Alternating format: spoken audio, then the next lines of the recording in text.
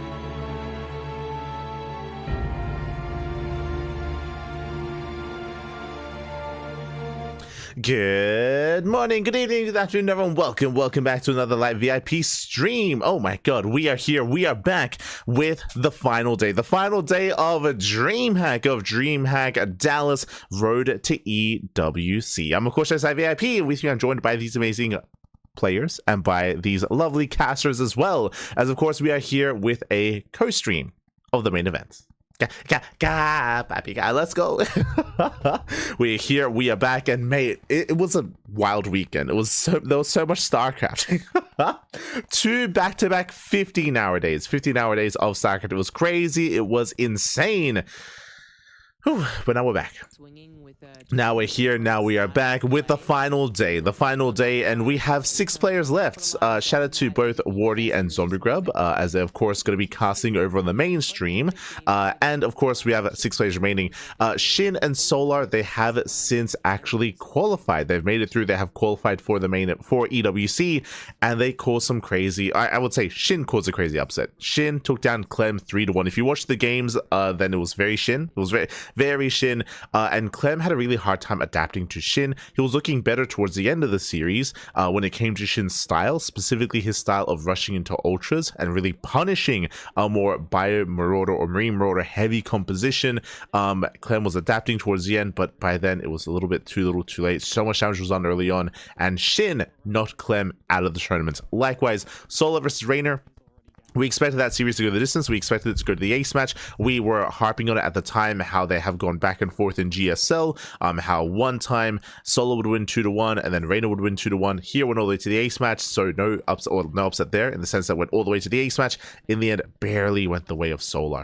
He clutched it out. Solar qualifies for EWC over Rainer. Rainer is out, and now we have our lineup of tonight's broadcast. We have herO versus Maru coming up first. We have Classic versus Serral, SHIN versus Solar, and then of course the following semis and the grand finals thereafter. 4 best of 5s and 1 best of 7. 5 matches in total. It's going to be an intense broadcast, and again we begin with herO and Maru. Oh boy. Let's go, Bobby, let's go. Just catching up. If herO qualifies, then Rain will be playing tiebreaker for EWC. True. There is going to be a tiebreaker match. Just because currently there are some players that have already made it into the Esports World Cup, like herO. He's already made it through.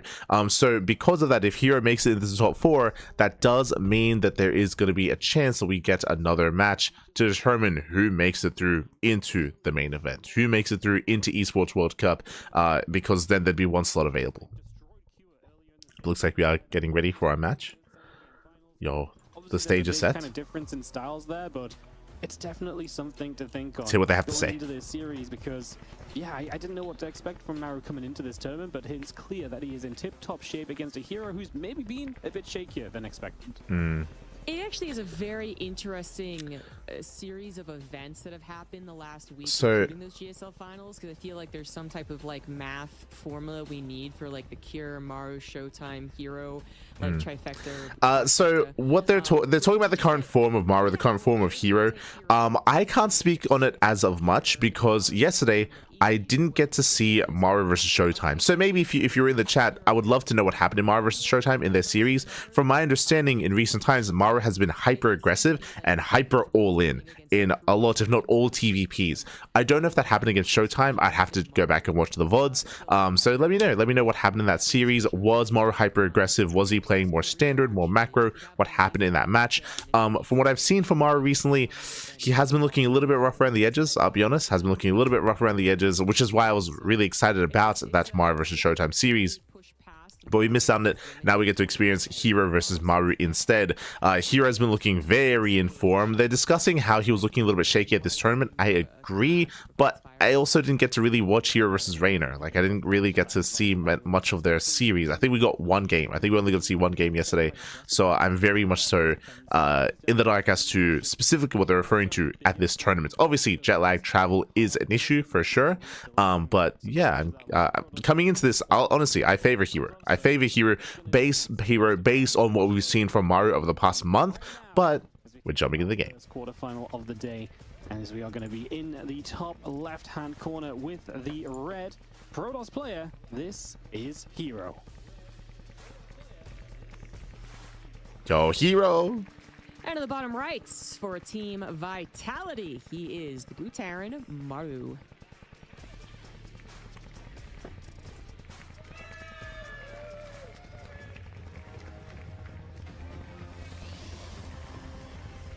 So, all right, let's go. Pylon being our first map here. I All right. didn't get to catch their qualifier match. I wanted to, but I'd already cast these 4 other really great series that happened with GSL qualifiers. We casted the actually. qualifiers. Season 2 qualifiers had some real bangers. It was very exciting.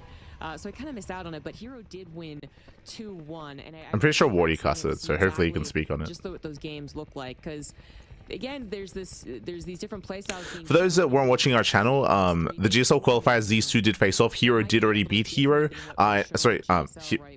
herO beat Maru, and Maru was hyper aggressive. He was 2-base all-in. He was very much so going for 2-base all-ins against herO. And herO did shut him down. Terrans are probably going to play a lot like this, like most of them are. But then there is that still difference of, as you pointed out, Cure maybe with a lot more SCV pulls, Maru with a lot more of just those sharp timings that aren't as dedicated with an SCV pull, but still finding that effective damage. And I know Showtime was doing a lot of charge openers, which have their benefits, but they also absolutely have their downsides, and a little bit of the inflexibility that happens with that. You know, if you kind of don't get the almost the surprise or the exact scenario from the so they're kind of discussing TVP in general right now. When it comes to TVP, right now the meta has shifted over the past month, over the past maybe 2 months at this point, that it is very 2-base. There's a lot of 2-base all-ins happening, especially from the Korean side of things. A lot of it is because Protoss players are, in a way, have been a little bit more greedy at times, and it's been a way to punish the greed. But if you were watching herO, especially the herO GSL finals, he has been going for safer builds. Because of the shift in the meta to these more all-ins, herO has been adapting to that, and that's why, I mean, that's one of the reasons why herO is our GSL champion, because he was playing a lot more safer against Cure. We cover those matches here on the channel, and herO, he was going for charge-based openers, he was going for more heavy 2-base play himself, delaying his 3rd base intentionally to be safer and intentionally to try to hard counter the all-ins that Cure was going for. So right now there's like a lot of discussion about like Terran and going for more all-ins and how like that's just how the meta is right now. Right now the meta is shifting in a sense that herO is also adapting to that and has been having a lot of like more defensive success. Beats the best PvT player in the world. I'm super intrigued because honestly, you know, you said you didn't see the GSL qualifier match. It wasn't actually that crazy. It was just a couple of early attacks. The earlier that Maru attacked, the worse it went for him. The one game. Yeah, Maru's touching. Sorry, Wardy's touching on it. Right, he had a couple of Vikings, he had a couple more tanks, and he got a good position on Ultra Love, and just it wasn't breakable from herO, right? Like he was Colossus base, they got targeted down, and that was kind of it. The other games he attacked early, herO busted out with a variety of blink opener, and he actually went robo first one game as well in the game that he won defensively. So. Yeah, you know, kind of, I'm with you when it comes down to what's Maru going to show, because he's shown us nothing but that early aggression. Is he confident in a macro game? I actually have no idea. Like, there's no reason for him not to be, apart from the fact we know he's maybe got a bit of a bad shoulder. Does that impact how he wants to play? Surely he can't just come into this best of 5 and think, I'm going to just play early timing-based attacks against herO every time. Surely there's a point at which herO... So, Wardy touched on something important. As we mentioned, herO even going for robo openers, which is hyper safe in his series against Maru, where he had a lot of success. He's talking about how, like, oh, like, is Maru just only going to go for 2-base all-ins? He's being a little bit kinder, saying 2-base timing attacks, but they're all-ins. Like, they're 2-base all-ins. Maru has been doing nothing but that for the past month of play. It isn't just in the most recent GSL qualifiers, but in GSL Season 1 as well, and in their matches. It looks like, based on how they're talking, because I was curious, I was like, did Maru do that as well against Showtime? By the way they're speaking, it sounds like he did. It sounds like he was also just going for 2-base all-ins against Showtime, which did work. And again, I'm pretty sure that's how he's going to play.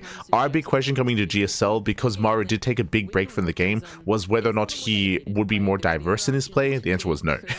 That was the answer that we found. 3-gate more so for defensive purposes and not affording that War Prism. But the War Prism provides a little of that flexibility with the 3-gate, which is you see an opportunity. Oh, right, before I forget, my apologies. Predictions. Gamba time. That can still give you a well-timed third Nexus. And it also is typically the setup that we have to start off a defense of what could eventually be. Watching with the main cast in the background. Exclamation mark co-stream in the chat. It's about the micro as we find a tank instantly. That was way too free right there. As well as just nice catch. Map presence, making sure that you always have that threat with the War Prism, making sure you have the Stalkers ready to start tackling any push that comes across the map, and, you know, making sure you don't take any damage to whatever harassing units that Terran has to throw at you. Nice last second probe split right there, and the Widowmine's actually going to be a goner. herO takes care of the Widowmine drop, gets a tank, 3 SCVs as well. Raven action is getting some revenge, but pretty strong start here for herO. Actually gets 5 pros off that Raven, or 4, I guess, after the Widowmine shot. But So, just curious, herO who went for a 3-gate blink opener into a third base. This is not all in, but he's been hyper aggressive with this, and he's finding a lot of success. Gets a tank. Fire a few more shots, a little bit of indecision. Let's go. Because then you take a bit of extra damage. Maru panicking, F2ing the Raven at the same time, so that's a little bit of a problem. He now just put an auto turret down across the map once more, but realistically, cleans up the turret. On the other side. He needs Takes down 2 tanks and a bunker. He's taking damage on his gases, has to step forward with the tanks, but with 2 tanks. Oh my, king's crazy! Oh my god. Just yet, so the Stalkers get rid of 1, but it's still going to be very expensive. herO, calm down.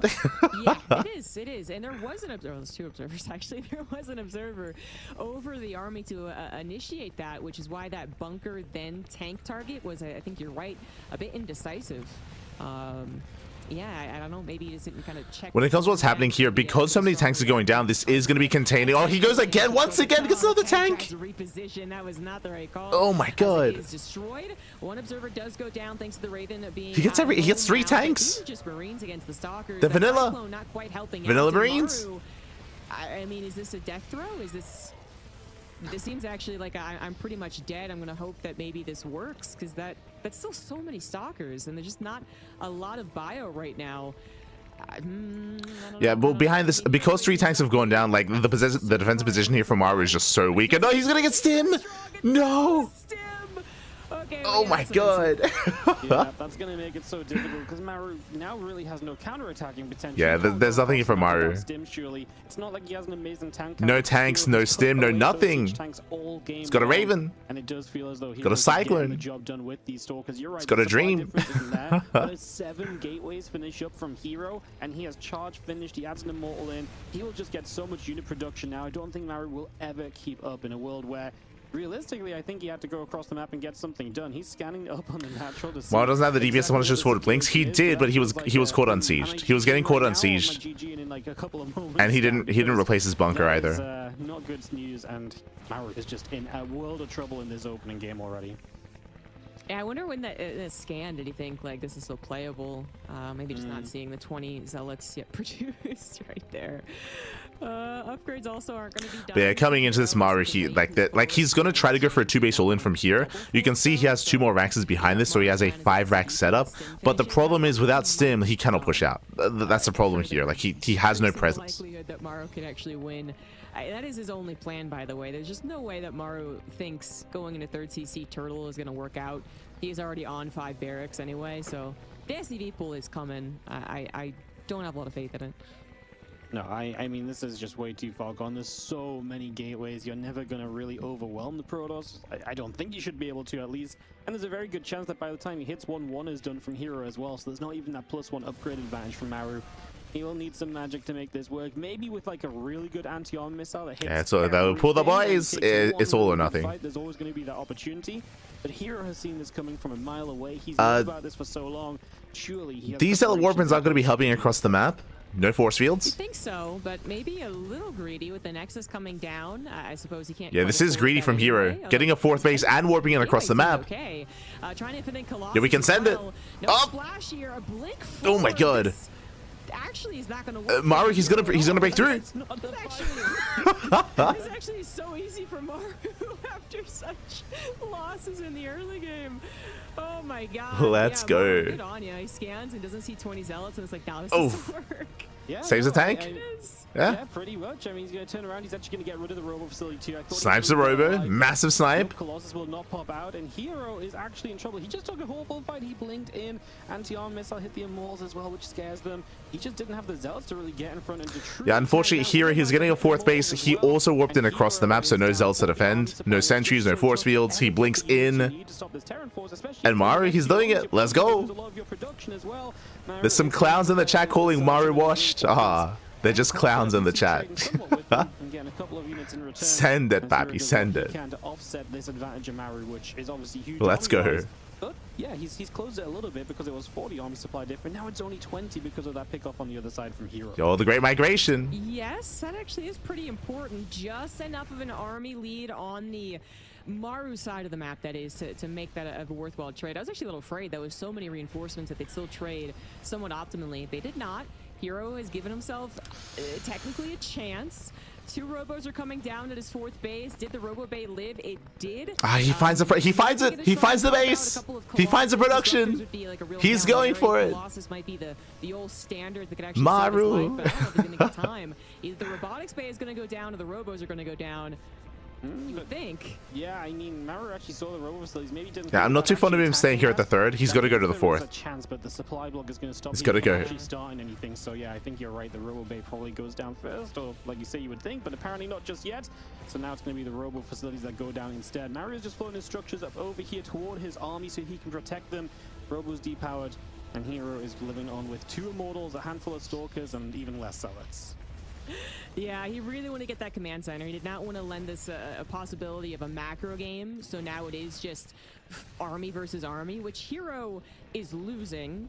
But there is. Yeah, and again, from here, Maru could just kill the buildings.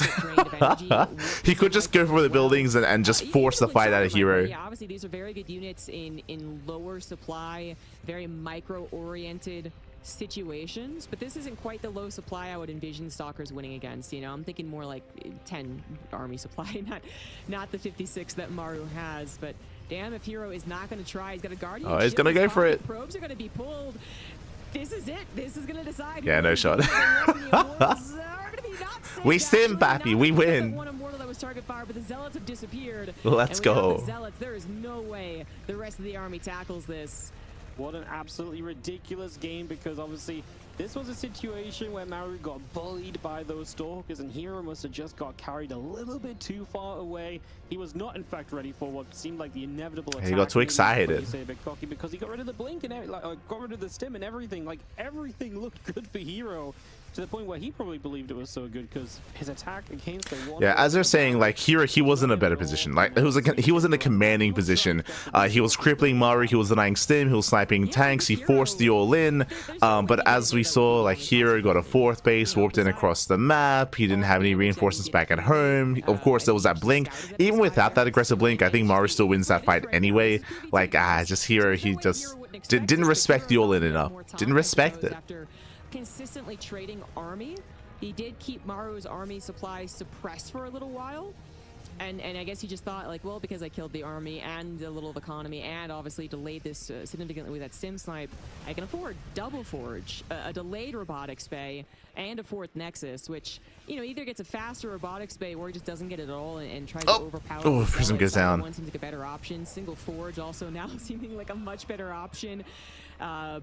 And more, like, you know, shield batteries too, which I know sometimes they do not impact the fight, but we usually still see 1 or 2 extra on the outskirts or the natural and the 3rd. And again, preparation for handling the SED pool a little farther ahead of your base, which, yeah, herO didn't do. So I don't know. This might be why he's still in the game, honestly. It's just like, well, I knew exactly how this game was going to go, and I still lost. So this sucks, and I hate it. Have you ever seen 3 stalkers beat 40 supply Terran ZG? Yo, herO stalkers though. Oh no, never mind. GG, well played. A crazy game. Again, herO, he was in a commanding position, was doing really well for himself. He forced the all in, and then the all in came. The all in came. It's like, oh. So unfortunately, herO just getting a little bit too overconfident in the aftermath of the damage that he was doing. Not just that, but the map itself does favor all-ins. We didn't really get to talk about Pylon. Pylon, short rush distance by ground, very direct rush distance as well. So all-ins are often seen on this map. We would expect to see an all-in on Pylon, and the map itself does favor Maru when going for that sort of style. GG. GG. As big of a move over into the macro game that there could have been, but it seemed like why is herO still in this? Because he's mate. What are you talking about? It's the playoffs. What do you mean? At that particular time, but I would we're in the playoffs. And then we're in the top 8. Most importantly, understands how this game is going to go at this point. You want to give it your all back? Like, well, go full fantasy. Let's go. Macros, like from pretty early on, you're going to know the 2-base all-in is coming. And the expectation is just that Maru or herO would know what he wants to do to defend against it. So I feel like, here we go. You know, maybe we got a little caught up. But yeah, so what I was most curious by coming into this was what they said about the Showtime series, because I didn't get to see the Showtime series. I expect Maru to go for these sorts of all-ins. I say sorts of because there are different versions of this. You can go for early Cyclone production into an early tank push into a 1-base all-in. We can see early and committed Cloak Banshee builds as well. Like, there are different ways to be aggressive, and we've seen a lot of them from players like Maru. But we do expect to see aggression, hyper aggression out of Maru throughout the series. herO, again, as we mentioned, he has been very good defensively against this sort of thing, but despite that, overconfidence. Take the Terran seriously, man. You might be up in supply, you might be up in bases, might be heading every way, but Papi, just stim and win. Papi, just be careful. So we'll see how herO will adjust. I'm sure he will, especially after this game, right? This game is a little bit of a wake-up call. This is one of those Smoge games where you're like, I can't believe I lost that game. So I don't expect to see that again, but we'll see. In the top right-hand corner of the map, the player we thought was going to be leading after that first game, but is not. Trying to bounce back. It is herO. And in the bottom right, now up a game, he is Team Vitality's Maru. Hey, give this man 2 bases. Super important. Doesn't matter if he doesn't have stim, he'll go for it. Qualified for the Esports World Cup. He'll send it. Do not have to play more matches in the tiebreaker later today. It's just guaranteed you're through and you're good. Yeah, a little more pressure on him than herO right now, but all of these guys very big. Yeah, we're gonna talk about the map. Also want to win DreamHack Dallas. Yes, we are seeing the torches on the map named Torches. Do you like the addition there? Kind of talking about the map. We're going to go for a factory expand. I know we're kind of harping a lot about like how herO was so under-defended and how much so double gas opener out of Maru. He's going for a double gas opener. Welcome to Torches. Torches is also known for all-ins. I don't know what the vetoes were, but so far the maps are favoring Maru here in the sense that game 1, Pylon, game 2, Torches, game 3, we're going to load into Ultra Love. Like, what? Like, these maps, they do favor all-ins, they do favor aggressive play. Rush distance by air is short, rush distance by ground is short as well. So we do expect Maru to commit here again in some way, shape, or form. We'll see if herO can try to break this. The other scary thing about Torches coming into this map is that it is harder to blink into the main. Like, going for a blink stalker aggression, there's also a ramp coming into the natural, so on 2 bases Maru is more secure. So going for a blink stalker based opener and trying to punish Maru early on is going to be more difficult on Torches. Those stalkers, and with the stalkers going down, the zealots that trickled in were not enough at all. Obviously it was just before the 1-1 for herO too, so in that regard Maru hit at the perfect timing. But yeah, like, herO could have done so much to just prepare better for that. Even in the moment, just don't commit to the fight, and even if you just wait for 1-1, I think it goes way better for you. Yeah, wait for 1-1. You would probably be able to afford another warp in by the time that because they're going to siege to make sure. Yeah, they're still speculating about game 1. Make sure that they're not jumped upon if you have an army that is jumpable. herO did not, but maybe Reactors on the way. Figured that he did. I don't know. Starport 1-1-1. But they're going to siege at least once. And what it does suck is that it is so close to your and what we're looking for are the tech labs. Ideally, you get them to siege multiple times before that happens. That wasn't the type of game. So tech lab on the factory. But shout to Indy. Indy's observing. Just to, he knows.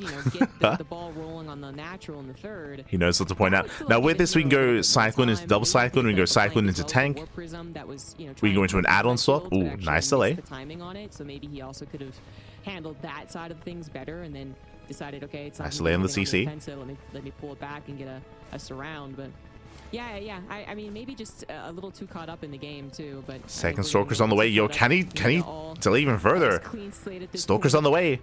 He wants that CC. He wants that SCV. herO once again going to go into Blink, probably into the 3 gateway, and Maru. He's pushing Maru back. Cyclone is on the way though. Did recall instantly last game because the Cyclone was already out. Yeah. This time around doesn't recall, and is it actually going to be punished for it? Yeah. Yes. Yeah, I think it's. Oh my god. Yeah. Whew. Good call. Yeah, that's really nice from Maru. A couple of units going Yeah, down. nice catch from Maru. What you want to see when you Does punish. coming. You've got a few Marines and the Cyclone out because it just means that units that are not there to defend now. And you will. Ooh, Maru a little bit supply block because of the delay in the CC. There's not a couple of mines dropping in where a couple of Stalkers warping in will be fine.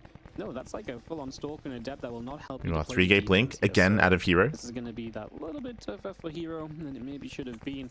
Try to get something done, but like you say, punished for it.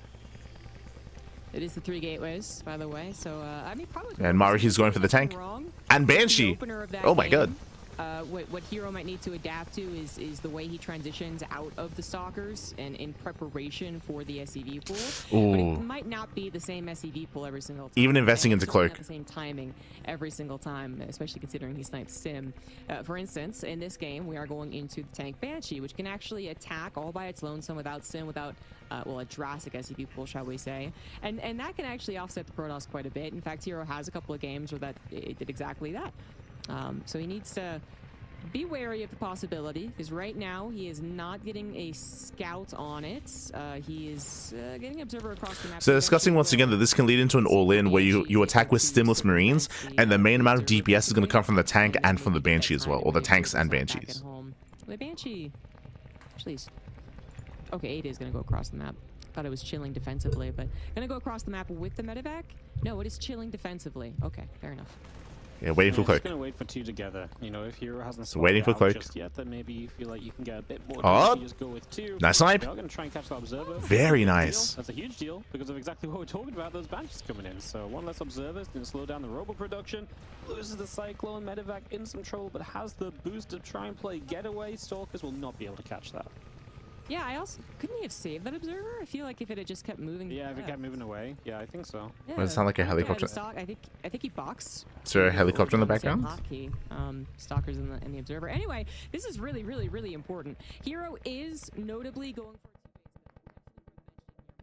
Oh, you can hear that, yeah. Just now getting scouted as the push comes across the map as well. But herO changed up pace too. The problem is herO did this versus Cure.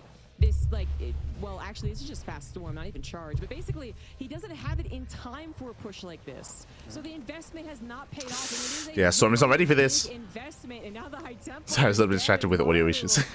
He's just slapping herO right now, man. Yes, he is. That Archon goes down. Guess what? The 2 Banshees are going to show up, and there's no prep for them in the main base either. So that's going to be mega damage done as the natural fight is going well enough for Maru. Actually, did lose quite a few of his Marines in the end, but 3 siege tanks are still alive. And with those Banshees doing damage in the main, 37 workers, 38 workers have already fallen. herO is going to clean up the siege tanks. That's great. So the main army may go down. But yeah, the economy. 11 workers. That is not a position you play from. No, it isn't. Yeah, there's no economy here. Again, he was just not ready for the Banshees. Thankfully, there is an observer. He will clean this up. He will shut this down. But 46 probes. I'm a bit bewildered. Even more so than when SHIN came out punching versus Clem. This is absolutely not how I predicted this series to go. No. no, it's really not. Especially after the first game was set up for herO to kind of establish control of the series, and I was like, okay, I think we're going to see a few games like this where Maru was going to struggle through the early stages, and we'll see how well he could kind of figure out adapting to survive. But I don't know about Maru being on the verge of a 2-0 lead in this super important. What's back at home? He's got tanks, he's got boys, he has a bunker. Yeah, Maru's fine. Blasted twice, 3 times, and with Marines here as well. I mean, this is just not going anywhere. A couple more Stalkers. GG gets called, and Maru is going to be taking a 2-0 lead in his 1 map from the semis. I feel like this is kind of what happened with herO in the GSL finals. Now, that was a best of 7 that eventually herO could bring back, and he didn't start off 0-2 either. Kind of like game one was game one like kind of set the tone a little bit, but game two was brutal here, just in the sense that I would imagine because the observer got sniped here, he just didn't have anything to scout the move out. But if you remember, we said this at the very start, torches does favor all-ins, short rushes by air. I mean, that helps the Banshee play as well, so it makes perfect sense on this map. Here he missed the move out here, which is brutal. I joked about it earlier, like, what's game 3? Ultra Love? I mean, I don't know what the vetoes are. I'm concerned about what game 3 is going to be, but again, there are other maps that do favor this kind of style, and we'll see. Because so far, both game 1 and game 2 have been like all-in maps. Like that's what you go for. We'll see if we start going for larger maps like Tokamak or Incorporeal. That's where I would favor herO. That's where he has more time to react, more time to respond, and where the map is working against Maru. But we'll see. Forgets the possibility of all these other Terran shenanigans, and I feel like that happened in the GSL finals too. It just, again, eventually he was able to pull out the victory, but there was some of that harsh response after a bad loss, and then some very normal games that went swimmingly for herO, and it was a whole mixed bag. But this is him already down on his last life here, and I'm not sure he's going to have the time to figure out whatever he needs to figure out to just, you know, be calm, cool, and collected, and play the standard-ish PvT that we know he can do. You know, man, I didn't think it was going to be herO who just needs to get into like a good mid game right now. You know, I thought it was going to be Maru that was going to be under pressure, and I mean, yeah, maybe herO has to play against a couple of aggressive attacks, but man, he needs to stabilize this series and get into okay, Tokamak. Okay, we're gonna have a series. Needing some energy and some love right now. It is herO.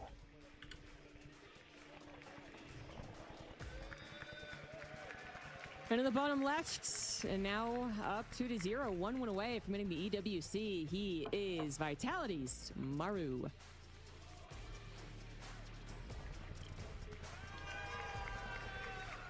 I love a little bit of the crowd we can hear in the background. They are cheering loud for Maru, ZG, real loud. They are actually. Apparently, it's a pretty decent crowd. We got Fear Dragon as a sideline reporter. Very brief, yeah, very small sideline reporter.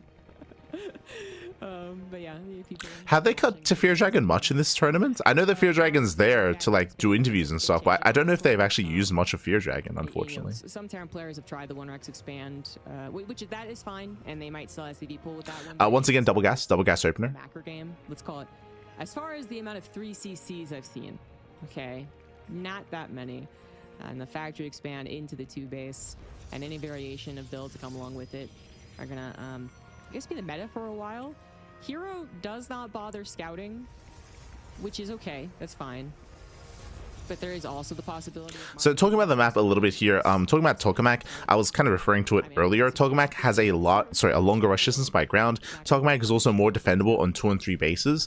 There are also a lot of different areas on the map or different kind of locations where you can muster up a defense. There are a lot of ramps that you can take advantage of. So in general, all-ins are weaker on Tokamak. We spoke about it earlier, but Pylon, Ultra Love alongside torches as well, like you have very little time to respond, very little time to react. It's more difficult to try to make a stand, especially outside of your bases, defensively I should say, on those maps. Here it's a little bit different. I still think that Maru is going to go for another 2 base all-in. He's going for the early tech lab. Interesting, not reactor. So we'll see what kind of all-in he goes for. Nope. So really early tech lab. First game's build, that Cyclone is out instantly. herO doesn't look to be trying his adept stalker pressure anyway. Again, recalled first game as he realized it wasn't going to work. Sentry opener to scout. So herO, he's being safer this time. As a reminder, both game 1 and game 2, herO went adept stalker. This time stalker sentry. This sounds like an improvement. You know, if I'm talking about how he's not necessarily thinking about what his opponent could change up in that last game, and that's part of the reason he died, well, a sentry would fix that, right? Except, as the Reaper gets out, it's very frustrating. There have been multiple herO games where he has scouted pretty thoroughly, maybe with a hallucination, maybe with other tools, and you know, still has had trouble against what he has scouted. So Yeah, it definitely will give him the exact details needed. And so he's moving out. You would not be surprised by the Banshees, for instance. It's a Widow Mine first, but remember the tech lab is on the factory, so you can go mine straight into tank, mine straight into cyclone. It is going to be 3 gate blink at a hero. Definitely something to keep on top of. There is the hallucination to look for that. Oh, I know, cyclone first. Ooh. It's going to see pretty much everything you need to see there. You see the 1-1-1, you see the add-on setup as well, so you get a good idea of what's building up early already. As the Reaper goes in from Maru, going to look for a probe, and is going to get it. So we're looking to see what comes out after the Widow Mine. Sentry will join up together, and that is the end of the Tech Reaper. lab. Still not bad to go in one more time. Get a little bit of damage tank. done as herO continues. So once again, really early tank production out of Maru going Widow Mine first. That is a tech lab on the starport, so it's going to be mine drop, tech lab. This could go into Banshee again. You know, just to continue changing up his build a slight bit, but I think he will. Yep, there it is, Banshee. Oh, cancels. Well, oh.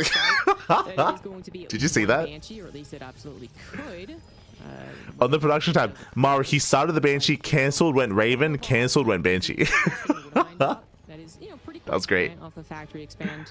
There's the hallucination. It's like, Maru, calm down. It's all the tech lab, right? But there was no cloak. That could be a Raven. Very, very much could be a Raven. And that could still be concerning, actually, because if he knew it was a Banshee, maybe he'd be more afraid of a frontal push. If he thinks it's a Raven, maybe he's more thinking about the nice mine shot. Takes down a Stalker. Turret defense. Gets a probe.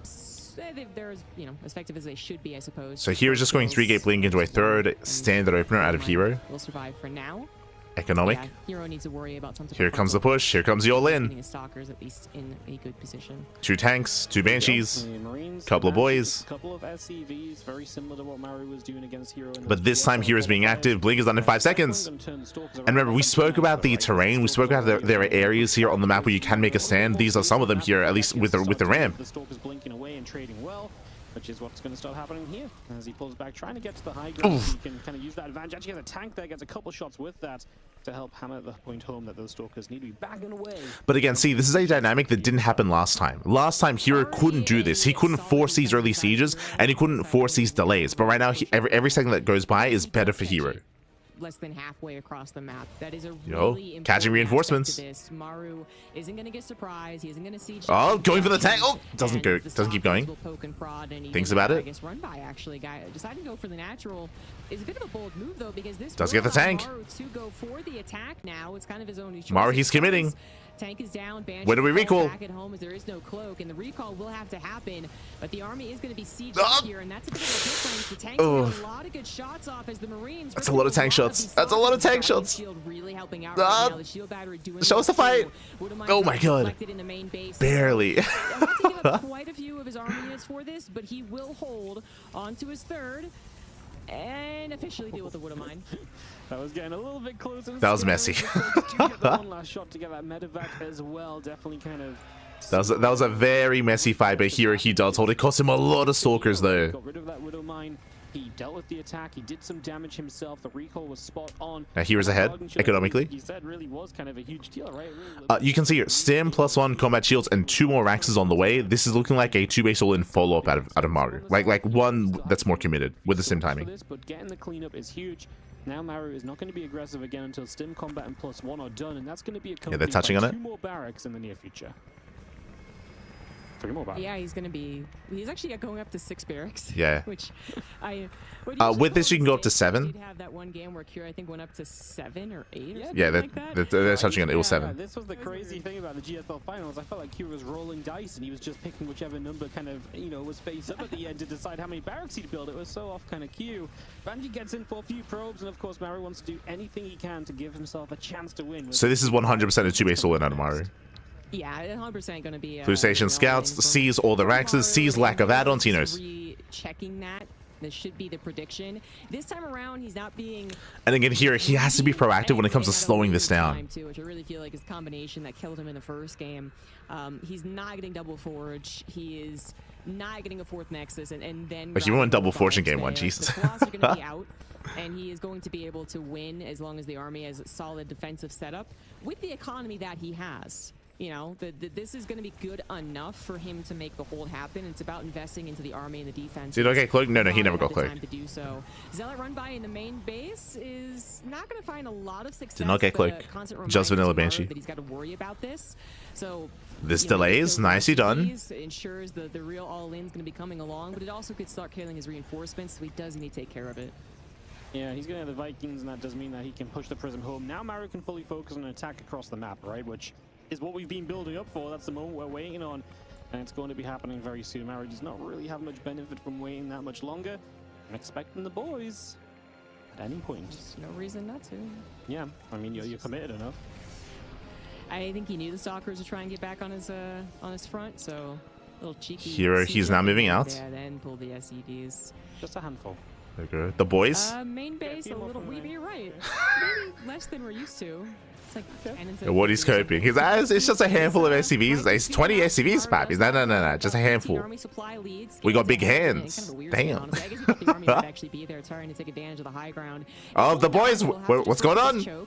You can give We need the boys. And I dare say that herO will have to, but the longer this takes to actually be destroyed, the more that herO is going to be able to add on. So it's coming in first round. Coming in from behind as well. There's the master plan, and the SCVs are just distracted. I mean, they are not. Gets a tank. Gets both. This army. Yeah, he shuts it down. Tank of the Colossus shots. This is more of the defense we were expecting in game one. Absolutely spot on from herO. Maru was flustered by the fight happening to an extent as well, but he is the Marauders. The Marauders. The Marauders. No shot. He gets both. No, oh my god. Oh, got a little bit scary for a moment or two, didn't it? After Oh god. it felt like my heart, Pappy. My heart. Still gave himself that chance. That was yeah, I was gonna say, that was scary at the end. Like, man, you give a Terran player like 5 Marauders, they can kill like 3 Colossus, mate. You give him a chance. Oh my god. GG. But herO is able to shut down Maru.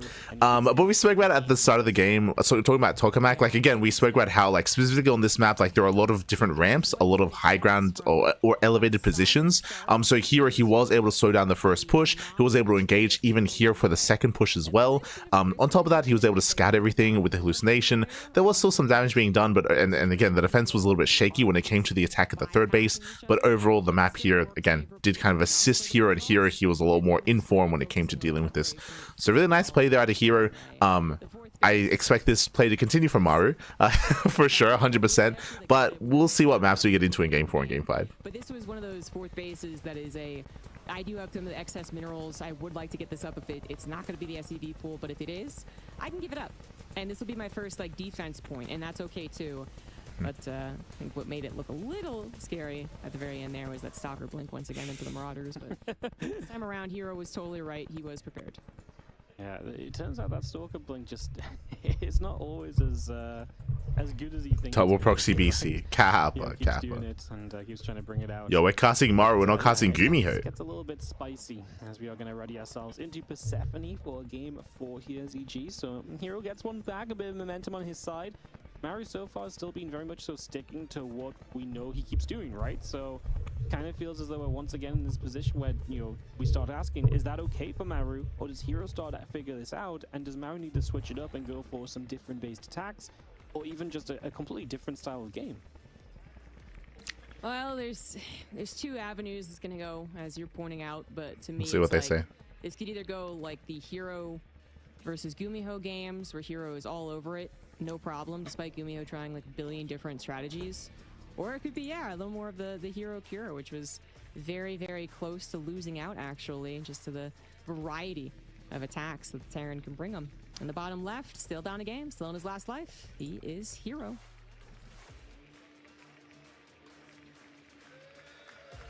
And of course, in the top left-hand side from Vitality, we have the Blue Terran, a map away from qualifying to the Esports World Cup.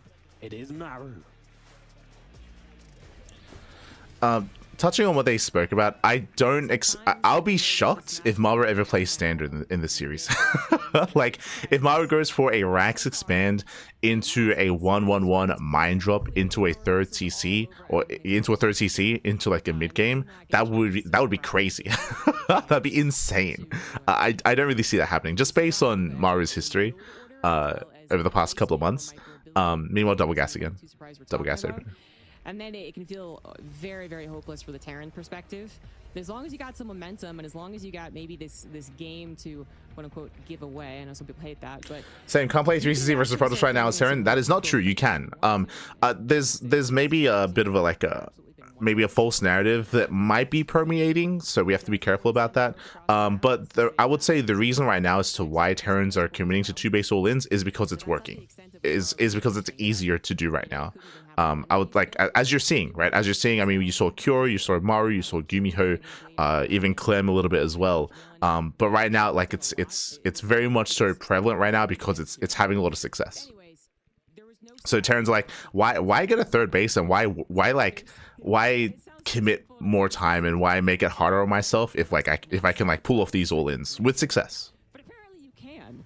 When you're just throwing wild punches at the Protoss, occasionally the Protoss... So you totally can play mid. You can play a longer game. You can play mid game. Right now it's just, I would say, easier, or again, we're just finding a little more success with 2-base all-ins. So that's why it's like permeating throughout the player base right now.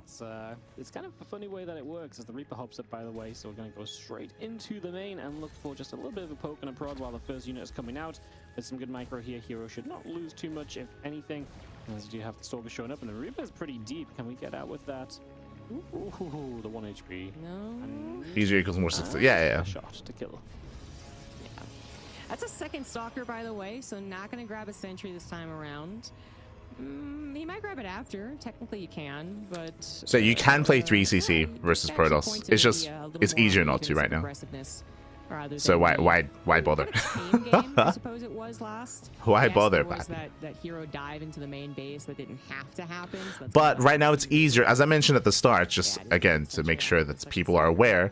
Right now it's easier because Protoss players are not maybe as respecting it as much. I recommend watching here in the GSL finals because he did have a lot more defensive play there. We're not seeing it as much here, but I mean, hero's finding success. Even game 1, it, again, technically should have gone the way of herO. Game 1, here, game 3 as well. Safer play out of herO. 2-gate blink nowadays, like no shot. You can't get away with that. But that was like the meta for a long time. Going 2-gate blink into a third. Obviously, the chance to go into a cloak. Like that'll kill you here. The Matrix upgrade, which is just a fake out, trying to say to that hallucination, hey, look, I could be building cloak banshees. You don't know that. You know, you can't confirm or deny. Meanwhile, 3-gate blink out of herO. But he knows that he cannot confirm or deny. He knows that Maru knows. Seriously, he has to double check. And the good news is, think you're being paid by Big P propaganda? No, there's a lot of people that just want to cry about balance, and so they try to like push like certain false narratives. So just be careful not to fall into that trap. Or what if he actually goes for it? What if he actually builds cloak? Well, that'd be weirdly late, but I guess that is possible. Be careful not to fall into it. Don't be a clown, Bappy. Don't be a clown. Starts it again. I feel like he's not. It is Banshee though. Yeah, like it actually is Banshee, just not cloak Banshee. So I mean, if he we just cast a lot of StarCraft, so we've seen a lot of like what works, what doesn't work, what's finding more success. So we are going to see herO nothing in position. First Widow Mine's going to get to Unburrow and Reaper, which obviously buys a lot more time where mine's not happening. Does not get to fire with the first one though, unfortunately. Maru just going to pull the medevac away. Would rather keep that alive and keep the threat on than trying to just make something happen with that one Widow Mine right now. Seriously, the cloak or non-cloak actually can be a big change in herO's plan. If he keeps more stalkers at home, he's not on this. So here, as you can see here, he's going 3-gate blink. He's going into Colossus. Ooh, Colossus before charge. That's it's a bold move. Maru's pushing. Not until it's already over halfway across the map. His herO, he misses it. And this has already made it a little scary. I don't think we had a second observer, okay. So there's some good news on the robo production side of things, and the Banshee goes down as Maru decides not to continue pushing in. Yeah, Maru, he pulls away. Here he's being given time. He's making immortal. Yep, that is going to be a shame. Just Banshee falling for no real gain at all, as we have the +1 and the stim both starting, but not gonna get the map pool is easier for rush now. Yes. Yes, AZ wing, 100%. That's also why, like, I was mentioning something that I've been actually pushing a lot throughout this cast. If you notice, is bringing up the maps. That's because you're correct there. These maps are more aggressive than the previous map pool. 100%. Well set up in this game, though. I mean, we haven't even had any. A lot of these maps do favor all-ins, including Persephone. Is another one. Some of these trades that is in question with that first game. This is about as plain as you can play it Which I would, even though that is true, these maps do favor all-ins. I think this is better than the previous map pool though, and in the sense that the previous map pool was the opposite extreme, where it was pushing and favoring more turtle macro play, to almost like the extreme amount, which I think is a worse thing personally. Of the defense and just so you can say this map pool favors all-ins, but that can still be better than the previous map pool. just to be clear on that. In this case, it will not distract. So, you know, there is that. But if you're going to have the excess minerals, I guess you can go. Look, we're finally free from Neo Violet Square. Again, evaluating this and Abyssal Reef and King's Cove. that was a dark time. We're out of it. Sand Thermal Lance, +1 charge, 2 Colossus, shield batteries, plenty of supply with pylons coming down. It seems like he's checked all the boxes. Some do like long play. Yeah, you can like long play, but you don't need maps like King's Cove or Neo Violet Square to have that. And we just pull the boys. We send it, of course we do. Now remember, here on Persephone, unlike King's Cove, there's no ramps to try to slow this down. Remember, there's no ramps, there's no elevated points, there's no high ground for that. So it is more difficult to defend against all-ins on this map. Colossus have arrived. No charge. He will back away a little bit this time, though. Nice kiting. That actually still worked out. The Zealots being slow is very scary, but you're right. The tank's still sieged up. There's that extra time that herO needs to get that charge finished and to get another round of charge lots as well. SCV's not really protecting the bio. Oh, the Colossus being targeted. He gets one. Oh my god. Not quite. Only one goes down, but the other one's severely weak. A lot of shots on top of the main army too of herO. This is so close. This is still a fight that's not hitting his production, and that's really the most important thing. The Colossus is so low. Get out of the no. It goes down. Oh, the tanks though. A third one had popped out. The Stalkers target cleans up all the tanks. And this is just not going to be enough for Maru to continue with this. Oh my god. He knows. Jesus. Yep. All right, we are going to go all the way to game 5. GG, we're going to the ace. Again, very, very tense there. I really love the target firing out of Maru. He was so quick to punch those Colossus to target them down as well. herO charge did finish just in time as well to engage. He wasn't able to slow down the push by forcing early sieges or anything like that. He had to engage here and now. This was the moment. But as they were pointing out, herO thankfully backed off. Like he didn't engage too soon. Leveled up from 0-2 down, bringing it back to 2-2. Before committing. I think herO's got this ability to kind of be 0-2 down and still have so much confidence in his play. Like, he knows he can reverse sweep a lot of the time, and that's kind of a necessary confidence when you're kind of down. Dude, what's the ace match going to be on? Having that confidence goes a long way for you.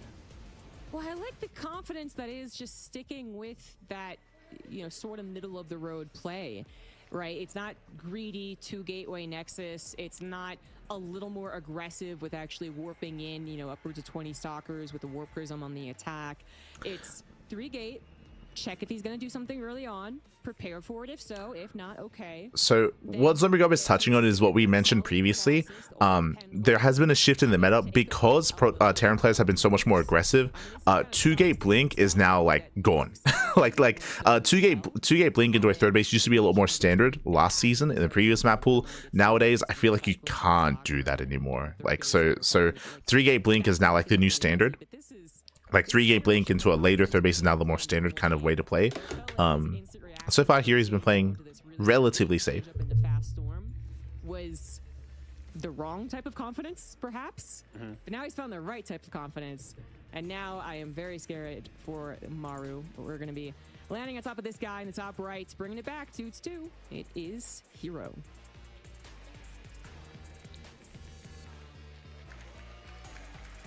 In the bottom left-hand side, our blue Terran player ley lines vitality is Maru.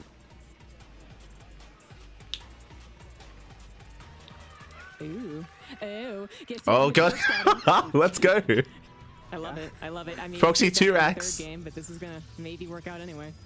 Oh no. Let it go to game 5. You know, I wish I'd said it because I was like, what if Maru just fully kind of sends it as well? He's like, if he's really only confident in the 2 base pushes, but those have, you know, stopped working. Are we going Proxy Marauder? Are we going full I am Katowice? Oh no. herO is going to have no scout, and this is going to be so difficult to hold if you've got no idea what's coming up. Oh. Probe though, so we are going to scout. Probe scout. Just a little bit late. Oh, not if he actually just goes top as well. Ugh. Oh no, right? Like he did a little bit of a scout in the last game. It was less than this though, but the problem now, it's the wrong direction. Yeah. So this probe scout will allow herO to confirm the Rax is missing. That should be enough to let herO know to get another production building and to set up back at home. He won't find the proxy, but he will confirm that there is a proxy, and it is proxy Marauder. GB's getting right now, he goes 7x score. He grabs a Zealot. Yeah, he's doing all the right things, just kind of accidentally. I mean, he's just in Maru's head. As yeah, he's doing all the right things to help himself out. That Zealot will come through much earlier as he scout in. And he is still going to drop down the Nexus, but obviously defense is potential now because he's just got some of those things a little bit earlier. It's not as greedy as it could have been. And the idea of... For those who don't know what I'm referring to, herO got cheesed up by Cure last year at IM Katowice with this build. Really important. Like Cure, he was on Golden Aura. Cure, he went proxy to Rax Marauder, and herO panicked. he did panic against it. Pattern was set, and yeah, this would make sense. And I'm not going to be a fool and let myself get double shield battery out here. But even the Zealot coming out just kind of is like, he must have felt something in the air. Just like, I should really get this. Or alternatively, he decided to flip the his own plan and to go something aggressive early on. If all fails, I mean, we're in the ace match. Like, it's been successful. With the proxy racks. You know, maybe he was planning on getting his Zealot sent across the map and some stalker pressure early on. But now he knows it is Marauder. It's a good thing he did what he did. Shield batteries are done. Hopeless. Third shield battery on the way. From this position. Yep, this is all falling apart very quickly. The Marauders are going to keep building up in good numbers, and if maybe Imperial messes up some micro, maybe there's a chance, but it's looking unlikely. Double battery on the natural. Zealot there. Oh, let's go, the boys! We're sending the boys! Let's go! On the way. And yeah, Maru is just going to full send it, as herO just needs to hold this off to advance to the semifinals. Pylon's pretty safe. Gotta make a note of that, because it is the only one. Second one now being put down. Not a lot of units, as you can see. That is the main problem with the SCVs coming in. They're going to try and get us around in the army, stop them from being able to micro. Then the Marauders, obviously the slow, will further concrete that.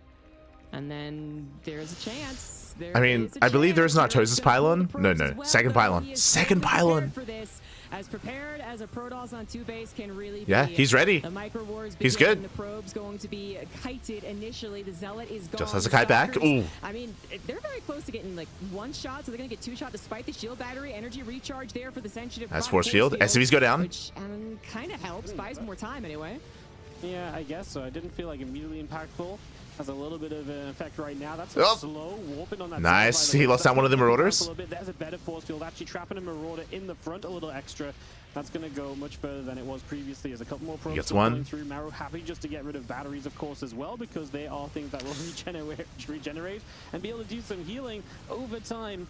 That's still a lot of Marauders. Well, that's a possibility too. That's 9 Marauders. Marauders get rid of 1 more battery. hero's getting up to a very good stalk. He has to pull the boys with this. Very good as well. Trying to down on the stalkers right now. Down to 8, down to 7. Range for some of these stalkers as the Marauders hit them hard. Oh 6. There's no way that Maru wins at this, right? That's down to 5. Maru, can he do it? Takes out the final stalker. We need more boys. Batteries out of juice. Where is he? Wow, he's done it. He's done it. Maru. It's done. He's actually done it. It is like I am kind of beats it. But yeah, more of these boys had to be down the low ground. They had to be pulled earlier. Maru's done it. He qualifies. GG. Will book his ticket to the Esports World Cup and the semi-finals here at DreamHack Dallas. Never getting a partial surround on the Marauders. GG.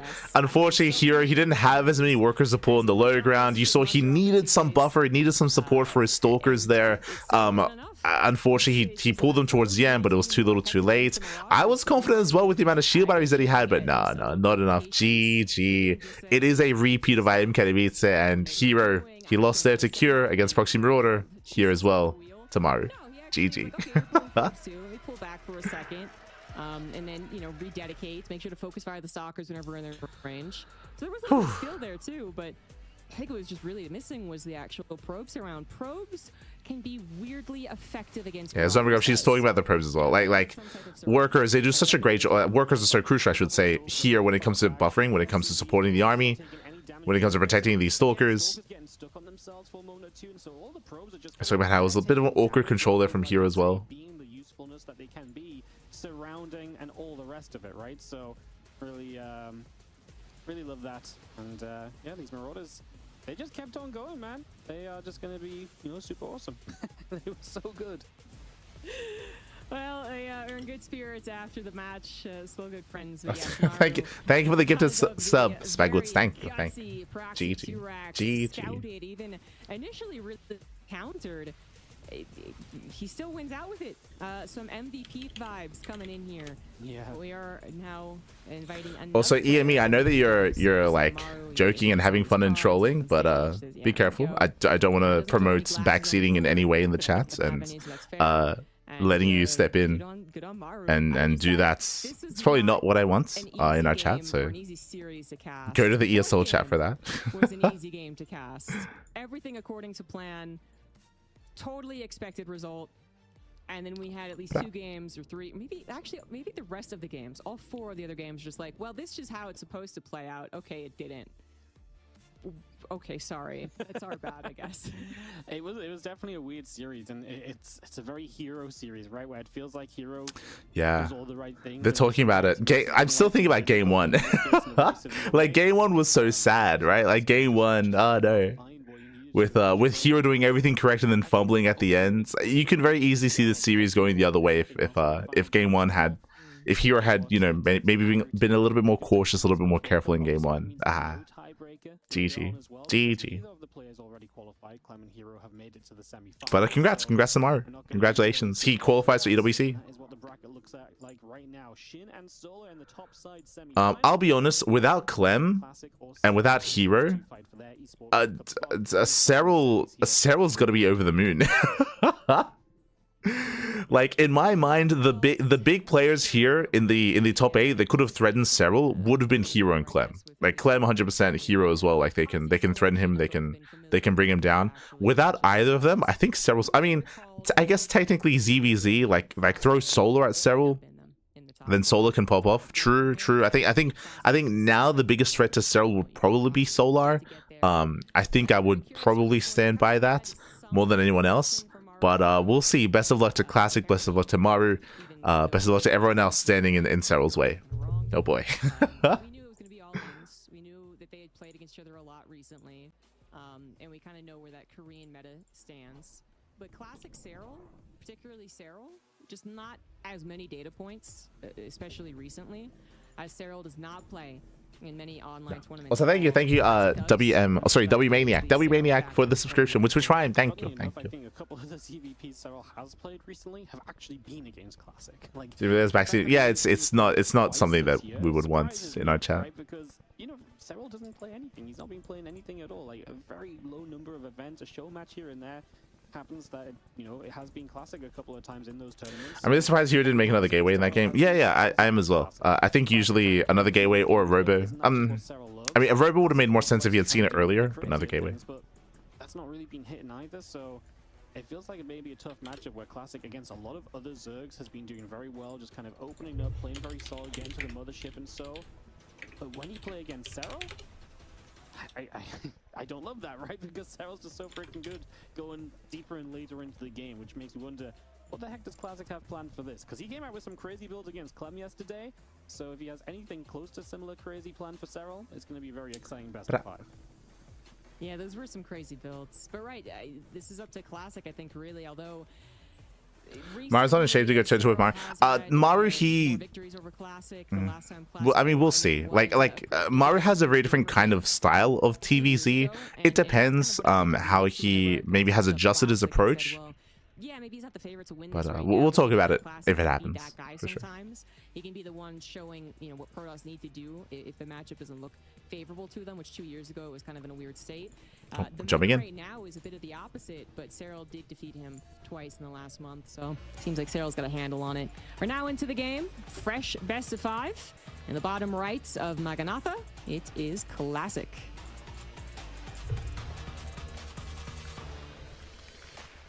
In the top left-hand side, our blue Zerg player, it is from Basilisk, Serral.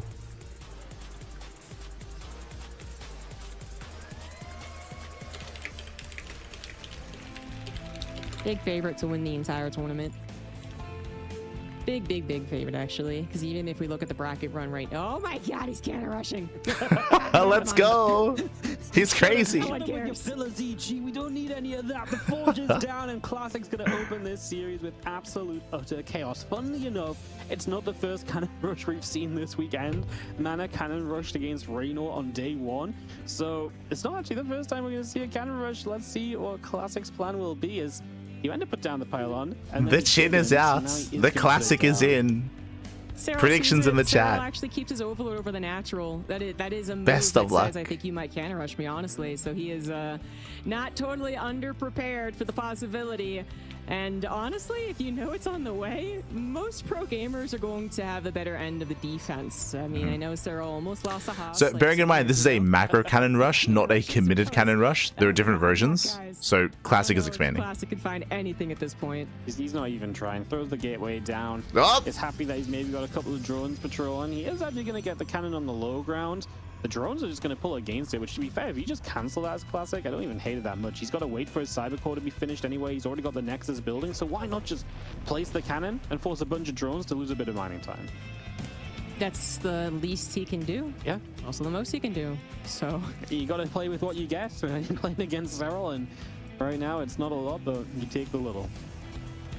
yeah, unfortunately, we are not in 2011 where the Forge Fast Expand was a totally legitimate macro So move. when it comes to this setup here, this is like a macro opener, but Serral's in a better position. The problem with a Forge and an expansion like this is that your tech is delayed. Your Cybercore is late, and your tech is late. Your Stargate is late for Classic. The Forge, I mean, they still exist, although rarely used in pro game. Faster +1, like charge slots, for instance. The problem is that Classic is going to be very legible at this point. Like Serral is going to get a lot of good scouting, and by the time something crazy can happen, I feel like Serral is going to get all this benefit of being like, oh yeah, I defended this. He's not going to be able to attack until X time. At most, it's going to be a couple of oracles, and presumably Serral's defense against the oracles will be near perfect. Although Classic is certainly one of the oracle masters in StarCraft 2. Yes, he is. He's very good with them, but man, everything's just going to be so off in this game that Stargate already feels horrendously late. And Serral is just going to take that as an opportunity to drone. He will be able to delay any of his kind of answers to Classic's aggression by just that little bit longer and get set up that little bit better against it all as well. So it's just got to feel very comfortable for Serral in this opening few minutes of Magnatha. And that's pretty big and pretty sizable. I looked at the videos and thought, we might be starting off with a big, kind of decently long game here, but maybe not so much if Serral can go in with this kind of a lead. I mean, unless Classic just has to kind of sit back and wait as well and kind of not do much of anything, but I don't know if he's really going to be allowed to do that. Serral doesn't mind play macro, but Serral is also happy to kill you if he knows you're not in a good position. Yeah. So we're going to be going Void Ray first. This can hide some tech, so we might see something cheeky behind this, but +1 feels like Blink. That Void Ray will not handle Lings very well, and there's not going to be 2 gateways after the awkward opener that it was. So of course you just make 18 Lings apparently, he misses. and you might just get a cancel on the Nexus, or even threaten. I mean, don't threaten the National. Definitely go for the Nexus. Okay, the Void Ray is not even here to even try to help. Oh, it is. It is. It's about halfway done. Maybe salvageable. No. Nope. Yep. This is why Serral made those Lings, and he is going to get what he wanted. That cancel. Just a great understanding that there's just not really a state of this game right now where Classic can hold on to that. So you're going to be able to delay the third base that little bit longer. So we're waiting to see if we're going to go into charge or blink. Charge. In these early stages, This should be a charge timing. Starting up an upgrade as well with no oracles on the way, right? So it's a pretty good indicator that something more aggressive is likely to be happening at the moment. It puts you in a bit of fear usually, but the third Yeah, Nexus, 6 gates. you get a cancel. Maybe that was going to be. It's going to be a 2-base all in. Like not all the probes are going to go on it. You're still going to have some time to try and figure out if that is 7 the case. gateways, 8 in total. Classic change his mind. I guess maybe he's going to try and fit in Archons, is my guess for the gases, and then realize he wouldn't be able to because he canceled them. And now he's going to go pure charge lot. And Classic, maybe he catches the roaches a little off guard, and does something there. But as long as there are roaches, I feel like Serral has a very strong opportunity to deflect this. Yeah, you sometimes see like the Zealots overwhelm and the roach number just doesn't get to be good enough, but as Serral keeps So the building problem roaches. here is that Classic is hoping that Serral's droning and Serral's being greedy. As we can see, we have roaches already on the way. Like Serral, he's playing safe, he's making roaches. He knows that something's wrong. He knows that like the only chance he can lose is to an all-in. Does counterattack at the same time, catching out some workers, and Serral just has to play it safe and he should be okay. Just trying to be as annoying as possible as Serral. Of course, Classic is fully ready to go with his charge finishing. Warp-ins will happen. Hopefully across the map, has to warp in a couple of zealots defensively though, so that's already Serral slowing down and buying himself more time for more roaches. Yeah, and look at that army. This, a dismal effort from Classic as he attacks in with barely anything, quite frankly. It's not too impressive. Getting more impressive with the second round of zealots. Charges, they're always impressive. Well. He can pull what do you back mean? The roaches. He can split them now, just because the zealots will not be able to surround instantly and kill them instantly. They get a queen. Zealots are also going to get disjointed and then be easily manageable. Void Ray tries to come in to help out, but we still have 2 queens, more roaches. Even the Spore is coming down here. This is still Serral with 59 drones and a +1 missile. That would finish if this game were to continue on, but I'm not sure it will. Classic it's fine. did not find the damage he needed to, and is probably realizing at this particular moment this is not salvageable. He's gonna try, but it's not. So from here, Classic, he got all the queens. He traded against roaches, but what's important is no economic damage. That's what's important. There was no economic damage done.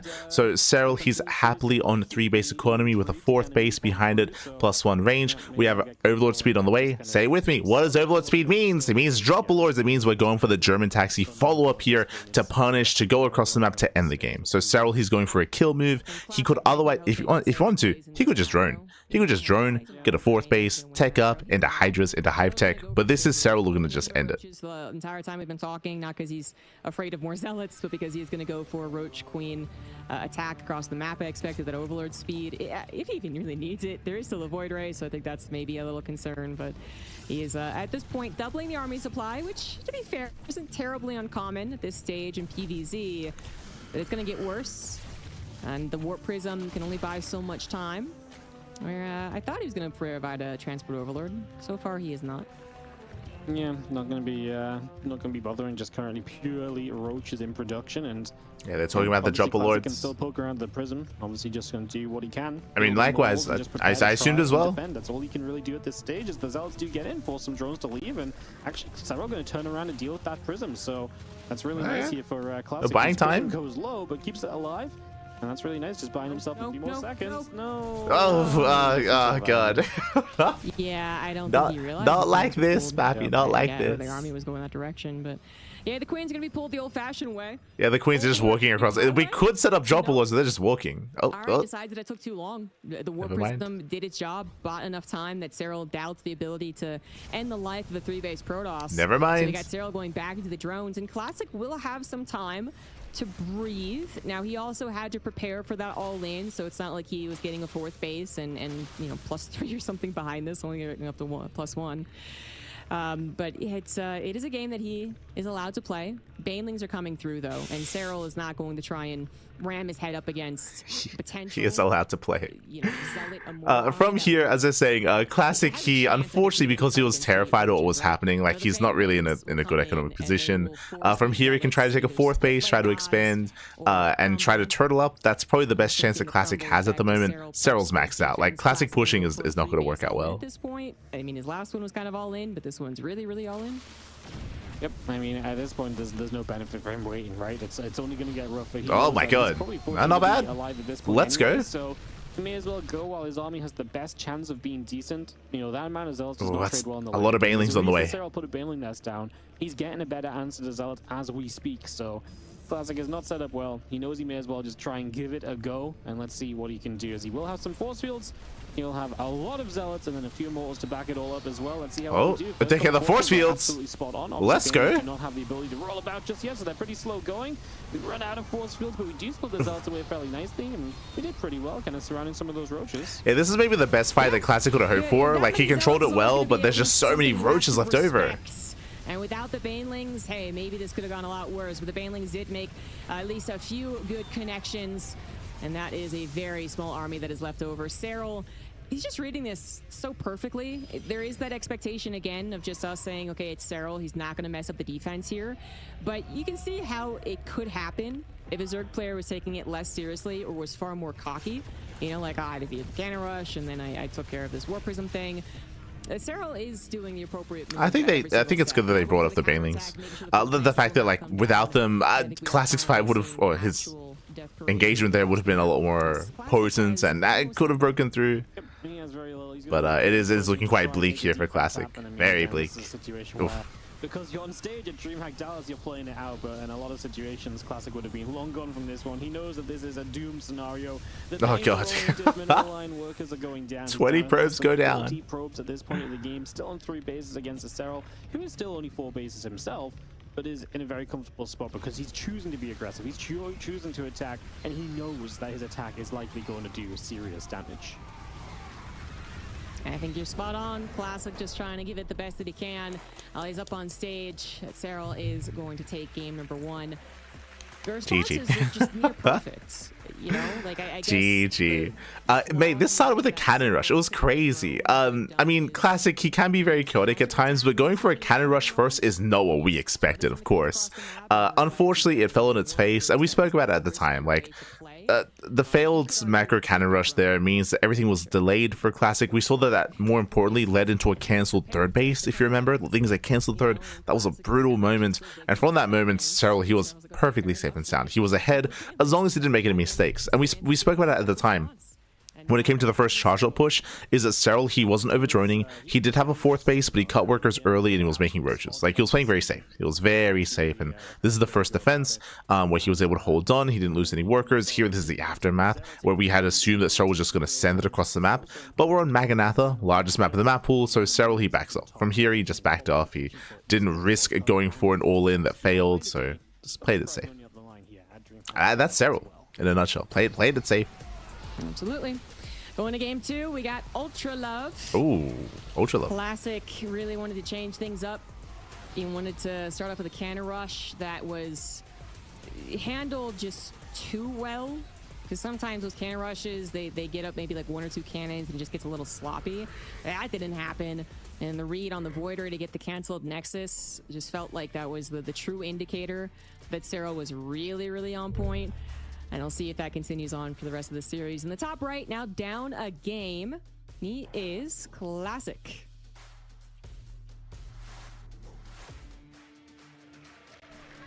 Up 1 and looking monstrous as always. That blue Zerg in the bottom left-hand corner is Serral. I mean, I'm here for my fanfares. Let's go. Not going to try the Forge. I expect any other time in this best of series. Not with Serral keeping the overall natural. Some insider information, I'm happy saying this.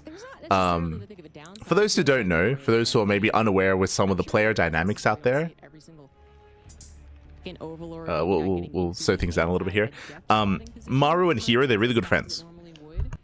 They're really good friends, and we've got the insider information that apparently Maru, he's consoling herO a lot. He's giving him some hugs and consoling him, you know, letting him know this okay.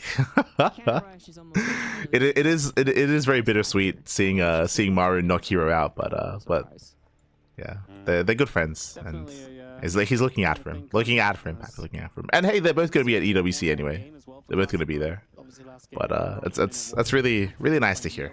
Really nice to hear. Completely wasted investment, and so yeah, now we actually get to see Classic maybe play from like a real position. Is herO not going to the World Championship at all now? No, he is. This one, that was Classic's map pick, by the way. He's just out of the tournament. Remember, herO, he's the GSL champion, so he already has a spot. He has a spot. Maybe trying to subvert the expectation that, hey, I'm the pro. So here is in EWC, so is Maru. Going into that late game, that is the talk of the town. Yeah. So I pick a big map. I'm hoping that gives me the defender's advantage even more so as you try to kill me before then. Just kidding. I'm gonna go for a cannon rush. And in that sense, that's, it sounds kind of clever, but it just, I think the fact is that the cannon rush was already a bit revealed as a strategy in this tournament, which is kind of funny to say. There's a lot more opportunities for just the champion of our hearts. I didn't know that's what he was going to True. do. But I feel like with Mana getting an upset, maybe the people's Protoss of the player pit, and the Zergs are like, oh yeah, okay, maybe I should, not be prepared against that. So Just not getting the surprise factor that it needed to. Third hatch coming down for Serral is classic. Yeah, so far standard openers out of Serral, standard opener out of classic. This time there's no crazy cannon rush. Stargate first. Last game, that Void Array was a tricky position, wanted to deny scouting, do something tricky on his own, but then wasn't there to provide defense to the third. No, there's not really a reason to do that. I mean, unless you wanted to play something like herO or SOS, actually. But that is not necessarily what Classic does every single time. And yeah, it is the standard Oracle. 2 Adepts too, and a third one on the way out, so a little bit of that front pressure that Serral has to deal with. Ducklings will actually get in there. That's actually really nice. Just chase a probe away. Just already disruption. Look at that. 5-6 probes just off the mineral line. Actually going to get a probe kill as well. Yeah, it gets it's a just probe. Those little things you don't want to have happening. A couple of Adepts on the map, and just already just tiny little things. You know, those are the things that, you know, Serral takes just little by little, and eventually they just kind of blow up in your face as Classic if you let too many of those go off. We've seen a couple of PVZs in this tournament where it's very clear that those little things add up. Oracle, though, does find the slightly under the Queens are confused. Okay, slightly underdefended. Yeah, the Queens are messing up their potting a little bit. Queens, they're actually stuck at each other, but just either by purpose or an accident, the drones are all on the right side anyway. So Classic didn't get as much benefit from that. The third base is appropriately defended.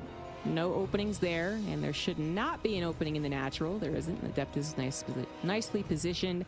How many Oracles are going up to? 3 immediately. Yeah, I like it. Just lots of attempted pressure. Yeah, just triple Oracle opener out of Classic. Nothing crazy. Really, we're just waiting for the tech of choice. We're waiting for the Twilight Council on the Forge. With the Oracles, again up to 3. You can stay aggressive with 2. You can get 1 at home defensively as well. Oh my God! Going to get in and get himself a Stalker kill. So another nice grab, and now there's no anti-air to stop this Overlord. Just lair first out of Serral. I believe that's a lair before Roach 1. Yeah, Roach 1's down the way. And again, just information gathering for Serral gets to continue. Yeah, he is going to miss the actual Twilight Council Forge. There we go.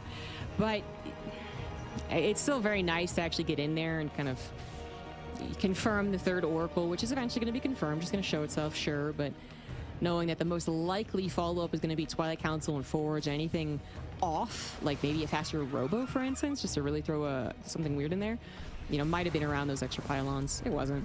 But Serral's going to get another chance to get scouting, I'm sure, eventually, as his lair finishes up, could get an Overseer in 2. Behind this is no Evo chamber, which I find interesting. The Queen no upgrade setup for Serral. Though, and he's a little light on Lings, perhaps. I think Classic sees that. Wants to go in for it with the Adepts all shading, as well as the Oracles helping, but more Lings were on the way. Serral also making sure that his Queens were in position, so the Oracles did not get to help out as much as possible. How that looked okay in the beginning, but it did not end up that okay for Classic in the end. He is going to lose 5 Adepts. Overall resource trade, I guess, kind of even. Just Classic losing more of that gas is the issue. It's just really nice zoning on those Oracles. They didn't. Yeah, it was not ideal there for Classic. If he did get shut down, the Oracles, at least they survived. They were able to help when it comes to trading with the Lings. But now we can see Serral going into Roach Speed, going into his later Evo chamber. This does feel like really safe play out of Serral. Right, your economy is going to be nice and comfortable, so you just do not mind. As Classic already on the way to that Temple Archives beyond this +1 and Blink that he's investing into. Going into Storm. Toward the future. Starting to get a lot of that tech up and running here. We'll see where Serral takes this right now. A lot of Roaches on the way out with his upgrades. Obviously, with what Classic is doing, he could maybe start to kind of drone up a little bit further and so on. But he might want to get aggressive himself here if Classic's being overly greedy. So we'll see what Serral's choice is. He was about to put the Infestation bit down. We'll put it elsewhere, it seems, because the Oracle came in to exactly where he was placing it. If that is still his plan, he's not going for it again. Maybe he has a changed mind. Yeah, we're expecting. There we go. Second stasis trap actually bamboozles. There is the infestation pit. So we're expecting tech out of Serral. He's already joined up to 70, and there we go. 7 more workers on the way. So Serral, he's taking up into Lurker tech. We spoke earlier about, and we didn't really get to speak much on Serral actually, but he's often just really standard in PvZ. Like, he's not overly aggressive. He's not overly cheesy either. He's not really one to go for all-ins. Even though there are some maps that do favor that kind of play, Serral's just not really that kind of player. On the way, those extra drones coming through too, as we decide, okay, it's going to be the full-on macro game. And Serral, I guess, yeah, not really too keen on. At least he's not one to initiate that kind of play. He can to try and stop the late game from happening, where a lot of those Zergs would feel very uncomfortable here. Serral has always been the one that seems the most comfortable. The army that I don't think was really supposed to find a lot of damage on the offensive does find the Stalkers in an awkward position. A little bit of a trade there, but does get another stasis trap in his natural. Yeah, that was a just a case of Blink was moments away from being done. So the Lings and the Roaches able nice to get a stasis. couple of shots off that were Let's maybe go. not quite expected. Hive on the way. Lurker Tech is on the horizon. Meanwhile, we have yeah, Serral just heading in towards the Hive. The Hydrogen coming through as well. Those Hydras now. This is really bold for Classic. High Templar, no! Try and threaten the High Templar Oh my god! away, which are gonna have to storm in response. We do get the Prism to save those, and now we get ourselves a bunch of these Stalkers starting to push onto this base of Serral. So Classic, he's on 8 Stalkers. Sorry, 8 gateways. I meant to say. This would catching a few units as well, making it tricksy for Serral to come in through the top side. Yeah, this ends up being very nice tricky. storms. Storms blanketing the 3rd or 4th base. The Queens, unfortunately, will survive that. It's just a severe lack of other units, but the storms are all gone. The Stalkers are left somewhat alone. Archon will maybe get a shot off. It will not get target fire there from Serral before he is forced to flee. Yeah, nice catch. Takes out the Hydras. They see the opportunity in Serral. He's going for it. He's going for it. Send it. In time. Oh my god. If he had this perhaps a little longer, maybe the Stalkers wouldn't be so aggressive. Maybe he wouldn't push in through that choke. Yeah, like GG. Classic saw the opportunity and took it. Yeah, Serral very much underprepared. GG. Like 85 drones, and maybe regretting that.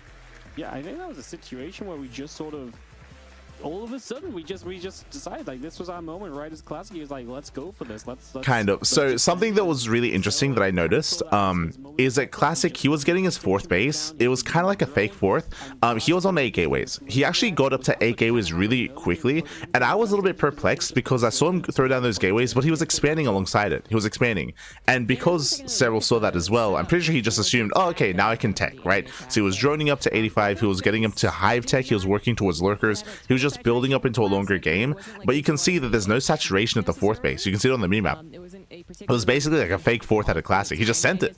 Let's go. I was concerned that he was going to lose his High Templar, but he had some really nice control saving the High Templar towards the end. And GG. And that might have really been what killed him, as an extra 30 seconds probably would have given so him cheeky moves out of Classic to stop Classic from running in like Let's go. And then he would have had the appropriate economy to max out and get the back and forth going. The Classic started off a little awkward too, but he ended up making a very good decision by moving in. And now we got a 1-1 series.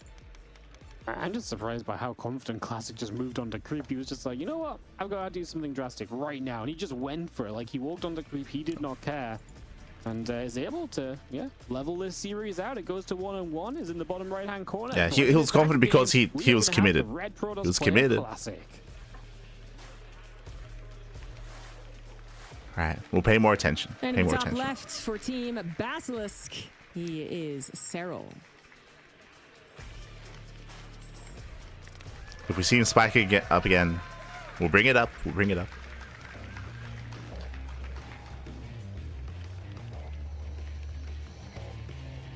Incorporeal, a fun map where this gets really awkward kind of later into the game, where those middle bases can be kind of tough for Zerg to deal with. So, you know, you kind of try and take into move into the center, but obviously Protoss likes to push into the middle as well. So that's definitely going to be something to think on as we kind of develop through. If we get to those later stages, which we do know, you know, when Classic and Serral have played a couple of times in the past, they've definitely been able to get to that kind of a point. So I actually haven't seen too much late game ZVP on Incorporeal, but I actually haven't seen a lot of ZVP in general, like on the new maps, because we don't often get to cover many Zerg players, unfortunately. Yeah, Classic not particularly keen on getting the hatch block. Serral, I guess is the best way to put it, is keen on not letting it happen. That does provide that easy wall. Classic's always the best performing Protoss in these big tournaments. I think often he is, not always, but often. Bring out here in his best of 5. But like, I think maybe the best example is Gamers 8 from a couple of years ago. But like herO outperformed Classic, obviously at GSL this year. I am Katowice, I mean, last year. Of the 4 gas 2 base. I'm not sure if I would really love it against Serral in particular, but it does. I think because it's happened a couple of times, like it stands out for sure. To be honest, just to lose a game against someone who 2-based, Tempest, and the way that it micros, and it is very annoying. But it seems like a very risky maneuver. The Classic is that guy who he will seem like a totally normal player, and then he'll bust out some very unique builds. He'll do the cannon rush. He'll do the DT blink into the main. He'll do the he's bringing out like a triple Robo Immortal actually at Gamers 8. Again, back then we're kind of talking. Hey, they even talk about Gamers 8. Yeah. So it's not the easiest guy to read. But Serral did get a lot of scouting last game. Just kind of missed out on the size and I suppose the acceleration of the attack. You know, I think he saw it, but didn't realize that Classic was going to be so aggressive with it. Yeah, I think I'll say the gateway count and lack of I saturation. will walk on creep, and I will try and kill you. That just, like you say, was just not quite in the kind of brain of Serral to kind of respond to. So, yeah, a few more seconds, a little bit more kind of caution from Classic, and it maybe wouldn't have worked out, but sometimes those are the risks you got to take as well. Sometimes you just got to let loose and just say, you know what, this is it. This is my chance. No holding back if it goes wrong. Hey, I was playing against Serral anyway, right? So, yeah, believe in what you've got sometimes. That link speed will finish soon, and we'll see what Serral can do with that link speed online and ready to participate. I would say, like, coming into this game, what Classic went for in that last game, I don't expect to see that again, just because I feel like that's you're playing with expectations there. Because Classic was getting a fourth, like, he was hoping that Serral was droning and that Serral was saturating and that he was teching up, which is true, which did happen. But I don't know if that's going to happen again. Serral should be preparing a defense against the Oracles as we speak. First Oracle appears. Queens are already on its tail. Standard openers. Serral gonna take a couple of drone kills. Just the one doesn't want to try and reach in for a second one. Good thing too, because I think that Oracle would have died if he tried. Just one drone kill. We're totally happy with that. There's the second Oracle is out, and what else is the Stargate doing? It is the Twilight Council. So this is the important timing that I was talking about. If we're seeing a otherwise really normal, let's say standard setup, we go for Glaives. Grab that third Oracle immediately, like last game, or do they add a Twilight Council much faster? If they're gonna add a Twilight Council much faster, then obviously that can lead itself into some aggression, faster blink, or even faster resonant glaives. And bringing up that, you know, SOS has a couple of we're feeling glaive adepts. And that's it's determined, Forge. but Never Forge mind. is also going to come down. It's not going to be totally dedicated, but a little earlier on that technology. Because of the Forge, most likely blink. Serral, you know, it's going to have to respect, and including this little 5 adept double Oracle attack. Oh, let's go! It is going to be resonant glaives. Okay. So Serral is going to need to be wary of that possibility. This is interesting. Right now, but so typically when you go into glaives like this, you don't get the Forge because you have extra gas for extra weapons of adepts, but here he's going to get +1 alongside this. It does mean, we've seen this before at a Classic, but this does mean that the follow-up blink is going to be a little bit stronger here, or it's just a fake Forge. You know, obviously, you know, that's a respectable decision even if he wasn't going glaives, because last game okay, you're getting +1 with those adepts, and it was kind of whatever, like, he getting didn't really +1 do much with it. So Serral may not be able to read too much into that versus just, hey, he's been a bit more safe this time around. Obviously, that glaives is well on the way, halfway done. So we should have a Roach Warren. Overlords right here and freeing up supply, and he's going to be able to make a bunch of units soon if he would like to. But he needs to know to build the units. Where's the roaches? Drone. Where are the roaches? Time, but time is fast approaching. The roaches are delayed. To never let up. Classic, he's going for it. Yes, it is a little fast that time. Serral, I think he barely missed it. He's going to probably have to wall off his natural. But I don't see any drone pulls happening. He thinks he can get the mustard defense in time, but I don't know if that is actually true. That is so many adepts heading oh into my natural. God. There is a block, very last He gets second, in! He gets in! Keep going! Up to that many Classic! gets one shot. Lings are going to be able to help oh my out here. God. Have to pull the drones away. Nice aces, very nice aces. Very late unit production here for Serral. They're gonna be shut down. Might still be able to mitigate the losses, but Gets there one. are a lot more drones going down to the main base. Suddenly we're up to 12. 12? What a nice stasis. No shot. 15, 17. 17 workers down. Obviously, a lot of drones. This is already critical damage. He's doing it. He's doing it. Just not mining a few lings and roaches at least. Oh my God. The oracles. Over to the far right side, stopping the third base from being in trouble. We get rid of an oracle as well. These remaining adepts, what are they going to do? They decide to stick around on the natural. Recall. They're going to recall, so trying to maintain some of the units. As Serral is droning, so he's not just spamming units to go for one. So what's scary here is that, remember, +1 is about to finish.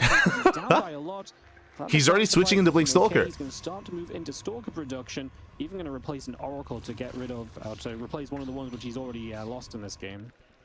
Yeah, so once that help on the defense, or even somewhat with the offense, right, helping those stalkers take some map control back.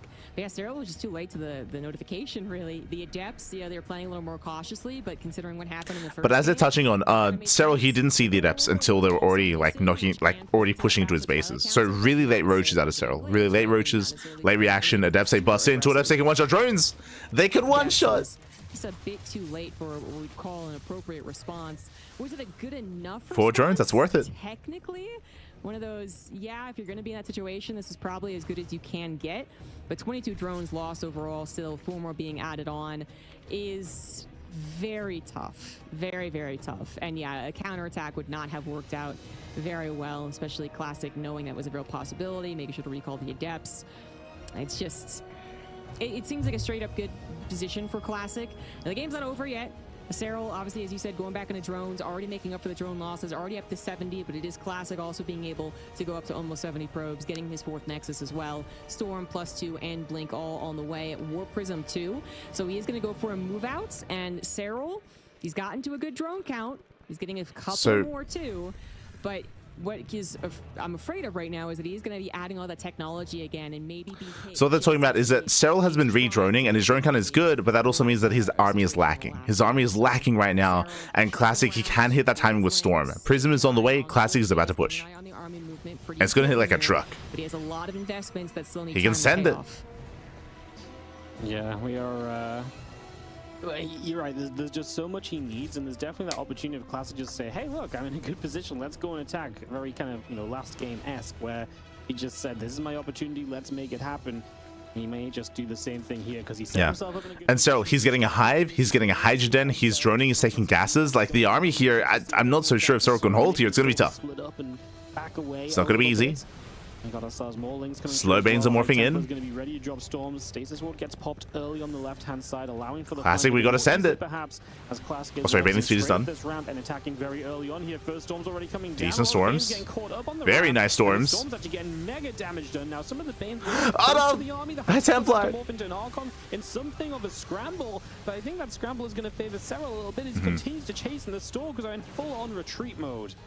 Yeah, that was a really nice setup for Serral, a huge difference. His armor supply actually wasn't that great when you consider the dynamics of ZVP. Maybe 30 armor supply.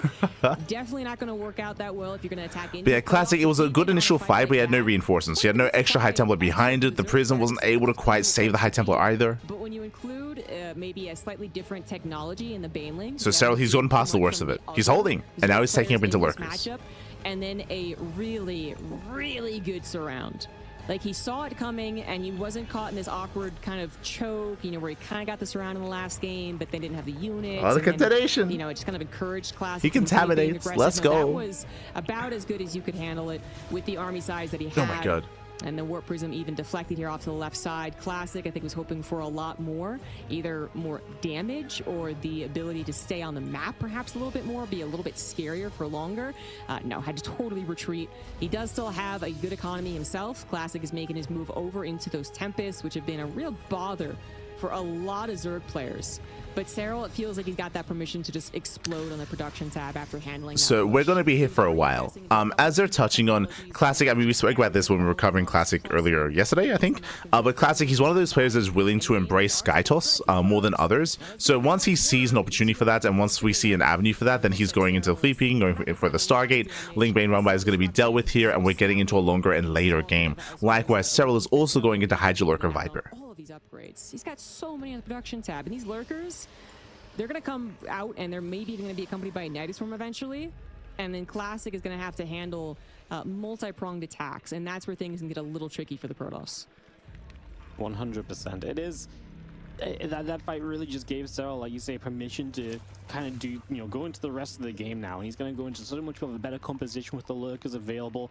Obviously, now, there's maybe going to be a window in time where Serral can try to break Classic before he maxes out and before he gets into his ideal composition. He has to trade out these roaches. Doing well. Yeah, it's not fun because he's happy to just trade. He's happy to just lose this. Roaches going to try and just trade themselves out a little bit, run themselves in, seem to doesn't get the High Templar. Going to all go down. it's not the biggest loss for Serral because he is going to replace with Hydra Lurker instead, and he is going to open the chance to knock down a base on the right side. So he wants the High Templar. Something for their time over here.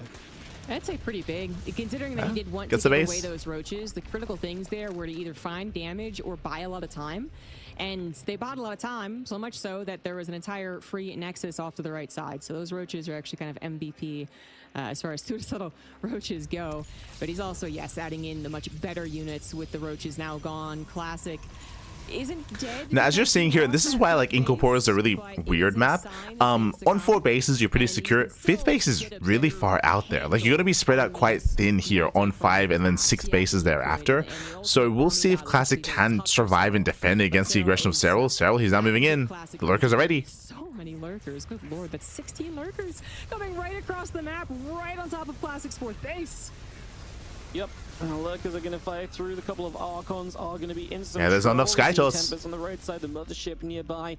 Oh, he just ignores. Okay. The upper right side, so Classic just going to counterattack. He is not ready to deal with that amount of Lurkers just yet. He wants to try and force something over on the top right, maybe get a base, and then try and maybe just recall home. He's actually going to jump on some of these Lurkers as they come across here, though, so he gives himself an opportunity to take a better trade. Nicely done. And the lurkers, some of them do go down. The rest of them recollect and are going to take a nice better engage, fight the next time slowing down the around. lurkers. Has to back off. Jumping on top of the army, then burrowing, even a couple of transfuses, keeping those lurkers alive. Tempests are here, and we do not have a lot of solid anti-air. A couple of Hydras, a hand. Yeah, and he just can't engage. The base is going to go down. He gets the mineral line. So the Tempests, they will take a long time to pick through that many lurkers. They'd have to. They are a barrier that Serral really can't push past. And Like, so what's Serral important is here, a forced couple to things just face happened. up his Serral had a army. massive amount of lurkers, but he was forced all the way back home. So he was delayed. Like, he was forced back home, and in doing so, he didn't do anything. He lost the base. Regardless, he lost the expansion. And he just can't engage. Exchanges go, resource-wise. But as the Tempest count Like, keeps Serral, he growing, plummets in that might supply. no longer be Has a the bank. case. You know, we did use the opportunity when we had it to try and attack into the Protoss. So this is Now just it a feels really like good the trade here Protoss for is the one Classic. that's in control, Oh. and this is where the He Protoss shouldn't push really into this, looks though. the bully, when they can take these Tempests to the lurkers, and there's no Corruptors to help out. Yep, these Tempests are just going to be absolutely destroying for the moment, but 12 Corruptors are indeed on the way. What sort of position can Classic put himself into? He needs before those Corruptors Corruptors. show up and have the chance to start fighting back a little bit more. More and more Corruptors from Serral just boring on in. Now that there are Corruptors on the way, Classic has to be careful. He doesn't have that much to defend it, or I should say to protect his Skytos. He has 2 Archons. He has some Storm. Back up to the top, and the mothership just going to be pushing forward aggressively here, maybe giving itself up if it's not Yeah, careful. Classic, calm down. Down there are the Corruptors. Mothership will be falling, but we keep on storming the Corruptors at least, as we do have this fight still pending on the left side. And just using those Tempests nice and patiently for the moment is Classic, just happy to chip away at anything he can before the larger fight, which is going to break out now as Serral tries to dive in, and Classic says, no, I actually kind of like just poking around. So Yeah, Classic, he kind of pushed into lurkers. So you can see as Serral repositions, Classic has to pull away. Every time Yes, respect those lurkers. bombard the army, try and go for a blitz move on it, there's that chance that it won't kill everything, right? And then as soon as he burrows, that's when the Tempests move out of position, and they're like, okay, now we're going to attack into you. The Corruptor count has grown, something nice. Oh, We even got a going couple for the of dive. being added on, but there's still a lot of armor in the Decent ground storm. to protect these Tempests. Corruptors with a decent concave, and actually concaves have been saving Serral to a certain degree. Gets another base. To the last minutes. If So those now lurkers Serral's are base going is- to as Serral, he's position, running out of a it might have bank. been an opportunity for Classic. Instead, he made sure to concave them, spread them out, and so he is alive, but he's not getting access to a 5th base, which Serral does need. He might still be close to max out, but he needs that bank, and he needs some, I guess, second chances as well in case, yeah, fight does go poorly for him. Classic actually pulling back gives Serral some opportunity for a run. It is a lot of lunkers. But Classic just avoids them. Like, he just doesn't push into lurkers. Over here, and it will kill this So he's very okay. small army that is here. So he Oh, he does try to catch him get out. away, but I'm not sure that The he's gonna be lunkers. able to. Yeah, blink forward even. More lurkers trying to come over. He's going to be able to position himself defensively. Classic has so much of the map control, and he's just going to continue poking and prodding with these Tempests. Although he doesn't have detection on those lurkers this time, that's going to save him. The Lurker's going to be able to stand strong, but this is a difficult moment because Serral is really just kind of kept to the top side of the map. Yeah, so far Classic's been playing this really well. He's maxed out, he's building up his bank, he's on 5 bases. Ideally, he does want to deny another expansion though, and he does rotate, gets a lurker. as this Protoss army has progressed to the point we're at. Oh, we're going to see a decent fungal. that helps, but can we actually kind of justify? Yeah, where's the anti-air? Where's the support? Yeah, massive dive. Are going to get around the back. We are just going to force the recalls. So Classic realizes that this is going wrong. What an opportunity Serral made for himself in that one, and Classic will have to spend a lot of his bank to even things out after that. I feel like we should be calling this DreamHack Dallas Revenge of the Infestor. First it was Clan, then it was Classic. Just not expecting the fungals to arrive, and then also a parasitic bomb, which they're actually pretty impactful when everything is going to. Yeah, there just wasn't enough on the ground to protect the Tempest specifically. We need more Archons, more Stalkers, more Storm. Storm, the big one. There it is. 8 high. Speaking of Jesus, 8 High Templar morphing in. We heard you wanted Archons and Storm. True. Classic was the one that was far more comfortable in the economic position, as he had gained bases, sent probes to saturate, and then also had accumulated bank as he was kind of tiptoeing around. So Serral, he really needed that, and he did get it. But now Serral also needs a little more time to accrue his own bank, perfect his army. What they're alluding to here is that Serral, he's been on the back foot for quite some time. He has barely any creep, barely any bases, barely any bank. So Serral, he needs that breathing room, as they're referring to. It feels a little bit late. Like, this is still very close. This is still very tense between the two players. This is not as easy as perhaps some other Zergs would have made it for Classic to just keep on pressuring the lurkers with the Tempest. Serral actually biting back basically and showing his teeth. You need to still respect his late game, even if right now the meta says the Protoss has the advantage. Maybe not against Serral. Does get spotted. PvZ and PV Serral metas are a little bit different oftentimes, right? He is just so good in that later stage of the game, and he's had multiple super important and clutch fights that have allowed him to extend into a state of the game where we expect him to be a bit better. We had one earlier on that was necessary for him to be able to get all of his tech online. He had this one just now to really step back in the game and, like you say, perfect some of his upgrades, perfect the army composition. So he's had a lot of clutch fights to help him get to the stage at which he's going to be feeling the absolute best. He is going to go diving onto this base. Can Classic out of position. Base is going to go down. Be a big loss on the right side. Nidus finishes. Uh-oh. You know, Nidus is popping up here, there, and everywhere, so they are putting some work in too, as our next on the right side does already fall. Ooh. Those probes, maybe didn't want to stack up on the gas. It's a lot of probe damage. All right, well, one mineral line goes down, base goes down as well. Easily recoverable though for Classic at this point in time. It's the continued run bys catching Nexus that he has to worry about, but he can afford a loss on another one there. Nidus Worm this time around at the triangle third base as Classic looks to attack into Serral's sixth, which Serral does need. He's almost out of money, I think, at his first 4 bases. Big does catch High Templar. One Tempest, actually Tempest as well. Backs. All of the infestors, almost all of them, out of juice now. Nidus Worm provided a couple of lings on that base. So one of those things where Classic's main army is terrifying, but we just keep going for run-bys. Lurker counterattacks, Ling run-bys, Nidus Worms as well. Classic having a hard time keeping up. Nidus Worms handles this pretty well. And the Zealots on the offensive, not finding a lot. Serral does have the defenses up on his bases. I know I saw at least one DT, and I am looking at the bases. And as far as anti-DT defense, say that 5 times fast, Serral doesn't have a lot. So that could be a little concerning, but Classic's not really looking for a lot of run-bys.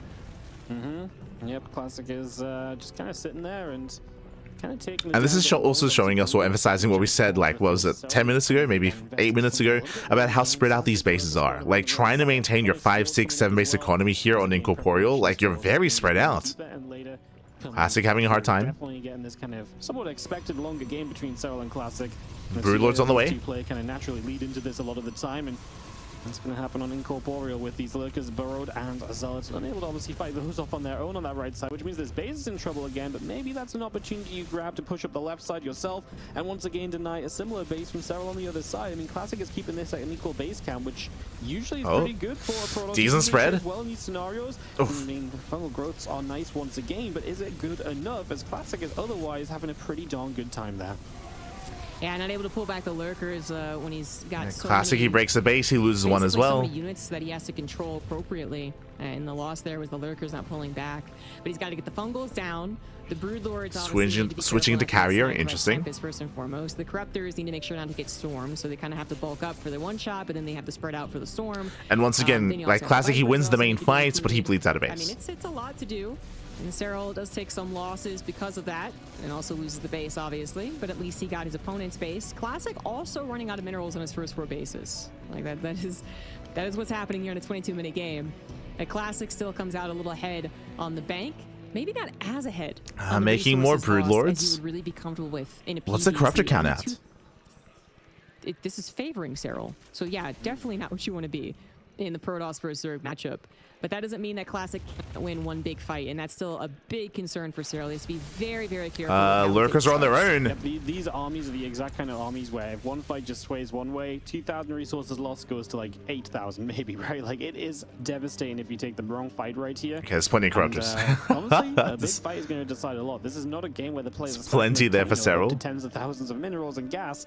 We are on a bit of mineral. There's not that many infestors. A lot of this may come down to feedbacks. Either player, which is absolutely critical to keep in mind. So that is something to think on as Classic works on that +2 hair weapons. Finally going to carriers is going to be a little bit more impactful on those, and something you could have had a long time ago but did not prioritize. So like I say, now he's getting the carriers out. We'll get that upgrade going as he pushes some creep back away on that right side. May make that base he's re-expanding to on the 3 o'clock a little bit safer to hang on into.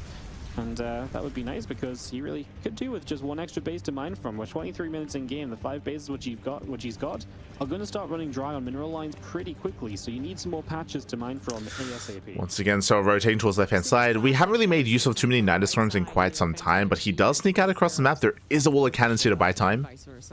And Serral, he has to get out of here. It's going to take a little while to respond. This isn't the has to waddle away. Map in the map pool, actually. So it's not the largest gap, but it still is one that Serral is going to continue to pinpoint. And at some point, Serral now securing another base. Broodlords are on the high ground. He's coming together. Out here, but at some point, he's ready. It might be up to Classic to kind of say, like, no, I need to settle on Classic a back side self. of the map to expand to. Trying to go left, right against this is going to get too annoying. That actually might be him making that call rather than Serral making that call. But both of them, you know, they have some mobility in their army in some ways. In other ways, you know, big blob, a death ball, not very mobile.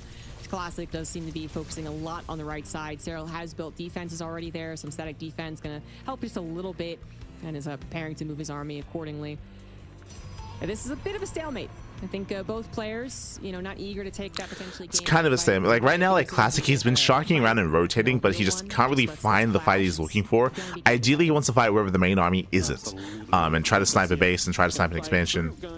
It's on Serral to try to keep up with those rotations. So that will go down. We get a link in the center going to be falling as well. So the watchtower taken back as we are just waiting for the players to be both happy to commit to the fight, right? Or for one player to have no choice but to commit to the fight is what this likely comes down to. Serral's army value on the map, more impressive, right? 1,000 more gas, 2,000 more minerals. So what he has available is a little bit more expensive, worth noting. Obviously has some impact. I guess we'll see how well Classic can trade against him, as he did get that right side base up, but it came at the cost of letting Serral get the left side base up. So they both basically accept, like, hey, you know what? We can both take a base and both stay in this game that little bit longer. This is the map that is going to force them. Classic gets spotted by the changeling. Serral, he responds. Bases, just the two right in the middle. There's just a lot of rotating between the two players. Oh! Just easily go. He wants a carrier. Gets one. Gets two. Very nice. Storm tries to get some revenge, and it does injure a lot of. At the same time, Classic, he can of course recall. This is something that we should have seen already. Try and kill a bunch of hatcheries with it. Actually, he's not going to let many of them go down. I mean, I think saving some is probably a good idea to help out against the lurkers. But if they had gone down, would he have replaced them? And maybe two, actually, yes. Like, this is something that herO is really good at. If you've seen his matches, when it comes to counterattacking with small groups like that, then recalling, right? Remember, you have two recalls. You have the base recall, you have the mothership recall. So you can be more active with, like, multiple groups. You have to win in the skies, right? So the immortals don't help you with that, really. Festers. Units on the ground, maybe looking for a fungal. They get a Tempest. And they get 1, 2, 3 High Templar. The Broodlords catch a bunch of those High Templars with that fungal coming through. We storm to try and play. Nice catch. And Classic tries to recover as, again, just Serral able to be the one making the catch. He keeps on getting the catches, the jumps on Classic, who just is a little underprepared every now and again for these little exchanges, these little trades. Wasn't free though. I mean, to be fair, multiple infestors went down. Broodlords went down as well. So Classic actually had a pretty okay time. Yeah, it was okay. The Neuroparasite, I believe, did also successfully feed back a couple of High Templars. So, you know, I guess that could have been worse for Serral actually, but a little closer to a wash, I suppose. Serral is going to set up for an attack on the left side. There's still money here. There's still gas. There's still minerals. You don't want to just give this up. It won't be given Decent up storms, classic hero spawns. Serral has to get the hell out of here. So much the lurkers. Classic redirects his attention over there, and I think he actually does have to. So he wasn't sure the army was on the way, but it absolutely is. Serral looking for the army in a bit of a nice catch once again. That's exactly what he finds. Try to go back up the ramp. Good fumble. Gets an Archon. Gonna collect at least one Archon. And that's maybe what we're going to expect for the next 5 minutes, you know, just both of them. Yeah, that's what we've been looking for here. At a time before they really feel forced to take a final battle. There's that weakness I was pointing out earlier. There was no spine crawler, I think, ever at this map. There was a lurker there, and then it moved. So one DT potentially going to collect a hatchery. Yeah, there's units going over though. He could the Broodlords are exposed. Maybe gone from there, but Classic I don't think is paying that much attention. So he's there with the infestors trying to bait. Quick to kind of get the job done as we do threaten here. However, those Broodlords are going to lag behind a little bit. That's why the rest of the army shows up from Serral, representing a true threat to Classic. So you can't just kind of waltz across and try and pick up some broods freely. You're going to see a few Lings going to try and get down to that bottom left-hand base as well, where obviously there's still a couple of cannons. Not as many units as there used to be. A couple of storms, maybe overkill even. We do keep those couple of cannons alive as we're at the stage where there's money in the bank, but you kind of want to keep as much of that money as possible to really invest into a rebuild on the army, right? Like, you don't want to just spam out cannon after cannon after cannon, especially not on a base that doesn't have too much life left in it. This is where this map gets really interesting. I really thought Classic would have a much better time kind of fighting in this middle base and like fighting over the watchtower toward that hatchery of Serral, but he's so concerned and being kept so kind of to the bottom left because of this base over here that he's never really been able to do much around that. And every time he has been kind of a bit more forward, he's been punished, and Serral's able to. So we've gotten to the point where the map is cut enough. Like properly, all the bases have been taken. As I say that, Serral coming into the center. Or I was going to say Broodlords could try and capitalize on it. Broodlords could just traverse the Zelnaga position and try and get a quick snipe. Recall is available, but you know, not always. One Archon gets up behind. Moves over there, they move over there. It's magic. An Archon is left behind to try and help, and that will be good enough. Eventually, this base will not be as important. You still lose some of the, I suppose, vision on the map when you lose the base, so there's something to consider even after the minerals and gas is gone.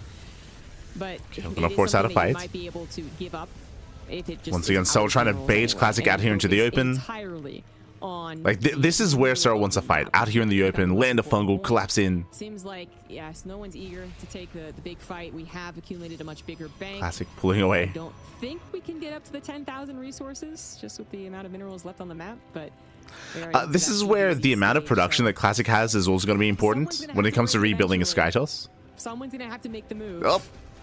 Who's it going to be?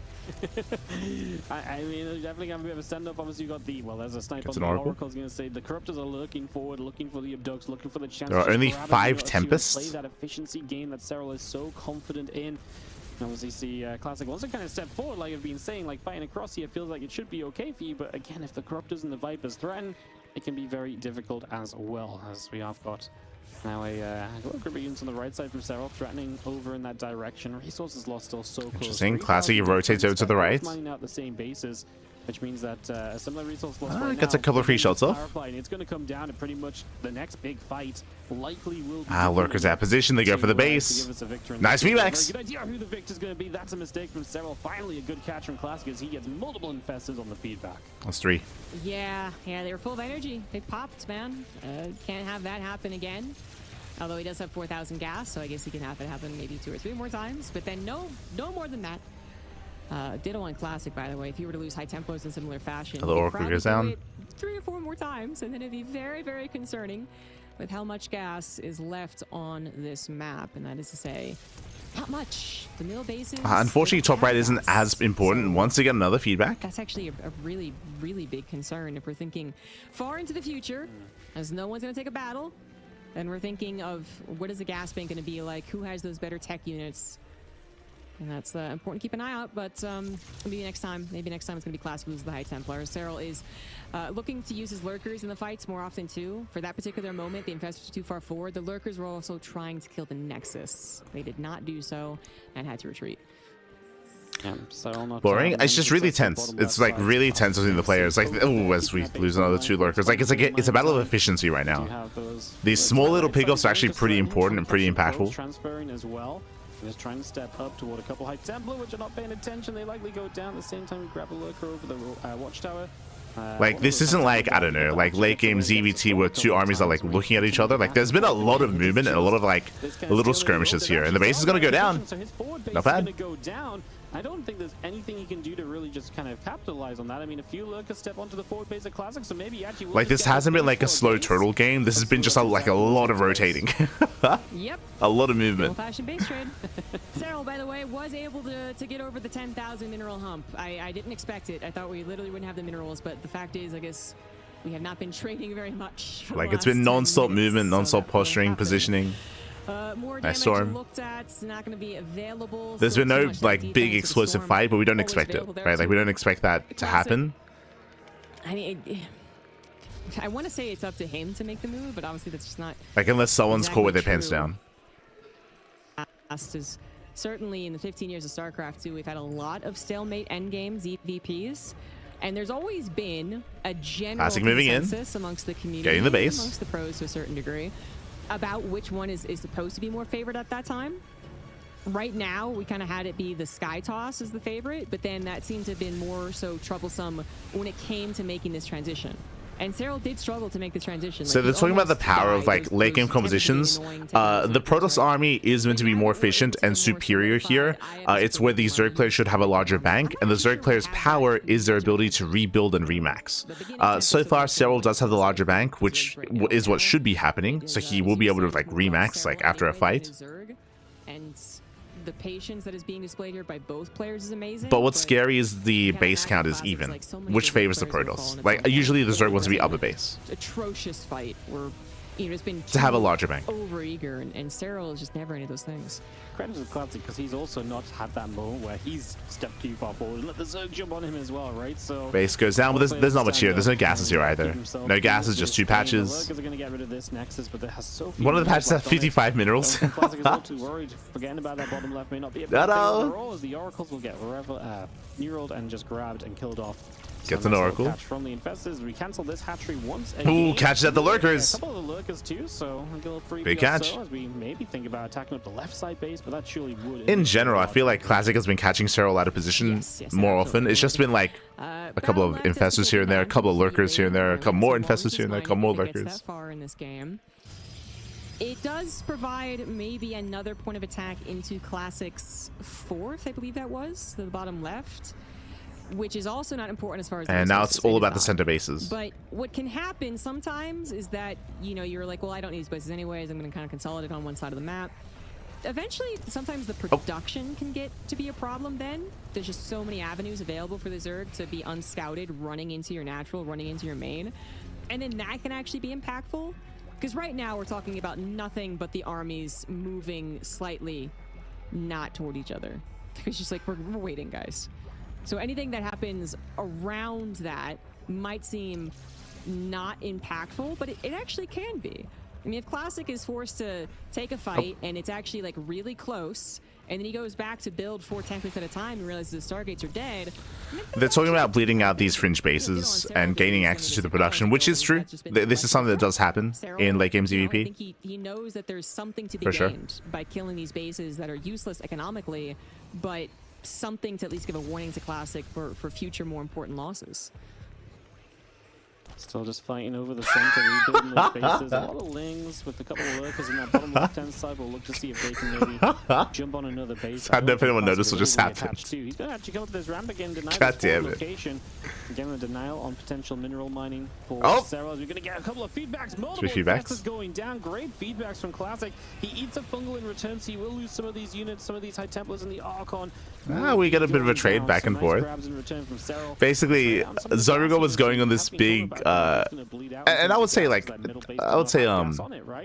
relevance like tirade talking about the production talking about like losing some of these fringe bases and the Zerg player gaining access to other areas of the map. And once she's done, Warrior's like, okay, nothing. just moves on. Okay. Absolutely. I think we're gonna get to my favorite part of a game, Morty.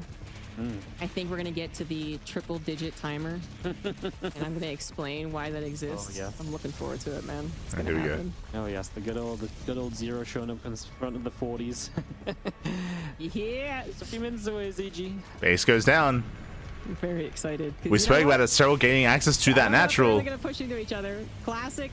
Okay, any opportunity he gets to clear out spores and spines is still also nice, actually. So that's a nice push in that Serral isn't going to be able to respond to instantly, but he does at least continue denying this Nexus. Classic also supply blocked. It's one of those things you just don't think of in a 37-minute game.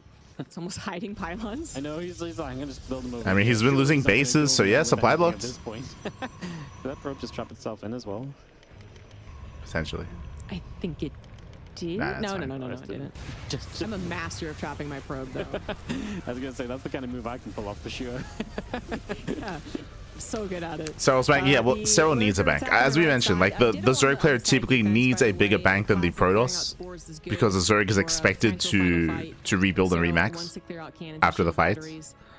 Like the Protoss player is expected to come out better after the first fight. That's obviously the least desired thing if they are going to attack into it, but it is possible. Nonetheless, on the field, it may just all end in one big explosive battle. Deal with that. Let's just continue the stalemate. Serral is able to get this base up and mine from At a certain point, what really matters is the gas bank more than the mineral bank. Middle section of the map. This is where I have to be a little bit critical because you can see there's a lot of minerals there for Serral, and we just spoke about how the gas bank is important.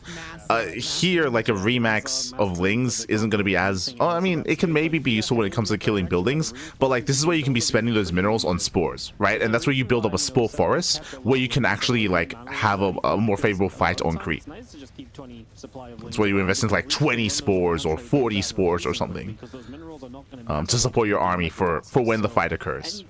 And the spores, they can actually be really impactful when it comes to how a fight swings in your favor. But we're not seeing that. We're not seeing those spore forests, which can be concerning because that would be a way to spend those minerals like in a crucial way. Try and retake this base in the center to have access to more minerals, which means more zealots if we get there. Going into spores.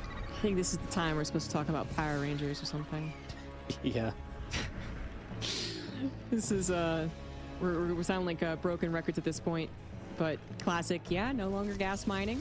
I think he's gonna start morphing in DTs for Archons too. I think that was maybe he's worried about the worker count. Well, I mean, right now the worker count's very low, but like that's what you do. Like you'd make like you'd make a bunch of spores and make 20 drones. Make a bunch of spores and 20 drones. You know, no one wants to attack into each other. Can't say it enough. So then you turn that bank into like static defense. They're gonna help you fight on creep. Into the base, and then they're gonna just reposition and not actually take obviously the army fight, which is just what we keep. And you can see there is a little spore forest behind. See, you can see there. There's a little bit there. Understand how this matchup works. We've seen it a little bit. When it gets to this later stage, it's not a little bit. That encourages the engagement to happen. So it's a lot of just poking, prodding, and it does take a lot for the fight. Otherwise, there's a world where this game ends where the bank doesn't come into play and Classic wins. Yes, it does. Which is scary. Yeah. When Serral gets Ling Rumby's are killing bases.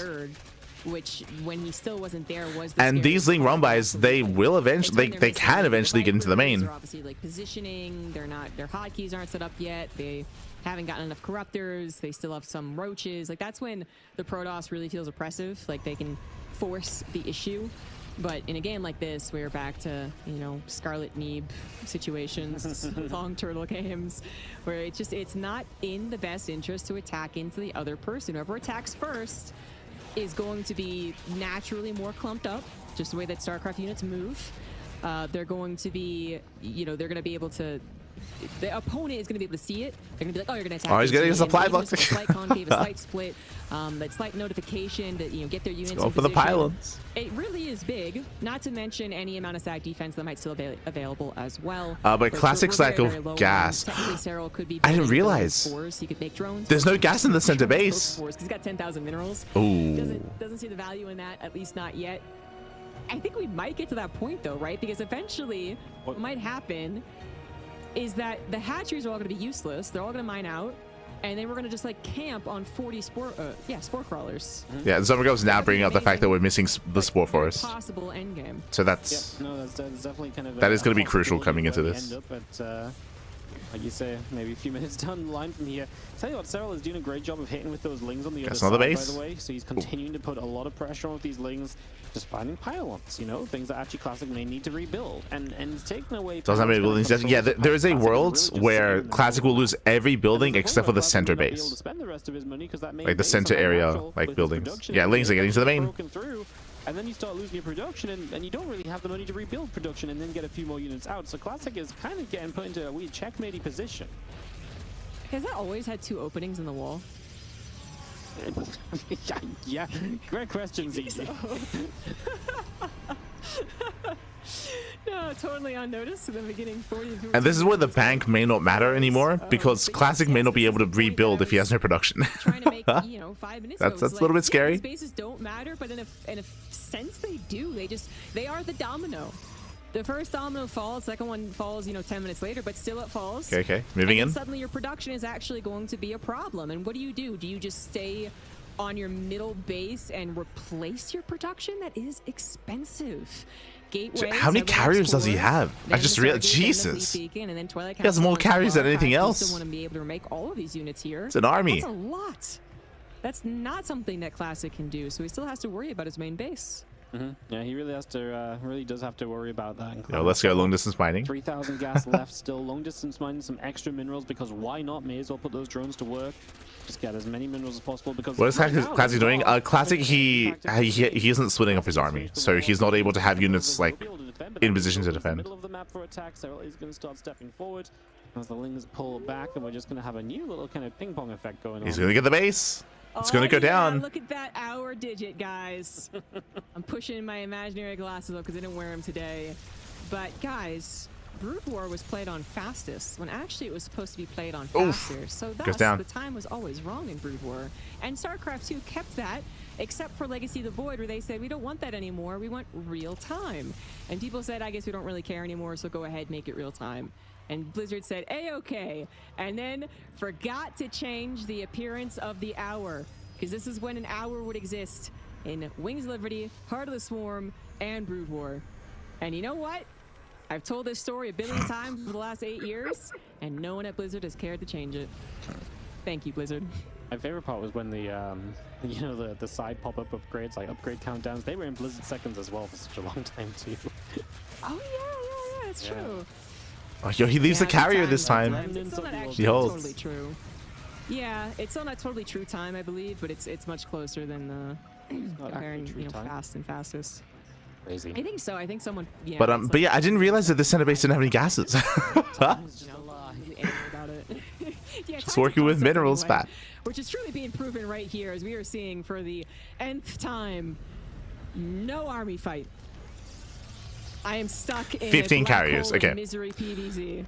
15 carriers, 40 corruptors. Be here with anyone else. 5 High Templar, 6 High Templar. We get to these kind of games where we just get stuck. You know, usually it's a TVT that gets us CG, but today the PvZ has trapped us in the. Yeah, I've been stuck in an over an hour long PvZ before. Well, when all of our Terran with players Pilsky. are playing Protoss against each other, you know. Yeah. Good. It was fun. It was on Romanticide.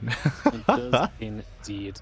Crazy thing. Romanticide Risky versus, was it Risky versus T-Bull, I think, or Risky versus Zane? One of the two. I think it was T-Bull. Now here we are. Dark times. Dark times. Both of these guys with Pig just eating chicken in the background. Yeah, it's not the fun. And us just starving. If you lose a game like stuck this, casting Risky and T-Bull. Because you spent so much time just to not get that point. Just wanting food. It's such a mental loss, and then obviously you're so afraid of another game that goes long because, well, you know, you just lost the one that went This is a best of 5, by the way, not a best of 3, so we're gonna get more of this. These lings, honestly, are one of the biggest issues right now. The problem is that I 100% agree with you. The players are really important here. Because going back to Scarlet Neeb, 100%. When Neeb finally won, so Classic, he's out of a gas bank at this point. Like he has like 900 gas, I guess. He can maybe make like a couple of units, but it's not going to be impactful anymore. Likewise, Serral is also burning through his bank as well. Like the gas bank is not what it once was. Patient that I could see them doing it again. Particularly because I feel like what's also clashing is also 100% they can do this again. Is frustratingly good. So maybe Classic, if he loses here. But if Serral were to lose, you think even more like, oh, he has to do the all-in. because Protoss is the scariest when they get to late game, supposedly. But, you know, Serral apparently doesn't care about that. So really, all the math here that I'm saying is that Serral is the one that's scariest. If Serral wins, I feel like Classic should be very scared, should not go into another macro game, but the meta says that he should. So does he then feel the pressure to just all in all the time versus the guy? I think a little bit depends on the maps, like what maps next. I don't know. On like whether you would This like is go into a whole late game PvZ again. versus PV Serral dilemma that Classic might be up against at this point. If he loses this game, Sure. I don't know how lost he'll feel. I'm lost. He's lost. We're all lost. It's a shame we didn't have the tiebreaker situation, so we could just start playing those and like jumped in on them or something. Every 5 minutes, check it on this one. Yeah, it is one of those situations where pretty much The borrowed we're lane, just gonna so it's stay about his for a right. while 'cause, yep, they don't want to fight into each other, and we'll just continue to chip away little by little. But if we're talking about the mental state of the players and whether they would do this again, 100% they would. Classic and Serral, yeah. That number's decreasing faster for Classic than it is for Serral. 100%, mate. Something What do you to keep mean? in mind. They're having a good time. They're gaming. I'm waiting for the mass spores, man. They can't be Like, the far away. excitement. What else are we gonna do with these minerals? Like, Lings It's have too much to handle. For Serral and Classic, yeah. And you could put them right on the edge of this base right now as well. This is StarCraft. Yeah, I think, you know, it's 20 drones, 20 spores. Still have some bank after that, actually. Lings might be trying to... You know, the other alternative is I actually would not mind 40 cracklings, which you can't afford supply-wise, but a lot of cracklings trying to kill the bases here for the no reinforcing aspect, yes, but also for the potential true base race aspect. To dive on the that building. last Yeah, building yeah. death. If Lings take out the natural in the main and Classic is literally down to this base, Go he for the never can dive. move. And he would know that, but that means Oh, that he could also try he's and going for it. connect He with commits. Are we getting a real fight? Get a fight. We're actually gonna have an Decent engagement feedbacks, right nice here. fungal. Fumbles went down. Serral Corrupts are going for the dive. How are the storms? Storms He gets beginning to two. drop onto the corruptors all over the place. Mothership going down. A lot of the aliens from Classic. He can- he does it. Supply dropping as well. Uh, Storms keep on landing. Those corruptors are good going storms, low. They though. don't have the money to replace all of those, and there are a lot of air units remaining right now for Classic. His Archon's still hanging out. Is it gonna be enough? Does Classic have anything left over? Apparently not. 42 Lings. Another storm. 18 new corruptors on the way for Serral. Even if he doesn't quite. Yeah, win it another here, storm. the Once again, Classic, he does survive this. When we spoke about it, Serral, he remaxes. He's looking for the last 25-minute CG was for that 10 seconds. Nice. Yeah. Nice. There's It was- a joke somewhere in there. It was all for play, Pappy. something, but I'm not gonna say. It's a 50-minute game. Uh-huh. And I think we might have it done, as you're right. Serral got the really good remax. The Fungal's even helping out. Serral just arrived. It was crazy. I mean, it's desperate. It's the only thing he can afford. But also, there is sometimes the ability Yeah, to max 18 out corruptors ground coming and have in. a good game. This is not one of those situations. Broodlord still exists. The Lings are still pretty good. Fungal's still pretty good. And the Corruptors will overwhelm this guys. Honestly, there was a moment where I really did believe that actually, like, there was going to be a chance for the Classic army to really just kind of still be there. There's This guy, potential. The 18 corruptors on reproduction are going to really kind of run a number. We actually go forward. We're actually going to go after those broods. The ground army is fairly respectable at the moment. Okay. Is there a chance for this ground army? There's only 3. How many broods left? CG. How many broods left? 3. 3. Try and get in underneath there. 3 broods. Down to 2. Get rid of those broods. Oh, can he get a 2 broods? 2 broods. Actually, The transfuse. Broodlords are not so Oh, untouched. The Fungals have not Down to saved 1. them. 1 Broodlord. Oh my God. 1 Broodlord. No shot. No, the Corruptors. Is it over? Can't win the game. The Broodlord, get out of there. The The transfuse. one Archon cannot reach the Broodlord. He's crazy. We're gonna keep on trying to chase. Classic has to step back. There's one Broodlord at the Oh my moment. God. The money is pretty much all gone. That one The Broodlord ground is army keeping him good alive. Here for Classic. I mean, I guess Serral can just go across the map and caustic spray and start to win a base trade. There's the one Broodlord. It isn't just the one Broodlord. it's a neural. There's two borrowed infestors. And the There's Nexus neural. for the moment is going to live as well. What is going on? Oh no. Oh no. He's trying to bait him Serral out. doesn't have enough ground army. He's betting him out. He's going for it. He's gonna abduct Oh, the High Templar. The High he Templar wants gets it. stormed off He the wants it. Archon. Oh, no. No, no. Showing up, though, and He wants it. Archon. Get out of there. It's so Actually close. coming down to one Archon. Oh my The God. Zats and the Immortals Where are get they? rid of There's those 2 creeps and infestors, finally right? gain once this Archon is regen. He's gonna recall the Archon. Oh my God. He knows how important it is. It's coming down to. Am I crazy? one Weren't there 2 unit infestors? Pretty much. Oh my god. They're still alive, right? This is so silly. Oh, Classic can't get any more gas. Did they go down? They went down. No shot. They went down. What happened to the infestors? I guess they were a part of the fight. That is what it is. I mean, we need to keep some units near the near the kind of Archon to protect it from the Broodlings, right? But at the same time, maybe we should send some units around the map to start clearing up bases. Like extra zealots warp in. That's good. We like that. Yeah, the extra zealots. Yeah, actually, the zealots can start killing the hatcheries and then force Serral. Oh, the Viper! The Viper! The Viper! He gets it. He gets the Viper. Gotta save its life. This Archon is the on one the verge Broodlord. of winning a 52-minute game on its One own. Broodlord left. Never Can he get it? Lifted so heavily. Yo, There's it's out in the Broodlord open. Right there. Classic wants it. He may be able to go for the cannons are getting jumped on at the same time. That He's going for the Brood. There's a couple lanes. He's going in. Changeling Wolf. Use him to block out this. Okay, he's Oh even my using God. him. The Broodlord survives. It's okay. Broodlord gets the high ground. Okay. Archon T-Rex arms. So when it comes to the game state, weak. Corruptor's gonna pee on all the buildings. it's all about the base, like killing all the buildings. Like who kills all the buildings first? The zealots or the corruptors? Oh, but he can't build assimilators. They're all mined out. Yep. No, The zealots or the corruptors. So Bearing in mind that the Archon can defend against the corruptors if they kill the Broodlord. From just clearing up everything, Zealots are starting to clear out some of the bases. This is the benefit of Serral having cleaned out so many of the bases before now, as the corruptors start to pick and choose where they want to be. And I mean, I guess we're just going to keep on mass warping in Zealots and just sending. We just got to send these Zealots around because these corruptors Let's are slowly go. going to start winning this I mean, game. the Archon has to defend against this. Yeah, He can't. They can't attack ground units. It's only one Archon. Attacked buildings. We're going for the base trade. We're committing. Full base trade. Down to the very basics of StarCraft. Full base The trade. last building is the winner. We have to kill the Zealots and buildings. Immortals starting to pick through Now all these remember, the buildings. spores can There lift. are They can lift, they can lots move on the map, around. and the Broodlord is valiantly trying to save them from minor zealot pushes. The corruptors. Two Zerglings on the way. Cooldown. You gotta wait for that, and there's still a lot of buildings to kill there too. But yep, zealots don't help. They just need to warp in somewhere.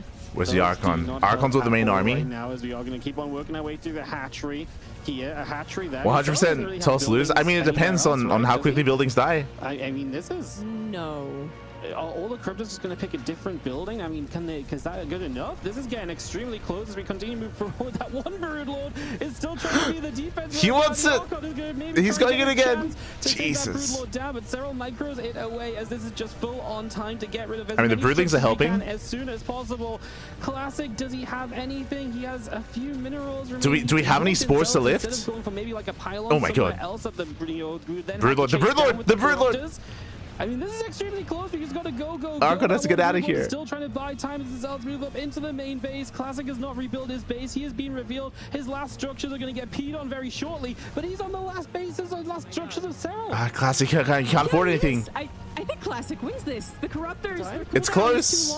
It's close. Oh my God, the Greater Spire is going to go down. Gonna get the Greater Spire, the Greater Spire. The gas geyser. Yeah, Classic, he does it. Classic, he does it. Where are the other buildings? Do we have anything left? The Broodlord, he has it. Takes down the Broodlord. Finally, and the last couple. Let's go. Can we get rid of them? He finds a spore. He finds it. He finds a spore. There's one spore left. One spore. No, it's in the main. He doesn't know. He has to go for it. Classic. It's revealed. Serral's revealed. Okay, he's going for it. He sees. He sees it. Okay. Classic going for the win. He does it. His last structure. Classic wins. GG. Score and win game 3. Let's go. Oh, how? How in GG. the world does this happen? Oh my God. That is insane. That is insanity. Oh my God.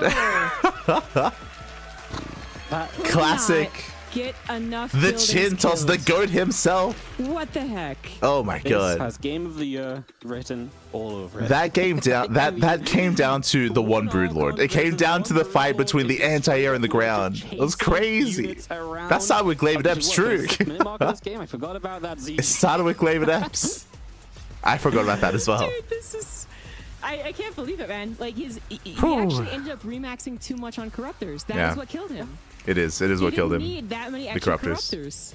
If he had had 5 less corruptors, he would have had X amount of broodlords. Even just 2 more broodlords would have done the trick. He would have killed the Archon, and then 3 broodlords worth of broodlings would have actually, oh my god, I think, successfully killed, you know, zealots, which 1 broodlord couldn't do. It just couldn't do enough damage.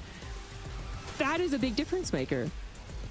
I cannot believe he lost that. Crazy game. That crazy. makes a lot of sense. Yeah. I mean, absolutely.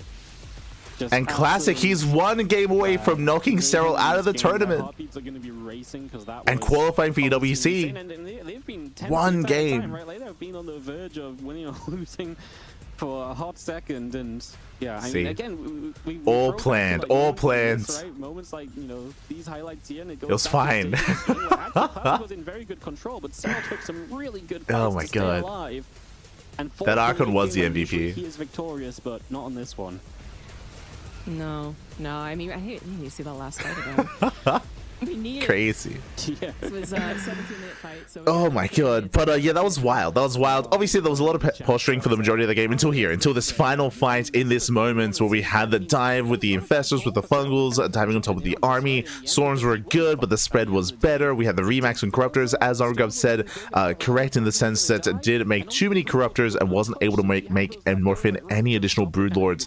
Little did Serral know it. That's what it came down to. It came down to the anti-ground, not the anti-air. Down a broodlord, because we thought the few broodlords left were always going to be good enough, and they weren't.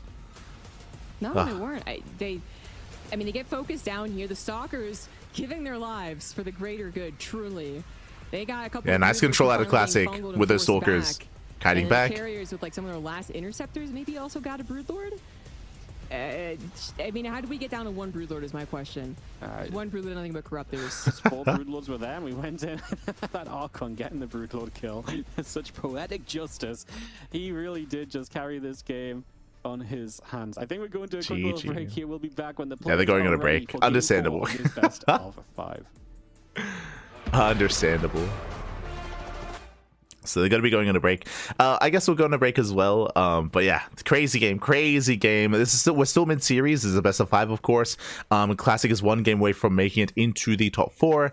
Serral has to win this next game to force the ace match. I don't know what the vetoes are. I don't know what the map order is, so I don't know what we're going to end up in. They were discussing earlier, do you think if we're going to end up in another late game like that? I do think that is the case, depending on the map. If we're on Maganatha, if we're on Tokamak, I believe we already had a game on Maganatha, to be fair. But depending on the map, we can see another long late game. Otherwise, on small maps, then Classic is more than willing to be hyper aggressive and to go all in. So we'll see. We'll find out what kind of map we load into. But crazy game. Crazy, baby, crazy. Ay.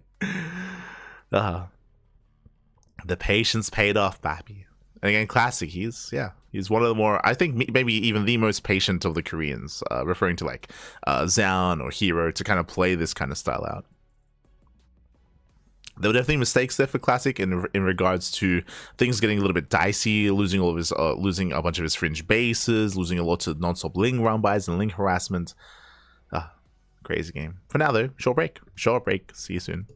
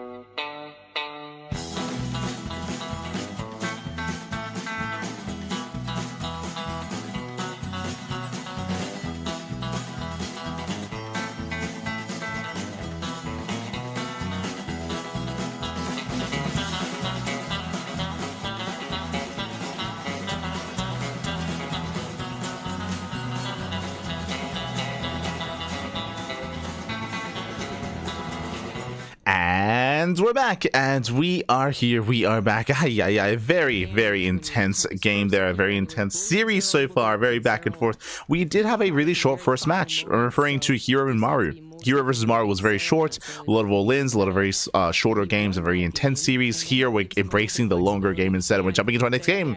Jumping to game number 4. I could actually letting into Tokamak beforehand, which might be a little more preferable. And in the top right now, up 1, he is Classic.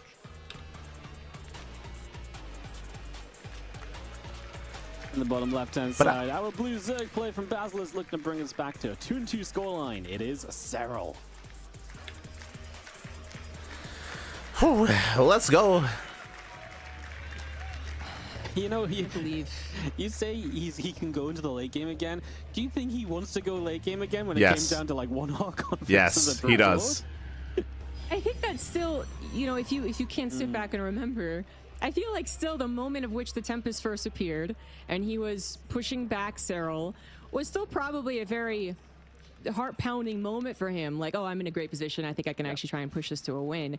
It was Serral's really great fight with the fungal surprise that I think made Classic have to step back and say, oh, okay, this is not my time to truly shine. Like, I still have to worry about all of the late game Zerg that exists, which frankly there's a lot of other ZVPs that get. Hope we get all 5 games. I hope so as well. I'd love to see an ace match, regardless of how this goes with Classic, goes with Serral. I'd love to see an ace match. Not willing to add on those spellcasters because, you know, the resource range. When it comes to the map, welcome to Tokamak. If we were to go for another longer later game, here it is easier to defend on your 4-5 6 base setup here. I would say rotations and army movements. I do think that you can keep up with them a little bit more, and we could see another longer game on this map, and maybe even with larger banks as well. But we'll see if we even head in that direction. Big opportunity for Classic before all of those are added on. Even during, I would say, towards the beginning, if it wasn't for Serral having such perfect positioning and the jump on Classic a little more often. That's very true. It really was a couple of very clutch fights with Serral. If they went slightly not as good for him, he was already in trouble. And none of the rest would have ensued from there. Stargate the choice from Classic, so it's going to go back into that Oracle most likely. Hatch gas full. Void Ray or so. There's an option. Stargate open out of Classic into a third base. We don't really expect too much. Now, as a reminder, last game Classic did go Glaive Adepts. He went Glaive Adepts with a fast forge. I don't expect to see that again here though, coming into our next game, but we'll see. We'll see. We'll keep an eye on our players. Get across to poke and prod for some worker kills.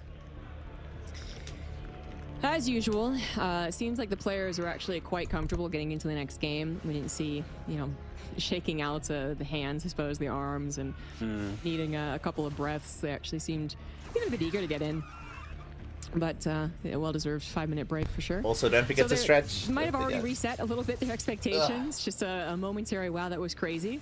For Classic, you know, so glad I won. Classic would be better than Maru. I agree. I do think that Serral is going to have an easier time against Maru if they played. I do think that Maru will have a better time against Classic. I think Maru, he's enjoing his TVP 2-base all-ins at the moment quite a bit. I believe it was going to morph still, though, because then he targeted the other drone instead, unless that was just a little misclick. So, a little missed opportunity to get a grab. There's a couple of Adepts will attempt to shade through, but there's Queens as Lings. That one Zerg in there with Serral. Seeing the Oracle coming across the map as well, so just confirming that first unit is in fact going to be the Oracle from the Stargate. And now we get those Queens in good positions to try and limit what Classic can do in these early stages.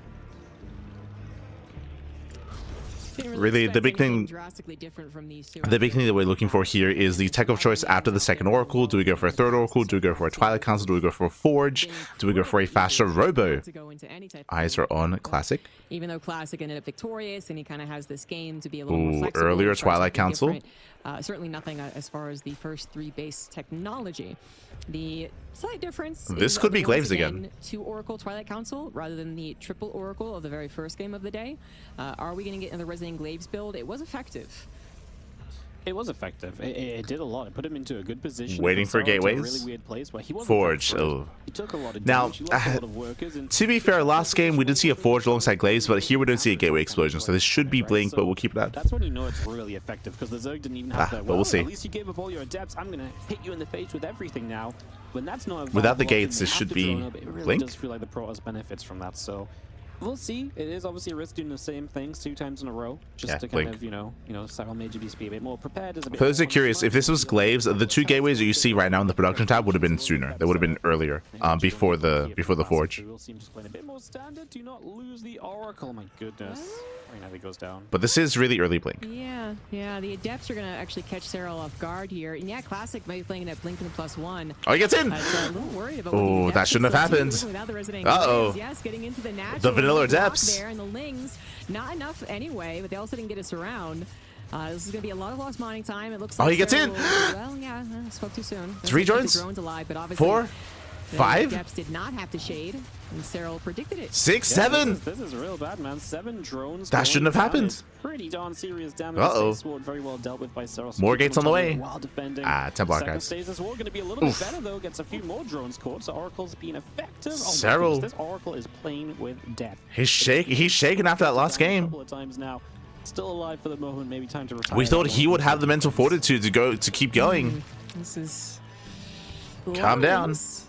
But not necessarily a good thing here, as they are not going to find any avenue to attack into the third. Not with the Oracle there and the Stalkers. Yeah, all these things are after the Adept damage. They should have been drones, or they could have been workers. So now Serral has to re-drone. He's behind economically. He has a lot of catching up to do. Get in and did cause all this direct damage, also causing a bit of indirect. These Lings, if they had known, perfect play, maybe they're extra drones instead. But yeah, no, the drones are only just coming through. We are keeping a relatively equal level of workers, so it's really not devastating.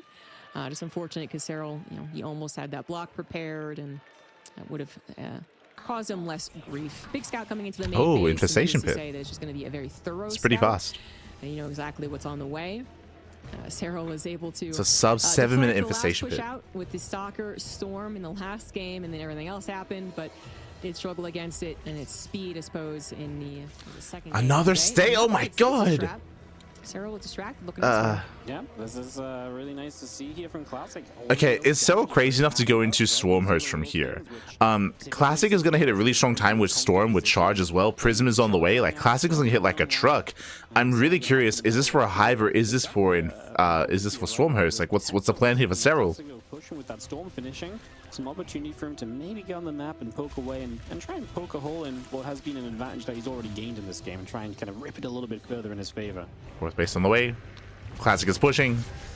Oracle's not gonna Oracle get goes through. down. Yeah, I mean, that Oracle sees a fitting end because it really has nearly died. So And here he many times. comes. Going right, it goes down, trying to fire up another Stasis Ward as the Overseer into the main. As Plus some two is being contamination chronoed. available if he wants to try and slow something down. Charge. Could be Serral able to not slow doing down anything with the Twilight, it's pits. Close to finishing. Although this attack right now is not going to be based on charge. There should be There are enough a to lot of defend. wings. That's what the Storm is going to have to be good against right now. A lot of Stalkers warping in. Aliens Serral's coming gonna from have behind. attacking from the top side. Couple of Storms from the bottom. Now a couple of Storms on the top. Force out the Archon. Morph into Archons. I feel like there's a lot of Lings left over. Surely to Yeah, try and he's stop gonna hold. these Stalkers though. This is actually very dangerous for Classic, who once again moved into a well-prepared Serral. This is what happened last time. Serral might not have had the overwhelming army when this fight started. He does actually have a very scary It happened now, it happened last game but he actually. had Happened last great game. Positioning. Those Storms did not find the effectiveness they wanted. The Stalkers did not have the. Serral, he might just break the third. To link back and then Uh-oh. decide to re-engage later on. Serral made sure. Nice if he was gonna contamination, take the very fight, nice. He was going to nip it in the butt. He was going to take care of it. Truly send it back, and while the counterattack cannot happen, Classic is going to be able to defend the Fair's advantage. This is still a Serral victory, right? He took on the fight. He reduced the army count. Ooh, of the Classic. fourth base was denied. Overall, Classic was not getting a fourth base. I assumed he had the And fourth that on the is way. Really scary about this game right now. That's Classic terrifying. Woefully behind as far as the pacing. Serral now comfortable with 4 bases, 81 Yeah, drones, Serral's on 81 5 to workers. 1, Hydra upgrades, Lurker Den, all the things. Whereas Classic has some of the things. Well, Bane's getting to connect. We do have the Immortal, the +2 on the way up. Obviously, Lurker down. Classic in a rough position here. Get set up now. After He's gonna lose the fourth base again for a second time. Kind of a theme in the series is becoming that Serral is able to kind of take a big fight and win when he needs it most to kind of get to the next stage. Yeah, like Classic had such a good start to this game. He had such a good start. He killed so many workers with the Adepts. He was getting stasis trap after stasis trap. Like Classic, you couldn't have asked for a better start against Serral, but no fourth. Without a fourth, like he has nothing here. He has no longevity in this game. Base count in the near future. Classic's not down and out, but he should know that he's in a very uncomfortable position. We didn't see the highlight. He's down. He's not out, but he's down. You know, they had a little bit of an opportunity to get across the map and try and throw a wrench into Classic's movement, but really by the time they showed up, Tempests were already being built, so there wasn't that huge period of time where there was really no more solid there's a massive window where lurkers can be really effective here for Serral. Lurkers will arrive, they'll defend, they'll be well positioned. When all their upgrades are done and the number increases, we're going to see that attack on a Classic side of the map, and that's going to be very difficult for him to defend when he's not already making his way up to a fleet beacon. The best thing that Classic can do is try and poke and prod and then keep track of the lurkers so that they never just again. That's the third time. Not a fourth. Not the fourth. That's done. Another cancel on that one. The third time he gets denied. Go down once more there as Serral is able to dive in. Those Lings doing a great job. That might just be game. I'll be honest. Like that's brutal. It's really difficult to kind of pretend you can. He just can't expand the game easily, right? So. Yeah, Stargate number 2 and a fleet beacon starting now, but would have really liked to have had that. Oh god, he's pushing into lurkers. Okay. Actually, they're pretty exposed. Very nice. Identification that he actually had a chance to fight. He's going to take a very good fight. Oh god. Oh god. He honestly started off very Never mind. Because the ending, which was not as great as now, some zealots do get on the other side as well, though, and that's where the warpins are coming from to keep some pressure going. Yes, Serral doesn't quite have the mobile army for the amount of zealots here, but he is building one. Even Hydra's popping out as I speak, so that's going to really help out. And the zealots are just trying to buy some time at this point. Classic going to try to afford his progress up to Stargates, but he needs to replace a ground army and he needs to build an air army. And that is difficult to do when your fourth base is only just now completing at 12 minutes. Yep. Yeah. Yeah, the fourth base is the problem. Honestly, if he had a fourth behind it, I'd feel so as you're saying, like, there was actually a pretty good fight initially for Classic, and then he got surrounded by Lings, and he lost everything. And as they're emphasizing, as we've been emphasizing, the fact that there's no fourth base, or that's just now finishing, is just brutal. In terms of production right now, he's going to see the double Stargate. The contamination. Want to slow some of the Tempest production and to stop Classic for as long as possible, getting to that more comfortable state of Tempests in this game. Just keeps contaminating. And Classic is hanging in there, taking a surprisingly good fight against those lurkers. Did set Serral back a little bit on the whole lurker counterattack that I was talking about, just because he had to rebuild his army, rebuild his lurkers. But he is still going to get that time, just because the Tempests are so late and the overall supply here from Classic is not where you'd want it to be. Even a stasis trap helping out, providing force fields so the rest of the units couldn't go through even if they wanted to. So Hydra Frenzy's on the way. Corruptors too. Serral has a little momentum right now, but if given time, if Classic's able to defend on 4 bases, work on a 5th base, if he's able to look to max out, then he can recover, but it's going to take a while for that to occur. Third, going to try and find some damage, even a little bit of He's rolling in. Serral not pulling his army back as fast. The Classic also handling base. Oh my god. Some connections, not all of them. And 9 probes do go down there, and an Immortal also looks like it's going to fall. Nope, Battery should save it. Yeah, Battery's going to save it right there. It's actually not too bad for Classic overall. 9 probes could have been a whole lot worse, as he is indeed going to be able to kind of stabilize. Honestly, I'm impressed. Classic is kind of stepping up after a couple of rough moments in this game, and he is actually giving himself the chance to get into the later stages, which is, like I say, a nice little change of pace from expectations, perhaps. Prism is still nearby, and will set up to do even further. Behind the Spire is done, Corruptor's now on the way, so he's not stuck on Hydra Lurker Viper, like he's actively teching up. The Tempests are going to be revealed. I mean, he saw them earlier. And he's gotten there very comfortably, and that's definitely the concern for Classic, but hey, he will give himself at least the chance to play. But he's working on maxing out. That's more than he may have been asking for with how the game started out. Yep. There's gonna be some fear here now that the Tempest count is. I mean, I'm impressed that Classic has made it to this point. Like it's still an uphill battle, but he's here. As much of a timing with the lurkers. He's got his Tempest. The control over the map as he would have liked, with them dying earlier, and that just really, eagle-eyed push. Honestly, Classic realizing he could. Now this one's a little different. All right, there was like maybe 7 lurkers last time Classic pushed into him in a wide concave. That's a lot more. So not going to be too eager to do nice that. Defense, nice reaction. But now we do have maybe that little bit of a stalemate. Serral Mothership's on the way. To spread around his lurkers, hit by with lung. That's a lot of lurkers, Jesus. But Classic also realizing so many lunkers. Easy, absolutely not. Last game, I thought that I might be able to do some poking and prodding with the Tempests This time around, looking a little similar. Thinks maybe he can do it. Not really, because the Corruptors are out. Spellcasters are being added on, and Serral is getting a little bit of damage every now and again at the third base, but Classic trying to return the favor. Here's us again. Oh, yeah. We expected that. Finally did go down, and the Zealots did not find there was a chance that Serral could have broken Classic before Tempest, but now we've gotten up to a decent Tempest count where Classic can hold his own. It's still very scary because he's very ground focused, and there's a lot of lurkers, and there are enough Corruptors in the air, so he has to be very careful. Yeah, we got a couple of infestors in production. Some Zealots going to swing around. Fez is coming in for Fungals. Nice feedback. Gets one, gets two. On the infestors initially, we did eat one. He dives in. Going to allow the Corruptors to dive in. So many Archons in the back are not going to reach. Gets one Tempest. The Storms are very good. Ling's counter-attacking, going to force a warp in over there. We drop a Revelation down. Can we attack into these lurkers? Fungal catches one Immortal. No, not quite. So he's not going to commit. He had so many of those Corruptors low. Like I say, if those Archons could have maybe got to the front, could have maybe done so very much. There's not that many High Templar. Being chipped away at, so has to keep on replacing and get so more spellcasting available to really help him out here, it seems. Warping into the main. So in the main base. There's lurkers. There are two lurkers though, so they won't find devastating damage, but maybe something. There's lurkers in position. Serral most importantly needing to keep his eyes on the true Greater Spires on the way. Is the main attack or defense in his case, which it does seem like Classic rotates, denies the base, going for the lurker den. Okay, lurker den was targeted. So yeah, Serral did have to send some more reinforcements, reposition some of his buildings and units to make sure that did not go down. But Serral, he's got the good Corruptor count. It's 23 Corruptors. He also has the upgrades already. Actually, Classic very late to any additional upgrades. He's got +3 attack, but no shields on the way. We got no air weapons on the way either. And that wasn't necessarily the case last game. Serral managed to squeak out a little bit of an edge. Icing run by denying the fifth. Mostly, close together. And this time around, not the case. That could affect these upcoming battles. Likewise, Serral doesn't have a 6th base of his own, which is concerning. Serral was going to try and send some lurkers up to the right side too, but that doesn't look like it's going to work. It's going to be obviously Classic looking to put 5th base down. He's going to choose down here, which would be kind of wild, no? Because now we're going to have 2 bases very close to each other, and these consistent fights will continue. But maybe Classic is okay with that because those Tempests are keeping on reaching across and doing a lot so far. Takes out a lurker, not bad. The Broodlords are on the way. Just come diving on through. There aren't actually that many infestors.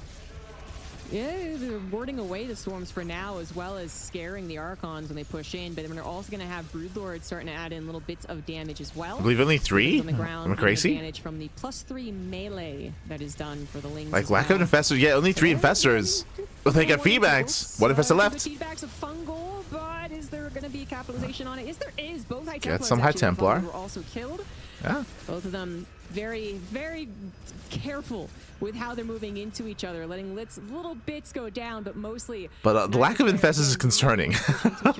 It's a big concern. Just that one lurker that managed to avoid the main army did cause some problems at the 4th, and then lurkers at the natural. I think they specifically targeted this Admin X core, which wasn't upgrading anyway. So further delayed upgrades for Classic. Yeah, nothing in the skies for him upgrade-wise, as this base is going to be in some trouble. Obviously, those Tempests upgraded will absolutely smash through. Gets a base, not bad. That seems to be the case. That's a 5th, we're going for the dive. Preemptive storm is good, and Corruptors get punished. Keep moving into that, considering the hatch Big punish, gets a Broodlord as well. Try and save the base, but once the base is gone, do we care so much? Like, these are really nice trades here for Classic. Getting more lurkers. 2, 3 lurkers. Is not afraid to jump when the iron is hot. 17 lurkers have gone down. That is quite a good number. Only 2 Broodlords, but then the Broodlords have not been a terribly high in number anyway as of yet. Only 9, adding a few more here and there. More lurkers trying to get a run by, or effective usage of them. Takes down another base. That's a kill, not a cancel. Really doing a great job. If you remember, we spoke it out on this map. It's easier to maintain your base count, at least as we can see from the Proto side of things. Now getting his 5th fully operational is protected by the army. But he is continuing to upgrade, and Serral expands towards left-hand side. Happen so hard, so fast. The upgrades don't seem to matter. But I am quite surprised that Classic has entirely forgotten about upgrades. Even the shield upgrades can be really big for, obviously it affects every I would have to agree here that, like, Classic, he has the money for it. He has the money for a Cyber Core, for upgrades. It is Classic neglecting just, that, doesn't which find can be a value in it, I concern. suppose. Wants to save the resources for something else. Yeah, maybe just the fact that he's been so slow in the economy this game, right? He's not been super rich because he definitely went for the shield upgrades last game when there was all the time and money in the world.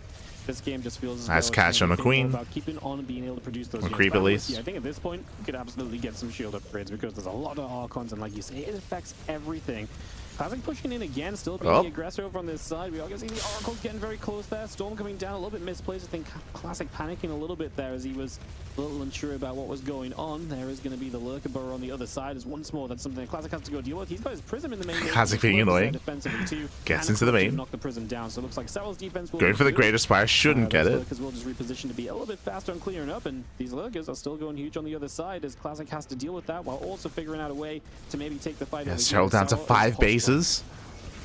Recalls back home. Nice recall. Classic did manage to find 2 hatcheries and some lagging units that were trying to escape, but while that could have been they're waddling away. Oh no! They stop moving. Couple units, the Lunkers, get out of here. And that is what's causing this, I think, to be. And now we rotate to the left hand side and rotating over towards the fresh mining base of Serral. 5 infestors this time. Sorry, 6. But he keeps nice his army fungals. alive. He doesn't make any stupid mistakes in the hubbub that was going down. And refocuses on getting a base mining. So now we're back up to a higher infestor count. And for Classic, you know, trying to go for the old left-right, probably going to set up for that again. Army on the right side, whereas also his bases are. Although finally trying to take the one on the left. But then Zealots on the left side, hoping to. So Serral is triple expanding. He's taking 3 bases on the right hand side, and Classic, because of this rotation, he should deny all 3. Even coming down. I guess Classic's going to have to send a lot over there if he wants to kill it. And ourselves that hatchery in the forward position, just going to get that cancel straight away. Another hatchery on the bottom side likely going to go down. We can place the Nexus now as the Zealots play cleanup on the single burrowed Ling. And yeah, I mean, Classic doing a great job of denying Serral bases, so Serral will not be able to build as much as bank as he might want. The infestors! Oh no! 3! Oh my god! 3 infestors for nothing! That's brutal. Serral making mistakes. How many kills they can get as Serral is in full retreat mode. Classic is going to respect the Broodling starting to come in and lurk. That was scary, as once again, just a single lurker being so annoying. Those 3 infestors going down, then the fungal, which means another base falls. On that base, it does seem inevitable, but another base goes down for Serral. Lots of non-cancels happening too, so Serral's never got Cleans up the lurkers. a bank, and then losing those infestors because he simply wasn't paying attention. Also, and you know what? Finally upgrades. +1 air attack is on the way. Let's go. I think he's ultimately glad that he took it, but he does take damage on his 3rd. He does not get his 6th base up. And the 3rd, like I said, it seems inevitable that will fall. The Lurker moved away and then came back. It's going to get the kill there. It's Classic. Actually, might be able to save it. Yeah, it didn't target the Nexus. It's still so low, though. That Lurker going down. Nexus is going to hang it Nidus down. on the way. Carrier production has begun. 3 flyer attack upgrade coming in. All of those. Classic finally taking the base on the left-hand side. At this point, I really feel like we maybe should have gotten a shield upgrade, CG. It's been so long in this game. Right? Like, it's been so long. Like, this is not like we're hanging on in there trying to just stay in. 100%, I think. Classic doing it, he's doing it. Right now, like, Classic, he has had a stronger, like, past 5+ minutes. Maybe even 8 minutes. Oh, nice fungal. Very nice fungal. Finally, he's going for it. Take this fight. A lot of feedbacks went down. Yeah, Archons, they fall back too much. He did get the fungal, and that's why he was going for it. Very nice. One of the mothership. Still, you can see one fungal. One fungal is all it needs, or is all it takes sometimes. Very strong fight there for Serral. Classic plummets in supply. Remaining are not going to be taking on. Classic's in trouble. To the top left. Serral actually really dominating in supply right now. Is Classic. He has a bank, but he has decided that he doesn't need to panic warp. Yeah, only 2 Stargates. Worse units. He is going to stay nice and calm, evaluate the situation, say this isn't the end of the world. I'm down in supply, but I'm just going to fill it with something better. I'm going to fill it with mass capital ships. What's really wild is just the fact that I know it's 24 minutes, but like it's still not the stage of the game you'd expect this lower set of economy, right? From both players. They've been playing kind of a very low eco game all the way throughout. So while yes, there's the slow warp-ins. kind of big armies. There's a lot of resources still to be mined on this map. So we've got a lot of mining left to go. And it's going to make for an interesting game as we continue through. Yeah, the base is going to go down. It's going to be a kill. Who can take which base down? Who can really hold on to their bases? Right now, Classic struggling to get. But as they're mentioning, what's important is that Serral, he has been denied base after base after base. So Serral's economy has been low. Meanwhile, Classic has also been really struggling to expand as well. So the banks just aren't really there. Not too much.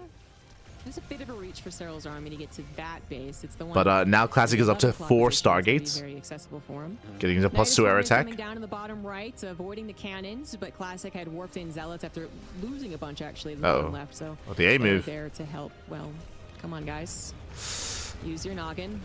Oh, the second Nidus Worm even kind of body blocks further. Nicely done. Lurker is certainly in a tough position to beat without, some type of bigger, more air-based army. But top left. oh, that's why. Okay, Classic distracted. Didn't actually kill the Nidus Worm. Serral picked up on that faster and just popped into the Lurker. Classic slipping up here. Done on Classic's bottom right base, and he is forced to evacuate the top left. He might not be saving that base either. Those Corruptors are low though, which is kind of scary right now because you need them to come in and fight and protect those. Decent storm. So we kind of need to be doing. Base goes down. Do you see the Lings succeed in the counter? Classic struggling a little bit here. Serral building up his bank. Bases to mine from. I feel like 22 workers is such a low amount to be on at this point in time. That bottom right base being attacked really has cost you. I mean, Zealots are going to come through here. Despite all this, more bases going down for Serral. Classic, can he get set back up? I think he does need to rebuild probes, which he is doing. And again, still need to look for bases in this game. Does check that center base. It is a little surprising with how many bases that are left over, and you see how broke they are. Just a big stalemate. To see them both already almost approaching the. There aren't any minerals. Let's go ahead and reduce our worker count. Let's try and max out as much as possible. But it's just the way that this game has gone. So many trades. Yeah, like their worker counts are reflective of like a 1 base economy, like 1.5 base economy. Bases perhaps. We're getting these constant trades, and we're getting an uncomfortable economic position because of it. It might still eventually reduce down to a stalemate. That is possible. But yeah, both players have exhausted their banks back to just who can actually use their current army most effectively. Lurk is trying to jump on top of this bottom right base. Looks like that will be good enough. Classic needs a little more if he wants to help defend that, but he's actually using. Now once again, we saw what one fungal could do. That's all it takes. Nidus Worm, I think, just spooked nice him. feedback. I'm not sure where it went down, actually just reinforcing the but if Classic overextends, if the army gets locked down, then Serral can take a fight again. Hopefully he does see. Yep, that's the sort of thing that can become very frustrating, especially if these few lurkers just get to spin up to the main base. Classic is rotating all the way down. He's going to pull Classic back, maybe force a recall if he has that off cooldown again. Nice into the main, late reaction out of Classic. A little bit too late. Zealots warping in, and they're not going to do good enough against the lurkers. So now you need something extra there, and that's just so annoying to have to Classic just getting pulled apart. Units back home to defend when you really want them on the map, pushing your position and continuing to pressure Serral's bases as heavily as possible. Yeah, Classic is in a problematic spot. Probably the best thing to do though is again to keep a cool head. His army is still very impressive, so if he doesn't lose the army, as I'm pointing out, like the main army here for Classic can still win. But if he loses both by being rushed, then of course he can actually lose the game. Recall is going to be used. That army took out the hatcheries that it could. It did not want to play with fire anymore, so again just keeping it nice and calm. And then Classic means they're still in the main, which means we can go for another Nidus into the main base as well. Increasingly more important mining base. Classic still has some minerals to the bottom right, but the first 4 bases are gone, and the third is just these gone Nidus worms. And then this one is Classic a supply block. You can't even max out. Nidus Worm also allowing for that successful escape, something that's Nidus one right on for your plus at this point. Looks like it was cleaned up. Oh no, still there. And just continuing to hammer this point. Run buys, Nidus Worms, making Classic move every which way, and at this point, Classic is not getting as much in turn. I think for the first half of this game, it was a lot of tit for tat. A base went down, but then probes went down. Lurkers went down, but then high town force. And now Serral is getting a lot more control, and that is visible in the bank. Classic not breaching 1,000 minerals. Serral almost at 3,000. Yep, it's just been Serral's being able to consistently say, okay, I see where we're at right now. Is this Nexus? It's going to die to the Lings anyway, so never mind the excitement of the lurkers going down. Yeah, feedback so easy counter. Only when Serral overextends. Been so consistent with the counters. The Niduses have been used amazingly, and Classic. It's all about army positioning and army movement. Part of the game right here. He's had a lot of good movement with his army, but the Niduses are getting away from him right now. And on a map that's ending up so spread out from top to bottom, you need to be on top of those. You can't just go like, left to right as easily as we were on Incorporeal, right? So this is a very different situation now. And so only when Serral overextends. Being able to be as good with those Niduses. Well, yeah, you don't have Niduses. So far, that's Jesus, 7, 8 Infestors. For Classic, he's also just Well, it's an incredibly tough position for Classic, who really can be just trying to keep a cool head. You can see Classic, he just wants to be active on the map. He just wants to move out. He's forced back home again. He lost bottom right. Base went down. Half of the game was happening. The Warpers in the main, very consistent.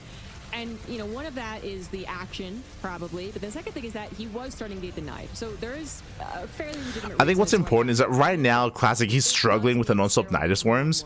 But once they slow down, like, there's still a lot of bases for Classic to take. And he can, once again, recover.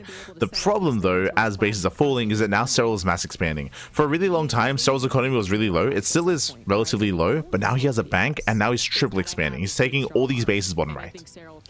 You know, remax 100% on the bank that he has. I hope that's the case. But the more this game goes on, the more that Classic can't get a bank and Serral is allowed to use his army very efficiently, the more that he might even have a second army of bank worth. And then Classic, you know, his ultimate army might not be good enough at that point. It might not be good enough still for a direct fight, depending on how some of these spells go. Classic, you know, I'd hate for him to lose because he gets a little rushed, but he's also really being forced to. He's got to do something drastic. Yep, no, he's kind of under pressure. Like you say, the bank is building up, and the longer we let that bank build up for Serral, the more difficult it's going to be long run. So I do think it's time to kind of start forcing a fight a little bit, knocking down some bases. It's time to make moves yourself again, and that's been so difficult because... Oh, focus on me. Nice, very nice feedbacks. Jesus. Better fungals, though. Storm on the Infestors. Infestors are going down. There's one Infestor left. Yeah, he pushes through. Serral has to get out of here. He has to get the hell out. The base is going to go down. Serral might be in some serious trouble, and this one Mega Army might just get the job done. It might. That was not a good fight for What's Serral. the remax? He's forced to retreat, and that bank is really not impressive as of yet. Classic maybe choosing the What's right the remax looking like? Serral, He's going for more bases. He has to send it. Go. Send it. Keep going. Ahead of that fight. So the Infestors were a little awkward. They kind of fungled, knurled, then stormed, then ran back into it. Like, it was he gets 2 bases. He does get the opportunity. Recalls back home. He had a bit of a bank to replace some of those critical units, but Classic absolutely taking a good fight. Now getting a recall to take care of more of the harassing units. And Serral, he has no gas. No gas left. Re-encouraged. My army can do the trick. This is not game over because I'm getting torn every which way. And he did just kill pretty important bases of Serral off to the left side. Serral did finally. And Serral, look at the drone count. Like he has no economy. He can't build up his bank again. That's all he had. Drones. You're not going to build a bank that quickly, even if you manage to avoid Classic. the next 10 minutes. He's doing it. Classic just reset the bank right there. And actually, for a few moments, Serral had 0 gas income as well. So genuinely being put into a difficult spot. Classic gets a base top left. That's a lot more free from kind of harass right now as well, because the base of Serral is no longer quite as close. So that's going to be like, because how this game has been playing out, Serral, he's on less than 40 workers. Like he can't build up a bank anymore. He can't rebuild. He can't remax. He has no bank to work with. Without a bank, Serral, he can't fight. Not head on. What's interesting now is that Classic is going to not play the right side as much. We're going to play more the left. But that, of course, Token Swarm Serral Host have the right side bases. So how do you go about that? Do you make another big kind of daring move with the main army, or do you just kind of try and mine up and build up a little bit more again? Tough decisions, very tough. Serral is going to be the token swarm host. miscellaneous swarm host. It's going to be suicided in eventually. But the bottom right is still fairly healthy. Definitely a base worth taking. It's just, again, Serral doesn't have that many drones. So, you know, we didn't just transfer 50 drones from one half of the map to the other, and we're still mining, you know, plus 2,000, plus 3,000 a minute. No, it's still pretty low, and Classic even beating them now as the drones are pulled away from the gold. Serral for the bases. maybe going to... Serral is mining is being denied. This is what's important. One thing that never happened, losing mining the bases. Cracklings really never decimated the main, and that led actually to Classic's win. Serral couldn't kill the main buildings fast enough. Here, he's actually starting to get a lot of them torn down. Things are cleaned up. Also trying to open up an opportunity on the left side with the Nidus Worm, and that is a secondary win option, technically. If Serral cannot win the fight, although I think the next fight should be a lot better than the previous one, he could maybe also think about that base race. It's not the ideal situation, now, but it is there. There is a chance here, like Serral with his army, he can have a really solid fight. If Classic isn't quite like on it, if he's maybe caught out in the open, there is still a chance. Likewise, as they're saying, Classic is running out of buildings. Unironically, like he's running out of buildings. Lings, they're going back in. They're going for the main.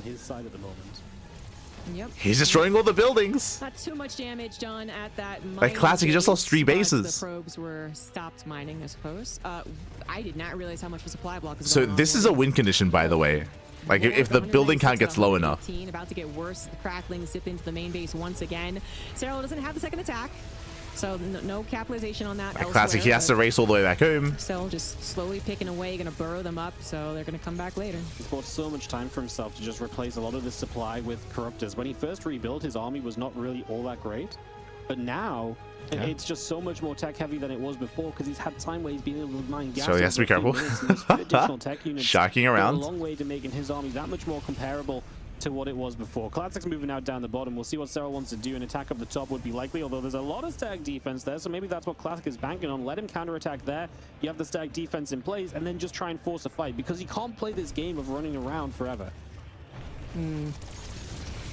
Classic is going to force the fight in the bottom. Yeah, fully walls off. Cannons on the way. Let's go. Mining still. Classic is now aware. Nice feedbacks. Ooh, fungal connects. Brutal fungal. Brutal fungals. Gets 1, gets 2, gets 3 at Templar. Catching these tempests, the corrupts are going to Storm zones. on that. Grab 1 at the very least. Storms are blanketing the army though, and Serral has to be very careful not to overstay, right? Because maybe the units are alive, but they are injured. Another storm, another Archon shot. Yeah, there's a couple more high Templar on the ground So underneath. let that base go. Classic's going to have to accept that that's going to be it. Pushing it any further is going to be very, And what's scary about these trades, even though I would say that was a better main army fight for Serral, Classic, he has a bank he can rebuild. Like he can replace his High Templar, he can replace his Archons. It's beautiful, right? Serral It's the can't. exact thing he needs though to defend against those He's broke. Zerglings. As we do have the Tempest firing away, that hatchery taking some big hits right now. A few High Templars need to be careful. They were a little bit away from the rest of the army. You're right. So Now the base goes down. At the start of that last fight, just edged things. So he wants that mothership. Oh, him than it might have been otherwise. Got to be careful. Thinking of trying to goes to fight dive. Does get it. Exposed as we are going to get an abduct as well. Mothership and a Tempest going down. So that's a great Nice grab for pickups. Serral as he gets a bit of Classic's army for free. Yeah, realizing he could grab 2 rather than just the 1. Festus revealed. Once again, something that, if you've noticed, Serral, he has been bunching up his infestors quite a lot, where he keeps them all in the same control group. He hasn't been spreading them out, and it means whenever he does engage, like, yo, he gets feedback so quickly. And whenever it happens, it's like multiple infestors get feedback. Serral might have had at times more bases, but he actually never had enough drones to really, just skyrocket ahead on that bank. The one time that it looked like it might happen was when Classic did move in and get that really good fight. So no one's comfortable at this point. Still a lot of mining technically to be done on this map, but Still has sub left. mining that feels impossible when you are scrounging around for Retakes bottom right, double expanding. There's the recall. Are you going to try and place it to the bottom right where a single zealot might go ahead and take care of it? Big recall. Don't want to let this base go, but this is what Serral needed to do. He needed to open up the opportunity for more attacks on that base by getting rid of some of the static defense. And the Lings wouldn't want to trade out with that, but the Broodlords obviously can. Still some cannons left over, and the army might just stay here, which does bring us to another problem perhaps for Classic, which is that does he just have to stay at home at this point? Can he continue roaming around the map? And I think Classic should keep roaming, especially top left. Accumulate a bigger Are we going in? Choose to go down that path. Yeah, it's a very good question. Is the Broodlords there actually get a first good couple of shots? Oh, the High Templar. Stack defense is choking Classic Let's pull away. being able to kind of come forward and take the kind of more open space fight, so the units aren't able to get to where they need to be. Those High Templar are super low. The fungal nearly hits them. That would have just been a kill. But it doesn't quite happen as we continue the back and forth. Obviously, each and every one of these... Tempest Cat's actually quite low. really Only 3 Tempest. right now. Mothership is not far from popping, so Feedback on the Viper. High Templar goes down. Now the Broodlord's getting hurt. Some Tempest shots going in as well. And so far, Serral not being able to capitalize with any spellcasting just yet. Maybe those few units leading to the front opens the door. Oh, please, out the queens. Every unit counts. Some queens go down, which might whatever, queens, right? 3 queens go down. Transfuses almost helped the last game and could certainly help this one. You're not replacing them. Serral is, by the way, adding on bits of drones, so I think he has recognized to some degree that he will be able to mine off the bottom right. Again, just a couple of zealots might deny that, but only if Classic's thinking about it, only if Classic maybe has the supply for it, right? Having the big Deathball army as well to need to be maxed out on. Yeah, 2 more Tempests severely limit the supply for harassment. So, I mean, High Templar moving in. Might have to give up this Doesn't base, quite get the but doesn't maybe get the looking for that feedbacks. opportune fight. big fungal could come through. Yeah, just looking to see if you can get the fungal. Nice revelation. 1, 2, 3 feedbacks. Did have the vision on those. There are 3 infestors left. Are we actually going to try and fight here? There's the another feedback. He gets everyone. He gets everything. They're not replaceable, remember, and that really takes away from a lot of the spell casting. No more fungals. 0 fungals. Base goes down. Yo, classic. On infestors rebuilding, but that is a costly few for him. Classic definitely getting a good edge in that trade. Edge, mate, he takes that fight. Classic just dominated. He killed 6 infestors. He killed 4 and 2 survived with 0 energy. To help out with the defense here, so the Cracklings aren't going to be able to set Classic back down to literally 1 base, not quite. And Classic actually finding a little corner of the map that allows him to defend 3 bases at once, which is quite nice. The gold, half gold, is being taken by Classic too. Serral, I think, is mining out at this point. His bottom right is also mining out. The very corner, and I'm moving bottom in. Right, never taken actually. At times he seemed to be maybe, you know, getting an economy back up. Does get a free Tempest. Added on, but he actually never had base is going down. Comfortable 300 minerals to just throw down a hatchery, especially after losing those infestors, which the gas is the main problem, but money is also a problem. Quick cancel there, and that's something. These things, they're causing an issue.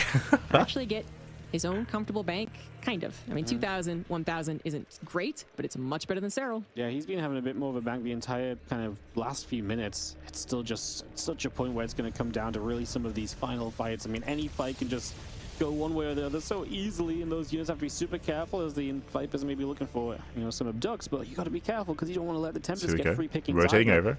I feel like a lot of Serral's army, like the Vipers and so, a little bruised up as well, just more easily picked off, right? Something to keep in mind. Instant cancel here from Classic. He's not allowed that base, but he is going to come in here. I really think Classic could have knocked down those rocks, by the way, because they destroy the blue minerals. That would remove some mineral access. Nice pickups. Takes down the cannons. So something to think on as those lings run. Meanwhile, Classic rotates over, pushing in. How many infestors? That's the big question. 5?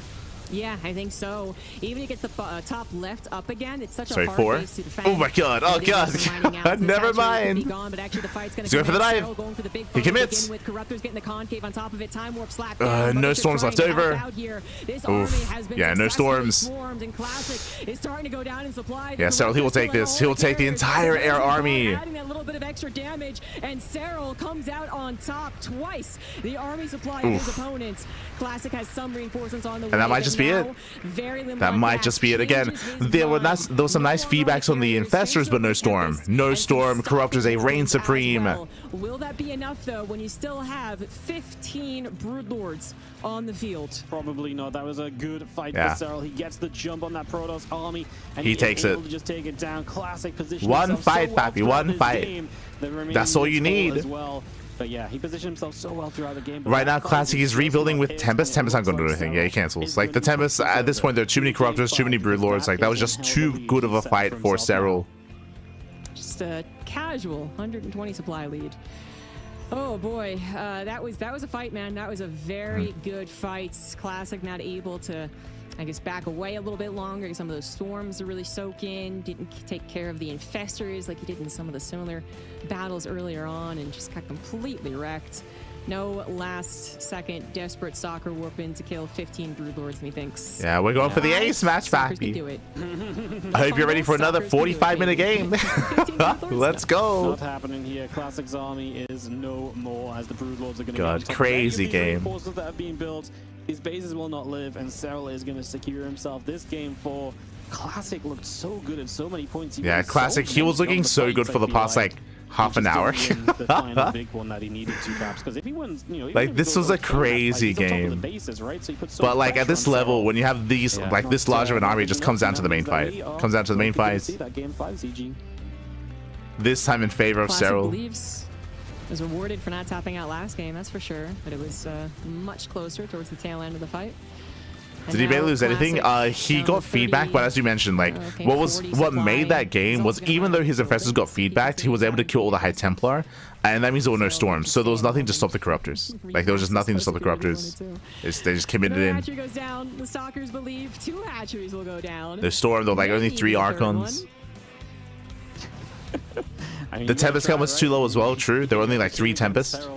You gotta try everything. It was mainly carrier. Let it go to game 5 because a game 5 is never going to be fun to play. You saw all the stress he had to go through to try and have a chance in this one. No shot of blood capture. Pleasure can handle these games. No shot. Have some fun goals. We have the Brood Lords and these Stalkers will It's go too much down. tension, Pappy. Yeah. A small final victory for them, but I don't think Serral really minds. He can build it again. But yeah, we're going the distance. Going all the way. Really doesn't want to go to a game 5. I think you're right. Yeah. Or maybe just taking a moment to chill because he knows they're not going to be given much time between games after this one. So maybe you just take a moment and just reset a little bit, have a think about, you know, process. How come after a year away from SC2, ZVP still seems the stuff that is Proto's favorite?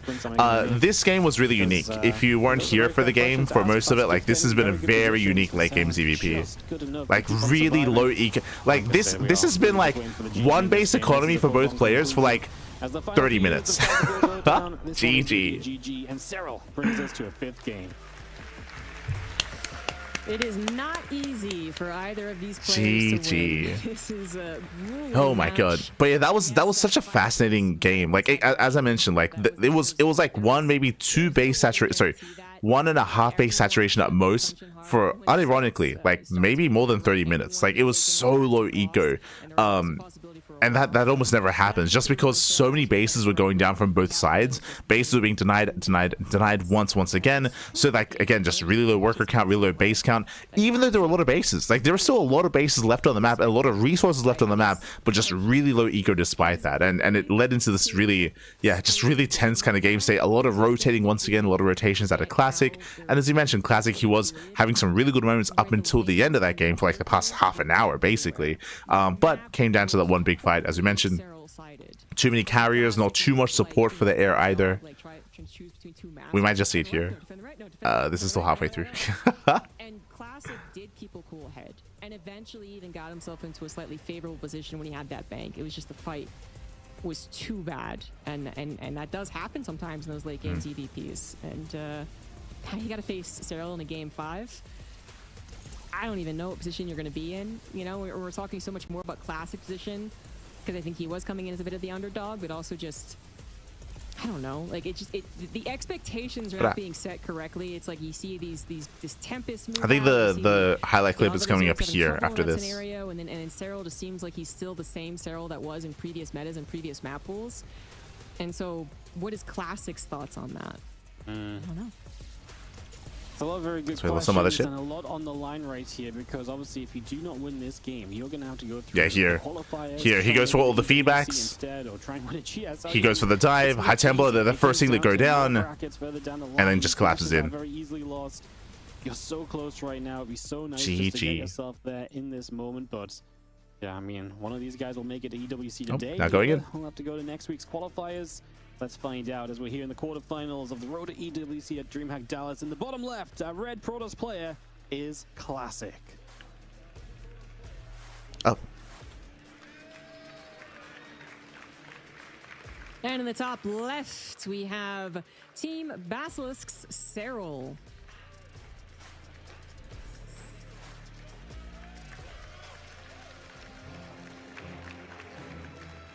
Don't even know what you really think to do right now as Classic. I mean, the later games have not looked unwinnable for you. Oh, okay. Close, and it's obviously so frustrating to play there, but... Forge. Really? Oh, with cannon, let's go! He's going for a cannon rush! He's crazy! Again? Classic has cracked. Is this how we begin and how we end? Oh, no. He's gonna kill him with the cannon rush. But will he, though? Did Serral stop? Oh god! Helpful defensive scouting. I don't have faith, Pappy. I don't have faith in this. Let's go. Send it. Send it, Pappy. Like it, right, as this probe comes up toward the high ground, and we'll decide one pylon. He's just gonna leave the one pylon for now. Overlord coming across. We'll see it in a moment to double check. And Classic will get a full wall off here. So full wall off goes down. A couple drones pulling over, but now the probe has a chance to set up on the low ground, and the rest of the drones pull, realizing the situation. Pylon low ground as well. There we go. Does fully wall off. Cannon's on the way. as the drone started work on that pylon here. But yeah, this is going to be a little tough. Classic is going to get a better Does set up on low ground.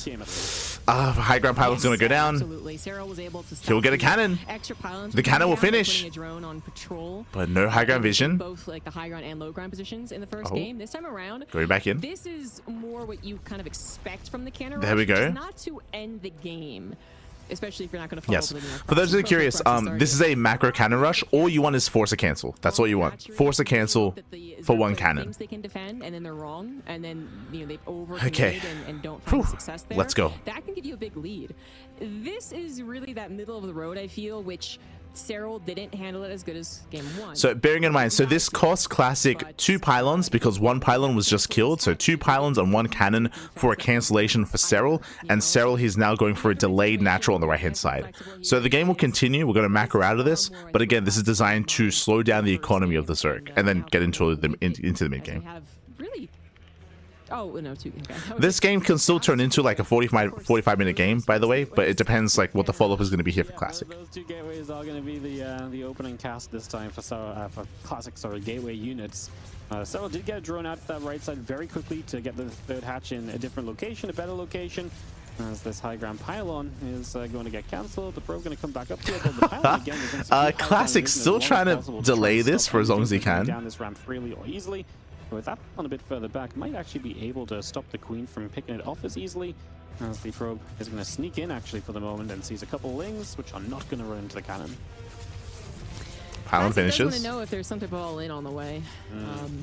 Yeah, we do have a lot of gas. Just keeping high ground vision. Serral, which is a little surprising. I wonder what his plan is. But Classic does know that the drone managed to escape off to the right side. A really important note, too, because if that doesn't, then sometimes, that natural is so delayed. But Classic knows about it. And slowly breaks out. He's grabbing an evolution chamber at this point. He has so much gas. Yeah, he does finally pull off. Yeah, the Evo chamber is a weird one. Yeah, huh. I'm going to finally be able to transfer the drones as well. So that's one thing. Are going into fast plus on melee, I would imagine. So this cleanup is effective for Classic, and that's effective for Serral, and that's why Classic wanted to try and delay this as long as possible. And Serral just going to Classic going for the drones. Line and Ling's out on the map, so Serral will have a chance to just disrupt the drones a little further and just trying to be as annoying as possible here so far. And that's a lot of lost mining time. Great micro to keep the drones alive. And yeah, nice job by Serral. But it's still a good idea from Classic as the 3rd melee will come down from Serral, and he does invest into the melee upgrade off that. So plus 1 melee. This leads into Ling Hydra. This went to a no. Apparently, this entire series has met my activity goal. So apparently, my heart rate up this entire time. I mean, it's almost intense apart from a 30-minute dip in the middle of game 3. This is plus 1 melee into Ling Hydra, typically. It's definitely delivered. And it got crazy. Oh man, yeah. Even this cannon rush, is a little tense on it, just because it could have been a real failure like the first game. Is what I said. So this is a better position for Classic. Again, he forced a that's all he wanted. All he wanted was force cancel on the natural, so he does delay. With this Classic, he can now build up on 3 bases. What I will say is that welcome to Persephone. Persephone is known for more aggressive builds and more aggressive play. I feel like it's a little bit more awkward to get into a long late game on this map, but we'll see. I mean, Classic, again, he's known for that. He's known for embracing the late game a lot faster and going to Sky Toss. So I'm sure he wants to go there, but we'll see if we can get there. Or if he even attempts to. Getting some amount of scouting as well as some amount of harassment to try and help you out, and some defense sometimes. If Serral had committed more lings across the map, that 3rd nexus could have been surrounded and killed. Yes, there are 3 adepts, but a surround still could have gotten it earlier on. Yeah, obviously not what Serral was hoping for, thinking of a Baneling class. He's playing into Ling Baneling as the choice here. Classic has not discovered that as of yet. He studies lings, but that's fine. Yeah, he's going for the Baneling nest. This could just be a safety Baneling nest. We'll see if Serral is aggressive with it. Seeing what's up. That's one Blink going to be the choice as the nexus will fire. Gets a pylon. Just going to try and hit the pylon. A couple stalkers warping in.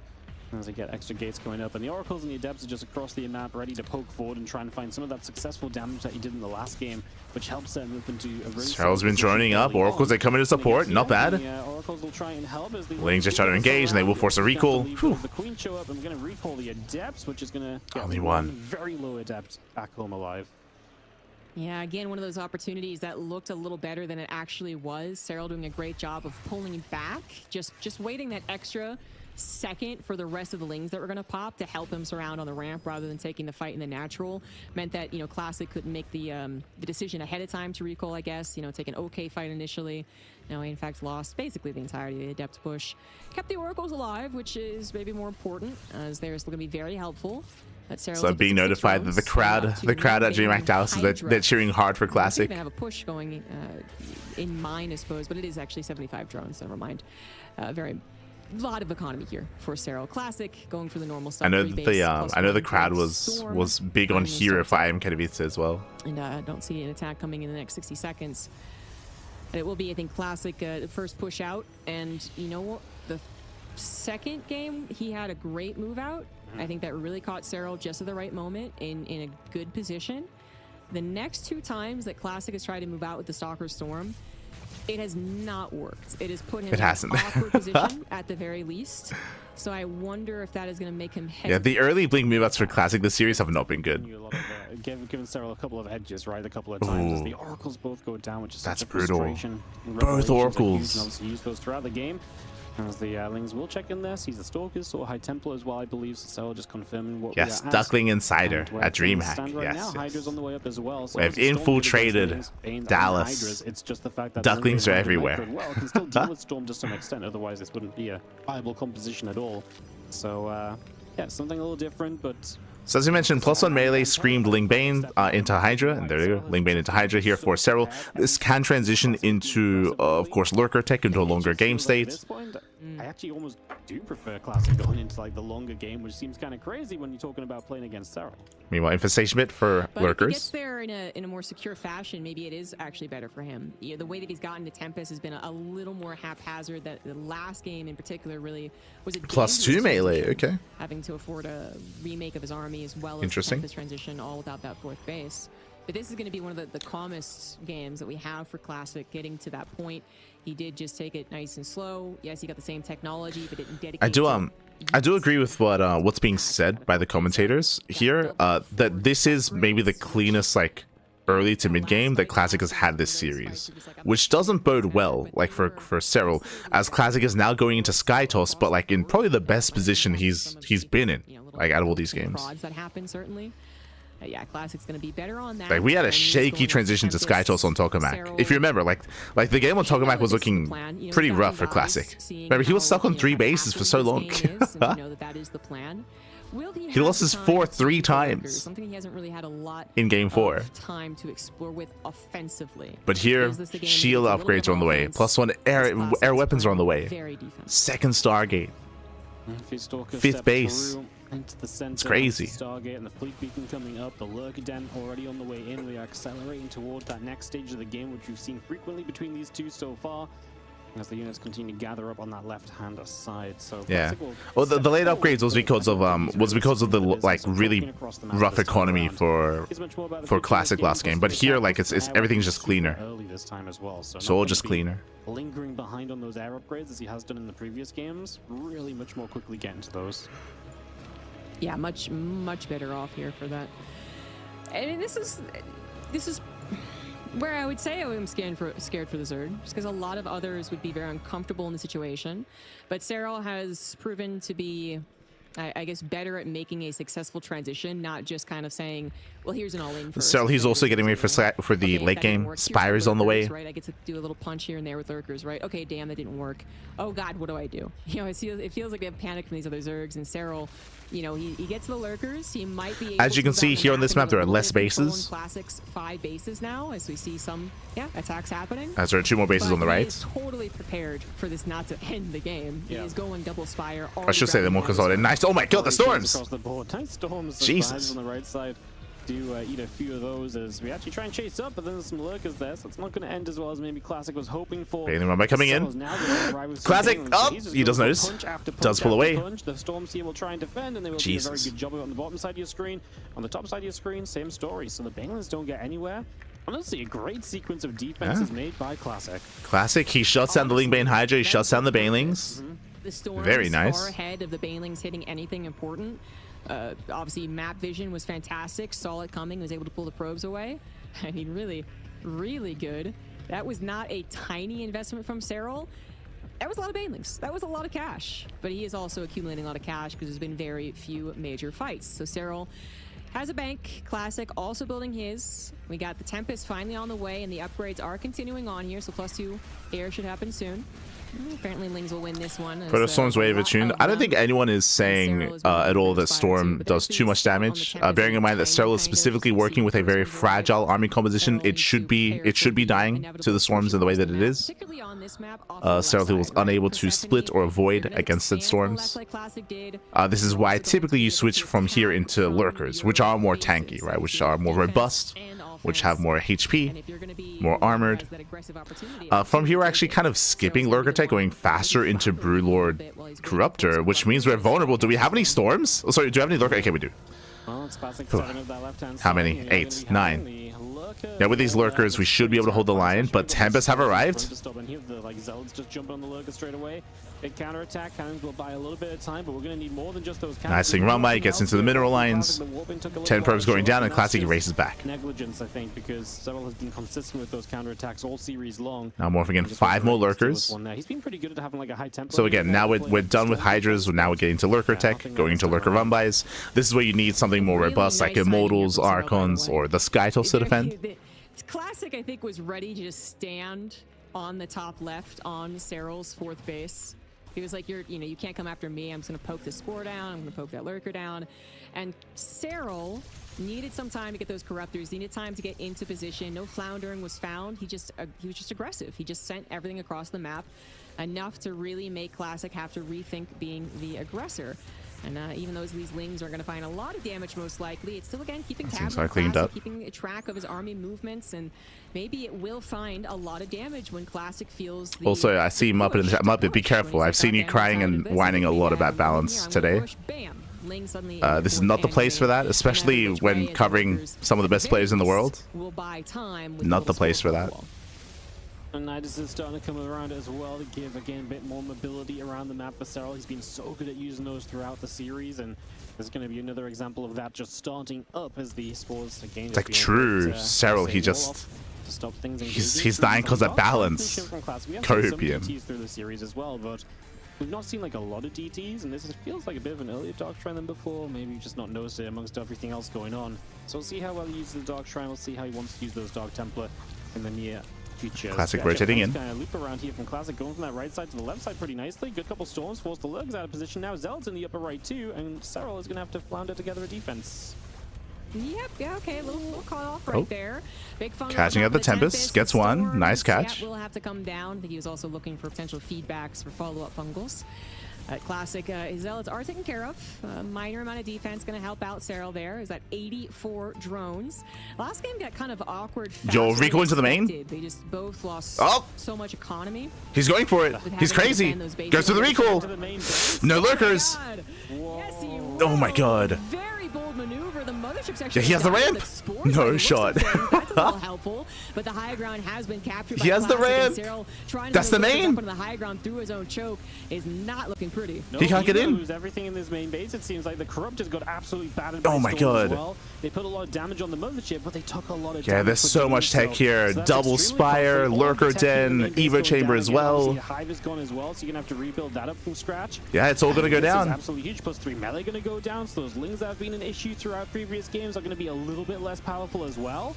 I mean, what a move by Classic. Just the mothership deciding to give its life for this opportunity. And now the natural hatchery in trouble as well. Yeah, oh my god. Are not really in high enough numbers. Gets the natural. The Tempest at the moment. There's barely any Corruptors. He can't rebuild. The Spires just went down. That's always going to have to be canceled, so no more Corruptors. Oh my god. 9 Broodlords about to finish, and the Corruptors are about to pop out, the ones he could afford to make at that time. And this will not lead to further damage, it looks like. Actually, Classic might need to recall. Bearing in mind he can always recall. He should recall. He has to get out of here. He has to get out of here. Where's the recall? Recalls, they are absolutely going to go down. More Corruptors did appear. He's trying to ward them off with a limited number of hits there that he has. There's the 2 Tempests going down, as well as a small remnant of the ground not recalled correctly. Sorry, boys. And then Zealots are going to try to find some success over the right Now, side. what tech do we have left? What can we rebuild? Like the Lurker Den went down, the Spires went down, the Hive went down, so you can see still he has to rebuild the lair. He has to rebuild the lair and then everything else. He's stuck making links, if that. Yeah. He has a spawning pool. Already had to spend so much money reproducing units, whereas Classic's bank is very cozy at the moment. And of course, this has taken a lot of kind of Serral's pressure off the map too, because he's been focused on figuring out how to defend this very awkward position in his main. He's not been throwing the units across the map as much as he has done previously, so it really has given Classic a pretty major edge for the moment. Yeah, absolutely. You know, Serral just was not anticipating that. So crazy. It was crazy. That was a big kick to him, and he had to focus entirely on how he was going to handle it, and then actually handling it, which was quite difficult. And then he has to decide, do I recommit to something aggressive to try and buy time for rebuilding this army, or do I just try and really turtle, which will give him more opportunity to expand on the map, as well as more opportunity to kind of think through how he wants to play. Okay, working on so healthy here for Classic's really Serral. taking control of this game. He's going to go back into the main base, which now maybe isn't as important, but it's the same domino effect that I was bringing up in earlier games, which is like, the more that you don't have these bases, the more you also don't have vision there. The more that suddenly the Zealots that were in the main are now under natural. Now, because he lost so much before the recall, Classic, he doesn't really have as much momentum as he would have liked. He has a bank, that's true, but he, I mean, I should say, Serral has been able to replenish himself. Serral, he's still looking quite solid in the center. Which Serral has done a great job turtling up on, so that's not going to be super easy. And these lings are found out and not going to find a lot of success. So he's remaxed. Spire is now rebuilt as well, so he can go back into Corruptors. In the kind of numbers that they're in. Again, they're only going to be... There was a window. There was a window in time that Classic could have taken advantage of, but he wasn't quite able to. Just going for the base. Right base looks like it'll just go down. No answer to that. The single lurker is not good enough, and 3 immortals. Successful little run by. Yeah. They might even be able to escape without a recall, you know? The lurkers down in the bottom right are going to try and pick through this pushing in, going for another base. And eventually they might get on top of the Nexus, but Classic is looking for a trade as the hatchery to the top left is going to go down, yes. Yep. And Serral is going to have to accept that and just make sure that his army stays alive and maybe, grab this space, which I think is very possible. The Zealot warping does not seem large enough. Once again, this warp prism's like, this main base is open, right? Just not really getting the right timing on it as it's destroyed. Attempted DT harass. A few DTs that went down, unfortunately, so a little bit of an expensive loss there from Classic. Yeah, this is forcing Classic all the way back. This is giving Serral more time. Trades. These Stalkers have just showed up over there too. I mean, it's becoming a hectic situation once more as the Nidus will allow the escape away, so that bottom right side. Safe for the moment, at least. Classic will get to re-establish some static defense on that location, as we do have the Greatest Spire on the way up. So we're getting back on track tech-wise for Serral after that big attack into the main from Classic.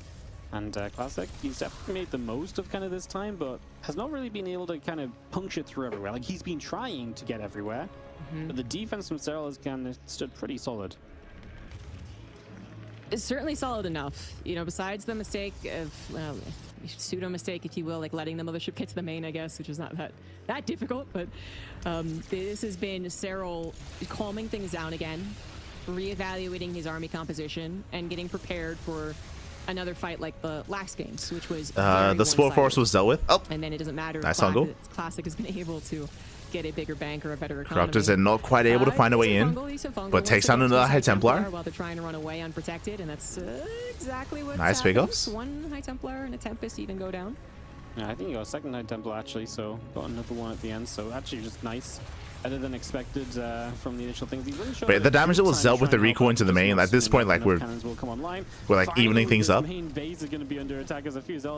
Serral, he doesn't have a bank as much as he once did in previous games. So Classic, he has a better economy, has a larger bank. In the long run, this will be impactful. Assuming we're here for another 20 minutes. Serral didn't forget about it, but didn't think he could take it. Now he's taking this fresh just possible. It's very possible. Underneath his main, and maybe the warp prism going to be tired trying to top left. Maybe misses the opportunity to cancel before all the spines and lurkers are positioned. Let's Classic catch a is lurker. moving into this middle base, which has less static Oh. defense than before. A couple of great feedbacks too, but a fungal The that go fungal down, so gets a High opportunity to Templar. capture one, maybe two of the Tempest and a High Templar. Yeah, actually has a bit of a turnaround there. Another High Templar going to go down too. Ooh. Classic still has Yeah, a big better advantage trades here out of there. Serral. He kills 2 High Templar and a Like Tempest. that, it's more, I think, important. He gets that he feedbacks, but he doesn't lose the get Infestor. upset by that, you know, frustrated by that, and then try and take a fight that actually isn't ideal. Yeah, you can't jump on the fight because it's going wrong, right? Is the situation he's in now. He can replace a couple of units here and there. Whenever he takes the bigger fight, he needs to be super confident that it's going to be a good one for him. So. Why doesn't he make Void Rays? Void Rays don't scale into a longer game, unfortunately. General Classic traded better in this game. Like, Void Rays are so vulnerable to parasitic bombs, to fungals. Something I think on is the They're really short range. top left side one more time. So if you're going into like a split map scenario, Tempests are superior. Oh, it lives. Yes, okay, all right, well, it's gonna live now. Because you go in, you poke, you get like 1, 2 corruptors, you back up. New base that Classic wanted to get the kill on, just didn't have enough zealots, and now maybe Serral can add that static defense over to the left too. So Void Rays are just, yeah, they just don't scale into the late game. Base. This is one of the few, this is the only actually shared base, if you will, where it's just not a divide across the middle that says It's just not a very efficient unit. And that's important when we've had now 2 going into 3 games where the last few resources have mattered. You know, last map wasn't completely mined out, but just the sequence of events made it so there was very still low econ. And if you're gonna take a posturing, okay. right in your, Telespace on the High Templar. Oh my god. This is actually quite good. The Archons, Yeah, the Archons, the fungal as well. Fungal going down as well. Broodlords. A little time taken to finally get on top of those High Templars too, but there's even some abducts going down. The High Templars had a skedaddle. They had the opportunity. A lot of carriers going down. Messy fights. Yeah. I was trying to say, if you can attack and scare your opponent while also taking one of the maps, basically, one of the bases. It's one of those things where Classic has had a better economy and a better bank, but now taking worse fights. Classic's got to be careful. Yeah, that was a perfect example of, like, let's not take the fight just because it starts off wrong, or you feel forced into it, right? Because, yeah, those 2 Archons, they were just slapping around High Templar. Like, the splash was really good on them, so they got so much value straight away. How many High Templars do we have left? 3? 4? Side, trying to get rid of this base we've mentioned a couple of times has been set up. Looks to be really 5 Templar, okay. It's going to go down, including the spores that were here. Base goes down. It's going to be a nice pick off for Classic. Just clean and easy is always good, right? Just super simple. Walk in, kill it off. No questions asked, no kind of insane micro needed for that one. Nope, that was a nice little recall there from Classic. Hey, you know, arguably a bit dangerous, but I guess if Serral had decided, hey, I took a pretty good fight, let me try and move into that. So coming in for the flank. Would have been at least What's High Templar? He gets him. Maybe then Classic nice fungal. towards the main. Another fight's coming down. Whoever it's going to be forced to engage. Diving on the army. Archon's out of position. And he kills everything. Kills everything here. The carriers are going down. The Tempest going down. Oh my god. It's close. But where's the rest of get some other ship carriers that were not a part of the fight? Some units off to the side that were trying to go for run-bys. That's where Classic's army was. So Serral, I mean, doesn't exactly win the fight, does he? And just takes one, and then it still loses some economy off to the right 25 side. corruptors. Right now, Jesus. not out just yet. Main base hatchery is going to go down. Okay, they're on the way. One of those corruptors actually coming out as well with that main. So if he knows that's Classic has to get out of here. With the air army. Oh, the hatchery is just going to live. That's so frustrating. He saves it. Especially in a moment of rebuilding, right? Where it's not just about mining, it's so maybe about lava sometimes. Oh, those zealots. No, they get stuck on the brood lanes. Go. So, go, what's? Oh my god, Jesus. They get the base. Yep, Serral. 2,300 minerals in the bank. Yeah, the crowd is crazy. This is all adding up here as Classic continues growing. I wish the crowd is very much so behind Classic. Still, guys. And that gold guess the base. You know, Classic was technically he's got the gold, position, but Serral did not have the same Ling run-bys that were so effective that were keeping Classic from being able to secure a base, and his main army had to respond to Classic's main army. So Classic kind of doing swimmingly in these last few minutes. Serral's the one that needs to... Yeah, when it comes to that previous fight, it was a better position for Serral to take that fight, and he does remax on Corruptor, but Classic didn't keep pushing. He backed off, he retreated, he did survive with, what was it, 5 carrier, and now he's got 12. Jesus. This is a very brute force kind of composition. 12 carriers. Obviously, one fight can still change a lot. And I'll be honest, I'm not sometimes, too entirely interesting convinced is when by this, he but has a lot sure. more army supply than the Protoss. Oftentimes, it's the other way around. Well, they're much closer So what, 7 Knight Temple on the ground? Only being quite sizable right now. Could be huge. Now moving in. Yeah, a good couple of starting fungals. The Archons trying to chase forward. They get stuck by the Broodlings. And we are One going off. Massive storms on the Corruptors. Ooh. Yeah, storms are brutal. The Corruptors are going down. One more storm. Oh my god. I mean, there's not a lot of interceptors left though, so the carriers are not doing too much damage. It's close. The neural parasite, those are the neural interceptors there impacting the fight as well. More neural parasites will go down to help complete the kill on classics. This how many cartridges left? 4? The carriers after 3? can. And it is a big if. This is actually a really weird situation. Only 4 corruptors are left over. 2. There's not dependable anti-air. 1. Literally trying to use 1 corruptor. Anti-air. But you know what? Oh, GG. And Serral realizes it as he tries to get some counter damage done. Oh my god. That was not good enough. And classic will complete the series 3-2. There was only 1 corruptor left. Oh my god. Wow. What an incredible series. Classic showing us that he can absolutely take the best of the best to their strength of the late game and win out. I mean, he played such a good series. Yo, we casting DreamHack or GSL? What's happening? What's if you talk about the whole series, there's no foreigners left, right? I think all the foreigners went down. Clem is out, Serral's out, Raynor's out, right? I mean, just oh my god, chaos as he books himself a ticket to EWC this year. GG.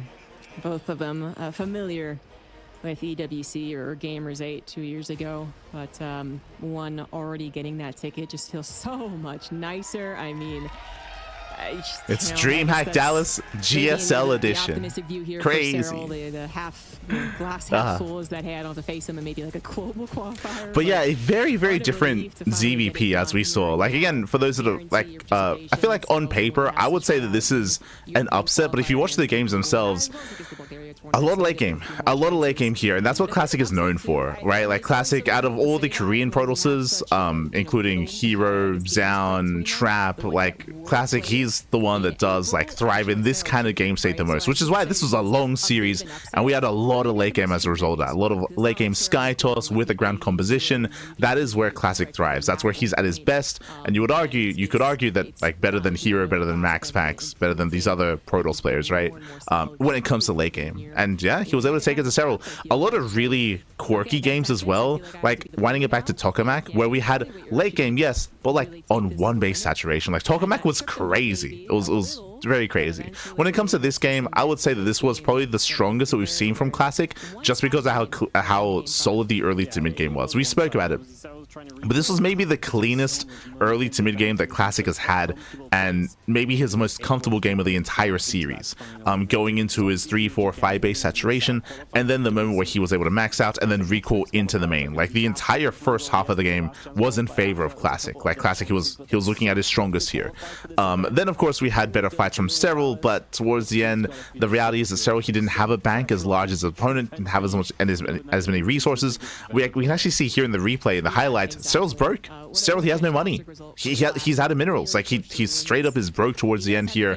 Lost all the corruptors. This time it was the opposite issue that he had on Incorporeal, where here he had a bunch of Broodlords, but he had no corruptors, and he couldn't afford any more corruptors. And I guess Classic now can say that he has the benefit of watching that series. You know, most likely practicing and warming up for Serral, of course, but he was able to catch that series at least a little bit, and we'll see how he can improve on the PvP. There's still offline events. I mean, we have Star Zagora. We have Star Zagora, what, like in a couple of weeks. We have Home Story Cup. We have EWC. Led to SHIN versus Solar for our first. But we have SHIN, Solar, Maru, and Classic left. GG. Yep, a little bit of ZVZ and then a little bit of TVP, setting us up for a non-mirror match of a grand final at the end of the day, as well as obviously everyone's booked into EWC now. There is still prize money to be won, so there's obviously a lot to play for here still on the rest of these games. A couple of best of 5s and a best of 7 coming up. It is going to be SHIN versus Solar when we return from this quick little break. Oh, we have our ZVZ. Just catching up. But yes, as we mentioned, there's GSL Season 2, Star Zagora, Home Story Cup is, yeah, end of next month, I think. Of course, EWC. no way Maru's going to let Classic get the late game. I guarantee you that every game between Maru and Classic, Maru's going to all in. that's yes. Whether or not Classic dies to set all ins is hard to say. So I can see Classic beating Maru, I can see Maru beating Classic, but it's going to be a shorter series. It's going to be a shorter series for sure. But yes, we're not going to get any late game between Maru and Classic, 100%. That's not going to happen. I don't think anyone expects that. Maru's so happy right now. I do think that Maru has a higher chance of beating Classic than Serral, for sure, 100%. Maru, I'm sure he's very happy. He's like, oh, thank God, I'm ready for like a 20-minute best of 5. Let's go. He's ready, Pap. He's ready. Up next, ZVZ. ZVZ is up next. Yeah, crazy games. All right, we're gonna go on a break.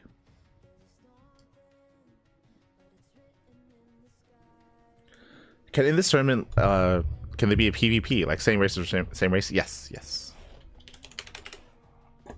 Speaking of, we're about to have a mirror matchup. We're about to have a ZVZ.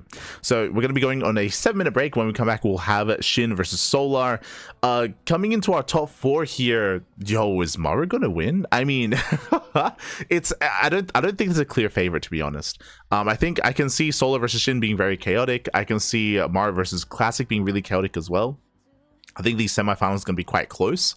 The finals, we'll see, but so far really unexpected. Like there was a lot of hype around around Clem coming into this tournament, around herO and Serral, right? I would say that those are the 3 best players in the world, like Serral, herO and Clem, and none of them was able to make it into the top 4. Crazy tournaments.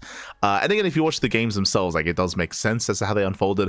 I'm still thinking about herO on herO's game 1 versus Maru. I'm still that's like rent free in my mind. The pylon game between herO and Maru, yo, that was I not like this. Likewise, Clem had a harder time against Shin. Clem, it took him a little bit too long to adapt to Shin's style. He was towards the end, but only towards the end. Very, very stylistic play out of Shin when it comes to the ZVT. But for now, though, gonna go on a break. See you soon. Get some water, get some snacks. Get ready here for the semis and then the grand finals. See you soon.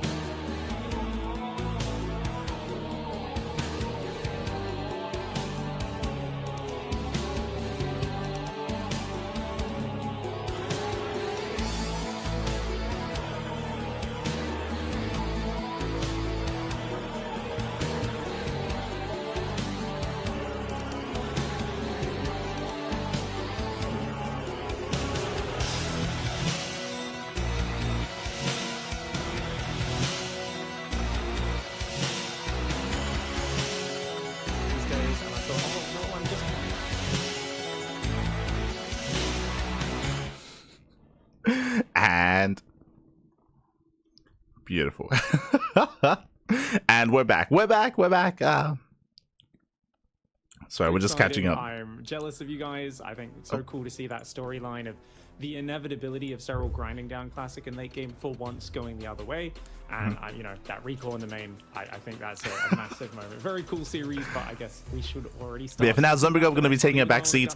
I believe Zombie Girl is going to be back for the finals, if I'm not mistaken. Let's be honest, Wardy, I don't expect this one to go for longer than 30 minutes. This is going to be another fight in a phone booth. Let's go. But Pig steps in. Pig is tagged in. We have yet to see Loco. I think Loco is going to cost the other semis, like the Maru versus Classic series. I would imagine Loco is going to be on that. Just go late game accidentally, but generally these two are going to be looking to kill each other. They're probably going to be we're here, we're back, we're ready for our ZVZ. Into those aggressive positions. So yes, it is probably going to be a very different vibe to what we just saw previously in the PVZ. Yeah, I think something that's going to be most exciting about the upcoming matches is that we had a really it was a really long, really intense, but hyper late game fixated PVZ between Serral and Classic almost every game, right? Almost every game led into the late game, led into that kind of game state. But here with this ZVZ and with Maru versus Classic as well, we should be seeing a lot more like dynamic, intense, shorter games. Thank God. it's going to be a very different kind of change of pace. Very different change of pace. Roach speed timings are coming in. You're going to have someone commit really hard to an attack, no doubt. But I am wondering if one player does adopt a slightly more defensive stance. Generally, I think of Solar as having a few more, I would say, well-rounded mid-game Roach timings, you know, with the 50 to 60 drones. SHIN is a master of the early cheeses, the weird little openings as well. Sometimes you do like a 14 full sneak 8-lings around the edge of the map and just get it. But I do think Pig is a really good caster to bring on for specifically the ZVZ. He is definitely a lot more like, that's what I'm looking for, in the know when it comes to a lot of the play of these players with a lot of the specifics for sure in regards to their builds. They've already got that spot secured, but there is still, of course, a lot of prize money, a lot of prestige on the line. It's got to be locked in, baby, locked in. I'm so excited to get into it. We're going to go into Tokamak for game 1. And in the bottom left-hand side, our red Zerg player is going to be SHIN.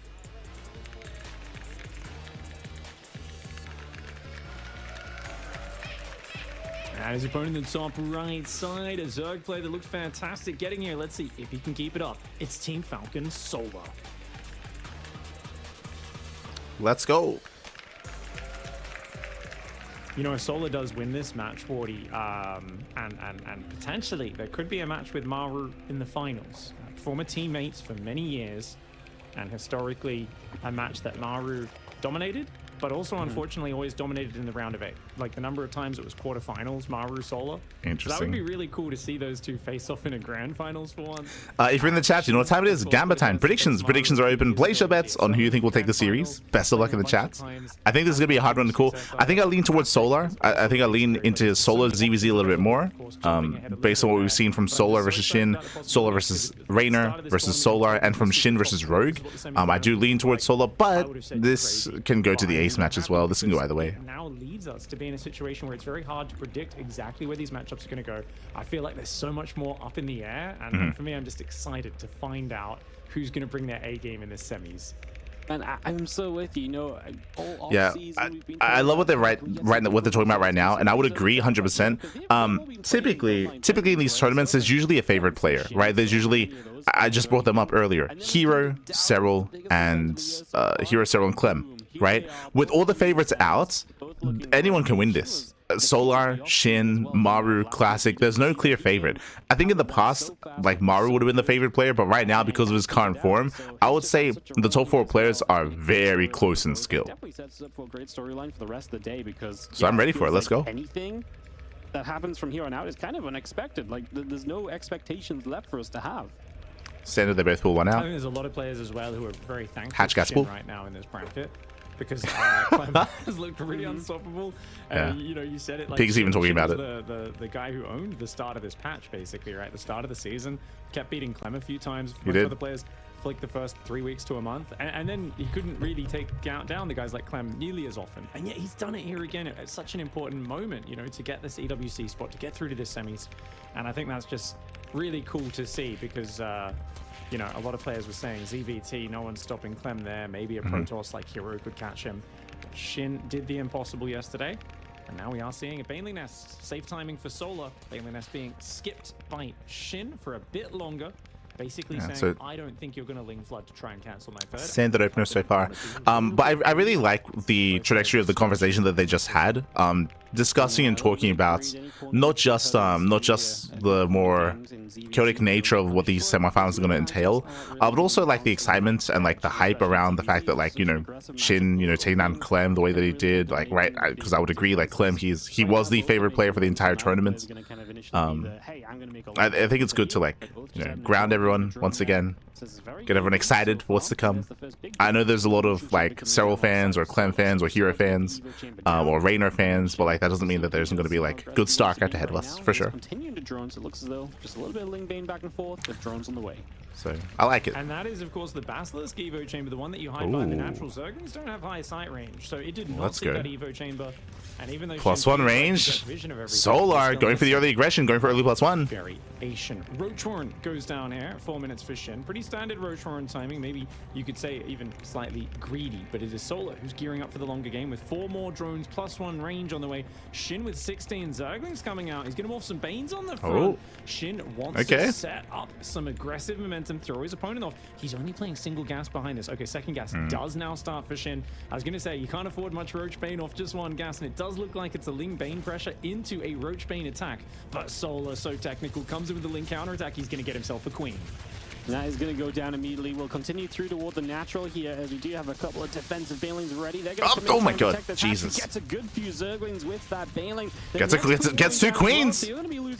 Gets drones. Oh my god. So much lava, and Solar, who's going to follow this up with roaches, is going to be feeling real good about this. No, I mean, he's shutting his opponent down in a big way. Currently still playing the Ling Bane phase. He might actually continue with that a little bit because he shut down the queens and shut down the injects for now. Again, lava is going to be a big issue for Shin, as we do have the queens defensively against those Banes, and Solar should be able to go toward the other side of the map. Shout out to our observer Indy for catching all that. There was a lot of things happening in very that was really intense. And Solar, he gets damage done across the map. He defends back at home. Solar, he's in the committing position. Meanwhile, Shin, he has to re-drone despite how aggressive he wanted to be. Things going on, and Solar handled them flawlessly. That was so well done. He's got the advantage, and remember, he was playing with a 5-worker advantage for quite a while there. Now, right now, yes, Shin is ahead on workers by 6, but he's just got ahead. It's going to take time for that to pay off. Solar's the one who's mined more money.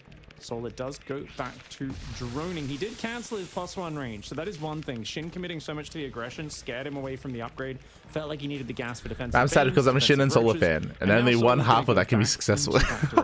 Shin, with a much more delayed Evo chamber, won't actually be too far behind on the upgrade. I mean, if you're a Shin and Solar fan, then you should be happy to hear that both of them going to EWC. That they're both qualified for the Esports World Cup. The initial expectation has that little bit of an army supply edge, but also there's something else to talk about, but we'll get into it after this game. To really commit through with that +1 as it finishes. I mean, he can still take a fight with that in his favor. It's just Shin won't have to buy too much time for that upgrade to finish up on his own side, and he can kind of just make units himself from this point on too. Especially. And this is what's so intense about these two players. We're not droning. Like just Solar and Shin, they're still making roaches, more roaches. +1 range.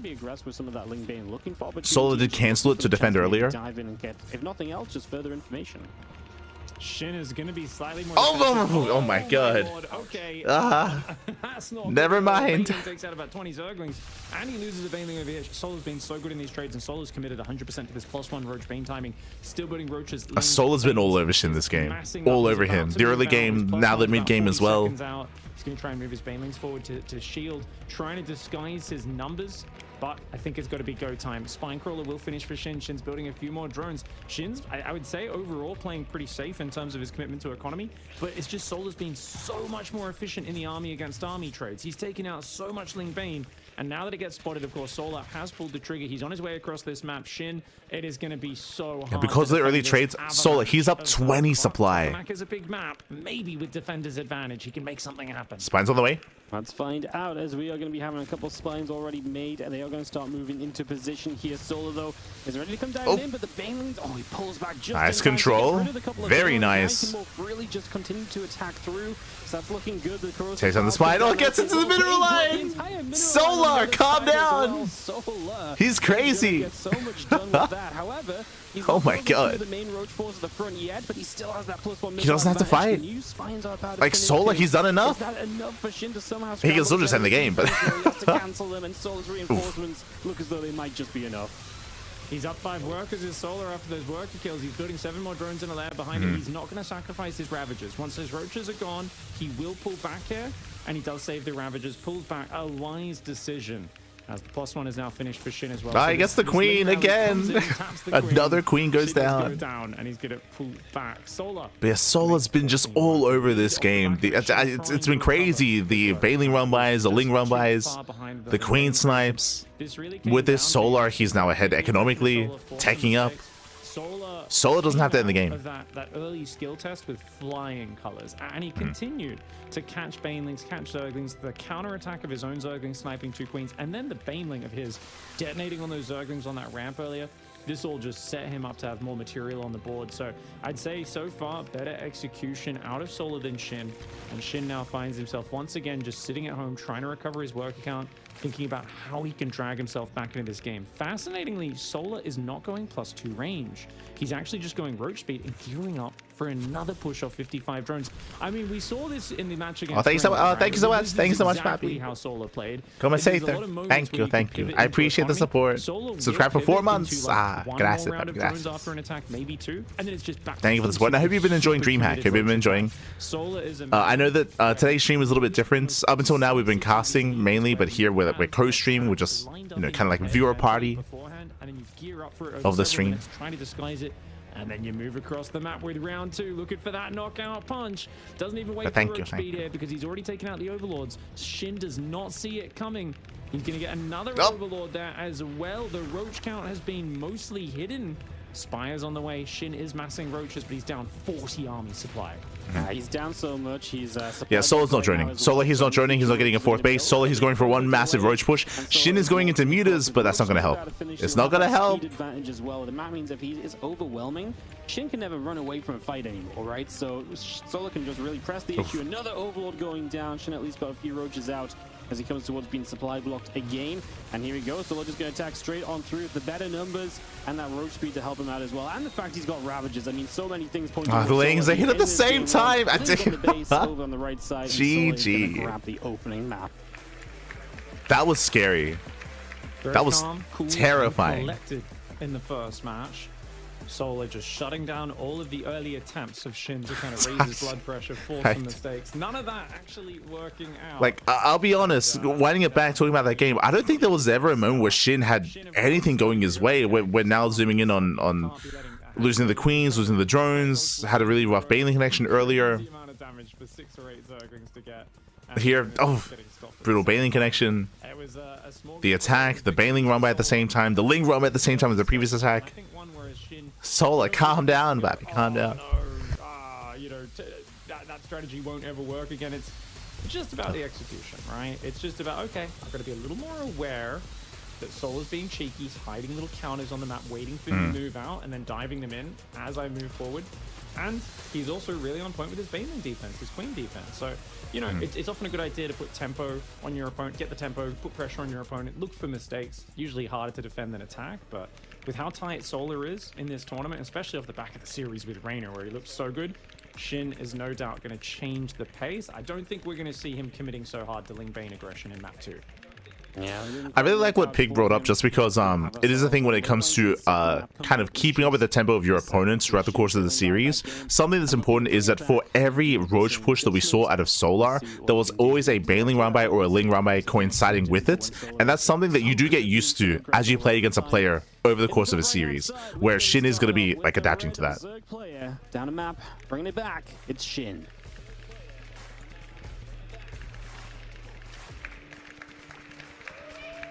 And in the bottom left side, representing Team Falcons, the Blue Zerg, it's Solar.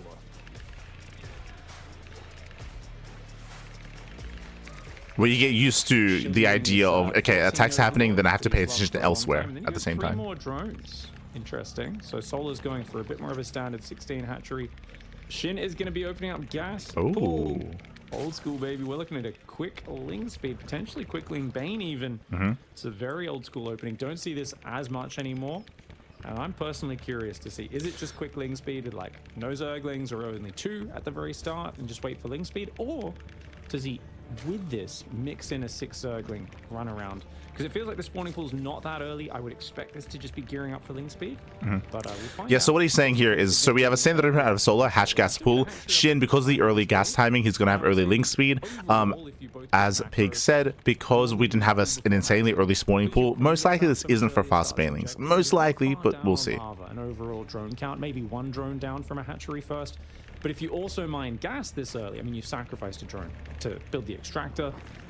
Good 20-30 seconds. Fa la galera, papi, fa la galera. On gas that's not minerals, and that does add up. It is just going to be 4 Zerglings to start out for Shin. And looks like he's pulled off gas. And then Yeah, puts pulls up. one worker back in. So it is a very quick Ling speed. Gonna look for some potential Ling flood aggression. And Solar, when his Overlord comes in, he's gonna see that the hatchery is not finished at the same time as his. And that's a big tell. 2 minutes. Oh, Let's go! Macro hatch! wow.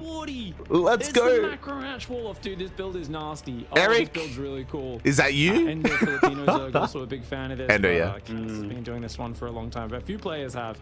It's really odd because you don't get mining on your third, but you have such a safe wall off. Something you normally. have to Shin, look he's at an Eric later. fan. And Let's you have go. So much production on 2 base gives you a lot of flexibility. Forces your opponent to guess a Also, little bit on what you're I don't know if you doing noticed, behind it. These 4 Lings already coming Pig in is so themselves as well. excited about covering this DBZ. Yep, It's been 3 minutes, just under 3 minutes. Wardy finally says something. This entire time, Pig has just been going, she's just been going ham on the opener and what's been happening, and this is the first time that Wardy's able to say anything.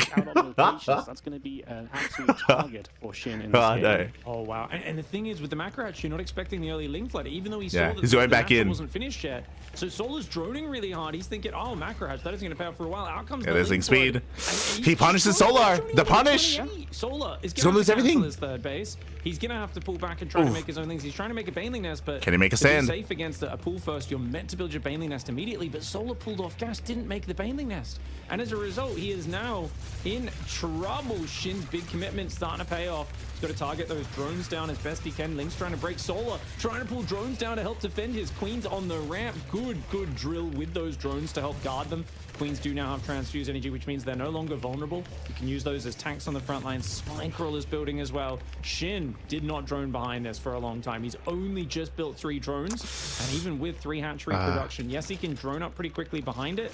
But Solar's got a 7 worker lead. Oh, Shin wants more damage. Comes in for the surround. Gonna get a little bit more of a surround right here. Shin obviously really feels like time is ticking. If that Baneling nest comes online and Banes come out, he's gonna Gets be in one. some trouble. The Gets drone's two. gonna pull over pretty late here to try and aid in the defense and to keep this going. Is there enough right now for Solar? The Spine Crawler coming to the low ground. The Queen is gonna be in trouble. The drones are gonna try and surround those Lings. The Queen is actually gonna get away. He He's holds. alive He on saves the ground. Queen. And now a Spine Crawler up and Baneling's building. No Solar drone has kills. just held, although Shin has equalized the work count and is getting more drones in production. Wow, that hold, that last Queen surviving, impressive for Solar, but he did take a fair bit of damage. Units lost tab a little. So really nice drone drilling there out of Solar. What's important, as I did mention, is the fact that Solar he baitlessly workers. He did save his mineral line, did save his economy. From here, he has the better setup coming into this, but we do see Shin going for his Roach Warren. Solar committing into Ling Bane. Advantage, still only 1 Queen. Solar is massing Ling Bane Yeah, right now. he's committing. He's just gonna go all in counter attack.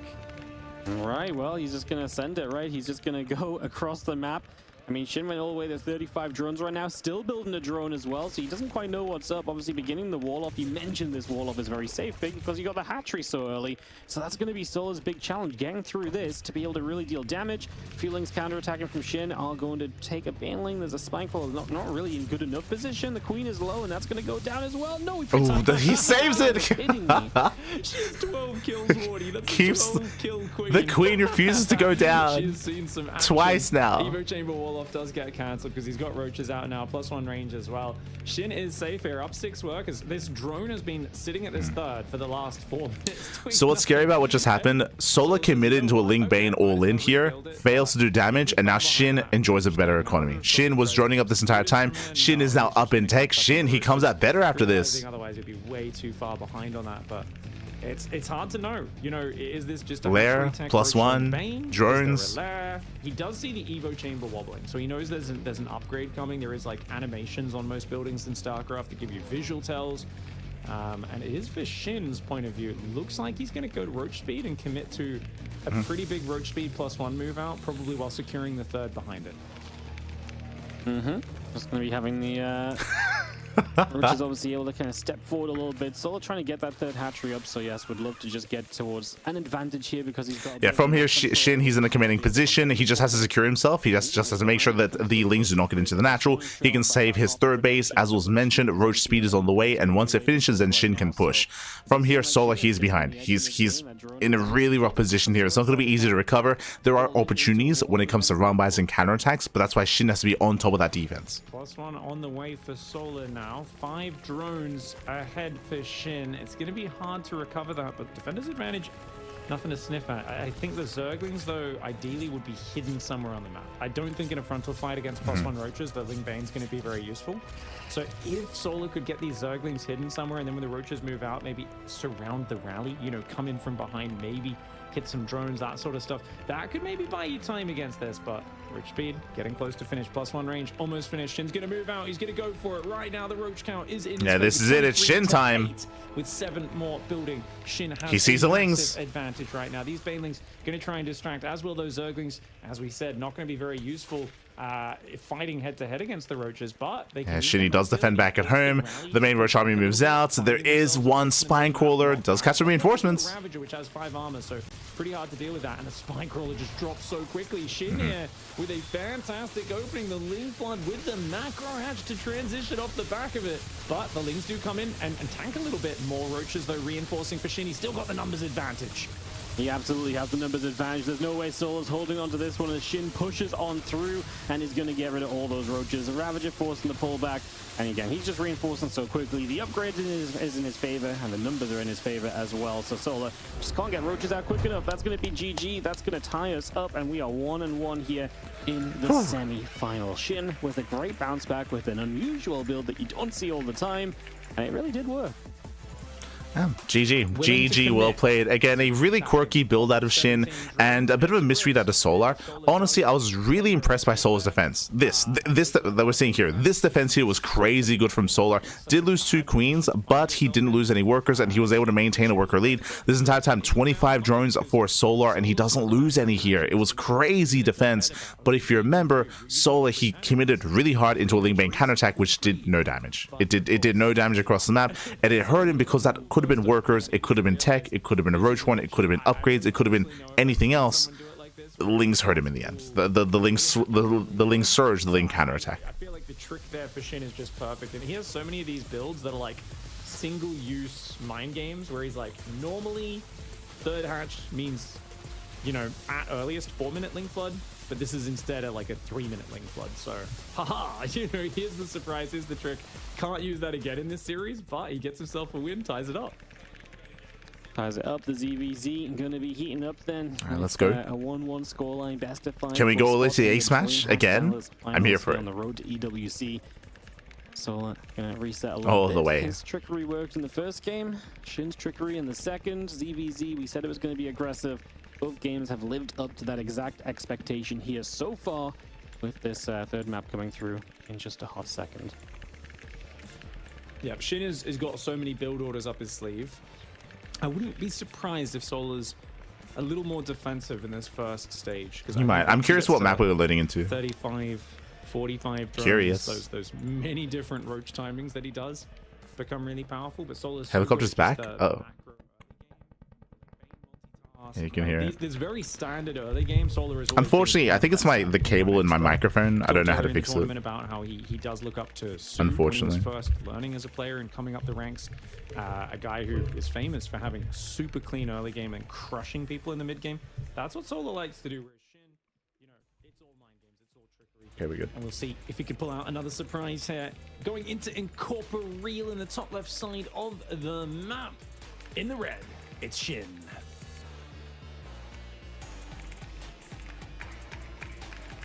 In the bottom right-hand side, we've got representing Falcons, Solar. Weibo Gaming against Team Falcons. Both sides are going to go for that 15 Overlord this time around. So mirrored build orders, and calming down indicates just going for the very standard 16 hatchery. Indeed. So hatchery gas pool, you know, gets you your hatch up, gets you 2 queens. You go for link speed pretty quickly. Usually with these, you kind of just look for, does someone pull off gas a bit more than the other? What sort of attacks are potentially being built? So I don't know what the names Jagannatha and Maganatha mean. Maganatha is a parody on Jagannatha. It's like a joke name. It's parodying Jagannatha. And it's named after a community member. There's a community member called Magnath. So it's a joke on Jagannatha, named after Magnath. Someone commits early. Sometimes it just means both players end up building a 3-minute 30 roach warren, making it's just a meme name. The other guys made roaches, so they got in, move out, but then pull back without committing and swap back into drones. So you know, it's a very fast-paced mind game. And for anyone who's not a Zerg player, maybe not even a StarCraft player, but just a watcher, well, you have to understand it's all about the Zerg production track and seeing, is your opponent going army or units? Because everything is produced out of hatcheries, which produce lava. It can be economy units, just drones and overlords, or it can be army units. And it's such a drastic difference, right? Which way is the Zerg committing? So this is why the players are constantly scouting, running lings in, poking in overlords, and then you'll kind of go economy, then you'll go, okay, bam, build 10 roaches, rally the really fast lings and banes to reinforce. That's a really powerful push. But your opponent sees the first few roaches coming out, and then you go, oh, he knows he's going to be ready. And then after the first 5 roaches, you pivot back into drones, but then they know you know, and suddenly you've got layered mind games and players scouting to confirm, is the attack really coming? Are you pivoting out of it? And as a result, especially with the speed of StarCraft 2, it can be very hard to keep up with, but we'll do our best to keep track of that, what the players are seeing, what they know their opponent's seeing, and sometimes they'll even purposefully reveal things to their opponent's scouting just to sell them a fake story. Yeah, what Pig is talking about, the dynamic of ZVZ, is what makes ZVZ really fun and really fascinating, especially when it comes to some of these really aggressive players. A lot of it basically comes down to the Overlord. A lot of it comes down to the Overlord because players, they have so much information, but that information can like work against you because your opponent knows that, so you can use that to deceive your opponent. We often see a lot of fake pushes, a lot of fake outs instead. We often see real ones. It's hard to determine one from the other. It's hard to determine droning as well. Yet scouting is so crucial, so important when it comes to this matchup because of the speed and high pace as well. It's a lot of fun, especially with like players like this involved. And it really is just a question right now of who's going to pull the trigger on doing something different first. Who is going to kind of, go into the army? It's so rare that neither player would commit to some form of aggression. So we're just waiting and seeing, especially with the Bane that's finishing. It's a few more Lings on the way up from SHIN right now. Might take the edge in this Ling Bane phase. Exactly, 10 Zerglings for each. They both make one safety Baneling. This is ridiculous. Mirror on the wall. Who's the fairest Zerg of them all? We're going to find out in this match because the Roach Warren timing is identical as well. Yeah, same Roach Warren. No Eva Chamber. Does get in with a Ling here as mirrored builds, basically. I say basically, Solar does more than extra Banelings. Solar at exactly the same time. But he didn't get to see around the back of the main hatchery. He got in the main and then the queen took him out. So he didn't see as much, but I guess the Roach Warren was in the wall. So, I mean, they both saw the Roach Warren timing. SHIN is going to go Evo Chamber afterwards. And it is also going to be interesting to see, can any of this disguise? Lost more Ling Bane for SHIN coming out right now. Nice snipe. Takes out a Baneling. Pressure from Solar's getting Bleeds out one of his own. Yep, it is going to be a lot of units coming out, but there's the lair and there's a couple drones. He is going to be happy with what he's built now. So Solar's going to be ahead of a few workers, and he's going to start building roaches, but still droning as well.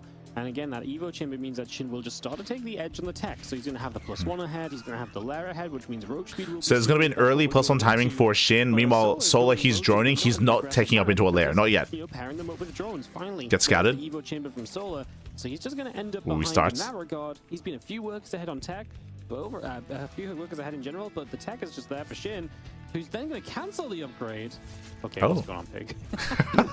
He canceled. Scouted, so yeah, SHIN trying to sell the story apparently, but the Banes are going to get in. I mean, this is my god, trying to be a bit too tricky, and he's leaving openings. Solar finding some damage, not as much as I thought there. 3 drones go down, could have been worse, but SHIN is all in right now.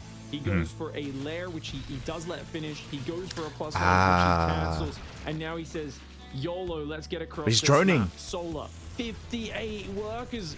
But he's droning. He said, well, you're but he's droning. He's droning, Pig. That only makes he's droning. SHIN has a giant attack coming. Now he's droning behind it. Can he actually do damage with this, though? 11 roaches, 15 Zerglings. It feels like SHIN is so focused on tricking his opponent, and he's succeeded. But because he's investing in all these tricks, his attack is not really very scary. It's a bizarre attack that we're looking at right now. It's not that big. There's so much that just happened. So, Solar defense. Basically, SHIN, he scattered across the map. He saw the lack of lair. He cancelled his +1 range, so he was committing into an all-in, which is what Pig was reading. But then SHIN decided to drone behind it instead, make use of the lair going into a spire. really weird here. Shin could have killed, he could have tried to have killed Solo, could have committed, but instead it goes into mutas. Meanwhile, Solo coming in for the scouts, and we'll see if he finds the Spire. What did arrive on the first wave just clearly wasn't enough at all. Yeah, Melee. It just felt so inefficient for Shin. I mean, the mind games were working and that they tricked Solar, but it's just, it really was, I mean, it's not just not optimized, doesn't do justice how weird it was, because he invested a lot of time in the upgrade as well to cancel it. It felt like Shin was thinking of going for the attack and then changed his mind, and now Solar, with a much more streamlined build order, +1 Roach speed, he's got a big Roach army. Yeah, the problem is that at this point, I think we're all in unison that Shin probably should have committed to the all-in there. And he didn't. And now he's in a really weird position. I mean, the Spire goes unscattered, true. Pivot into what appears to be Oh, never mind. Hydra production. Melee upgrade coming for Shin, which is a really good style. The problem for him is that his work account's down over 10. He's had to build extra safety roaches here, which he did not want to be building because he doesn't have any upgrades for them. But I think the way Soul is just being kind of threatening by moving out a bit, pulling back, moving out a bit, pulling back, has Shin on his toes, and he's going to get in here and scout the mutas immediately as well. Doesn't feel like Shin's looking too confident in this game. It really feels to me like Solar knows what he wants to do. It's a big 3-base Roach Hydra timing. He's not even starting +2 attack. I imagine he's just saying, no, I'm going to decide this game before that finishes. +2's on the way. There we go.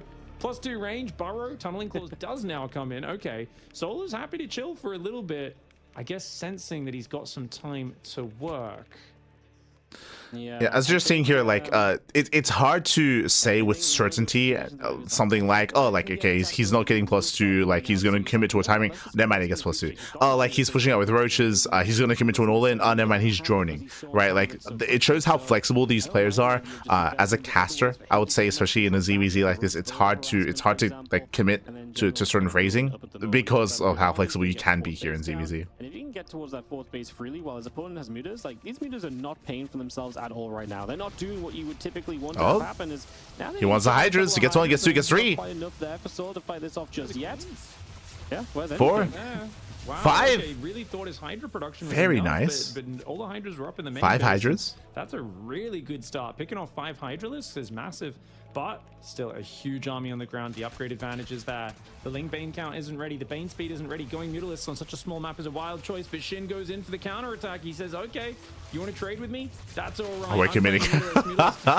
We're going for the base trade. Let's go. Roach is going to try to jump on the round. He commits. A lot of Roach Hydra there. So gets some of the Hydras. only one of them at home. Is it going to be enough? The Roach tries to. getting together. Shin, half of his roaches. Nice boy pull. I think this is a perfect pullback for Solar. Really good pullback. Trying to scramble together a defense. Oh, the bird! Crushing. He saves the Hydras. Side of the map. And you can see those roaches burrowing around. It's such a crazy situation we found ourselves in. Shin has been trying to detection coming in. Tricky strategy in game 3, but it doesn't feel like it's gone his way. Solar in the work alliance hasn't killed a massive work account, but he's going to take out the 4th hatchery on the right. The 3rd hatchery is taking a lot of damage, and his Solar he defends. goes down. Yeah, this is looking pretty good as this hatchery here is going to be taking a lot of damage. I think we save it though. The mutas will help to get those roaches and get rid of them. So that's going to be big. A few roaches popping back up so that burrow coming into play. Oh, we're in such a weird economic game state. Solo's up a base. Solo, he defends back at home. He's done a lot. Has it been enough though? Obviously, he still settles down on his own bases. More Hydras. Now taking up in towards infestation He bit. has the better army for fighting in the long term. So it depends if Shin can really start kind of making some harassment happen once more. Shin still has got that 60 work account on 3 bases. He's on a good drone count. Of course, for Solar. Shin cleaning up these roaches one by one in his main base. Looks like he's going to find all of them. Good cleanup. A lot of players would have left 1 or 2 in here that would have popped up later. Shin's Ling's running forward. If they could snipe the 4th hatchery, that'd be really big. Solar's 4th looking exposed right now. Oh, he gets it. See some changeling scouts come in. Nice around. The base is going to fall. Massive pickup. But I think it's probably worth to snipe the 4th hatchery there. Shin massing mutas, and Solar is stuck on lair tech. That's a lot of Hydras though. A lot of Hydras going into infestors, not going for the hive. That's where the muta falls off pretty hard, right? But right now, it's just going to be Infestor Roach Hydra. Now, Infestors, obviously with Fungal, catch those mutas, slows them down massively. But if the mutas, Lings, and Banes spread really well, you do need a lot of Fungal. And if you get, like, surrounded, for instance, your army can just get mauled by circling Baneling. Yeah, it's going to be an intense few 20 Banelings. Those infestors can get those fungals off. You're right. It's 20 all about Banelings. engagement. Can Shin get the spread necessary to negate the fungals and to really allow the mutas, the Banes, to kind of get through and connect and just not get punished, basically. Nice pickups. We are going to have ourselves those infestors gathering. The mutas Shin heading into the main. And also would like Ooh, does take a fungal to the face. Up! Oh my god. We do have a follow-up. The chain fungals! 1, 2, 3. Oh my god. Last one. The Bailings! 19 No shot. At the same time. There's a lot of Banes though.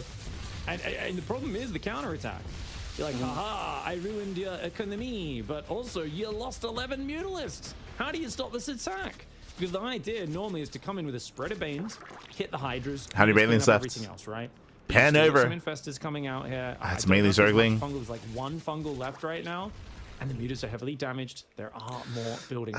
So Shin is going to catch reinforcements. He's going to wreak havoc across the map, but Solar, he's just going all in. Look at that. He's prepared. Solar ready for it. Lings do have +2 melee though. Oh my god. Yeah, Solar, he just commits. Rip and tear.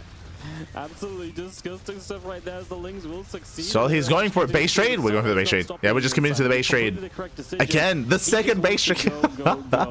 Let's go. Base trade this, although your base trade mutas, which is never a super fun idea. Hydras and Infestors have a lot of work to do. They need to try and keep fungal coming in. Alive. The splits. Very nice splits. Attack, but not enough to really slow him down. So Solar is still in trouble against those Mutalisks as he's working through the base of Shin at the same time. Shin trying to build spines, Solar just trying to get Hydras. As he needs to be careful of the Infestors. Do not let those go down. You need the Infestors. You need the anti-air to stay alive. I think if the mutas joined up with the Zerglings on the counter initially, maybe Shin could have busted through, and I think a base trade would have gone really well for him, right? But yeah, he can't break the main. Now, he just can't bust that main base, and that's a huge problem. Yeah, the main base is too secure. Hidden on the map. The Roach Hydra army, Shin, he can't fight head on, not with his mutas. Spine's trying to build there is actually really cute. I do like that little detail, but that main base in Solar, for his main, it's such a wedge of units, and I feel like, you know, as long as Solar can defend in the main base, with the Hydras, the Spores, the Infestors there, this army on this side of the map is unengageable. Spire goes down, Laz gonna go down as well. And I think Shin here, what a crazy scrappy game, playing such a there are just so many roaches. DBZ, all mind games, all trickery. He could overwhelm this, but he'll lose most of his Mutalisks. Yeah, I think he could try to break the main, but what else can he possibly do? These Mutalisks, he's picking off some Hydras. Mutas do have rapid regen. He's going to come back and try to defend with the spine crawlers. Drones are getting denied on the mining. The Roach Hydra Infestor's just going to bust. It's racing back home. It's a lot of spines, 8 spine crawlers. I think he could bust it maybe, but he doesn't want to risk it. He's got a base up behind. He knows Shin's trapped in a corner where he can't even mine right now, but if Shin cleans up the roaches, gets his mining going again, I guess it kind of says, hey, I've got mining on a fresh Pig, let him in. Advantage technically on 8 drones. You have to do something about it. Solar will just gather his army, I think, in A move at some point, though. He's just got so much more. Yeah, he has just, I mean, 112 to 42 army supply really speaks for itself, right? I don't think those spines are going to make the difference. As long as the roaches yes, it was a chaotic game, very chaotic. But Solar is going in for the kill. Infestors are here to protect. Nice spread. Oh, the microbial shroud! Let's go. He's crazy. GG. I think so. Even Shin was smiling at the end. Even Shin was smiling when he saw the microbial shroud. Let's go. Playing GG. wavy inflatable Zerg, going in every single different direction, but maybe tying his own efficiency into a bit of a pretzel at 1 or 2 points there, with, you know, upgrades getting cancelled and Laz finishing really early, but also committing to a roach. But yeah, a really chaotic game. Really chaotic back and forth ZVZ there. They're talking about it, talking about the lair timing, the upgrade timing, the droning as well. It was start and stop for a lot of that. It was a really weird decision for Shin to go into mutas, and I mean, was able to get some damage, of course, and cause a lot of chaos, but Solar, he was just playing very solid, very standard, able to build up into Roach Hydra, into Infestor as well. He's trying everything he can to avoid it going there, but maybe just a little too desperate, right, to be tricky in that game, I think. Yeah, I think you're right. Like, he really had him Solar tricked and then just no power to kind of take advantage of it. What good is that tricking your opponent? Yeah, they're still talking about the time when Shin canceled his upgrade. Where he canceled, where it looked like he was going all in, then he didn't. A little bit too tricksy maybe from Shin, and now Solar can take that advantage and take that lead and be up 2-1 in this best of 5. A map away from a grand finals here for Solar in 2025. And a very winnable one at that, Okay, whether let's it's go. Classic or Maru he's facing. But Shin will What's not the map? be giving up this easily. This man took Where are we down dropping? Clem. He took down Clem in a fantastic series, doing some really cool builds. Of course, this is a different matchup. I feel like Shin is, you know, he's going on to Ultra Love next. There's a little bit more room between the players. Very defensible choke points as well. Curious to see what he brings out. I love that game 2 build order, that crazy macro. Ling Flood was so cool. But we'll see what else he's got up his sleeves. If there was ever a map in this map pool where you would go for like a 2-base wall off, this would be it. Mm-hmm. Yeah, Ultra Love is very, very, very There you choked go, up Ultra onto Love. the natural. So, So definitely a possibility as we load into this game. We'll get 4. into it. We're going to be down in the bottom left corner. The red Zerg, who's fighting to stay alive in the tournament in this very game. He must win this one to keep himself going. It is Shin.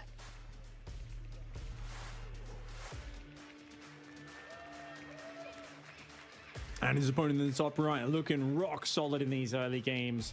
Team Falcons, Solar.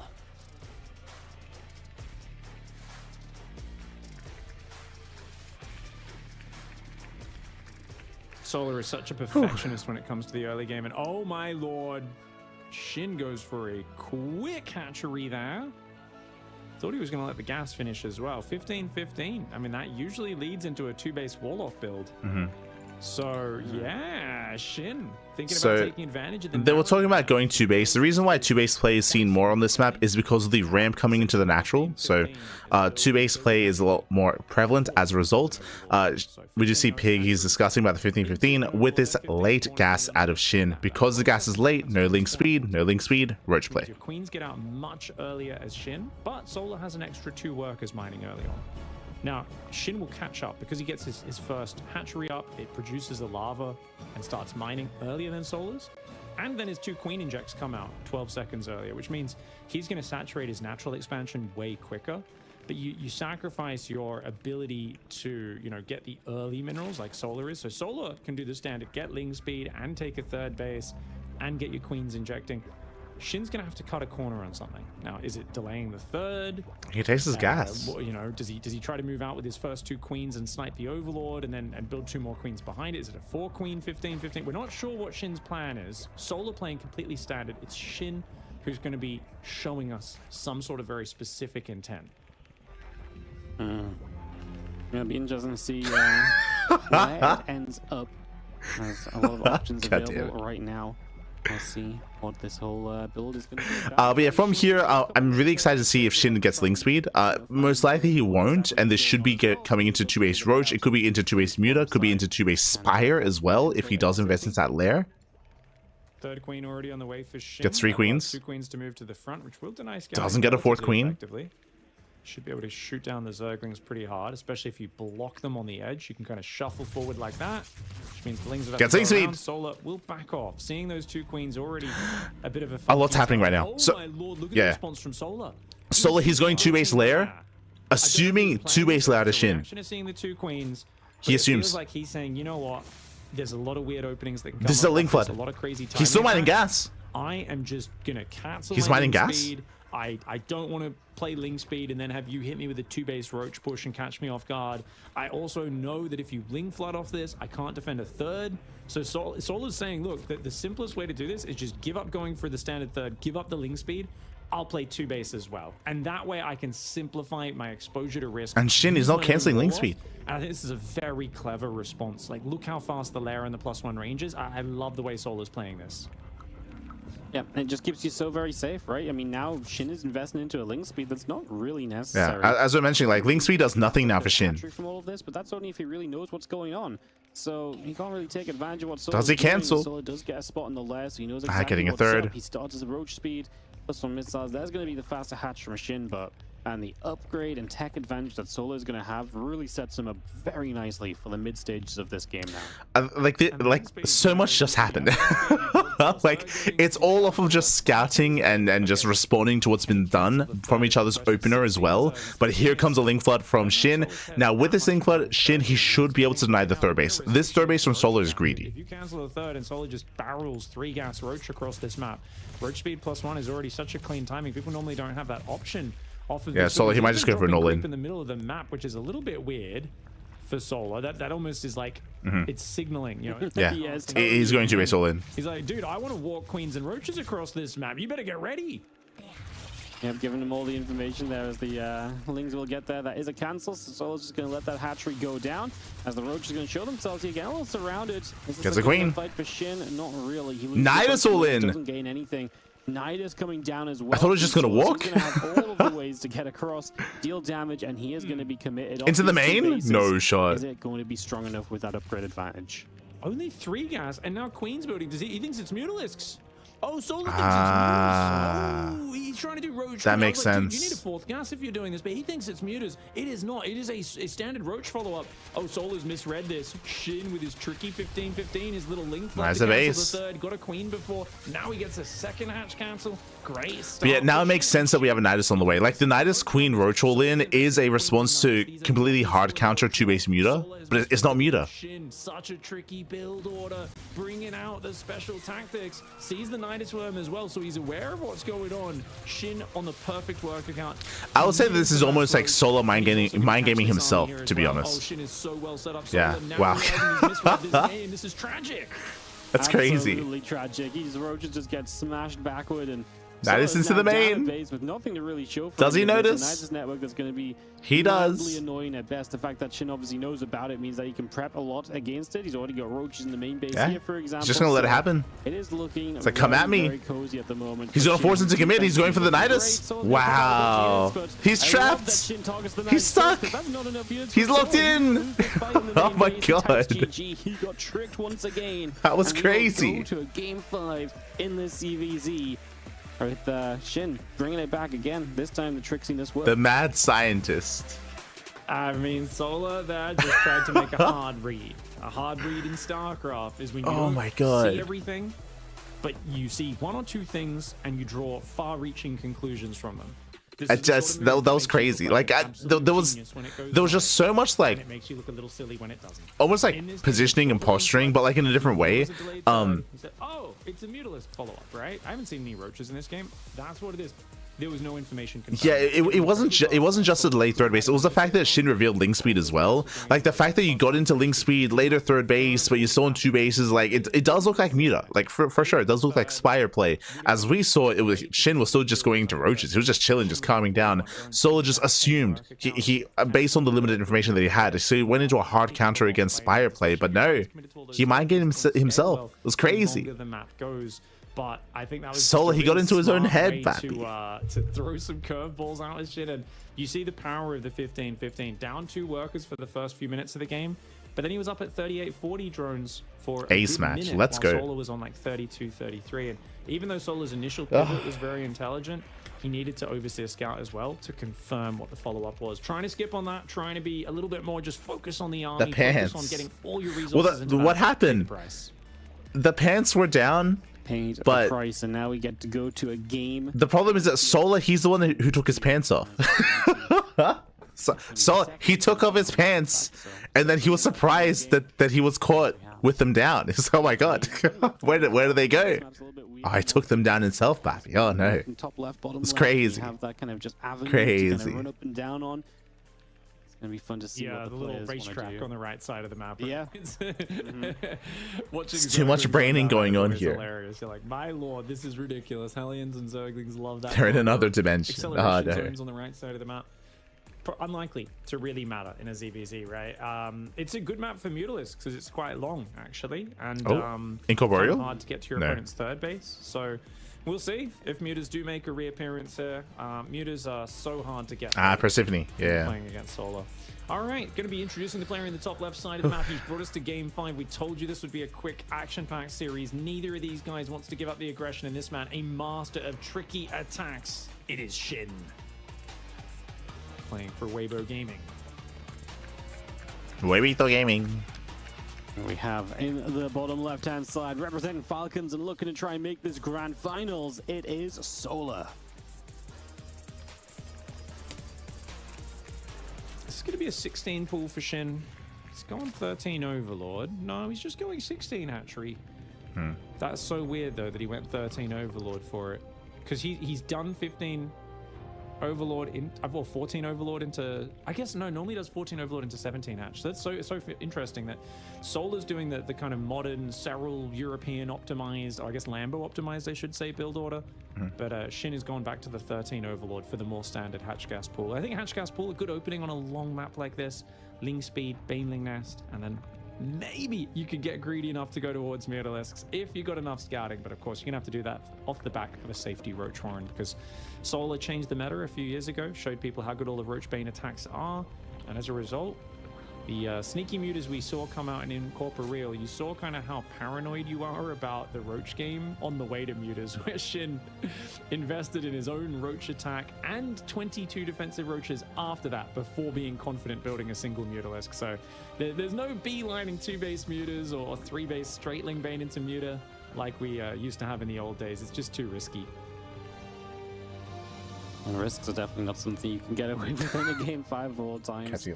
Waifu game, Weibo, Webito gaming, not waifu. God damn it, Ice Done. Once again, as we've had a couple games where they've obviously really matched each other toe for toe for quite some time. Match tripping, or is this map a lot of ace matches? I guess so. I guess so. I guess for the last one, for this one as well. Just the mild differences. He'll start Ling speed, so will Solar. Everything looking the same so far. So it's really a question of Ling Bane and who wants to Ling Bane to begin with. But so far, as I'm mentioning, standard openers. Hatch gas pool from both players, so standard openers for the time being. They were discussing potential for muta play. Muta play would make some sense here, but as they're saying, like, it's so difficult to get away with mutas in ZVZ in the current meta. It's so difficult. We even saw Solar just trying to hard counter mutas as well. So especially after that last game, we'll see what Shin goes for. His workers spawn slightly closer to the minerals. He's gonna have a minuscule advantage. Could add up a tiny bit over the course of this game. Even ZVZ imbalance for Zerg, it's incredible. Unwinnable. Truly broken game. There's that avenue up the right hand side as the Lings not quite speedy yet, but getting sped up as they chase each other around the far right. So Shin taking Solar's Lings for a little bit of a walk. There's that healing shrine there as well. We'll see if that comes into play at all. I think that's going to be that little bit faster here for Solar, so when that finishes, again, we'll see if he wants to do anything, but he's still just droning. A couple Lings only, probably just some defensive Banes just to make sure in case your opponent makes a round of Lings, and we're just going to continue through Pig. No one seems to be kind of pulling the trigger on those Lings right now. It's a longer map. Waifu gaming approved. Somewhat defensive is good. Shin. No, Waifu gaming was Team Envy. Team Envy, that was. Lings are like running around checking corners. They were Team Waifu. They go back to the natural. 345 Rotron for both sides.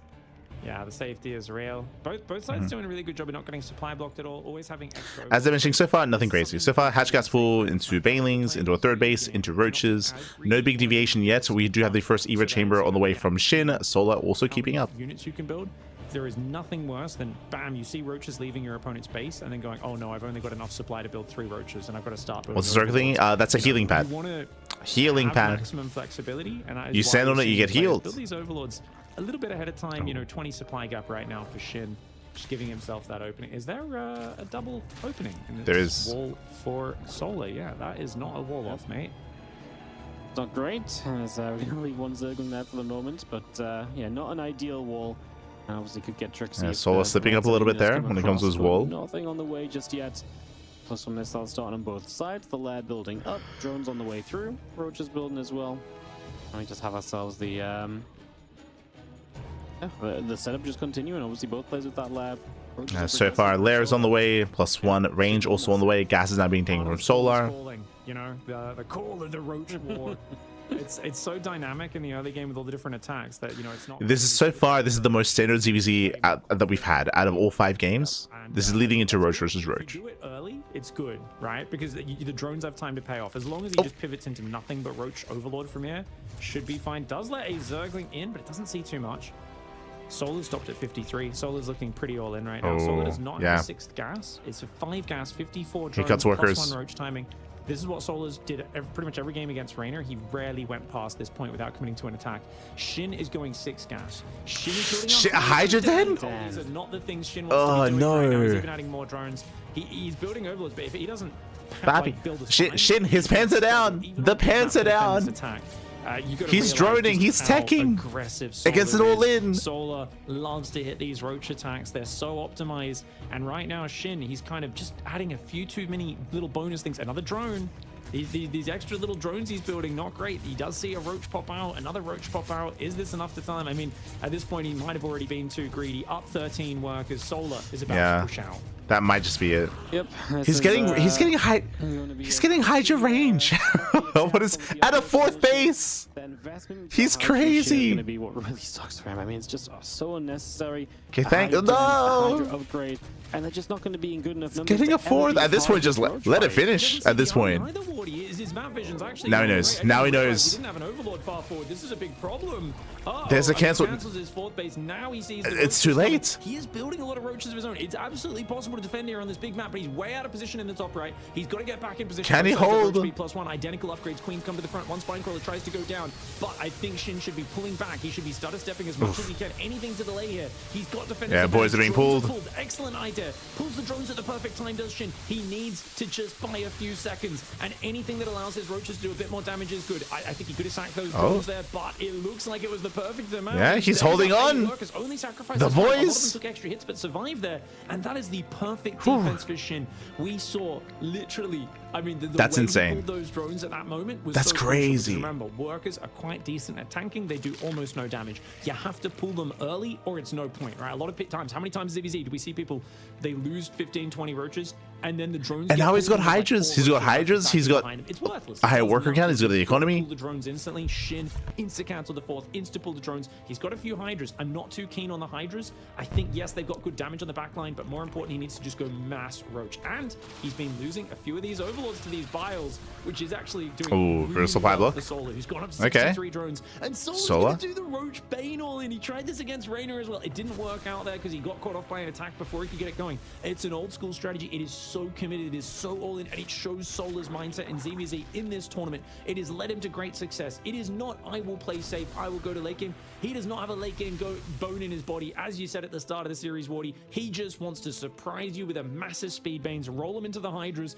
and if he makes that connection work, if he can... Yeah, as he's mentioning, Solar, he did this against Raynor earlier, where he did not get on top of the hydras. The banings, they crash into roaches, and Solar fell apart. A lot hangs on this, of course. But he's going for it. Finals for the winner of this very game. We'll see if he can connect. Overseer, which is hanging out overhead. It takes one more shot, but it's still just alive as the upgrade is about to finish to +2 missiles ready, but Bane speed not quite ready just yet.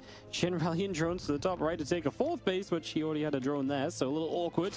And he's got a lot of units, but obviously Solar wants to just full send it with this army. The Banelings give you a lot of kind of value in the army all at once, so you can get that big surge in attack. If these Banes hit well, there is going to be potential to just surge through with one big advantageous army. So we'll see if Solar can make it happen. The resource loss so far pretty even. Shin's moving forward. He's going to walk into Solar, who's actually going to have the chance to attack in with the Roach Ravager Bane. So Bane's already. Fight right now. Maybe no, again, the purpose of the Banelings, they have to get on top of the hydras. That's their purpose. Side of the map, because then it gives him time to remax to rebuild. The Banelings are a knockout punch, right? But the Banelings are going to flank. He's moving in. The Hydra's a little bit exposed. The army's gone off. A bunch of good Bane hits on the roaches. Decent kiting. Going to start to go down as well. Oh, this is a big punch for Solar. Shin needs to evacuate. Breaks through. Right now, he's got to get home. He's got to remax, and he needs to stop building hydras and build nothing but roaches. It is all about roaches. They're way tankier for cost. You know, those yeah, Shin, he's still making more hydras. The fact that they're so Fabby, what's going on? The healing pad, let's go. Tried a little bit as well, but no, he wants to keep going. Solar does not want to just wait. He says, screw healing a few roaches. We need to push forward and keep the aggression going. Solar has a 4th base up. He's mining more minerals because of that, because the main has been transferred halfway, and the Roach Ravager on the front does see, okay, it's a big Roach remax, but he's got an army on the right side as well. Nice counter attack. He's going for the 4th. Be able to snipe the 4th base, or if your army moves over to defend, Solar's going to hit the natural. Oh, great positioning for Solar. Solar committing to the Roach Bane, paying off big. The constant aggression, even when his first attack fails, he finds ways to win with the 2nd or 3rd attack. It is exactly what he kept doing against Raynor. Solar realizing the power of aggression and using it so well in this tournament. He is way ahead right now, but Shin getting together with defense, trying to hold the line. The Hydras have good damage output, very good damage output, as long as they're protected by roaches on the front. So it was not moving into the right side for a few moments. Now he's obviously It's every time. He steps through, he gets position onto that hatchery. Needs to bring the units from the left side back over, otherwise he's going to get overwhelmed on this right side. Couple crows. Nice start stepping. The Hydra's actually doing quite a lot in the back line. No shot. As well, which would be huge, but it is going to be SHIN pushing Solar back on the right side. Solar shows up with a few units on the left, but obviously everything is just picked apart right now. As reinforcements come through, the numbers do potentially start to come back a little bit for SHIN. He's still down on army supply, but he's hanging on in there for the moment. Solar's remax. Just has so many roaches in production. And if he gets those across the map quickly enough, this might still be difficult for SHIN. SHIN has defender's advantage, he has hopes, he has dreams. Solar has a healing shrine, he has an extra base that's been mining for a while. Even though his work account's very similar, that extra base really helps out, especially as we are getting to the point where the natural is half mining out. So it's going to be essentially a full extra. There's not that many Ravagers here for Solar either. SHIN can get this base up. Hydra's exposed on the front, the Roach is pulled to the left. Yeah, the Hydra's are too far forward. It's a problem right now. Remember, these Hydras are struggling because they're so fragile. And at the same time, it's too much. Doing so much damage. Indy is really just killing it with the observing there. This has been so bloody nice to see just Solar all over this series. He is just smashing, man. I feel like Solar has said, I will not defend. I will attack, and when I have to defend, it's for 3 seconds, then I'll attack again. Just perfect play by Solar. Yep, he is just all over, right? He's just consistently forcing. Whenever it looks like he's losing a fight, it's because he's got something else going on elsewhere that's going very well for him. He has been chased back all the way down this side. Those few Hydras putting some damage in. They're going to dive forward. Crows and Fowls do end up missing. Solar's reinforcement should allow him to jump on this, and then the Hydras are going to struggle to get away. So Solar is going to start to jump on this, but SHIN's actually done very well. But if he doesn't win with the push, right? Like, he's done for so well. I mean, he's going to get surrounded. That's the problem, right? It was a crazy as close as he did, but the Roaches, if they get on top, there are more reinforcements on the way. Coming forwards. Oh my gosh, SHIN making this so close. The Roaches looking for the wraparound. Queens have been pulled to the front as well. Nailed it. He has to commit. Game 5 ZVZ. It's a Roach Fest though, and the concave on the right is good. The Hydra's getting collapsed on the left. Yeah, SHIN falling apart here. He got caught out. Got caught. My lord, they crumble, and they're so expensive. You can't GG. afford those losses. SHIN showed some amazing builds in this series, but Solar was non-stop aggression, full throttle from start to finish. And that was such an expert masterclass. And oh, my first attack didn't quite work out. Let's drone up and then let's look for the next. They're putting on their shoes. Let SHIN come to him. Surprise him with the Baneling flank. Absolutely smashed over the top with just amazing scouting denial. And I gotta say, just doggedly getting rid of every single Overlord and Overseer with those corrosive bios paid off massively. It was so big. Maybe if SHIN kind of said, hey, why are you so obsessed with getting rid of this Overseer? Sent another one forward, saw what was happening, could have set up the defensive stance. But Solar was full of surprises, and he does get the win. He is going to get to the grand finals of DreamHack Dallas.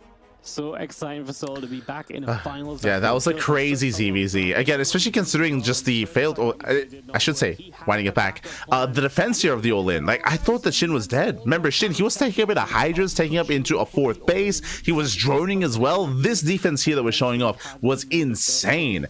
And so for SHIN to defend here, I mean, he had a massive lead. He had a massive advantage. You could definitely argue that he was maybe investing too heavily into the Hydras. We saw that Solar went for a follow-up all-in. This moment here, this Baneling attack, the Baneling flank, I should say, barely broke through. A very much more dominant fight, I should say, for Solar. Then he gained momentum, didn't quite lose it from this moment.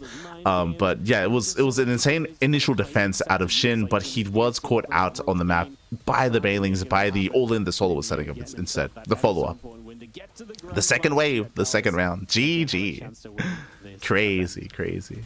What but yeah, that was a beautiful ZVZ.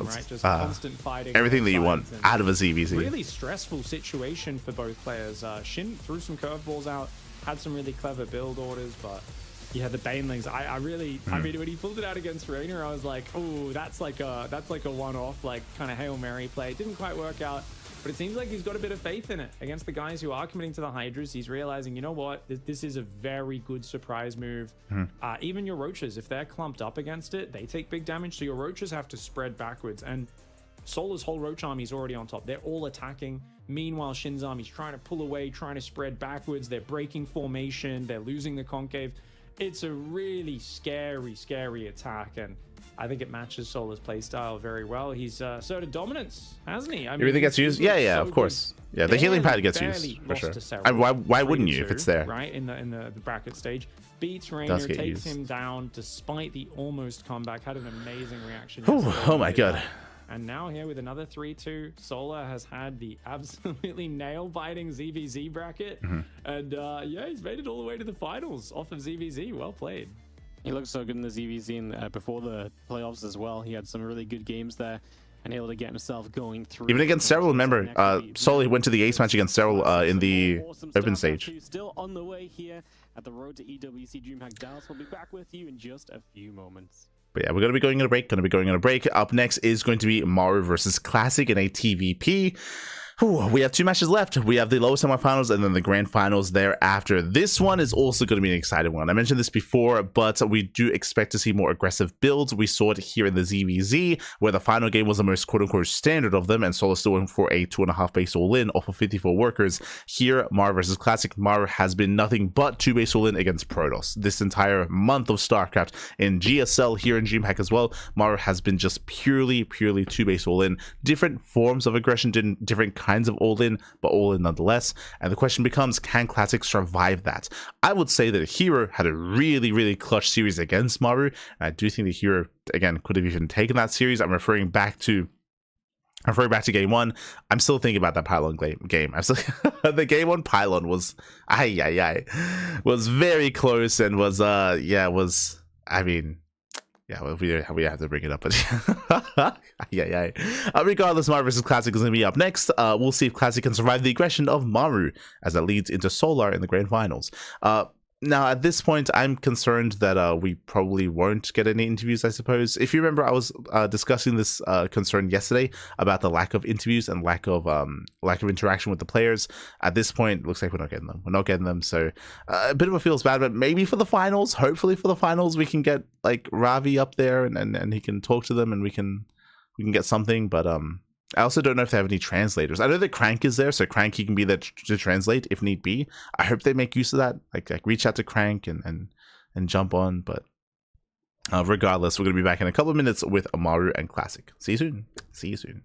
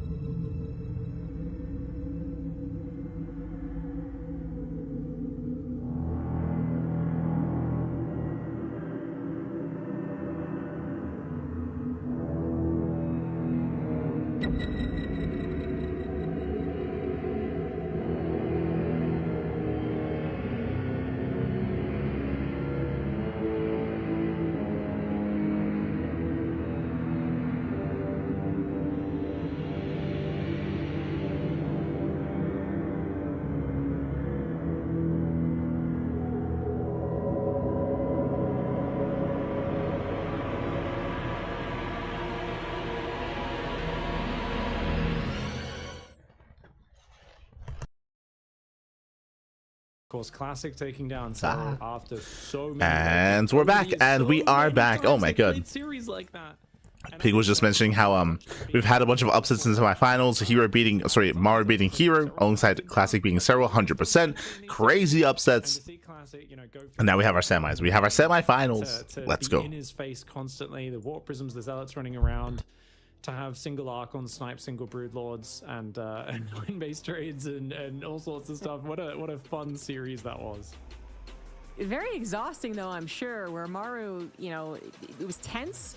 Perhaps not as exhausting. Also happened a little earlier on. Hopefully Classic has been able to reset thanks to that, you know, bit of a longer ZDZ than I think you guys were calling. I mean, total fair analysis on it being quick and snappy, and there was a lot of aggression in it.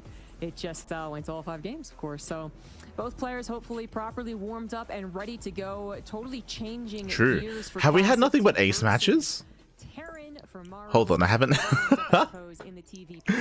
It's been purely ace matches today, right? Jesus. Can improve on herO's performance. Yeah. Non-stop ace matches, crazy. In the bottom left of Persephone, he is the Red Protoss Classic.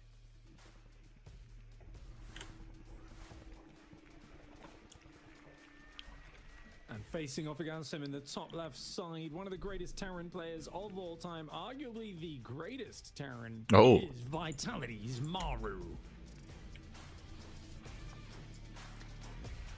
Certainly when you talk about the start of StarCraft to where we are now. The length of his career. One of the most consistent. He was seen as a potential great even back when he was 12, I think. Yeah, the prince that was promised. If you're in the chat, predictions, they are now open. Place your bets on who you think will claim the series. Best of luck in the chat as we jump into our semifinals. Best of luck. Maybe a little later than that, but still one of those guys that you had your eyes on. You knew he could be great. He eventually morphed into his final form, and he has won plenty of tournaments. All right, but the one tournament in the chat, that is missing, as you guys pointed does out, Maru ever get a 3rd CC? Does he ever take a 3rd CC? And of course, lots of times in South Korea. Is anyone willing to stake that claim another chance that he will expand later this year, just in a couple of months actually? He didn't against herO. He also has to worry about winning DreamHack Dallas. It would be, I feel like, I'm pretty sure this is correct, his first DreamHack win ever, if he were to do so. Obviously still a solo to go through too, but that's kind of the eyes are on him to match up to the expectations that have been set upon his shoulders for being one of the best Terrans in the whole world. Made it to the finals last year, but unceremoniously 4-0'd by Serral there. Maru has been plagued by injury as well, so definitely something that's always a question mark about his condition, and it's been up and down. That's I believe Marine into Tech Lab, right? No Reaper, no SCV Scout. And hopefully his shoulder very greedy here out of Maru. So really fast Tech Lab into add-on swap, I would imagine. This tournament so far. Like, this is bold. It's actually really surprising. I knew he had issues. Yeah, add-on swap. He lifts the racks. But you can see that. Yeah, lifts the racks into factory. Very fast Tech Lab on the factory. Not gonna have that particular. This is the fastest you can get it for Maru, like many of the other Koreans. But enough about the players, as we also have to focus a little more on Cyclone first. Right now, we're focusing on his attack. He did grab that early Zealot, sending it across the map. So from here, early Cyclone, Starport, this can lead into early tank production, into a tank drop. This can lead into double Cyclone. This can lead into add-on swap into Banshee play. The Starport is further back, so we shouldn't add-on swap for the Starport. At least temporarily. And then the follow-up is also different. This is really not even starting out like Maru versus herO. Classic is actually going to go into a Stargate. Recall, or is he actually going to try and fight the Cyclone? Wow, okay, he's got the Stalker as well. Going to try and fight the Cyclone and the Marines, trying to bully Maru. Not something many players would risk doing in the early game, but he's already denied the command center for a long time. This is risky. This is so risky for Classic. I think the Zealot trade for that is excellent. But as you said, Stargate comes down and it's an Oracle opening. Oh my lord. And into Cyclone as well. Now, obviously a stasis traps are amazing. You can wait for the Cyclones to move out. So a couple of things. Stargate openers are really greedy. They allow you to get map control early on. They allow you to harass, of course, as well. But they don't really help when it comes to early game defense. And based on the fact that we've been seeing so many all-ins, that's what I'm concerned by. Tank production now begins. Double Cyclone opener. Raven is on the way, not Banshee. This is a little worrying. Yeah, you know, we don't see a lot of this Stargate opener, really any Stargate opener, that as much in the recent months. But then the single It can just be punished so hard. Console, also not seen in quite some time, but either there maybe is something different beyond this. Maybe the charge. You know, we saw a couple of those. If you remember, we spoke about this during the Jimmy versus Dolan series, right? Where I think the casters at the time were like, "Oh no, yeah, Jimmy's fine. He's playing Stargate." I think it was even on this map as well. It's like, no, not at all. Like Stargate openers, they're great if your opponent's playing standard, but if you're going up against an all-in, that's where it can really hurt you. Maru cancelled his second Cyclone about halfway They down, cancelled to a tank, and now gets a Raven, and he just goes for super greedy into 3 barracks. Maru has not a scout. Off of 1 tank. He doesn't know what Classic's doing, and yet he knows that Classic is not committing to blink aggression. He has pegged Classic from studying him as a player who will not do 3-gate or 4-gate blink aggression. He's wide open to that, right? He's not building a second tank, no bunker, doesn't even bother with a proper wall off in his main base. Maru, he doesn't care. It's crazy. Shows Maru has an understanding of what Classic's capable of, and as a result, he's going to have a relatively quick stim, shields, bio, medevac moving out on the map, maybe faster than Classic was expecting. That being said, Classic had a good opening. He's got his third on the way. He will have. So as I'm mentioning, because of the cancellation, because there's only 1 tank, this stim timing, all these upgrades, they are so fast for Maru, and it's gonna hit like a truck. Now stasis traps can slow him down. That's what the Raven is for. He puts down 2. I feel like he could just spam them everywhere.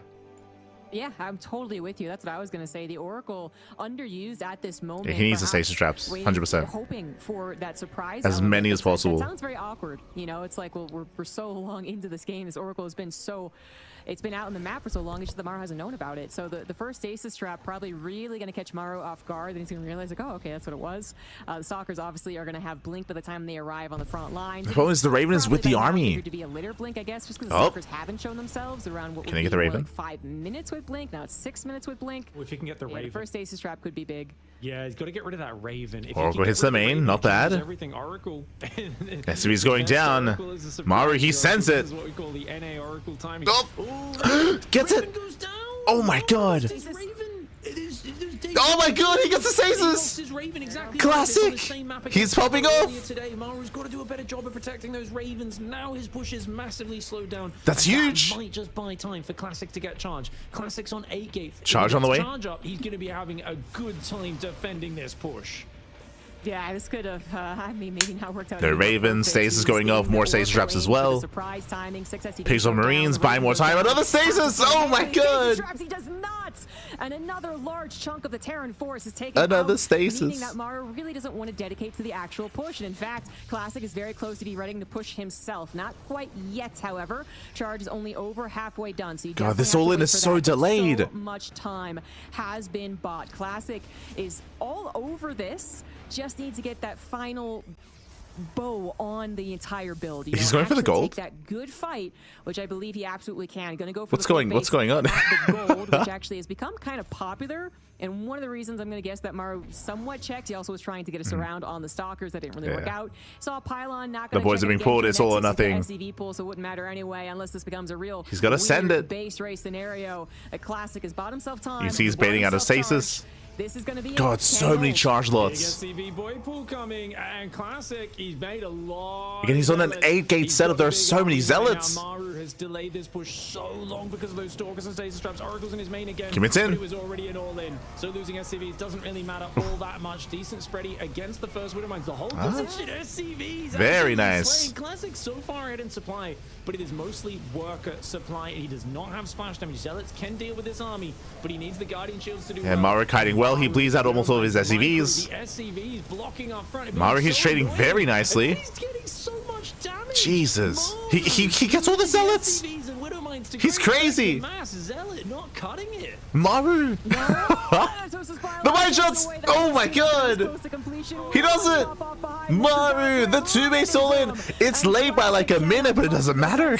Oh my god. Breaking through despite some stops. Wow. In this game, GG. to the build and wins because of it. Classic. Got to be a bit frustrated with that one. It seemed to go so well up until the SCV pool. And then Classic does what you really should. Try and take the fight a little bit farther away.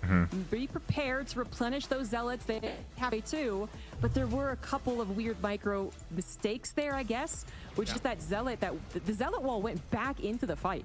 And that was just, I'm not actually sure what happened there. Maybe he was trying to micro away from a Widow Mine, and then also... So basically, initially, everything was going perfectly, by the way. Everything was going perfectly for Classic. Honestly, you know what this reminds me of? This reminds me of game 1 between Maru and herO, where herO did everything perfectly, and then took a really bad fight at the end.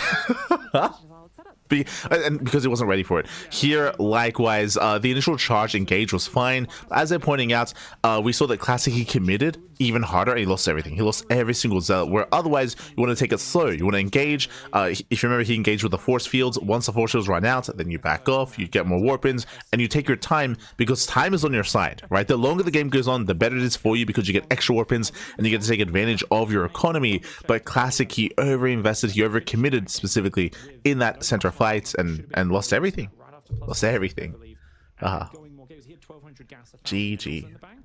And it was only when that Oracle went back in for like the 3rd time in the main or whatever, it was like killing workers, where I think it was dawning on him like, hey, this is completely all in when he saw the workers. But yeah, a mixture of good micro from Maru, but also the patience.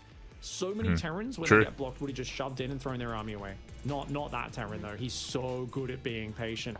His opponent in the top left side of the map though had an excellent early game. He's got to be a little annoyed that it didn't go the way it did. But what is a third? Nah, we don't need one. Top left side. It is Classic. In the bottom right, as the blue Terran now up a game, he is Team Vitality's Maru. That's Classic again. Classic is of course representing Virtus Pro, Maru Vitality, and Maru, you know, that is one of the secrets Maru has, is when he's in a corner, he's still very dangerous, because he will just double down on a push that shouldn't really be working anymore. I think, you know, in that scenario, double gas opener, the real trick is to cut off the reinforcement, and he did a really good job doing that with the Stalkers kind of going around, but Maru just chased him all the way to the corner of the map, which delays your push so long. And if Classic was going splash damage behind it, it's gonna look like the most one-sided bop ever. But Maru was just saying, hey, fingers crossed, he's doing a zealot focus defense. I don't really have much info in this game, but we're just going to trust that's what's happening. Yeah, and he gambled right. And sometimes I think that's the other big thing. Like Maru was, you have to take a gamble. It's good that Pig brings up the gamble. Maru, he was playing blind almost the entire game. Remember, no SCV scout, no Reaper scout. He knew he was playing so blind that game. The gamba was real. You know, double gas, faster factory. We'll keep an eye on the tech lab. High pressure situations where most other Terrans panic. I think it's a really good point about the Widow Mines, actually. I focus in on that, because that goes back to your early call out about Maru reading Classic's opener, which is that he wasn't scared of a Blink Stalker attack. So he did not grab, you know, was it more than one tank? It was just one tank. One tank, no bunker. Super greedy. Yeah, exactly.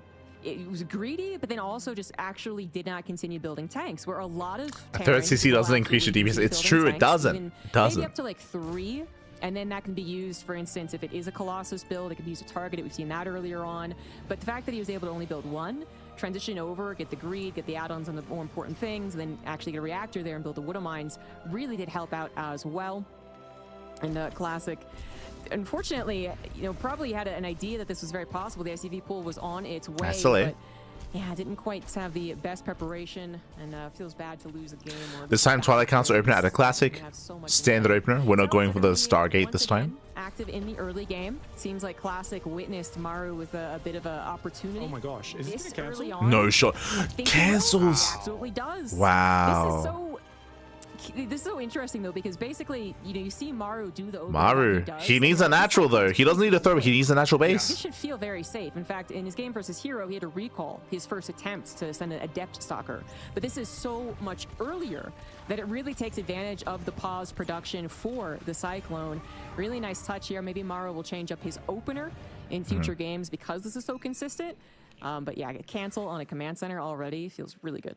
Banshee coming in. Maru, I remember back in so double gas opener into tech lab on the factory, into add-on swap into Cloak Banshee. And then Maru just kept making it work, and I kind of changed my mind. I was like, okay, It's bad if you're not really good. It's good if you're Maru. He finds ways to sneak Banshees in. Yeah, Cloak Banshee are really trendy. I was gonna say amongst the Korean Terrans at this point, just in TVP. He's expanding. He's crazy. And once again, he's just so unafraid. Of Third CC. He's double expanding. This is kind of crazy. I mean, it is going to be 3-gate blink. Reaper comes in good micro for Classic. But there it is. If you believe that Maru could not get a third, he's getting a third. He's double expanding. Let's go. He's playing StarCraft. Blink into Storm, maybe? We haven't seen a Robo yet. He's playing StarCraft. Is very peculiar. No Robo. So the biggest concerning thing right now, there is no Robo. There's no way for detection, but does scout the, thankfully does scout the Banshee. Hallucination's aware. But there's no detection. There's nothing. There's no Forge, no Stargate. There we go. Robo just now begins. This is gonna get incredible damage. Really anything. It's gonna kill probes, but it's not gonna see what else is available or the gases in the natural. It is going to get there's nothing, though, and that's kind of the most important thing. Speaking of that lack of Robo, no detection when you do they just notice like this, no detection. A much bigger issue in Classic. Wow. Had no idea it was a starport. His sentry was eventually built, now sniped by the way, but did not get the. So Maru's getting a third CC. Zero mining. This is completely blindsided. Classic. Zero economy. Very unfortunate, as this is also when Maru was doing a 3 CC. Yeah, Maru didn't need a third CC. Classic can get a counter attack, but he doesn't have a Warp Prism to do that. I'm so confused at what Classic's build was heading towards. Oh my god. Because there's no third base and there was no tech other than Blink, so don't get me wrong, obviously surprised by this, I get it, but did he forget his Robo? Because it just, looking at his build order, it feels like his Robo should have been up at least 45 seconds earlier. It's a very odd build for Classic, and Maru is essentially getting a game-winning position. I agree, yeah. Too. We might see a speed run of these semis after one round of 8 match that took as long. So behind this, what Pig is referring to, and I do agree. Classic, he went 3-gate blink. He went double gas at the natural. The gas is usually for the Robo because he didn't expand, but there was no Robo. So yeah, it was. But we might have had to pivot, right? Like this, whatever the plan was, just not going to work out. And unfortunately, if you are going to choose to go Roboless because you think this is going to add some spice, some more ability to flex in other directions, the one thing you'd have to know is that they're not going to go Cloak Banshee. Jesus. And that is something that Classic did not get a scout on at all, and certainly not in time. Now even trying to aggress and not finding anything there. Banshees are going back in. Out of position. There's a shield battery, but now there's 2 Banshees. 2 Stalkers do warp in. Where are the observers? It is trailing the Banshee currently. So these Banshees actually... Okay. We defend. Yeah, I don't think it's worth sacking them quite yet. One will go down, takes away the one-shot potential to the shield battery at the very least. That is one of the first things going well for Classic. Classic is going to go for Immortal and Storm, but on 2 base against Terran, whose third command has been finished for a long time. Maru, I don't think Classic's seen the third base, unfortunately. Banshee does spot the Stalker move out, and I think already losing a few Stalkers as well to the tanks on the other side of the map. So Classic's going to be playing from far behind. His hope is that because the stim shields medevacs are delayed with these 3cc builds, maybe he has a bit of time. You know, he can get back up and drag himself back into it. Maybe land a storm ambush when Maru scan their third base. The lack of third is concerning. This, like, I guess Classic can, I guess, try to turn this into an all-in. Maru, he fully walls. I get it because his stims late and 3cc builds are vulnerable, but I think he's misreading just how much he has ruined Classic's position in his game. Well, the reason why Maru's fully walling off is because he scanned, he saw no third, so it looks like a 2-base all-in. This guy is ruined, so he must all-in me. Yeah, right? Like as EG is saying, I agree. Like it looks like Classic is 2-base all-in. He isn't, but that's the read. On playing super safe. That's a Bloody Ball, the bunker. I mean, this is not going to let Zealots through. That is for sure. This is the first time, by the way, that Classic has actually confirmed its 3 command center. He might have gotten the idea seeing a limited number of units when he did blink in. That was the first confirmation. And that means that Maru really doesn't have to move out. If Maru was just going with a 2-base all-in plan and just, you know, refused to acknowledge how the game has changed since that plan, does it anyway? Well, 2-base Maru SEV pool versus 2-base Classic Charge Storm, there's some potential there for Classic. You know, the Storms can be very good against SEV pools. But now, with Maru's ability to just be like, nah, bro, like, I can just stay at home. You're the one who has to catch up. get ghosts, right? Get good positioning, get enough scans that you never get surprised. For the first time in like 45 days, Maru, he's getting a third and he's taking him into Ghost. He's taking him into Ghost against Protoss. Let's go. He's macroing. Back at home, Observer will scout He's playing out a game. third, and this actually could be a critical timing for Classic. Double drop is massive though. Maru hasn't really moved out. His SCVs are exposed. Oh, so Classic finds something. Okay. Gets a little bit of damage for himself. 7 SCVs. Not Forces bad. the third to lift. Recalls back, but does lose only 3 probes. Impressive that he lost so little. I don't think he lost any important tech either. So actually good defense. And oh, can he storm him in the corner there? I think so. Well, with some of the storm will hit him, right? I feel like you could hit him with the second edge feedback. of the storm. You know, maybe. Right, yeah, yes, yeah. Without the second feedback, though, I mean, I guess he'd only kill the one medevac. Oh, Maru has a massive army, though. The second feedback happened. The medevacs push each other. But disregarding that for a second, because we do need to focus on Maru's big old push down the middle. Classic, obviously recalled. Maru knows that. Nothing to stop him from There's the moving across storm. the map and getting into position. There's that storm we were talking about. The scan ahead reveals no army ready to go. Classic. Classic out of position. Side, and Maru's army Gets the base for free. Widowmine's burrowed. He's ready to go. The Widowmine. Oof. The War Prism barely survives. One good storm on top of the bio. A second one trying to get the Not bad. Not a very nice storms. And Classic will push this back. Grab the medevac as well. This one might be a goner too. That's crazy. And that drop is not in a safe position right now. He gets it. it. Down. Oh my god. Classic crushes that army. Maru pulls back again. I really feel like Maru could have taken his third earlier, but he looked so paranoid taking his third, and now I can't believe the double drop did so little damage, right? It didn't get the Nexus or anything. It only got 3 probes. It got stormed. Is Classic actually going to come back in this game after losing 14 probes and like minutes? Like Classic had an awful early game. like the beginning of the game was brutal for Classic, but he's back. Let's go. Right now in probe up. He doesn't have to go for the win, but there's so little bio. He's thinking about it. That wall. Yeah, he's going for it. For Maru though, Maru's earlier insurance, the SCV's blocking, EMPs are available, but of course storms and mineral lines could be nice. Very nice storm. Oh my god. Those SCVs are dead. Sorry, buddies. That's 14 SCVs. Classic a little bit ahead. Obviously, there are mules to consider. 1 medevac, by the way. Another big loss amongst the losses Maru has taken. All of that bio going down. The medevacs. So if we're going to have that transition over into Colossus, which is exactly what Classic is double going for, expanding. the Viking numbers Third might and not a be as high fourth. as you would like. Because obviously, if you had 6 medevacs still, you might already be, you know, looking for the opportunity to get ahead of the Colossus. With Yeah, the umbrella does But man, nothing. I- The umbrella. That fight was so close.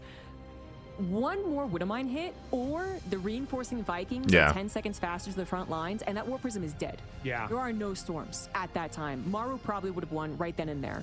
But just a little bit skirting off to the side, misses the second Widowmine. Absolutely crazy. Classic finding his way back into this game, did drop that 4th base, and now is going to try and control the map. Maru has an opportunity, obviously, to stabilize. Those mules are going to get slapped down. The economy's not bad if his 3rd CC can actually stay grounded, and that is the question. As Classic looks to make a move in, it is a lot of bio, and EMPs are ready, so you got to be very careful. Yeah, we've seen a lot of players hating on those armor upgrades in this matchup and really delaying them.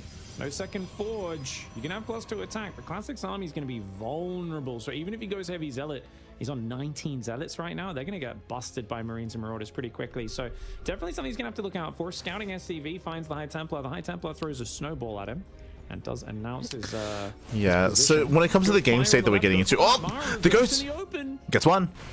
Guess who? That's a bit dangerous. Ghost, a little expensive. That's the Gets target 3? right now alongside any medevacs. Oh my god. So he only grabbed the 1. Maru So what was going to be what we're going to say here, even though Maru lost, what was it, 14 plus SCVs at his natural, the worker count is actually still in favor of Maru. He gets a Prism and a High Templar, but the economy is still in favor of Maru. So despite all those losses, Maru economically is still holding his own. Likewise, Ghost and the EMPs, they can shut him down. Ooh, okay. The High Templar way too clumped for Classic. Classic's work account also, he didn't fully probe his 4th. He's kind of paranoid because it's been such a weird, hectic situation. Yeah, Maru, he has a better economy. He's building up his army. Maru still has, he's still in this, still has a lead. Back to the flanks, looking to clean up these zealot attacks that he expects. Perfect play for Maru, finding efficiency. And I mean, he was so far behind, like 3,000-4,000 resources behind. He's slowly closing. We're going for another quote-unquote base trade. Trading bases. Oh, very dangerous move, but as long as the High Templar stays spread out, it's going to be hard to chase this army down. Big counter for Maru in the north, though, is going to dive into... Oh, he's going for the 3rd. Yeah, I thought I was going to go after the fourth, but I guess he's on to greener pastures. Well, he doesn't know. He doesn't know about the fourth. The natural in main. He's got ourselves a little bit of a base trade. Classic does push away the third CC. Can be saved with a repair. Hope that does happen. And it looks like Maru is not going to risk trying to go into the natural. He knows. Could come in. It actually does protect the fourth base. Goes back to the third. Could get a quick cancel or even kill. Classic, is he paying attention? Yes, he is. Big cancels going down to make sure he saves those money. Oh no, the stray Colossus! No, Classic is supply blocks as well. He's falling apart. Oh my god. Running away for its own life. Colossus goes down. One storm in the heart of the army at the very least, trying to get that damage, trying to drain the energy on the medevacs. Classic in a difficult position, but technically still on 3 bases. A little farther ahead in the workers. Maru back to his third CC. Did get the mass repair there. The 2-2 really going to make a big impact in these upcoming fights. Whether the Ghost can get the EMPs to take out the storms, and whether the army of Maru can just kind of stand and with a good concave and take advantage of this 2-2 upgrade. Classic got away with the fourth. Mere +2 attack. Now +1 armor is about to finish. Perhaps looking for an engagement once that does. Maru's got the high ground, so again, Classic, he's on the hunt, but Maru seems sort of prepared to handle this. Classic's gonna go for it. He likes the way the flank is coming in for the attack. High Templar are a little clumped. There's 2 High Templar there with full energy right next to each other. Goes forward, gets himself a few ghosts though. Classic has such a good army. Rebuilding 2 next eye, only 59 probes. Disruptors are coming in. Observer getting sniped. That is huge. That is such a big Observer snipe. The fact that Classic got to see everything Maru was doing for that whole time is huge. And now he splits half his army to the right side. Watchtower will see it coming. Recall's off cooldown. It's not ready for another 40 seconds or so. He's got to spot the move out. Classic is pushing in. He's going for it. Oh my god, flanking storms! On the army. Doesn't land it too well. Maru with a decent spready.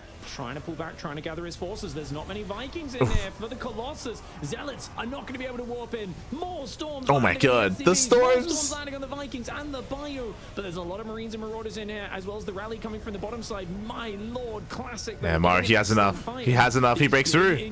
Cleans up the army, everything. Oh my god. But at what cost? He's lost 27 workers. He needs to counterattack right now. And if he doesn't find big damage, Classic is just going to bounce right back up.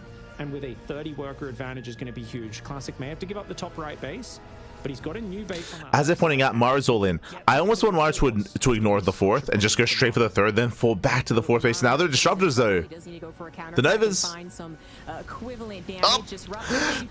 Oh, one connects. But they are going to be helpful if they hit, and they do hit. Storm as well. There is an EMP, but oh, never mind. That was feedbacked. One of the problems in the last fight and now in this fight, 100% of medevac energy. There is so little.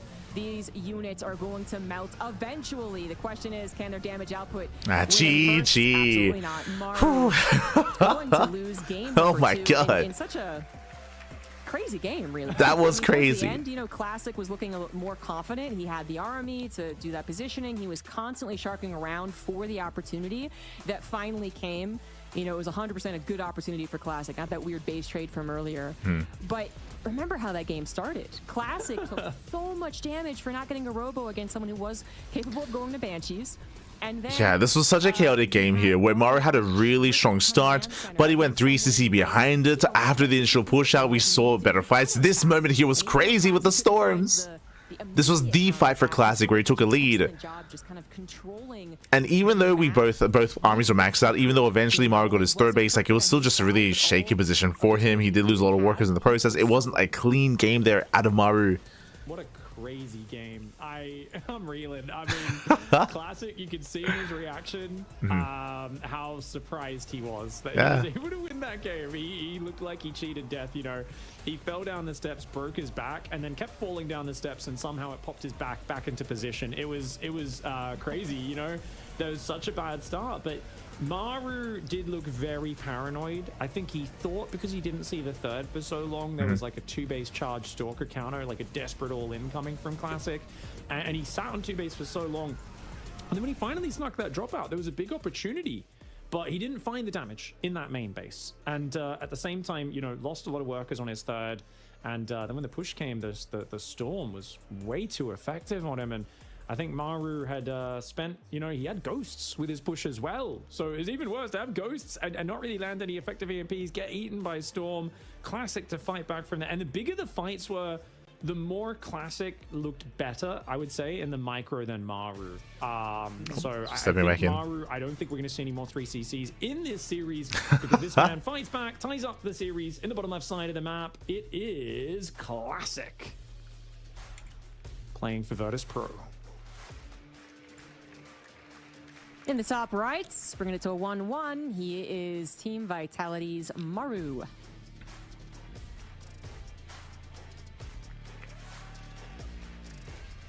Every Terrans felt going for a third command center being way ahead on economy, and then they floated their third out and got jumped on by a pack of like Zealots just before Stim and Shields are finished, and lost 30 seconds later from that point, it becomes an unlosable game. So I absolutely relate to Maru's paranoia on securing the third base and wanting to secure the victory. Base 2 base all in from Maru. Yeah, we expect that in every game.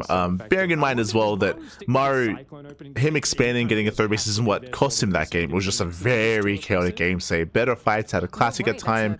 As was said earlier, some maybe paranoia from Maru's side or misreads out of Maru when it comes to assuming that Nolan was coming, so not able to actually take advantage of his third base. So even though he got it, he didn't really make use of it for a long time. It was a crazy game.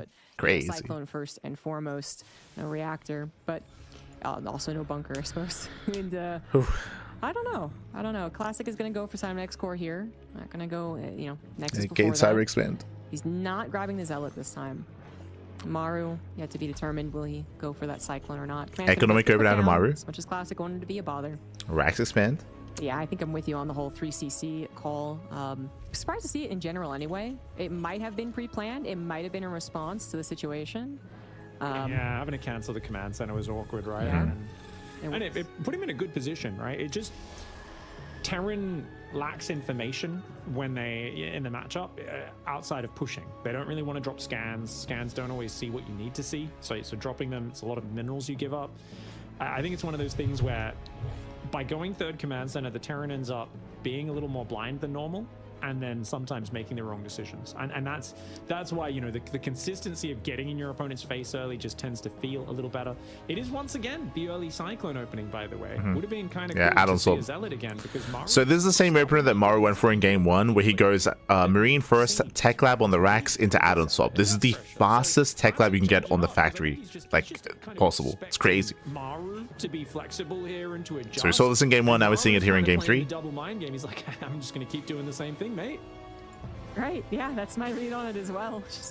Shades in. It's okay. I'm still gonna do it. Okay. And it Full scout. might even eventually actually turn into some form of aggression. Takes down the Marine. See, the first game and second game was all about the Banshees, of course. So close. Does get it. Should be much more aware of the Banshee. Not that he wasn't. Nice pick off. One of those weird scenarios. Is 2 SCVs. Actually gets, yeah, exactly, a lot of damage. It's not supposed to be in that high ground, and it's not supposed to be able to grab 2 SCVs. Does not grab the third one. So nice start here for Classic. But yeah, the Banshees were huge. The non-robo opener was a big, I believe, Cyclone into and that's when Classic do that again. If he does he get a faster sentry to early mind drop scouts any possible Banshee? I think that's exactly into like a sim timing, I would imagine. No robo as of yet. Sentry is coming along. It will send Hallucination over and see. Right now, no Tech Lab. That might be the case still, but right now we're actually going into just a very simple Word of Mind drop. Maru's first scout is that Cyclone. This is such a fascinating build. he's being annoying with it as well, but we've already seen the Hallucination going across that right side. He's gonna get a scout. Robo comes down. Ooh. This is a very greedy third base. Good way to play on a big map. And yeah, 2-gate blink into a third from Classic. Jesus. I have not been enamored with Mind Drop on this patch. One reason is if they know it's coming with the Hallucination, they can track it and not get surprised. But it's also just, Widow Mines did have their splash radius slightly nerfed, right, a few seasons ago. And then you've also... So something that we did mention last time that I'm concerned by here is that we spoke about how 2-gate blink has fallen out of favor just because of the non-stop 2-base all-ins that we've seen. Here, Classic, he is going 2-gate blink into a fast third. Like, this is quite greedy here out of our Protoss player. Against a 2-base all-in, I'm concerned for Classic. They're so good at these reactions with the probe pulls and the micro, but you do need to pull your units away, because if he has multiple targets, Maru will keep retargeting and not let it fire just to design mining. Very tricky there. Even oh my god. Mines. There's a lot of mining time. I agree with your assessment. I've also not really... Well, okay, here's the thing. Wouldn't mind drops, as you've said, have not found big damage in these very top tier games commonly. I know there's a couple, but they're not supposed to happen. But that's been a while that has been the case. They still provide a little bit of the harassment, yeah, all that lost spawning time. It still provides a little bit of scouting as well. And it does provide, you know, they have to keep some stalkers at home, right? So it's always been this like, yeah, it's a good thing to do just as an opener, literally as an opener, like, you know, I got something from it. But as we also have this new patch with the hallucinations constantly scouting the follow-up, that's what kind of I feel like makes it, you have this time where they don't know quite what you're doing behind a factory or 1x expand, that maybe you could do something that is scarier than Wouldn't Mind drop. I think is why it's like, well, this patch in particular feels meh, but Maru has liked it. So he still likes, I suppose, kind of the standardness it gives. And then he has the follow-up here that is into a little bit of appropriate sims. Behind this charge, a forge, delayed forge into, looks to be Colossus. Okay. But it's not going to be a big attack from Classic. No warp prism here, just into the charge, forge, and robotics bay. And he sees the third command center as well. Third CC. A bit of relaxation, right, after the pressure. Maru. The series, the crazy all-ins. He's playing standard. I mean, kind of. Maru played against herO earlier today as well. And this is a pretty quick +1, you know, Colossus, especially like off of the quick third. It does feel like Classic has a lead here, even with the lost mining time from the Widow Mine drop, which it did a very good micro from Maru, but it didn't really take any. Like, if you remember, we were talking about how, like, the fast third base from Classic, I mean, he's going to be vulnerable, but if Maru's expanding, then Classic is going to get away with it. 3 Colossus is going to be very nasty. If Maru, he has all the information, so he should know the situation he's in. If he can go for a quick second star for, I think he can be okay, but if he doesn't, that 3 Colossus timing is going to be so brutal. That's really the thing about the matchup right now, which funnily enough, we haven't seen a lot of, because a lot of the intent from the Terrans is to not get to that point, not to get to their own 3cc, and thus also have the ability of the Protoss to get to those 3 Colossus +2 and start to pressure them. There's been a lot of avoidance of that. A couple of great macro games have happened in the tournament, but mostly an avoidance of that. When it does happen, there definitely can be a point where the Terran just feels like they can't move out in the map. We're not quite there yet. This is the time for Maru to move out in the map. Yeah, now is Maru's timing to try to punish. Damage. The Classic's goal here is to defend, get to those 3 Colossus, and then probably even initiate a counterattack once he has successfully defended, if he has successfully defended. Maru finds the 4th base, nice concave, tank siege, Wouldn't Mind blinks in. Even once again sniped before it can impact the main fight. That was not the fight for Classic. He pulled a herO. Oh my god. Barely saved, mostly thanks to the Guardian Shield. That was crazy. And the 4th Nexus is cancelled. Classic thought he could defend it by the looks of things. Unfortunately, lost a decent amount for it and still had to cancel it. That's kind of the you don't want, but it could have been worse. He could have lost that Colossus. Yeah, Classic, he was crazy. He blinked into the army trying to defend it. That was insane. He lost most of his stalkers. He lost the 4th base as well. That was a very successful attack out of Maru. I do think he could have killed the Colossus as well. I think he could have chased, but he didn't want to risk it, so the Colossus does survive. But a very strong start here from Maru. He's gonna have 3 Colossus out, but they're not gonna line up with the +2. And another Widow Mine drop just probing around. Maru going double eBay, going Armory this time. He delayed his upgrades a lot in the previous game to get Ghosts out. I think I prefer this way of doing it, because, you know, we see even when you have the Ghosts out, the feedback micro is really good from these top Protoss pros these days. They're really good at feedbacking the Ghosts. They're good at using the Warp Prisms. So, you know, Ghosts, I think, are almost more essential for dealing with Arc on Zealot than they are with High Templar early on. And in this case, there are no High Templar. So getting out just the double upgrades is going to gear Maru up for the later game. Maru traditionally is a late game god. And I'm thinking right now of... was it last year? I think he played a late game against Alcyone with Classic, where he nuked a maxed out Skytoss army and killed about 100 supply of Classic's army. So Jesus. Maru has some good memories in late game against Classic. You know, I wouldn't be surprised if he's favored there. Maybe. It is hard to say now, you know, a year later, a different patch, different maps. But Classic, I will say, like, you know, he has. So because of the earlier fight, the earlier successful attack out of Maru, that's why here coming into this, he's up in supply, he's pushing in towards the 4th base once again. The new 4th base, which is yet to be saturated from Classic. Real struggles for him. You know, against Kira, that was very much not easy. And see if Maru nice setup. It's mainly charge lot. A lot of zealots. The army apart is really what Classic was starting to struggle with as the game continued. Right now, Shosanevas on these main engagements, just mano a mano. One thing happening here, and let's see who controls a bit better, as Classic is forced to move away from the Nexus. But the Nexus, I mean, I don't know if it really can go down, but that would absolutely be a target for Maru's push. Those disruptors Oh my are God. exposed. Oh, Widowmine does land a hit. That Prism's got to be careful. He's going to go for a big He wants the disruptors. He wants them. Like Oh, does he get him?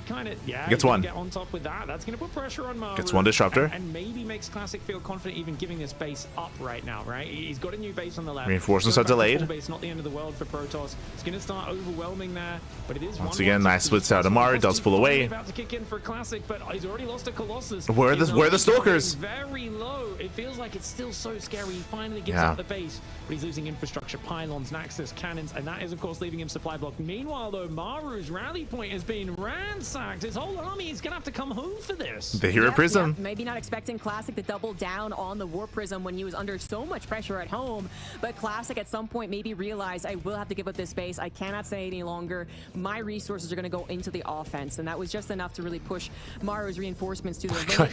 He got a couple He's of not trades there. stopping. He now also has some map control. Maru got a Nexus. That is good, but Classic had the other fourth, so there is still some solid mining for the Protoss. Now, it might be more about finding that map control. If Maru doesn't have the... So Maru now is rotating over to the new fourth base on the left-hand side. Classic, I believe, because he kept his Colossus alive, his disruptor count is getting higher. There we go. 4 disruptors now for Classic. That's when Classic can jump on Maru. This is going to be a real test of the multitasking. Maru actually dividing his army already, wanted to still be the aggressive player. Now going to see the entire army of the Protoss bearing down on his third base. Maru scans Classic's fourth, and he's going to die for it. Absolutely. Going to force either a base trade or a recall. How is Classic going to play this one? Oh, I mean, recall's available. Yeah, I think this is the wise decision. He will recall. Oh, no EMPs to does recall. Oh my lord, he's gonna just stand and fight. Maru does for a second, gets the Nexus, gets 10 probes, and gets most of the units out of it. But Stalkers on the right side. There's only 3 though. 3 Stalkers. Oh, and the Stalkers can't quite blink on it. These 3 Stalkers aren't gonna be able to trap any of this. I think he's out of here scot-free. Meanwhile, Prism on the other side of the map does get in. It looks like it got shot down though. Don't see any SCV kills. Looks like Maru's handled this really well. Oh, Classic, so eager to get a counterattack, but his disruptors are in the open. This is a high risk, high reward. Oh no, he doesn't get it. He's flanking his own army. Maru's nice Nova. Side as well. He's coming in from both sides. Disruptors getting caught. Yeah, gets one over, but only one over. He just hit in. He can send it. Go for it, Maru.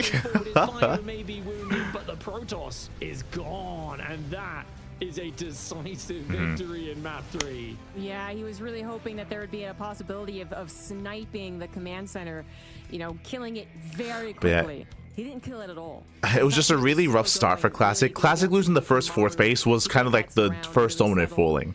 The fourth base went down. Then the backup fourth base here on the right-hand side went down. And then we saw another side on the left-hand side as well. Like, Classic just never quite was able to stabilize from that. Damage while he built up a triple expand. There are 3 Nexus on the production tab, guys. And instead of finding some room, maybe making Maru play it more defensive, he just opened the gates. Maru's like, yes, of course I will counterattack you at this point in time. I just killed so cannot handle. And Classic's triple expand is going to end with 2 Nexus dead. Third one also possibly dead now that it is found out. Classic doesn't want to tap out of this game, but he doesn't have a lot to work with. Disruptor Hail Mary. Oh, okay, not bad. No longer one-shot the Marauders. Couple of Zealots getting the last swipes, but we needed that 50 supply ago. As Maru is going to have to maybe run away for now. He's got so much army behind this. But in the end, it doesn't even matter. Linkin Park was singing about Classic's disruptor shots, apparently. It really is just a situation. We see that so often when the Terran's like, okay, I'll go back home, look to macro, make sure I ensure I win. They look back at the front, they go, oh my lord, it doesn't matter. I'm remaxed instantly. I could take disruptors like this at this late stage in the game. Great play by Maru. I'm so shocked by how good Maru is at reading the play. Because it feels like there's games where Classic's counterattacking him, slowing his pushes down with Blink Stalkers game 1, picking him apart, and Maru just spends the whole time not pushing the front and just cleaning up the map, and his push is so delayed. When it does hit, he wins the game.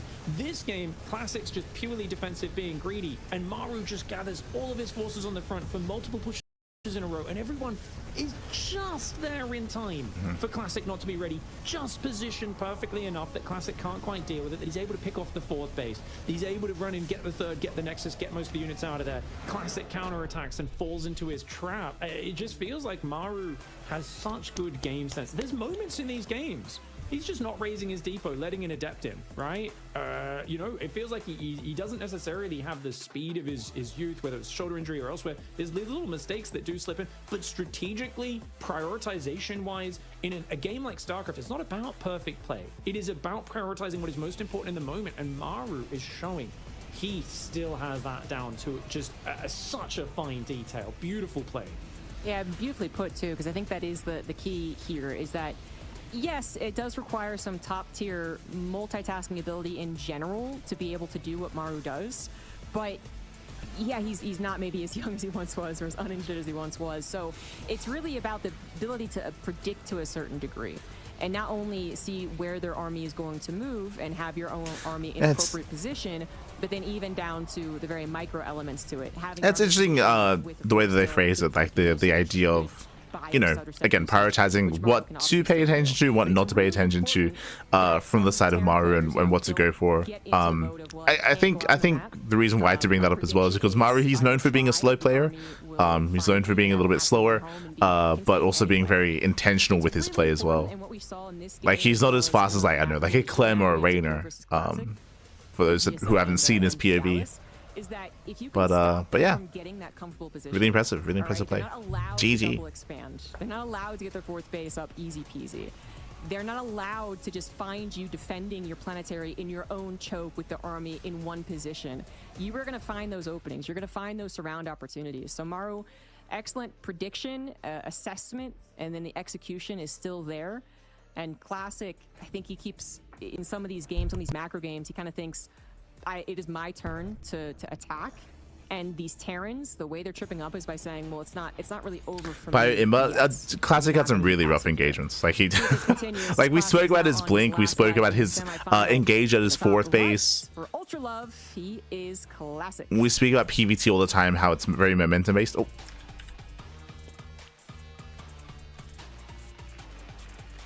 And his opponent in the bottom left side of the map for Vitality, showing such good understanding of when and where to fight. Let's see if he can finish off the series and get that spot in the finals 2 years in a row in Dallas. It's Vitality's Maru.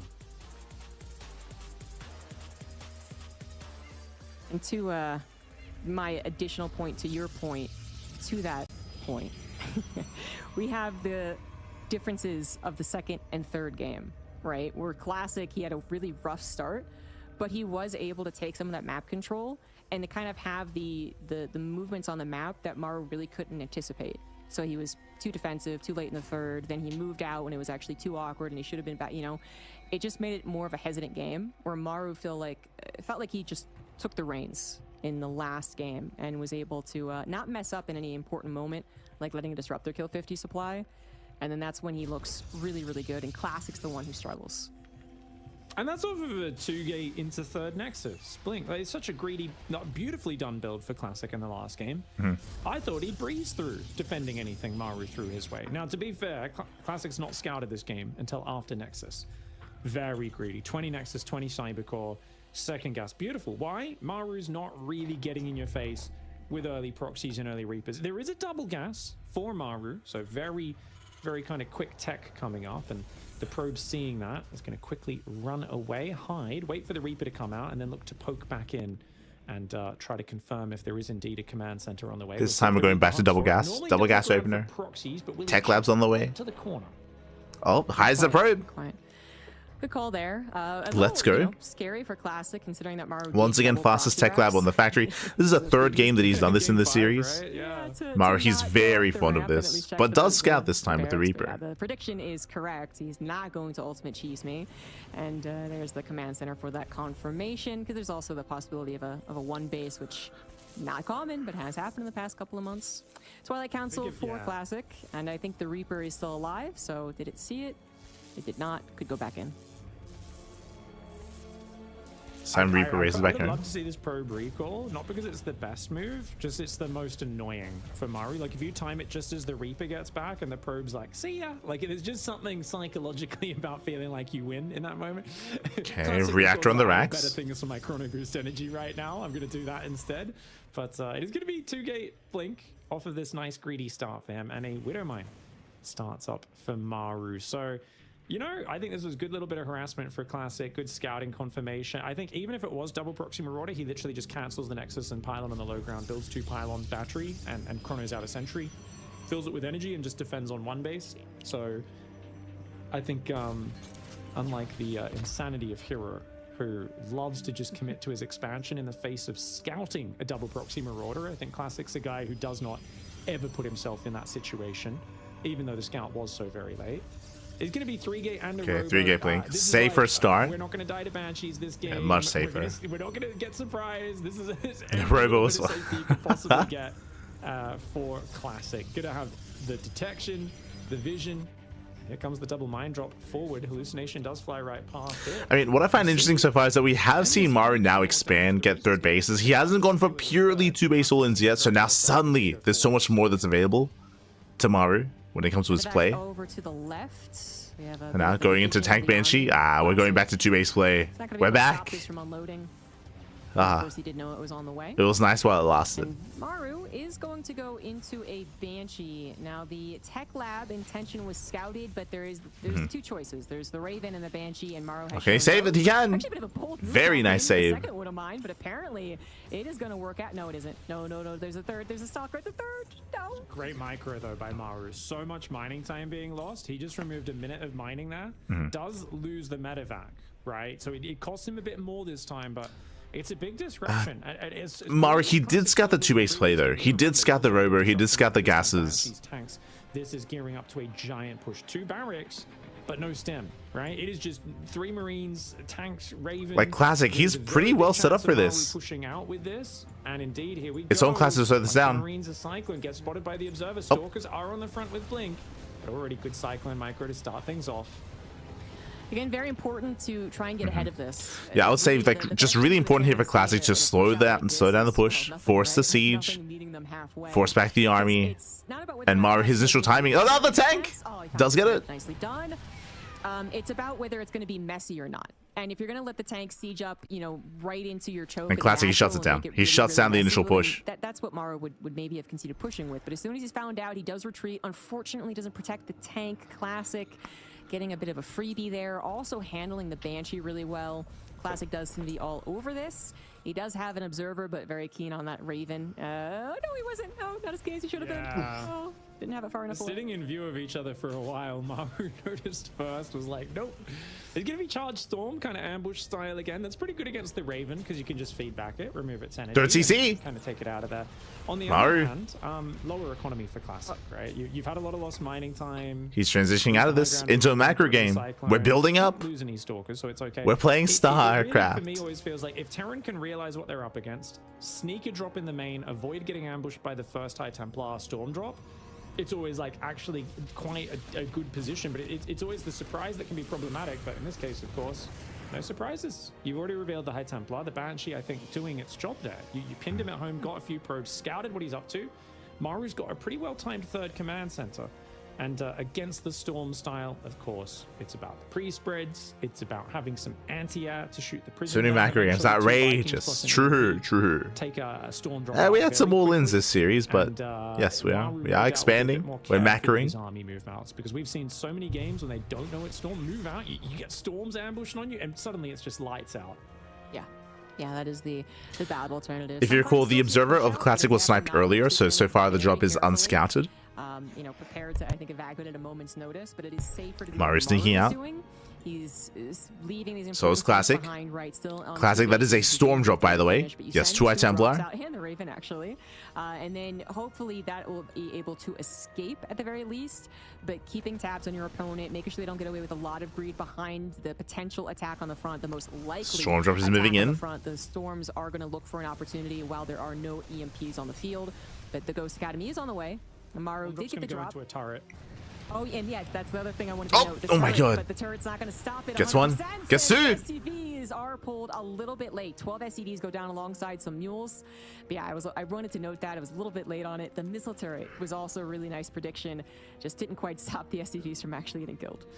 At least 1 High Templar went down to the tank. It did get a second shot off, but still 12 SCVs, well worth it for Classic. He's up 20 workers right now, which is a really big advantage. His own 4th Nexus comes down. And the ghosts are entering. Yeah, the problem here is that Cyclone, the observer onto that side. a couple of things here is that Maru, his store base is later, just because if you remember, he was very dedicated on 2 bases with his first tank Banshee push. He didn't really get much damage done, so Classic has a massive economic lead. Now he's pushing out. Remember, he has his storms.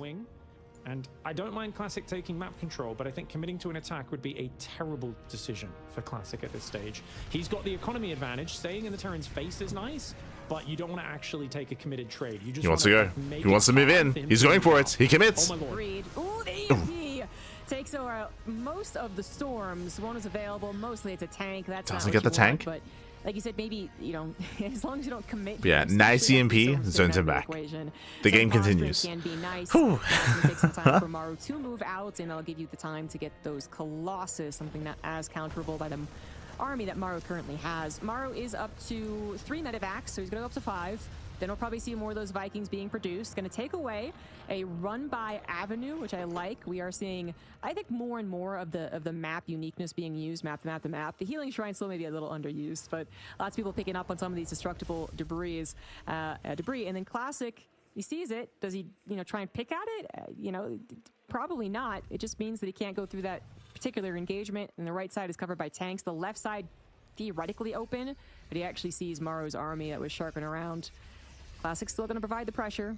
Maybe a little more comfy now that the Colossus are out. Yeah, from here we're getting into a longer game. We have a Zealot runway set up for whenever Maru moves out. Classic getting into double robot, soon to be double disruptor production. We're embracing a longer game. Let's go. Well, and like I said, I have such faith in him in the late game a lot of the time, but it definitely feels like a game where Classic has many choices he can make, many options he could use. The problem right now is that Classic has map control. Like, after the failed aggression of Maru, now he's contained on 3 bases, and Classic is mass expanding. And this is Protoss at its strongest in this kind of game state, where they are free to just get a 4th, a 5th, a 6th expansion, max out, get 3 robots up and running, get into disruptors. Storm Drop is coming in as well. It's a little exposed right now. Good pull away. Good pull away. Oh my god! Oh, Jesus. Pretty good though. 8 SCVs do go down. Or Prism not going to be successfully chased. And the Vikings is not in place. Uh-oh. That might have opened up an opportunity. Classic thinking about it. Gets a ghost. Gets one. Yeah. Going down there, but Classic doesn't have the vision. Those observers that the Cyclone got earlier, like those snipes are really paying off. Because remember back on the Incorporeal, I think it was, right, where the observer was just seeing everything Maru did for like quite a while, and it took him ages to scan it. This time Classic's got a massive advantage, but he doesn't have as much information, so he's maxing, he's adding a lot of gates, upgrades, disruptors, and extra nexus. But if Maru can, you know, get the command center down, get up a bunch of Vikings, get into range libs, absolutely, as time goes on, it's going to be hard for Classic to find a way in. But the 4th command center is probably the weak maxed point. out. It's not a planetary just yet. It's still getting Goes up. 4 Colossus. It's going to come in the left to try and distract. Armies on the right side. Maru split a lot of his army to the bottom right. Maybe a little greedy there, moving his army out right now. He doesn't want to just sit back and turtle, but that leaves the tank exposed. One of those goes down. Classic not sure where Maru's army is, though. Doesn't want to get sandwiched. Does not want to just offer his army up on a platter. Exactly. This is a situation where Maru has played defensive. He's respected all 4. And what's important here is that once again, Classic, he pokes in, he just expands. We spoke about it. Classic taking every base on the map. He's on how many? 7. He's getting a 7th expansion. And this is kind of a dynamic in PvT that a lot of Terran players try to avoid, but I mean, Classic is just getting full map control. Yeah, the oh my god. Got very high, and that could be a problem. But if he finds a good surround, he could absolutely obliterate Classic's. He's getting 8 bases. He's getting bottom right. Primarily avoiding, while also expanding. That's his 8th base. Progressively. Excuse you. That's a bit rude. Yeah, I mean, he's taking 3-4 bases at once. It's good to mine the corners out, right? Put probes on them, start mining them early, but I think we're thinking almost too far ahead. I really think Classic might have been able to just A-move the 4th. A-move probably a bit of an exaggeration, but the 4th base should not have been able to get up so easily. You've got 4 Colossus, the Viking count's low, you've got Disruptors. I understand what Pig is saying. Basically, with map control, Classic should have fought, so I should say, Maru should have had a harder fight expanding and getting a 4th base. So if he doesn't commit to the Prism gets in. No, he's maxed. Huzzah, boys, into the mineral line.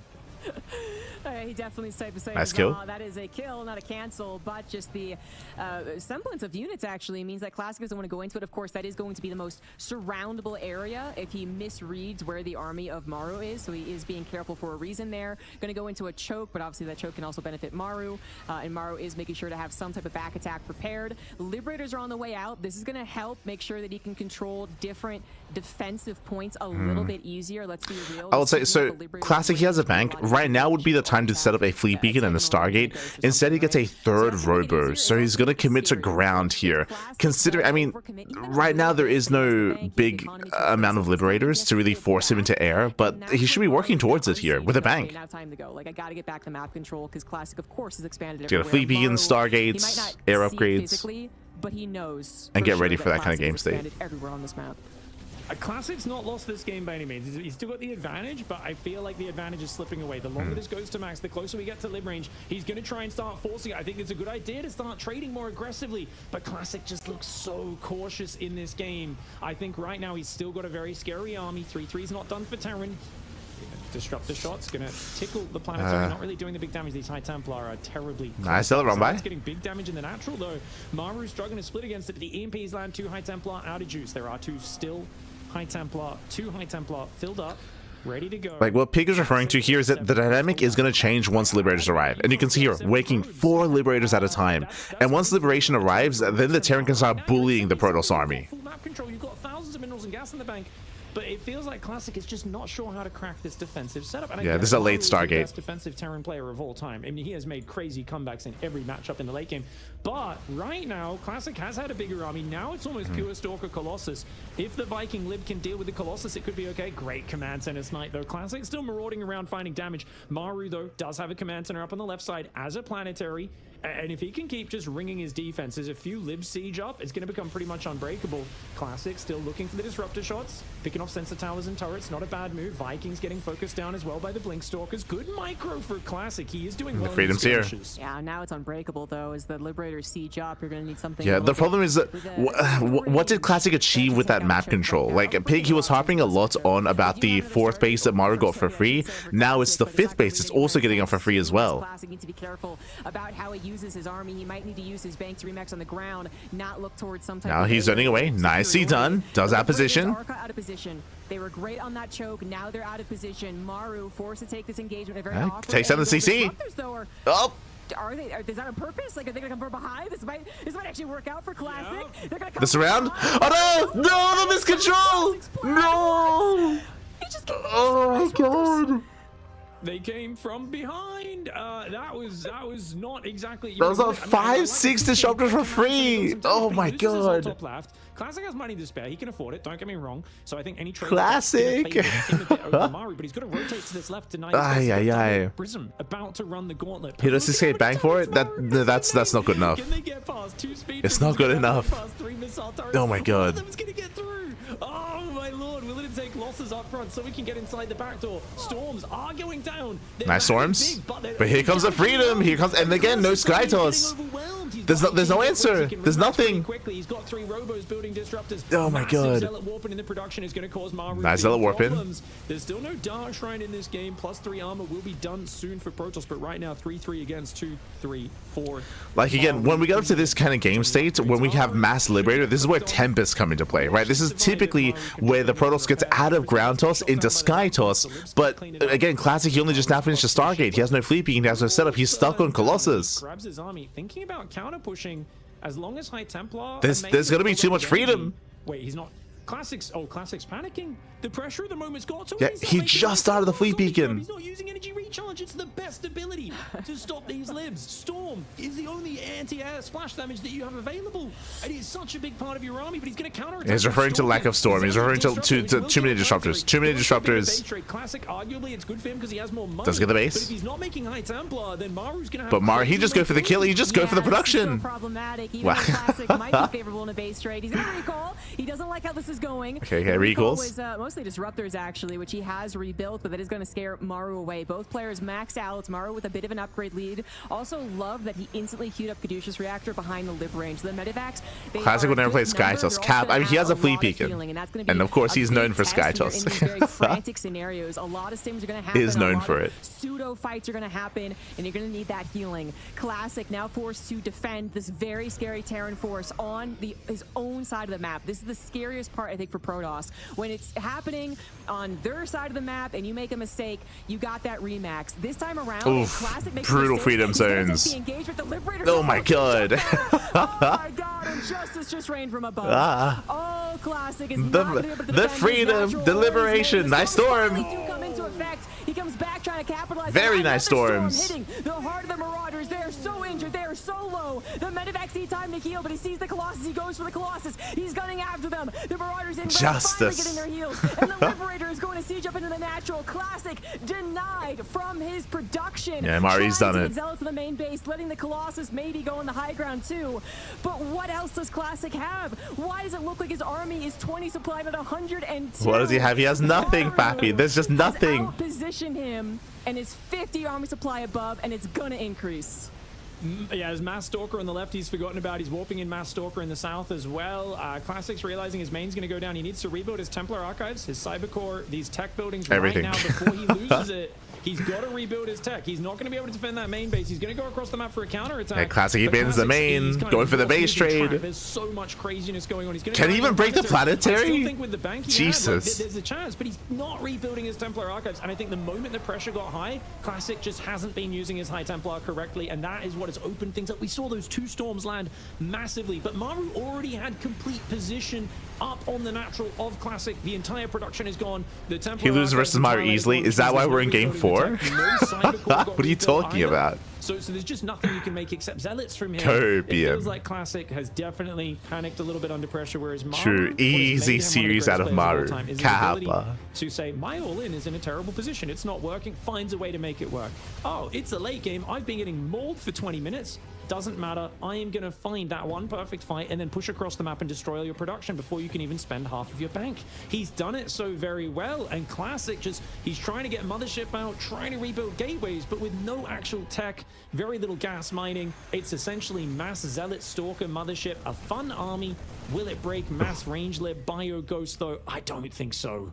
And almost half the army supply as well. Something miraculous has to happen here for Classic, as he is on his last life. Yeah, he's got 5k minerals in the bank. It means nothing.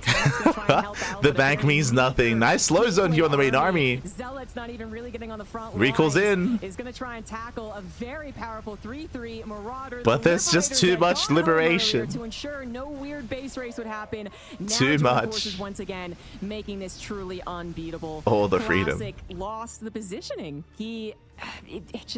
It's such a tough game to watch for him, because he did have some moments. He had Maru playing ultra defensive, and he did all the right things as far as the expansions go, but perhaps missed the opportunity to best be aggressive a little bit later. Yeah, they're talking about it. So basically, we mentioned it already, but just to reiterate, I suppose, Classic did a great job in the early to mid game when it came to expanding and gaining map control. But we harped on it. What did he do with that map control? He didn't do anything. He did not do enough with that map control. Sure, he had the economy, but he had to fight harder at the 4th bases of Maru. He had to fight. He had to make Maru work for it. Likewise, he also needs to start working on teching and transitioning out of just purely ground-based army, getting into, they're talking about High Templar, or getting to Skytoss. We saw the fleet being towards the end, Mothership's on the way, but he just didn't get into either one. And then Maru, he got out of hand, got out of control. And as a result, just didn't get any of that tech up. Finally can remake Stalkers here along with the Zealots, but as you can see, just devastating engagements. The units lost time, I dare not look at it. Oh my lord, it is better than 2-1. Jesus. That is heinous. Just absolutely ridiculous efficiency once Maru got the libs on the field. Yeah, that is ridiculous. Absolutely. Oh, Classic. Going to be replaying some of those mid-game moments in his head, perhaps, as he knows that there was an opportunity for him. You know, there was the possible transition over into Stargate, although there's a reason that doesn't happen that often. I mean, these games don't happen that often nowadays, but there's also not a lot of Stargate games because the transition is exceptionally difficult. You could be rich, but the time is also a big drawback to that. But then, you know, if he had there's some things. Yeah, they're just going over what we mentioned in regards to what was done this game. The Liberators as they go across the map, and then as you were right to point out, the Storm sort of helped with that. Yeah, classic. He did well making it this far. Did well making a series out of this as well. Even this game, he was ahead. He had an advantage, but did slip away. And Maru, he's going to the finals. He's sending it. Classic. Trying to get a mothership again. Just does not want to let this one go. His last Clem is best. Clem is the best in the world. GG. Will take the 3-1 victory and advance to the finals, where he'll play a TVZ versus Solar. Good luck staying cool, calm, and go. collected when you're facing the god of late game. Maru is just such a good player in this high pressure. Again, what I appreciate the most out of this series is that Maru, we didn't just see two base all-ins. We didn't just see two base all-ins. We did see some more diverse play out of Maru. Thankfully, we get to see at times some maybe overly greedy or questionable moves out of Maru, referring to the game on Pylon, for example, with the fast third CC.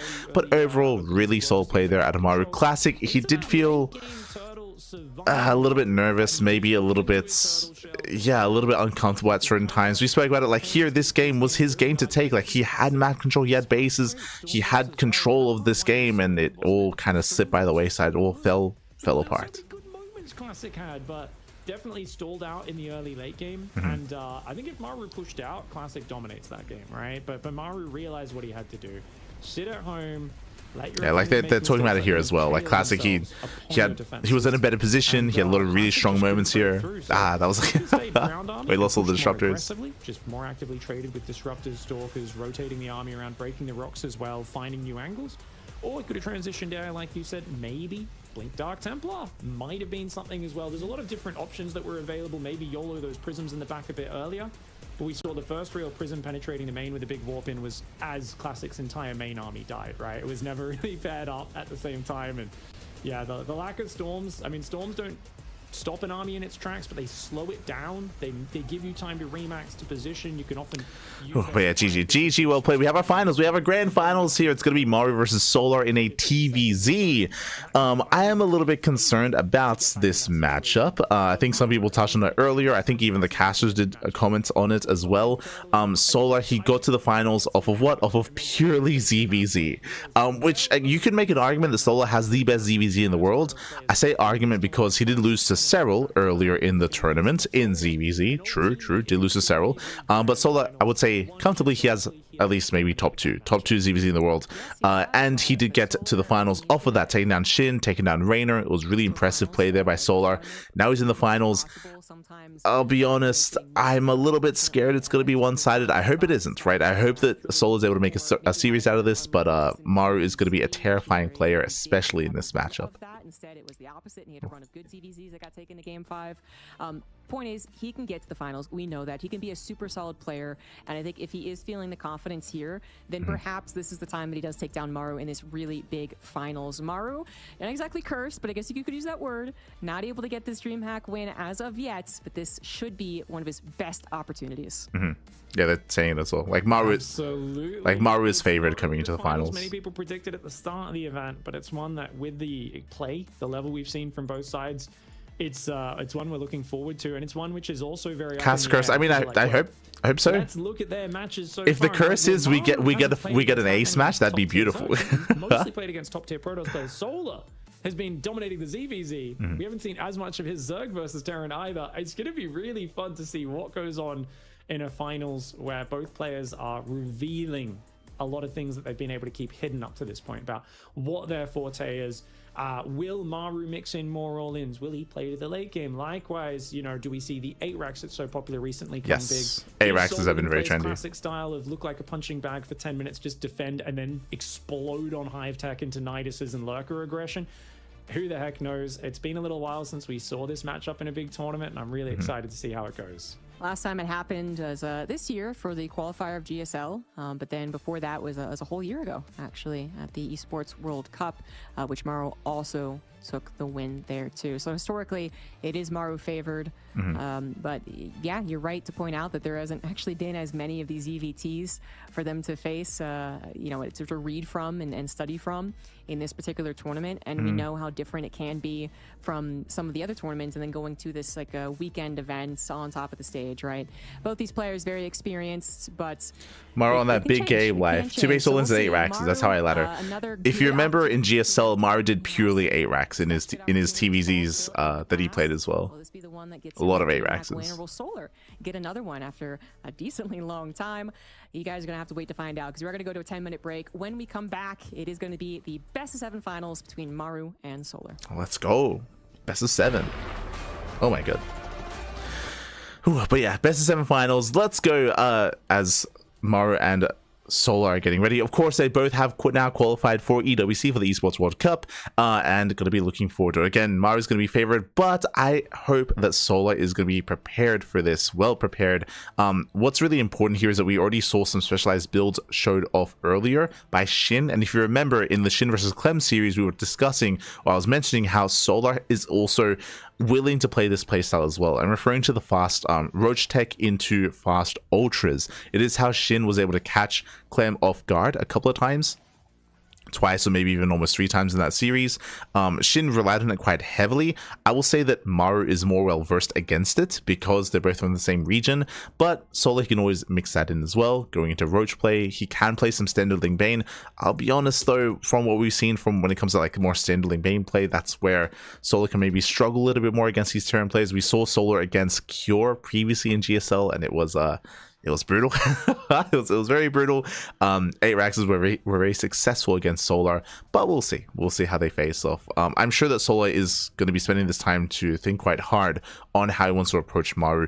Even previously during the semifinals, I'm sure he's been kind of theory crafting as well, how to approach the series and how to approach the finals. Best of luck, Pappy. Predictions in like 10 minutes.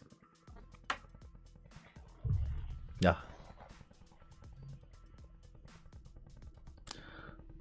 Here we go. Okay, we're going on a break. We'll be back in 10. See you soon after the break. See you soon. Bye.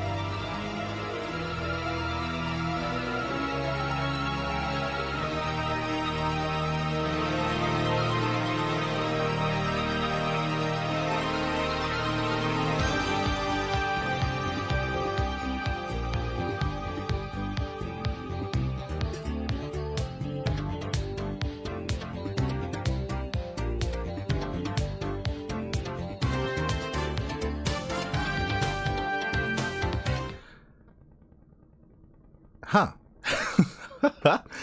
And we're back. We are back here for the grand finals of the DreamHack Dallas Road to EWC 2025. We are back, and I'll be honest, I'm a little bit surprised by our lineup here.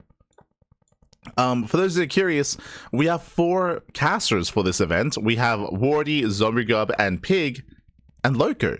Loco, he was here yesterday. He was covering day 1, covering day number 2 as well. When we saw that Loco wasn't going to be there for Maru versus Classic, I just assumed that Loco was going to be there for the finals, but no, he just not here at all. Just not here at all today. Okay, never mind. So there's going to be another duo between ZombieGub and Pig. I'll be honest, personally, I do think they're a really good duo. I actually have a really hard time co-streaming whenever they're casting. I don't know if you noticed, but for a lot of the Maru vs. Classic series, like, I didn't really have a lot to add. Didn't have a lot to say. For the most part, they're both very knowledgeable. They're both very much so are on point when it comes to catching things. Even bringing up things that I wouldn't bring up myself, which I find really good when it comes to watching, when it comes to learning as well. I look at things in certain ways, so I do think they're a good team. They're a good duo together, more so than some of the others I will say out there. So yeah, it's really fitting, and I'm glad that they're both going to be covering the finals. When I saw them both in the semis, I didn't bring it up, but I was like, ooh, does that mean we don't get ZombieGub and Pig in the finals? Is that going to happen? But no, they're just going to stay on. Fair enough. Let's go.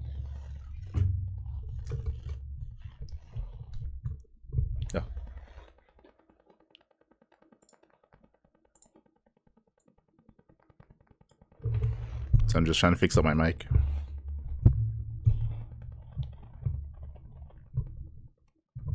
Let's try to comment 2 casters like Pig and ZombieGub. Yeah, for sure. As in, for them, I mean, they're typically very winded in their answers and responses. So it's there's not really much to add outside of like summarizing what they're saying, or maybe approaching something a different way. That's also maybe one of the downsides of, I mean, everyone knows this, and Pig's also he knows this as well. I kind of mentioned it during the Pig versus Wardy series.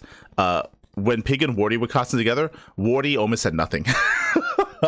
It was like 90% Pig speaking and like 10% Wardy for that ZVZ. And on the one, like, it's something that Pig has to work on. I've experienced that myself when casting with Pig. But when he gets really excited, when he gets really into it, he doesn't really leave much room for his partner. I think Pig and ZombieGub, because they're friends, outside of just casting, they do interact a lot. I think there's a better balance between them when it comes to finding room to like speak and to talk with each other. So I do think their chemistry is a little bit better.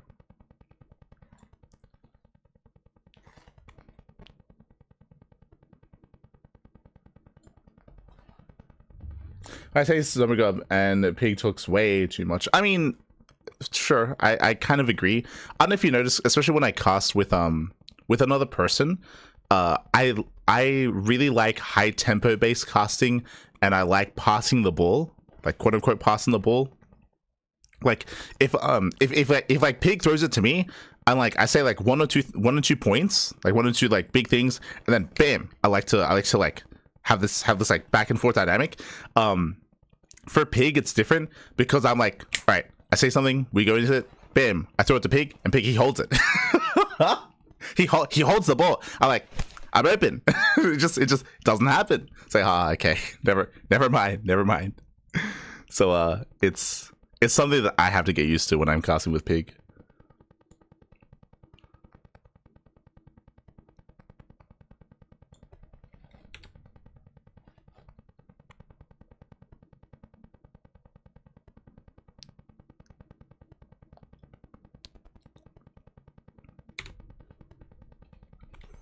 If you're in the chat, it's Gamba time. Predictions are open.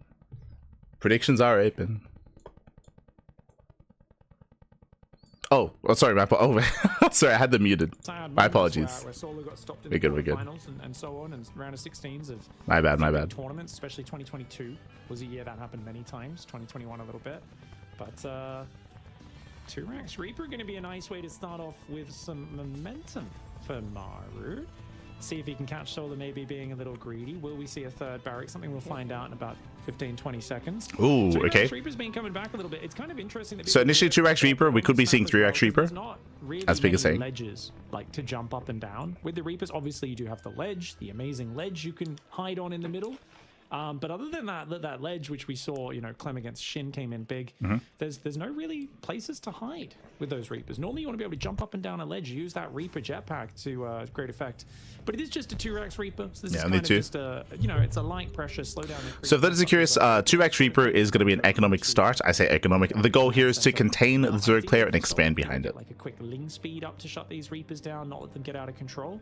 But for now, he's actually paranoid about proxy barracks. Notice his overlords are in such a defensive position, so he's going to get a pretty late scout on this. Yep, exactly. The overlords not going not directly across the map. Actually, the first one even being used for a little more of that check, and then the second one doesn't go across the map typically. Still, you know, takes more forward position to go check as well for the other side of things. But it's not the 2 Raxes in proxy. It is still a 2 Rax opener, not nearly as dedicated. It's still more than the 1 Rax, which we sometimes also see on that front. Just a little bit of a change up. Is that sound in the background as well? It's sadly coming from here. Yeah, I do apologize. It's my microphone. My microphone has like a bit of static on it. Unfortunately, I believe it's the cables. Yeah. Don't know how to rectify that.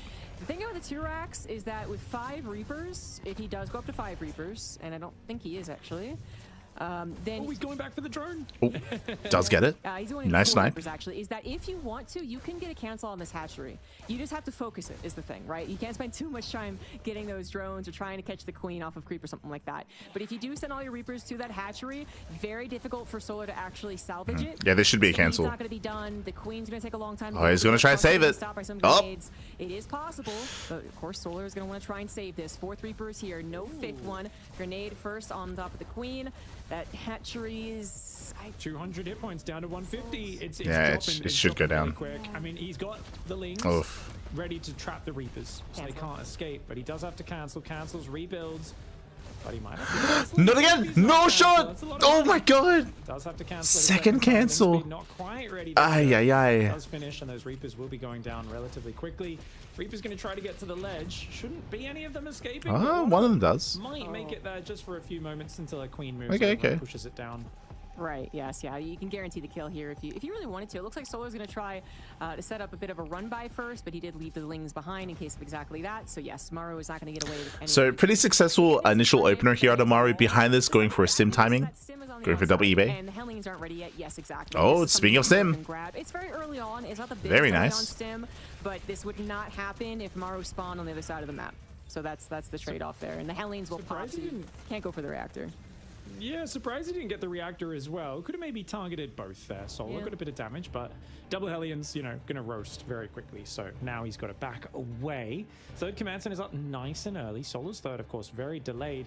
And Solar, you know, he's gonna be able to be fine because he's got map control. I don't think this is a massive lead for Maru, but it's a disruptive opening. It messes with the Zerg build order a little bit, puts him on the back foot, gives you a little bit of tempo. So I don't mind the start. And of course, the upgrade advantage is monumental. I mean, that's so early, the 1-1. And the Evo Chamber's not even started for the Zerg.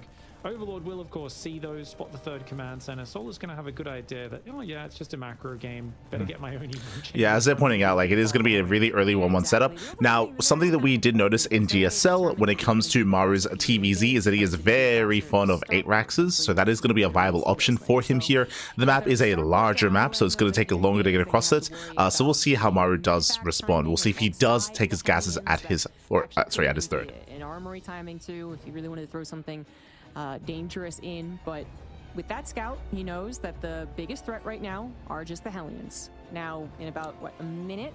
Yeah, armory's on the way for 2-2. We're going to have the medevacs flying around too, but that's the time that he gets to go ahead and try and match those upgrades a little bit, although still a good portion behind, and then get some of that economy up and running. Check on the 3rd CC, and nothing much to see there. Has been a long time since I've seen a fake 3rd. That is to say, a 3rd CC built, but then very limited SCV production. Realm was a fan of that back in the day. Kind of worth checking, I suppose, but yeah, so incredibly uncommon. And we are waiting more so for the medevacs as Solar. Armory off just 3 barracks. Wants to get that 2-2 started so early, does Maru. I do wonder if it's tempting to go for an 8-rack. Such a popular build right now. As we said, it's I'm leaning towards 8-racks for sure. Get your marine production up really with early, 8-racks with 2-2 is as gonna be that combat crazy. shield starts. Maru has enough gas to start his +2 weapons, but he doesn't have enough for +2 armor straight away. It's gonna go early hell push, okay. Morph here as well. It's one advantage of getting the armory so early. Ling's on the third though. Very nice little attack for Solar. Queen's Eye here. Doesn't have any banelings ready. Oh, he needs those banes. He's got to pull they're not ready. And he's got to keep the Oh jeez, that's a lot of banelings. coming forward with a bit of delay, but he has taken out 4 SCVs on the other side of the map at the same time. Hatchery will easily survive, and a good defense for Solar, whose 4th base is alive and well. There's a lot of banelings being morphed, so eventually they would come to the front and scare Maru off, but really nice handling of that situation from Solar. You know, the panic didn't set in. He didn't, I don't know, try and take a fight unnecessarily. There's that 2-2 time that we spoke about. We have 2 more Raxes on the way. I believe that's a 5-rack setup. We are waiting to see extra Raxes, and we're waiting to see if he takes his gases at his 3rd. Maru to blitz onto you, and the banelings do finish up. So that'll make sure that the further attacks have some type of counter. Yeah, the Marines stand their ground a little bit against the Lings.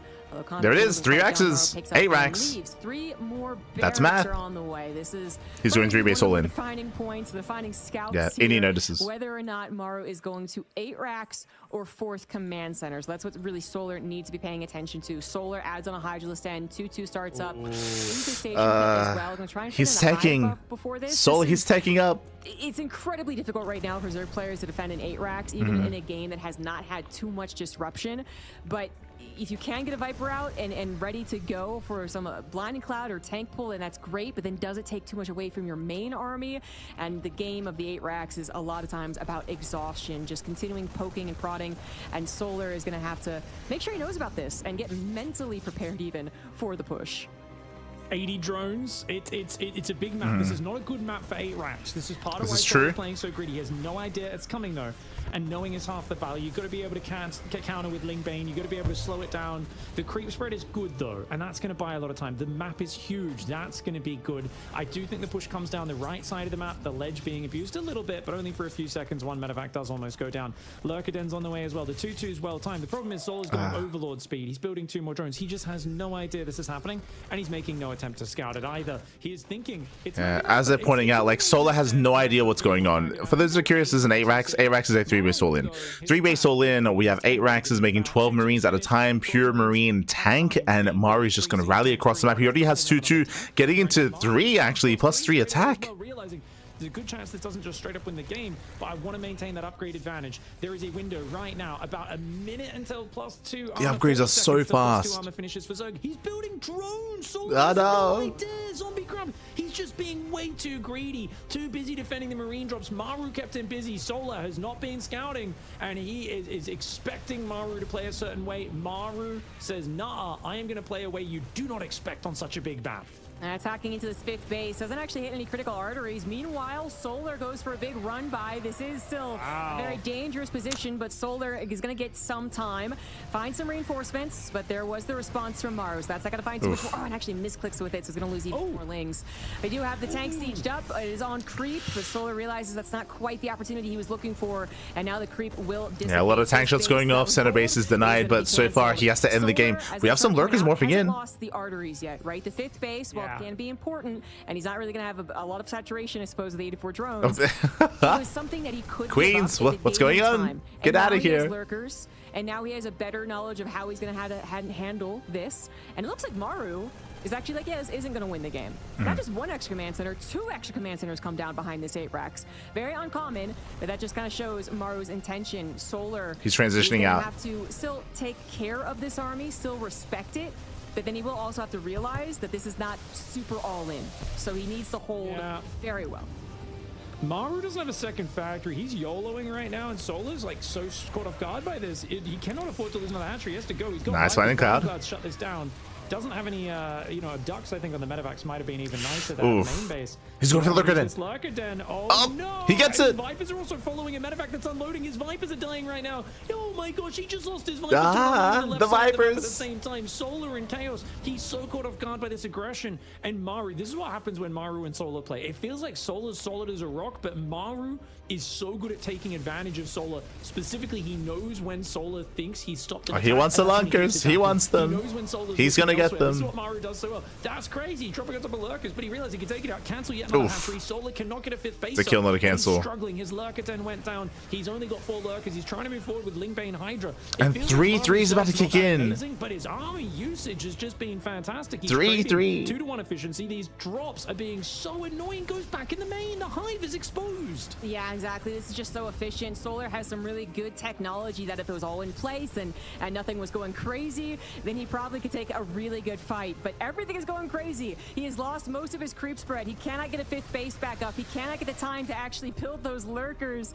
And the lurkers that he does have are trying to defend against all of these drops. The hatchery goes down. Maru goes back into the main base by looks of things. Decides not to. Decides to go into the natural. Just anything to distract because the big army, the most important army of Maru, is continuing to march forward. Marauders are actually a little too far forward. A rare glimpse into when Lynx can actually be effective here as the Marines are not covering them. That's a lot of the buffer. That's a lot of the soaking utensils, I suppose. The utility of the army now a little less here for Maru. The Marauders supposed to be there to tank on the front lines. Instead, they're taken out. Now it's pure Marine. Now it's really scary to be consistently aggressive. But Maru apparently not scared at all. Still continuing on. Big buy a ball. Marauders that are left are going to be on the front lines here. The Banelings need to get really awesome connections. They're trying, but it is off of creep. Forced to just take the Marines, Marauders that they can, which actually, last second Blinding Cloud kind of pushed those Marines forward. Still some of them alive. Scan ahead reveals a lot of hiders and lurkers. Maru actually did not want to take that fight, I think, at all, even without the lurkers burrowed, because his army was so injured. The Hydras. So with this, even though Solar, he's holding on. He's holding on. He's getting to lurker tech. Even though Maru has 3-3 upgrades, lurkers they can defend. They can buy time. 76 workers apiece. Solar is still alive in this game, but he is bleeding. And he can hold. You can say 'tis but a flesh wound as much as you want. It does not change. Nah, he won't save the base. Desperate for the Zerg. And Maru has just traded so very well. 7,000 resources ahead in the unit slots. The buyer still. He's down to 3 bases. He lost 3 hatcheries. Solar's going to try and at least put a bit of damage on the other side with these lurkers. There's a lot of depots in the open, you know, some good value even if he runs the SCVs away. It's going to, of course, distract him, but you've got to keep these lurkers alive. I think the moment Maru gets over here to respond, you just want to, unburrow, back away. But it was almost too easy for Maru to defend that, and he's ready to once again split his army. Some goes up north, a lot goes south, and your income is so bad at Solar. 1,800 minerals a minute, 900 gas. It's incredibly low. Big advantages for Maru across the board as his mass orbital transition comes up.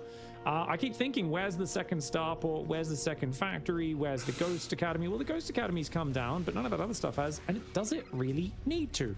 If you're winning with Marines, Marauders, and Medevacs, then you might as well keep building them and rotating around and denying map control. And Solar still in a Lingbane Hydra army. He's got a few Vipers, hasn't really got back into the lurkers in a super heavy way. There's 10 of them on the map, a whole bunch in a Nidus worm. Some do come north.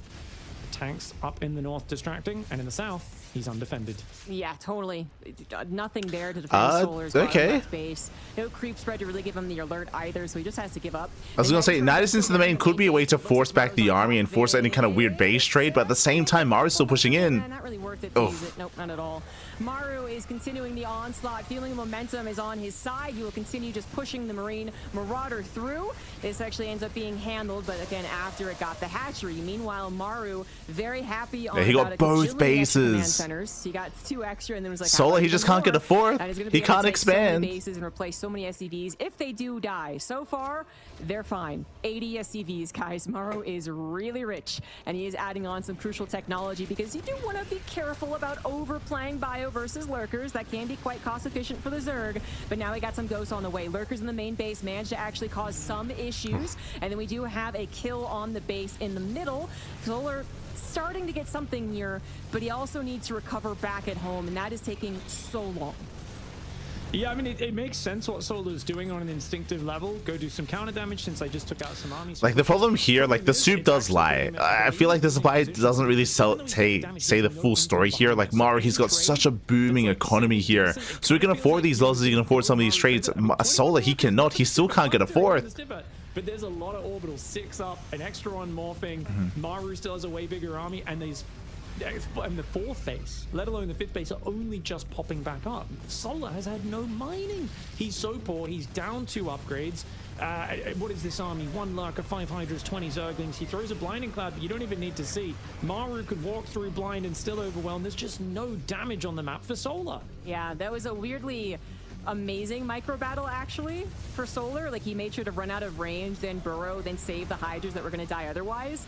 He just doesn't have the damage. It's 100% correct. Maru was able to just push through no matter what. Now as his tank sieged up back onto this 4th base, Solar is going to have his 5th up and running soon too. But this is just not an economic position that would ever make a Zerg feel comfortable. Even if he did get his 5 bases up and running, he's got so little creep spread. 69 drones actually really isn't a lot as we get into the late stage here. And Solar, you can see the brilliance that could be his army control. Lurkers in the main would be very rogue. That's what I would say. Him defending, but it came too late. He had already taken so much damage. Yeah, it was just a really rough start from the beginning. Like, winding it back, it came down to the 8 racks. Maru, he went for an 8 racks initially, and Solar, he misread the game state. Solar, he was droning, he was teching, he was getting ready for a longer game, a game that, I mean, we got there eventually, but Solar, he got there a little bit too soon, and he struggled as a result. GG. You can be shook up by this. You can absolutely feel Maru just say, okay, smooth, confident, cool. Just roam around the big map, take care of the Zerg. And that's the big map where the Zerg is going to feel a bit more comfortable. Now you're going to go on to smaller maps as this series goes on. You've got, you've got Pylon, you've got Incorporeal in this map, where you've got Leyline. Every time. These sort of 8 racks are much scarier. The fact that you managed to get an advantage and win with this aggressive play on Maganatha. But yeah, as they're bringing up, like, this is really dangerous now for the series because Maganatha is the largest map in the map pool. 8 racks is an 8 racks is the weakest on Maganatha than it is on any other map. Any other map, it's going to hit stronger, it's going to hit harder, it's going to hit faster. Referring to Pylon, referring to Ultra Love, referring to Torches, Persephone as well. So this doesn't bode well, but this is also partly because Solar was being greedy, because he didn't think of an 8 racks. He didn't think his opponent would 8 racks on Maganatha. As we learn into these smaller maps, this is where most likely we're going to be seeing Roach play. Roach play, Roach opener, safer play out of Solar instead, depending on the map. Your point about how that's just the map wasn't the scariest 8 racks map, but now you did it and you succeeded with it. That I feel really is scary because, if Solar wants to be as optimistic as possible, maybe he says, oh well, I was, I didn't scout it, and I can fix that. I can actually scout it and be a little more prepared for it. But then the maps are going to be more brutal the next time we see an 8 rack. So even if you do scout, this is a more brutal map. Very difficult build to hold against, especially on certain maps. We're on Ultra Love now for game number 2, and it is still a lot of games to play out here. In the bottom left, getting the first game, he is Vitality's Maru.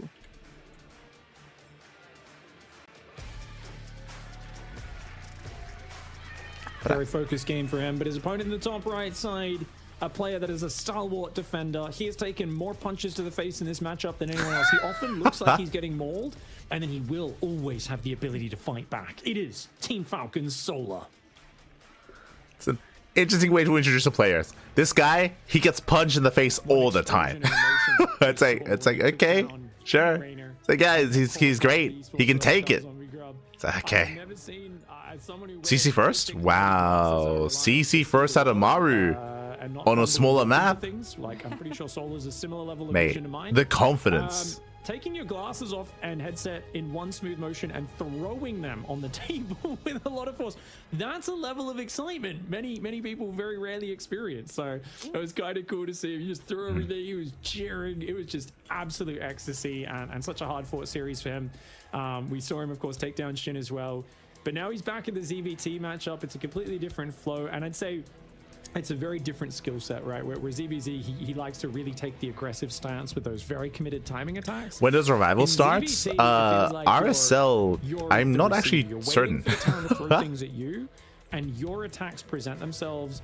But it's a ways away. Pressure after you crush a Terran attack. So it's much more about dancing with the Terran, anticipating his moves, and that's where you're going to get your opportunities. Revival StarCraft League. There's a way to change that up, but to play into roaches, RSL is going to be with the threatening 1/1 roach all in. Might not be a style that is comfortable, might not be a good map for it, and frankly, it might still end in a late game situation where Maru was just. It starts in June, so don't expect RSL until mid-June. Mid-June, so next month after Stars Agora. So it's still a month away. just rocked by Month away till drops RSL. and being caught. That's an interesting point, Zombie Grub, because I feel like I haven't seen Solar play much Roach. I wonder, is he like a Lingbane purist maybe? Because almost every player, even guys like Raynor who were Lingbane purists for a long time, they've all started playing a lot more Roaches in the matchup. But I wonder if Solar is still just Lingbane for life. I'm trying to think of all the maps, you know, I've seen of them in the. So he's talking about like the style that Solar enjoys. Solar, he does play Roach quite a lot, especially on these smaller maps. On a map like Ultra Love, I do expect to see Roach play out of him, but we'll see. We'll see. Again, Roach openers and Roach play are typically very safe, and you probably want to go for that on these smaller maps against Maru. Was doing a lot of versus Clem. Yeah, Solar not as keen. This was a command center first, by the way, guys. So it is the forward wall. We'll CC just first. To have that wall. It was command center first, very greedy, and then into the third CC before the starport. So really the greediest thing that you can do. Solar, it's difficult to scout it in this case. Actually, usually you kind of get a freebie scout on the third CC without that front wall because the supply depots aren't there, and that really does tell you enough. But this is a little more ambiguous. And while we know it is nothing scary, Solar is not going to get that knowledge, well, until just now. So it's a good thing that he does. The Overlord is going to be able to see the third CC. It's not like Maru was really trying to hide it. It's just these kind of tiny things that can cause some hesitation.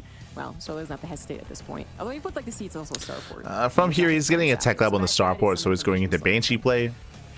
We still have yet to confirm the tech of choice. Double eBay. Maru is once again going double engineering. This streams 8 racks, by the way. For those who don't know, this is like what we did in the first year of Legacy of the Void. This is like 2016. It was 3cc, double eBay. And this gives up a lot of marine stim pressure. Yeah, exactly. It's like, you know, you got these old maps, you got bombers still around and stuff. And it gives up the stim pressure though, right? You know, a guy like Clem wants stim out as quickly as possible, wants to be active, clearing creep. This, you're going to be a bit more Hellion Banshee for a bit long for map control. There's that Roach one that we spoke about. Harder. It's going to give you that more decisive moment in the mid game. And again, we expect to see Roach play to Solar on these smaller maps, for sure. The double Evo chamber, guys like Dark would sometimes risk that, right? They'd be greedy, rush the double Evo. He never does that. Ling does confirm it's bio, by the way. Sees the barrack swapping, which is good. But it is Roach tech for Solar. We were talking about that before. Looks like a macro Roach as well, as far as I can see, Zombie Grub. So we are having it answered. Even Solar, one of the biggest lovers of Lingbane in this matchup, is gonna mix in the Roach play. I would say though, with Roaches, I'd be even more worried about 2-2 kicking in this early because Roaches already fall off around that time with 2-2. I feel like I should chime in and say that Solar's been playing Roaches for like over a year at this point. Like he plays a lot of Roaches in CBT. Especially after the nerf to the Banelings, to the Baneling HP, a lot of Roach play. And then he on smaller maps, I should emphasize. He was like, oh, there's Roaches. There's a lot of them over there. Oh, well. And then just still didn't die because he had probably gotten away with so much greed so early on that he could just eke out that little extra so that Rogue could not finish him off. Now, that is a 1 in a million games, I think. That just doesn't happen all the time. But it is kind of to your point. If you can fit in all of the greed in the first 6 minutes of the game, your reward comes faster as well. It's a higher risk in case they're going to be cheesy. Ooh, fast invitation bit. You've seen this before. Necessarily one of those races actually at this point. It's going to throw in a lot of the timings that could kill someone going into the third season. So you see the fast invitation bit. This is the build that SHIN went for against Clem, where he went Roaches into +1 melee after +1 range into fast hive into ultras. So this is what we're expecting out of Solar in this series as well, is to try to rush into ultras, but Maru's going to be hyper aggressive with 1-1 and 2-2 after that. Solar's gone 7 queens into Roaches. There are so many layers of standard build order safety that you don't normally blink. You don't bat an eyelid over. You just go, yeah, it's normal. 3 racks is Maru, he's 8 racksing. To be expected. He's going for 3 race all in. Same build 2 games in a row. Maru has cut every single corner imaginable. And Maru's gonna hit so hard. Hive is on the way, by the way, for the ultras. And Solar's trying to transition into Banelings, which is so weak against like a sort of maxed out 8 racks. Now the very fast 8 racks, maybe you get Bane speed in time and it connects, but often the Banelings get stuck behind the Roaches. This map is one of the best siege tank position maps out there with these bridges in the middle. Creep is good. Like Solar's doing a good job, but he doesn't know about the 8 racks. He's not overseer scouting actively, just like in the last game. I mean, he has to realize that this is a threat. If he stops now and does nothing but army, I do think there's a chance he can hold it, but he's going to need to try and get good biles on the siege tanks. It's all about good biles and somehow having the numbers to handle the Marines, because with no fungal and he's only going to have a handful of Banelings when it first comes, it's so scary. Well, he said maybe. Yeah, again, this is gonna hit like a truck. Just because Maru, he was so greedy leading into this. 2-2 is on the way as well. No, I don't think so. I'm not going to go into the what if territory. The point, Maru is going to do an 8 racks push, okay? When you see roaches, sometimes if you are afraid it's a 1-1 roach push, you might be less eager to do an 8 racks, that is. But I don't think Maru is under that impression. I think he's picking up on all the signs that say like this isn't going to be an all-in from this. Fast Vipers, let's go. Going into macro, and in that case, like this is a really good adaptation. Now, Solo's aware. He's aware what's going on, so he's not rushing into the Ultra Cavern. Vipers, they can be crucial here in the defense. Can be. Okay, what is he doing? Well, that's when the concern swaps. Oh, they will be crucial, I should say. And Solar is going to have once again. And they can make a defense. Aren't going to quite pay off by the time he has to handle the push. Solar does. There's the Ultra Cavern. It's so greedy. Still droning. Yeah, he's still not scouting. He's just not scouting. There's no scouting for Solar. It's a problem because there's a few. He's got Vipers. He's got so many good things. Good creeps. So I assumed that Solo was aware of the 8 racks. He did just make drones. The Roach is so good at soaking the limited number of banelings. He's crazy. Oh my lord! Here comes the push. How the heck do you deal with this? I don't know. It's Solar. It's a bit odd to see him once again not get that scout on the 8 racks with the 87 drones here. He is almost maxed out, and his army is something he can work with, but it is down about 30 army supply. The tank's going to get into these really brutal positions. The upgrade's also not going to quite be done. 2-2 versus 2-1 right now, or in a couple of seconds, I should say. The Vipers are out. Continues True. to march forward. He sees the opportunity, continues siege hopping. Here they come. Crimsford actually is not being taken care We need of, those lightning clouds. So that's going to help Solar when he is forced to push, but he's going to be pushing through one angle, and that is usually disastrous. It's not looking good. It's not looking good. Solar has to wrap around. You cannot, as you said, fight this in one angle. He's going to try for it. He's going for it. Blinding cloud on the tank is good. Second blinding cloud, third blinding cloud. Not bad. Blinding clouds. Will that be enough? The Marines pull back though, even though they're pretty. No, that's not enough. It's not enough, Pappy. It's not enough. That was all the banelings. He can just stand. He can stim. He can win. Is going to kick in after the entire Zerg army is gone. 2 Roaches and 2 Ravagers get to benefit from that upgrade, and that is why you rush the double engineering base, so you can push in here and take advantage of this double upgrade advantage. And we can see that the early baneling transition. Yeah, he's on it. He's broken through. He's broken through, Pappy. GG. Like Maru just completely hard countered Solar's build. He cut every corner. He went for the most optimized push against what Solar was doing from like the very start of the game, and everything was leaning in that direction. Solar played a somewhat standard game, a very solid, well-rounded game, but when you're up against a razor-sharp build that cuts every corner in the start, hits the best possible 8 racks timing, maxed out on Marine Marauder 2-2 siege tank. I mean, this is something standard. But yeah, a lot of this came down to scouting. As they're mentioning, and as we said, like as soon as we saw the double eBay, it's like it screams 8 racks, right? As we mentioned before. Unfortunately, Solar didn't see that. He didn't see the double eBay, and Solar, he didn't confirm the gases at the 3rd base either. It is what they were harping on, and it is correct. The fact that Solar, unfortunately, he just didn't realize what was happening. He was droning in the middle of that. He was taking him to the Ultra Cavern as well. As we mentioned, Ultras, they're not going to come into play in time. And on top of that, also, we should emphasize the map itself. Ultra Love is really good for 8 racks. The rush distance by ground is really, really short on this map, and yeah, it just hits so hard. It's brutal. It's actually a very easy call for the Terrans with that much left over to go in for the win. It's brutal, Pat. But we can see what can happen if Solar gets the even ground. It's just that he's starting off on the back foot by not really preparing for these 8 racks. We're going to take a little bit of a break, guys, so just a very quick one, and then we'll get back into Maru versus Solar. So the problem here, Solar, he thinks that Maru isn't an animal. Both game 1 and game 2. Now, we can forgive it in game 1, right? Game 1 was on Magnatha. Magnatha is a larger map. Typically, you don't expect an 8 rack, so you can argue getting away with not scouting on Magnatha. Here on Ultra Love, I would say, mate, it's Ultra Love, fam. It's Ultra Love. So unfortunately, here Solar was too greedy. He was too greedy. Here it was on Solar to not confirm what was happening. As we learned into other smaller maps. Once again, maps like Pylon, maps like Torches, that is where we do expect more 8 racks out of Maru. For those of you that didn't watch GSL, Maru, he did nothing but 8 racks. In GSL, he only all-in, like, period. He did nothing but 2 base all-ins against Protoss, nothing but 8 Raxes against Zerg players as well. So Maru, he's just been very aggressive, very all-in with a lot of his builds, with a lot of his matchups. Obviously, we saw that Maru, he was playing a little bit of standard play against Classic, which was really surprising to see in the semifinals, where we saw him get a 3rd base, where we saw him macro up and build up, but we haven't seen that yet against Solar. We do know that he can do that. We can get there. He can get up to a point where he can, you know, get a 3rd, get a 4th, get a 5th base and play out a macro game. But I mean, he might not feel the need to. We might see an ARAX every single game until it's stopped, which is my concern. I don't know what the vetoes are. I don't know what the map order is going to be. If we load into a map like Tokamak, then we might not see an ARAX. But I say that, I mean, Maru, he might just do it just to punish Solar again.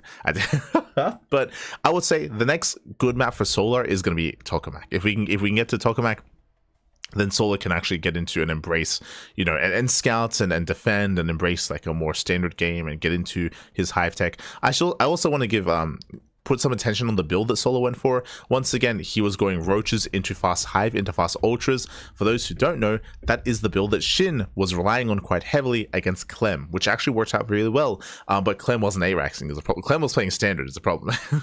So if Maru was likewise playing standard as well, then Solar would have gotten away with ultras. It would have been crazy, but didn't quite get there. Didn't quite get there in the end.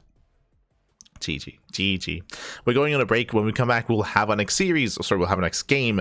We'll have game number 3. And again, I'm hoping that we can bring it back and we can have a back and forth. I don't think anyone wants a 4-0. Maru is favored coming into this, but, you know, we'll see if Solar can bring it back. We'll see, Pappy. We'll see. Let's go. Oh, he probably invented the animal. Oh, no. Oh, no. We'll see you soon.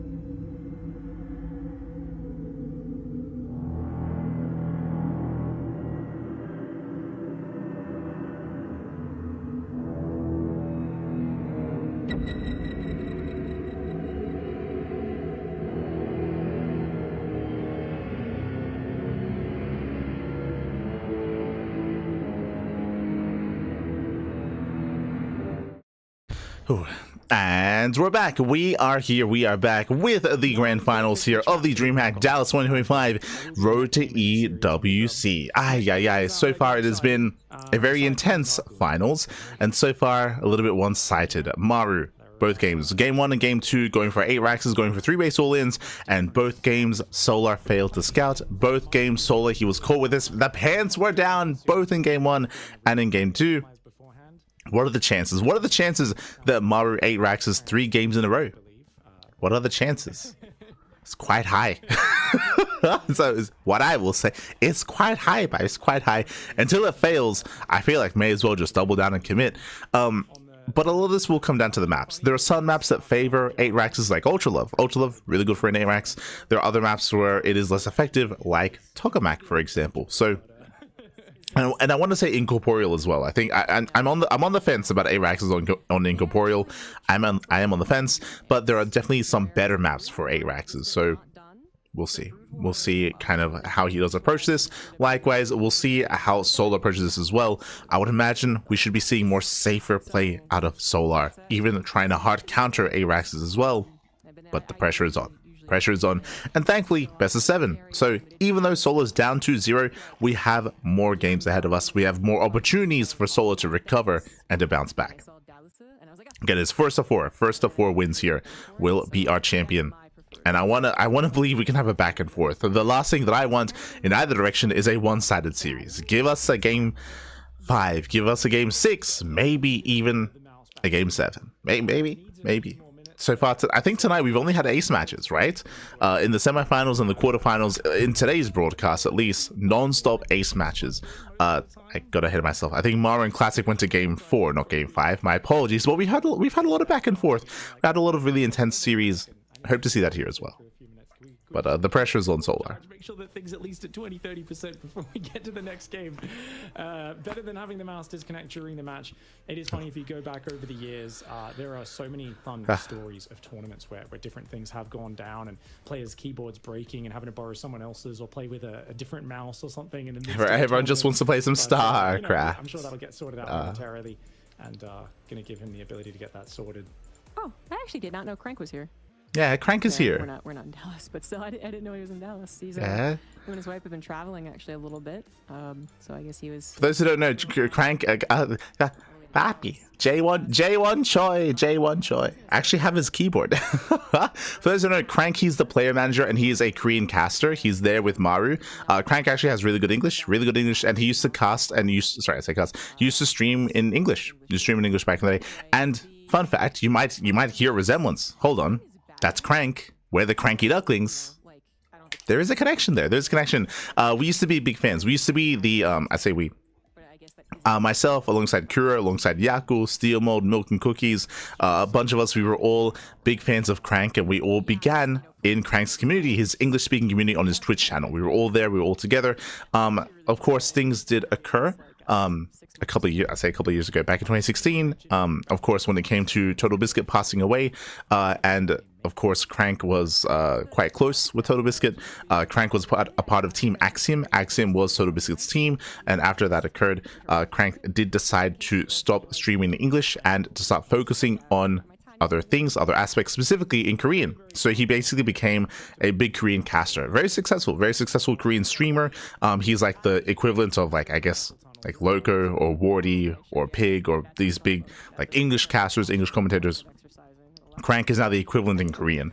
But because of that, it did mean that his English-speaking community, we were kind of left alone. We were kind of left behind in a way. Like obviously we support Crank in what he does, but it means that he has obviously he stopped streaming English. So we decided to branch off, do our own thing, and to pay tribute to Crank, we named ourselves the Cranky Ducklings. It's not like he doesn't have any like direct affiliation with the team, doesn't have any direct affiliation with us, but we did decide to name ourselves, after him because that's where we came from. Likewise, the reason why we're a duckling is because Crank's mascot was a duck.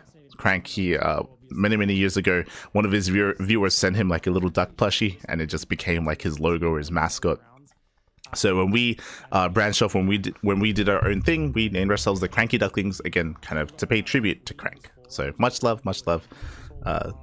It's always I always appreciate. It's always a very like nostalgic and always a lot of fun whenever we cast an event and like officially, and Crank is also casting the event, and we do like in a way like meet up in that way.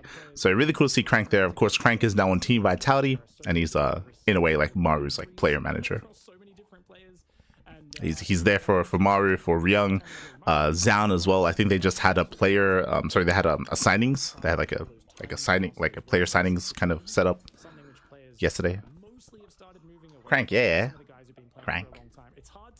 So much love to Crank.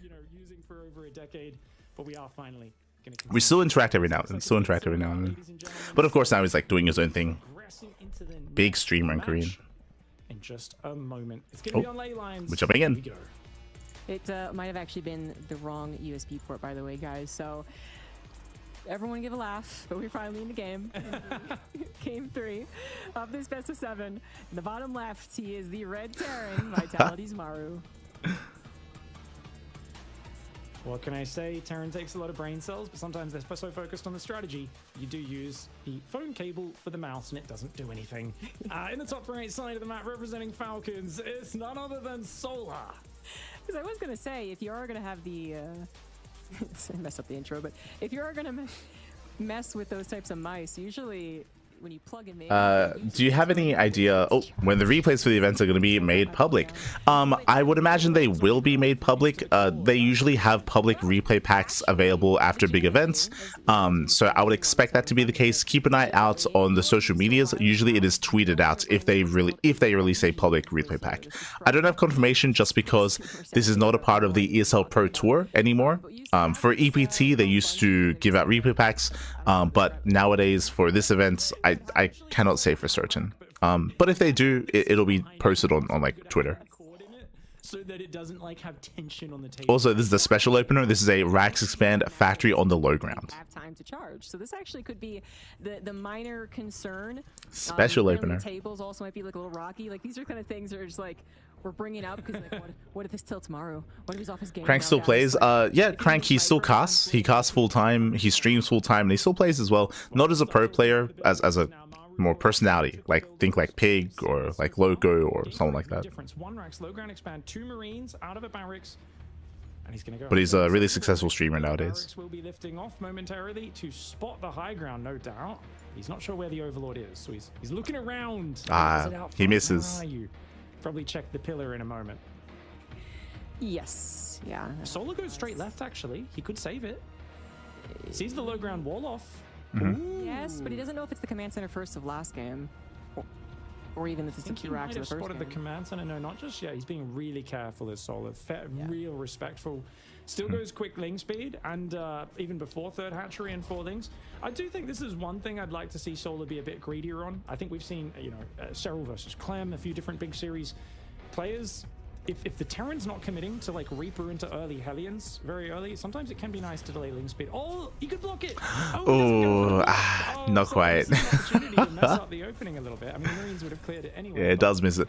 We had this 1-1-1. Oh. Which tells him, hey, this is a 2 command center build. There's no third. This is aggressive. Potential for quick Banshees or an early Liberator coming in. Now, thankfully, Solar did scout, but yes, this is a very aggressive build. Late throw TC out of Maru, going for the 1-1-1. This goes into more committed Banshee play. This can lead into a Hellbat push as well.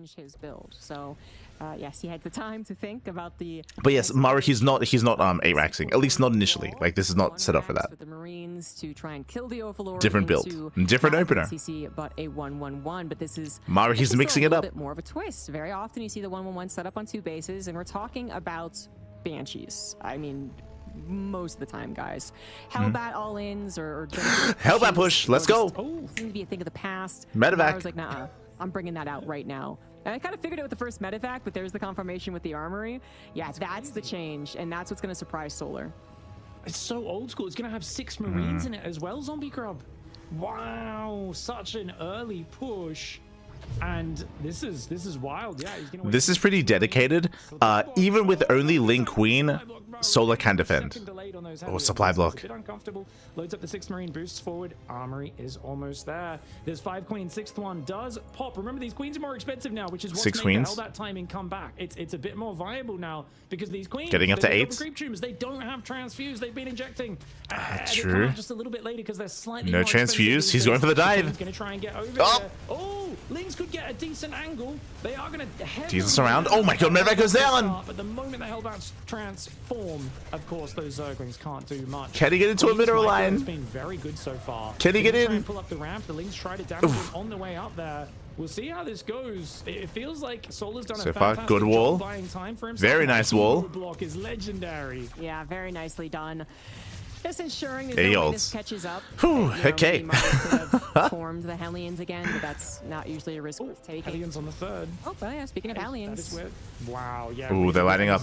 They're lighting up. Oh my god. This is where the first attack's been kind Jesus. of not shut down, but definitely defended well. Liberator in the natural as well. Stages. He's got to pull that queen out. Oh, careful with that queen. Okay, she does end up moving out in range, and the Spore Crawler will move over. 6 drones is absolutely salvageable. That's totally fine for Solar. The Hellions, he just keeps going. Lings away because you want to drone now. You don't want to be In the stuck Banshee. building more Zerglings. But hey, He's playing mech. He's meching it up. 1-1 upgrades are starting at 5.5 Oh minutes. god. And I told you, Zombie Yeah, Grub. you did, Have you ye, did. ye of little faith. How There it dare is. You think I you never can once play said mech in he this grand wouldn't. finals. I never said but you are spot on. We Mech gotta has make made it an happen. appearance After the Hellbat opener into the Liberator harassment, and now we have. For those that remember, if we saw Bjorn play mech during GSL, if Bjorn is playing mech, Maru is playing mech. Like, they both play together a lot, and they also talk about the game a lot as well. They're good friends. So if you see something from one, you see it from the other. Yeah, Cyclone Yeah, is a battle little more mech. effective than it's supposed to be in this patch. And in general, battle mech can still have a place, but with included, better Cyclones, then absolutely, why not? We saw Gumiho use this to great effect, actually, in both TVZ and TVP, so there is that too. Solar needs to figure this out pretty quickly and figure out that he's going to need to defend against this, right? Because he figures out it's mech, actually he sees it's 2 factories. You should know that it is going to be battle mech. There's not a lot of tank mech that is being played right now in the professional side of things. So basically, For those who watch Gumiho, you know that Gumiho did play a more standard Hellion tank mech the other day, and it was actually really strong, really effective.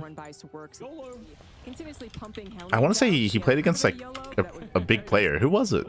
I can't quite recall. I think Solar's wise to not go not with a Banshee overhead, and you can pull behind the mineral line. But it's good that Was it against Rogue? I think it was against Rogue, right? It appears to be Roach Hydra, which is not the style you see too often. Oh no, sorry, it was against Solar. Yeah. Oh no, not again. But yeah, so Gumiho versus Solar from the GSL qualifiers a couple of days ago or last week. He did play like more standard mech. Do you just max out and go? Usually, So it does still it's occur. not like playing long games against mech. He just tries to get him with a timing attack, but I don't think that's really available in this game. Like, I feel like you go on double Evo chamber, you kind of have to play a longer game. The Lings come in, they get themselves a Cyclone. But of course, it's going to be battle mech, of course. Quite a few Lings go down. That's always the thing. It always feels like a Ling run by is successful against mech, and then like 26 Hellions come home, and everything gets barbecued in an instant. Yes, yeah, exactly. Yeah, it's not usually going to cause a lot of changes, but there is the possibility of distraction. I think it is far more. Roach Hydra out of Solar, interesting. But if you get the Ling run by, as you have, It's quite the gas potential intensive. surround opportunity, or you do get some type of a more direct answer to the mobility, like a fungal, then that's when it can really help you out. The Hellions do try and go for the 4th hatch. Solar's going to be on top of this, pretty much no problem. Oh my god, the But not Banshees. as on top of it against the Banshees. The Liberator Spore's out of position. forced the Spore to move, so now it's not protecting So, the hey, bottom side of drones. the hatchery, and the Banshees just took advantage of that. They're going to have Banshee speed. They're going to be zipping every which way and also threatening even some of the attacks Solar wants to do. We're going to have to make sure he always has an Overseer and always enough Hydras to actually tackle it, which shouldn't be a problem, but when the game gets hectic, it becomes a surprisingly big problem. Solar's not going an infestation pit, and one has to wonder, you're going to max on Roach Hydra. A couple of things here. We spoke earlier how Gumiho, he was going traditional like Hellion tank against Solar and did defeat him during the qualifiers.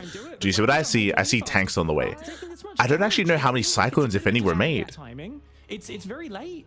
And I think Maru's already picking up on it, honestly. I'm not sure exactly how. 4. All the gas Yeah, only 4. So it's only 4 cyclones and bam into Hellion Tank. This is what Gumiho was doing during the qualifiers. Also came down in the main, I think, to confirm exactly that. And the tank. So this is not mass cyclone. So just bear that in mind. It is tank. Sometimes they underestimate how much Zerg there is. They're forced to retreat back home. And this is just how Gumiho played as well. Only 4 cyclones initially for map control, and then bam, just Hellion Tank. Doesn't quite have a planetary, so not fully set up on the defense back at home, but the tanks in these chokes with some of the support of the cyclones, the Hellions, even the Sim City, that is going to be big. Solar First tank goes down. this work. The Banshees are forced pushing into a siege line though. Do we have enough army actually? Oh god. Have gotten some tanks, but he might have spread them out too much. Might have been too greedy trying to get this 4th base up and running. Saves his 3rd. So it was not planetary. It could not support here. Maru is forced back to his initial 3 bases.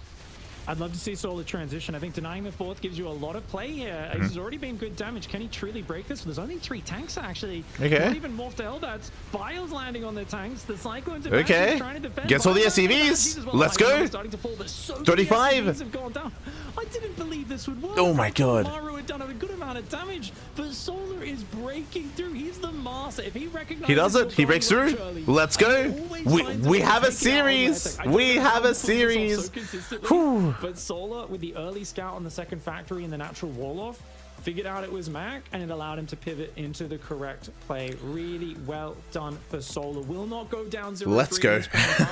And he finally gets a point. We have it back and forth. I think what Zubikov said was correct there. Maru was spread really thin. He had a big spread of tanks. Instead of having them coalesce or condense at his 3rd base, he was spread out between his 3rd and his 4th. So with what 3 tanks on their own, they got picked away, picked apart. GG. GG. But he's on no hive on the way. I think there was the idea we have a that he was series going to be attacked, and I think he maybe just overestimated his position. Little Sim City, little high ground, couple of chokes, got those tanks. Like, I'm gonna be okay, right? But Solar's committal, even in the face of that setup, had to surprise Maru.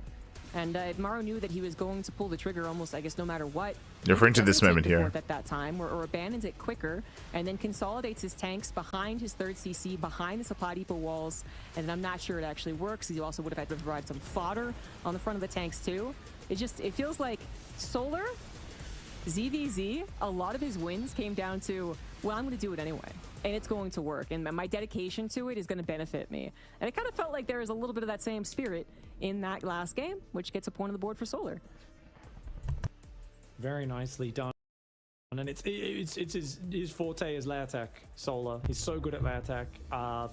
You know, it's one of those things where I remember when Gumiho, I was like, mech is the best style in StarCraft, and Solar would just always find a way to just take him out with a Roach Queen push or something like that, Roach Hydra push. And I was like, oh, mech's really weak, apparently, when Solar's playing against it. If he knows it's coming, he's so good at shutting it down. They say that Gumiho did mech Solar during the qualifiers. I think that inspired Maru here, because the style that Maru was playing is the same style that Gumiho used to beat Solar during the qualifiers as well. But as we saw, not quite ready for the committed push. Buffer, and as you said, those tanks a bit too spread. So we'll see what happens here in the next game. It's going to be Pylon. Pretty short map. Ley Lines is a pretty short map as well, so that actually would have been a good option for Bio. But Pylon is the next map, a fantastic map. We're talking about Hellbat Rush never works. The Hellbat push didn't work initially, but he actually got a lot of damage in the aftermath, referring to the Hellions at the 3rd base and the Liberator at the natural. That made it worth it in the end. Maru might be tempted to do an 8 racks on a map here, but we are into the game. Where are we dropping? It's not going to be a Pylon affair. 8 racks map. He just lose that last game. We are spawning on the red Terran for Team Vitality. He is Maru.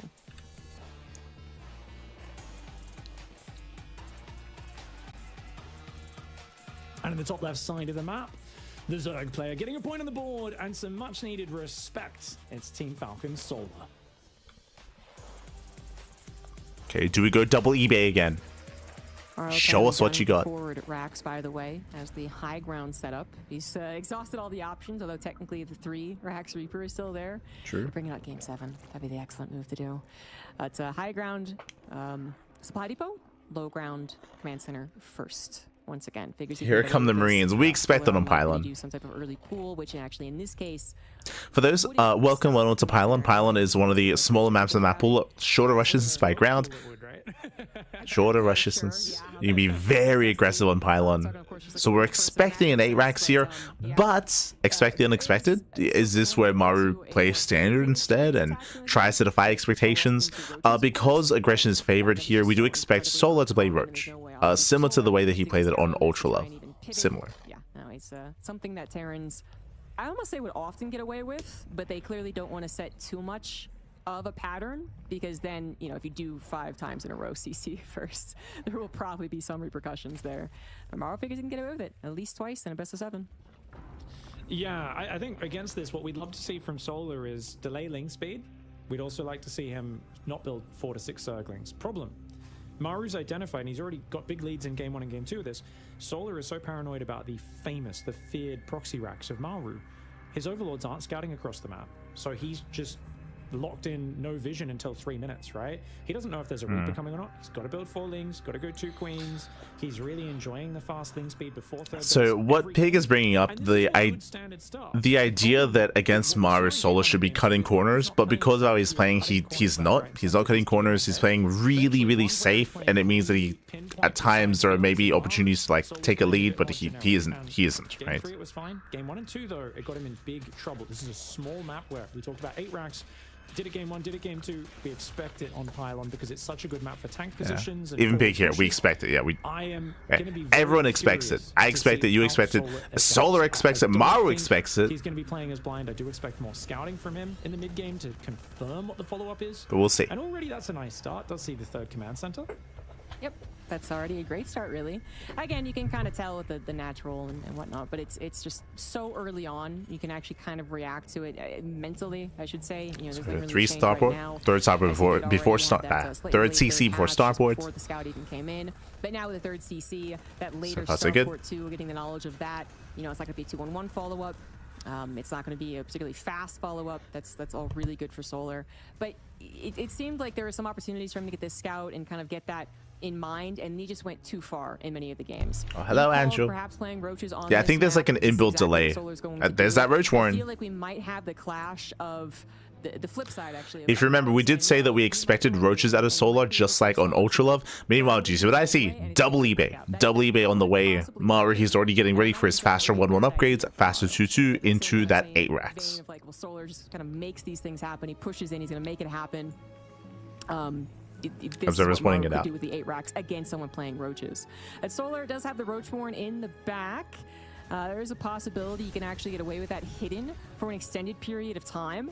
You also could make some roaches try and send across the map with the fact that it is Ooh, he's going for an earlier roach push though. 7 roaches on the way. If it is defensive and if it is going to be made, then obviously does he commit to the all-in, or does he just apply pressure and then join behind this?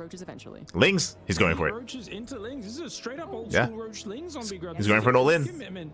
I did not expect more roaches. I was like, yeah, 5-6 is fine, but he let lings. He's going for the all-in. This is a huge commitment, and if he can Against Banshee. that's going to be huge. Now Maru does see some lings poke out, does see a little ling run by, doesn't seem to have any wind of what's going on. It's just one cloakless Banshee, and if that arrives on the other side of the map and the roaches have already moved out, which it seems like they're going to do. Oh, one. He misses it. No, they've changed it. No, the roaches. Oh my gosh, that's so close. Oh, he sees. No, he sees.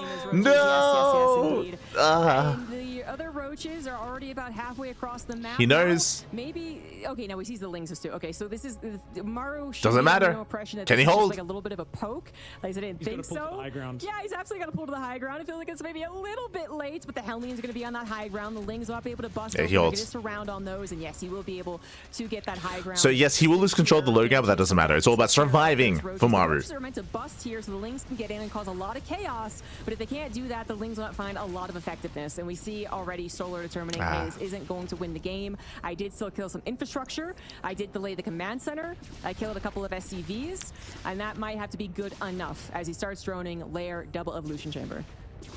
Maru with a monumental supply lead, upgrade lead, I should say. The 1-1's already almost finished, and in the heat of battle, he remembers to start the armory. I mean, that's huge. He is supply blocked, but of course the depot finishes. And Yeah, so Maru, he's going to scale better into a longer game. The all-in fails. Solar, he does some damage, but this is not enough yet. Now, he has a lot of lings. Because of this, he can go for another run-by, maybe get some SCVs, get some counter damage, but the pressure is on Solar right now. He actually doesn't have the gas to back it up since the natural had to lift. And this will at least give Solar some time to recover on the upgrade. Solar's going to try to play Ling Bane. I thought we'd continue to see Roaches. I mean, he's still got a few Roaches alive, so he'll have a handful of Ravagers that he can use for utility. I think that's pretty decent. You just need enough to like one-shot a siege tank, and that's going to make it a bit harder for Maru to be annoying. That being said, 1-1 Marines coming across the map, +2 attack does start. And if he can cancel this 4th or get some drone kills, it's going to put Solar in a hard position. Yeah, as much as Solar he does cancel a jump on Maru had to respect it. Oh, it goes for the drone too.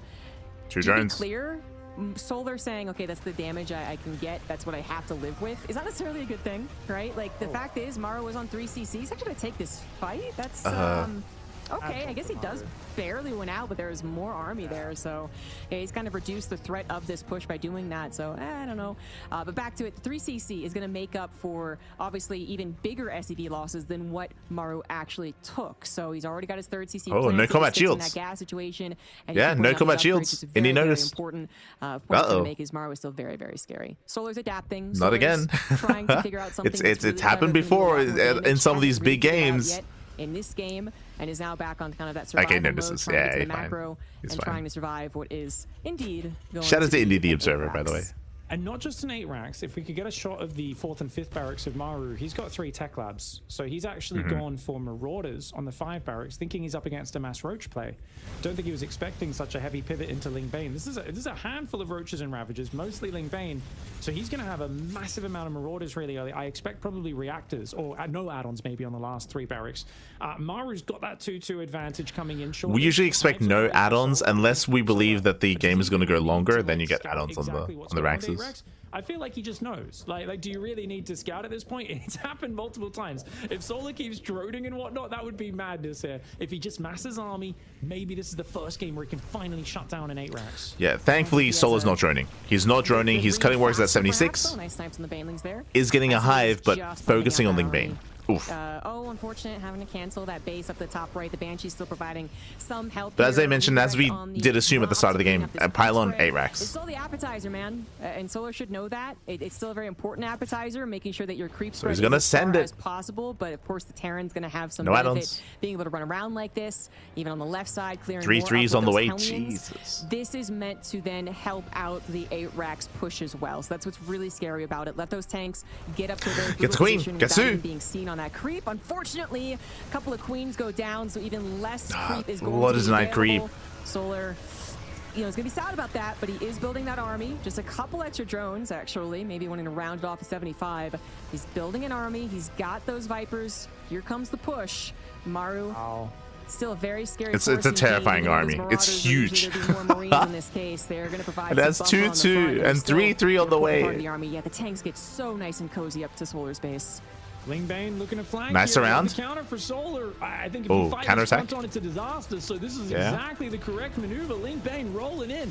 Hits the mineral line. Nice damage. Abandon the base on the front, which is exactly the right call. The Marine Hellbat Marauder tries to come forward. He's trying to drop some bios on it. Lands some big ones on the Hellbats. He's nice got bios. available as well as Blinding Cloud, but doesn't have much Ling Bane on the rear. Solar, he busts into the natural as well. Is forcing the all-in. Army will not have a reinforcement for a very long time. He is deep in Zerg territory, but is there enough Zerg left over? That's a lot of Marauders. The answer is no against that Marauder count. Solar may need to give up. Vipers though. Baneling Nest does get sniped. Yep, he does have a lot of Banelings, but actually making those crucial connections is the question. Tanks are still available. He commits in. Well. They're going to try and focus. He's going for the Banelings. Oh, sorry, going for the tanks. Running Cloud on top of a couple of tanks. The Banelings going to try their best to roll in, get amazing shots with the pre-split. No. Who's already there. The Banelings mostly ineffective. Yeah. Solar once again will fall to the 8 racks. The Banelings, they crash into Marauders and they instantly got dealt with. It was brutal. Dallas.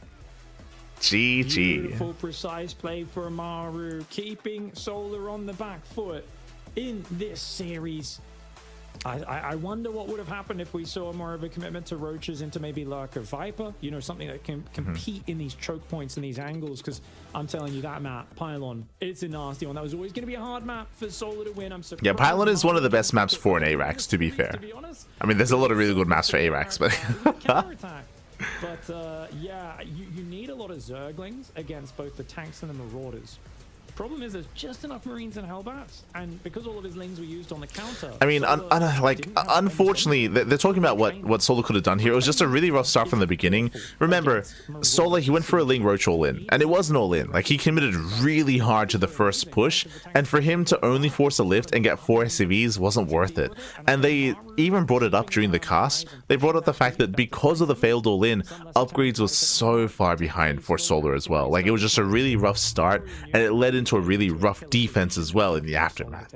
A lot of this came down to the scouting of Maru, actually. Of Maru seeing the roaches, denying them, catching them with the Banshee, and being able to respond and react and save his natural base. So it was a big scout for Maru that allowed him to take a lead in the early game, which led into the 8 racks. So far, Maru with 100% win rate with 8 racks. Actually, every game that he's won has been with an 8 racks, and we expect that to happen again. Like, I guess it depends on the maps. What haven't we loaded into yet? If we load into Torches must have been vetoed, but if we load into Torches, we expect an 8 racks there. If we load into Tokamak, maybe standard game. You just go for them. I mean, how is that a question? Don't you just go for them? Isn't that just what it works? The trick is you make your battles cruise, and your cruises battle, and yeah, it just kind of works out, man. That's how it goes. I don't know what to tell you. There's something deeper to that. I don't think so. Nah, I see it. I would love to see something like, you know, weird, crazy 2-port VC. You're up so close to winning 3-1. Take a risk, take a gamble. I think the risk could be a 3 racks though. He's thrown out so many different openers. And even gotten, I mean, he wouldn't know this, right? But even one of those openers on the right, you mean SHIN? Fully scouted despite the possibility of doing so. Yes, SHIN did lose to Maru. I would say that SHIN is a little bit more diverse in his play, and SHIN can be tricky. SHIN can maybe try to all in, but I would still favor Maru against SHIN. Against SHIN, against Solar. Against Serral, we favor Serral. Like, Serral, he's, I mean, best Zerg player in the world. But he got taken out. We're gonna find out if he can seal the deal. On the top right side of the map, it is Team Vitality's Maru. Maru, one step closer to make it look like a genius. Come on, do the 3 racks, low ground. In the bottom left, we do have the blue Zerg team, Falcon Solar. Low ground setup for Maru. What's it gonna be? Do it. This is going to be a map with a bit more room to breathe for Solar. Yes. That last map, claustrophobic, really hard. If you recall, we spoke about this. Tokamak is a macro map. This is the most ideal map for Solar to force a more standard game, to survive the 8 racks and to get into a stronger position in the mid game. But it is going to be 2 racks Reaper.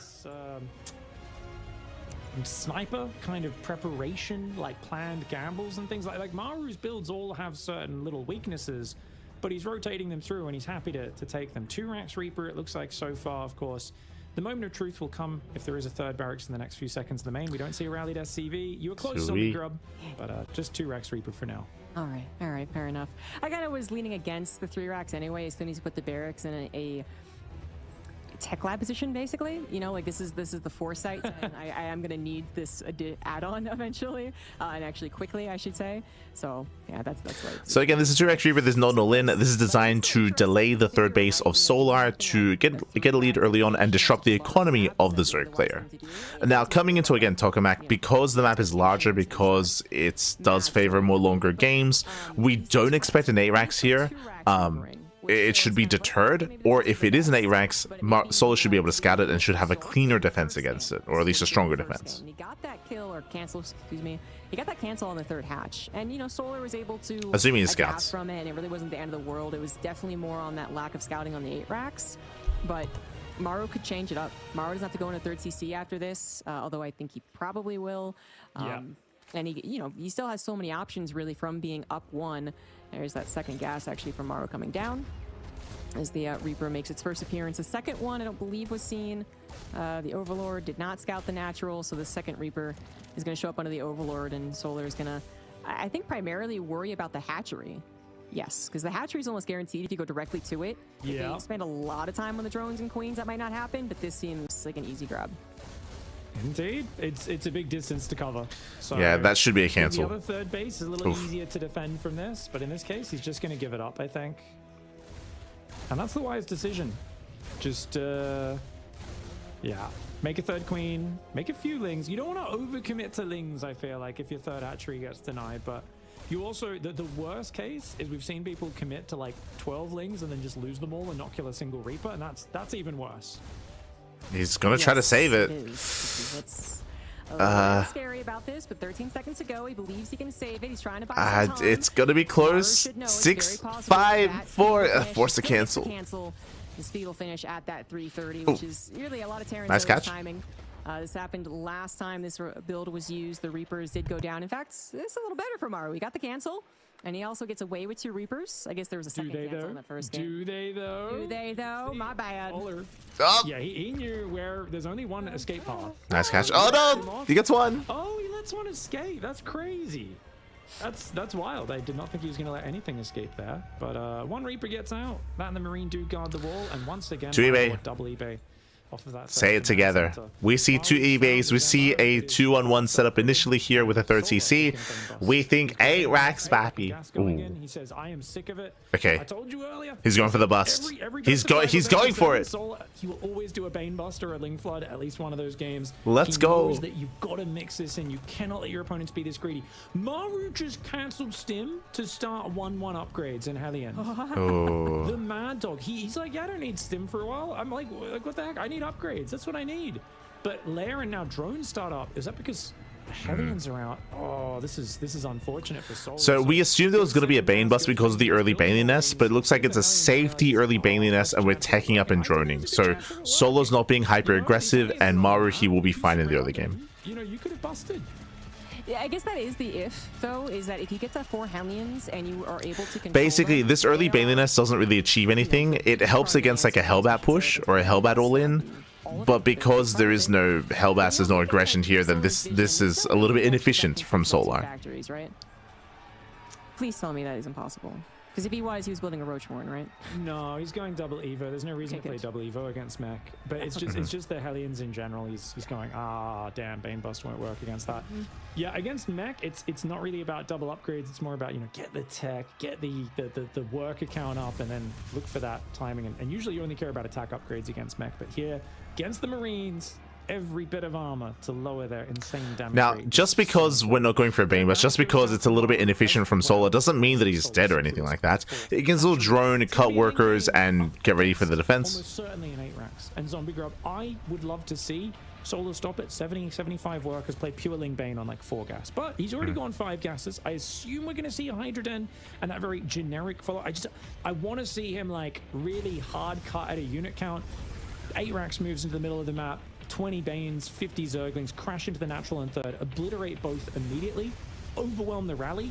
Nice teching. You know, I want to see that sort of hard counter for Solar because it is so scary. He's hitting an infestation pit. Yeah. He's taking up. And he does lose 3 drones and a few Zerglings there. There's a really good trade from Maru as well. That pause said a lot. So Solar is taking up towards Hive. He's taking up towards Vipers again. This is a little bit greedy. It's a little early. This would see the 3rd racks and the 4th and 5th, which is quite normal production for a Terran. A-Rax is coming. So it's really those extra 3 or a 4th command center. We have an earlier push though with Hellbats. Confirmation. The infestation pit. Well, hold on that thought. The Hellbats and Marines once again on the front lines. Baneling speed does We should be okay. Yeah. Which actually I think surprises Maru to a certain degree. Almost loses one of the medevacs too. Forced to leave the Hellbats behind. They will at least trade out with those last few Banelings. Yeah, I was shut down. Complete shutdown. That's really nice. Solar needs this. Okay. He's once again not overseer scouting. He's showing no inclination. So this is an okay. This is a decent start for Solar because one, that wasn't meant to do much damage, but because we just threw away all those Hellbats, that will weaken the A-Rax. That means that there's a little bit less to work with when it comes to the follow-up timing. I think that's peak. Pure Ling Bane count is what usually defends 8 racks. And color me surprised, the 6, 7, 8th barracks goes down in the back of the main base of Maru. Maru getting ready for his huge 2-2 attack timing. and he just wants to go. He wants to parade across this map. Solar stopping at 78 workers. I really feel like cutting the Hydra Den, the Overlord speed, the Lurker Den, all this random stuff he was investing in the earlier games in this series. He's cut out all the chaff, all the garbage. Yeah, as they're saying, so far there's no other crazy tech, no Hydras. If he can focus and fixate on pure Ling Bane, Solar, he can defend. He might have the best setup, but can he still defend against it? Showing up to 80. It's a legitimate question. Very Double expanding. We've seen 8 racks get totally stomped. Even if the first push gets totally stomped, actually, we've seen plenty of 8 racks still continue on with their second push, and it still ends up. That's a kill! Oh, God. Solar making a mistake right there. That's not a cancel. Not canceling the hatchery, 300 minerals down the drain. Ultra Cavern. We want these extra hatcheries too, because if we are talking about Ling Baneling, although an Ultra's Cavern is also on the way, we're talking about a very larva-intensive situation. So back to that exhaustion point. Either you exhaust their resources, Vipers will be a part of this. Gas and minerals, or maybe their time, their ability to remake the Banelings. You can also try and exhaust their larva to a certain degree. Ultras will certainly help out with that, but we're going to have to wait for them to have chitinous plating to really be the most effective. That's target firing. The push out to the top left side. This is going to be barely scouted. My confidence is faltering. I'm not going to lie. Anyway. He can give up the top left. For Solo, but I want to believe. Let's go. That's when it's going to be danger territory. It's so good he sent that zone. You said the Ling would just as much Ling Bane as possible. We can do this. We can do this, Solar. They can bet they've got the shortest vision out of any army unit in the game. They actually don't have that much because they are so cheap, and it would not have seen this. That's gonna be a kill. Hatchery does not matter for Solar. He's got Vipers ready this time. His 2/2's almost finished, like especially the +2 carapace, which is most important. If you can just delay fighting till +2 carapace. +2's almost done. Vipers coming in. The tanks are on siege. They're covered in blinding cloud. Not bad. Beautiful timing for not bad at all. Let's go. Does not matter. Maru is going to lose all of his tanks. He picks up and does it beyond into the main base. A YOLO. Tanks, they were stacked. The right side at the same time. Solar needs to split that army into 3 bases right now. Maru getting messy, seeing if he can catch Solar off guard, but he's going to lose full metamax. Oh my god. No, you're kidding me. He saved it. Barely saves it. The main base also in a little bit of trouble. Nice positioning here with the bio up against only Lings right now. Banelings finally coming forth, and they will be able to save all that important technology in the main base. 16 drones have gone down. Solar does need to worry about this. There's still a lot of the that's a lot of damage. 17 drones. Yes, the loss of the tanks the base as well. But you still need to worry so much about their ability to just parade bio across the map. You need to be able to afford to counter that. And second factory and limited bases sometimes isn't going to be enough. Back in the main base we go. Ultras are out. Chitinous plating's almost done. That can handle Mass Marine very nicely. And I think that's something we're going to do with the Twister zombie grab. I can't believe it. Solar crushed the first push, but the Twister's getting him. They're just, I'm here, I'm there. All 3 bases at once. They use it against Protoss all the time, but in these chaotic situations, he can't keep up. No, getting another expansion. Keep on hitting you with bio drops and macro. Kills the 4. He's got a 4th up, which he built on location super greedily. He's bouncing these drops around, and Solar, he's clumping his army just a little bit too much. He needs to really split it up. But that tank outpost on the left, so well done. The trading, excellent. He got so many worker kills. 22 workers have gone down. There's drones in the army right now. When you are conscripting drones into your army, things are not going well. Oh, that was the Ultra Cavern. Oh, that's the Ultra's Cavern down. Brutal snipe. Only 4, actually 5 will be produced. Ultra's Cavern is remade instantly, but Solar can't really afford to make a lot of Ultras, and the timing of which the Ultras of the superior technology is kind of dwindling. On the one hand, Solar, he survived the initial A-racks, but it just kept going. It just kept going. Drops doesn't protect them appropriately, but the Ultras are going to be so expensive to create. Maru, he doesn't stop. He won't stop. Terran, getting a 4th CC, decent run by. This is a nicer position for the Terran, in fact. So these Ultras, they might help out to secure the 4 bases again, and that is nice. That is the first step to recovery, but they're not going to have a lot of power on the offensive. In fact, it's even possible by the time Solar decides to, okay, this is enough, I'm just going to all in. We could have even Ghosts. It really depends how. Oh god, that was the 3rd now. The 3rd goes down. He just can't keep up. He's being pulled apart. Maru will not even let him get there. Like you said, he's got so much going behind it for Maru. But like he snipes another hatchery. These drops are still being annoying. How many queens are there on the map? 3 queens, 2 vipers. Limited anti-air. Yeah, 3rd base went down. 4th base went down. Tech went down as well. Maru, he's got a 4th base. He's taking his gases. He's transitioning out of this. He's teching up. Doesn't even need ghosts. Gets a kill. No cancel there, and it's just bounce around the base. You know, the fun jumping castle for Terran is of course going between. And Maru's max. Maru, he's maxed out. And it wasn't a 4-0, it wasn't one-sided completely there. We saw that Solar was able to mix it up, but the ARAX undefeated, Pappy, undefeated.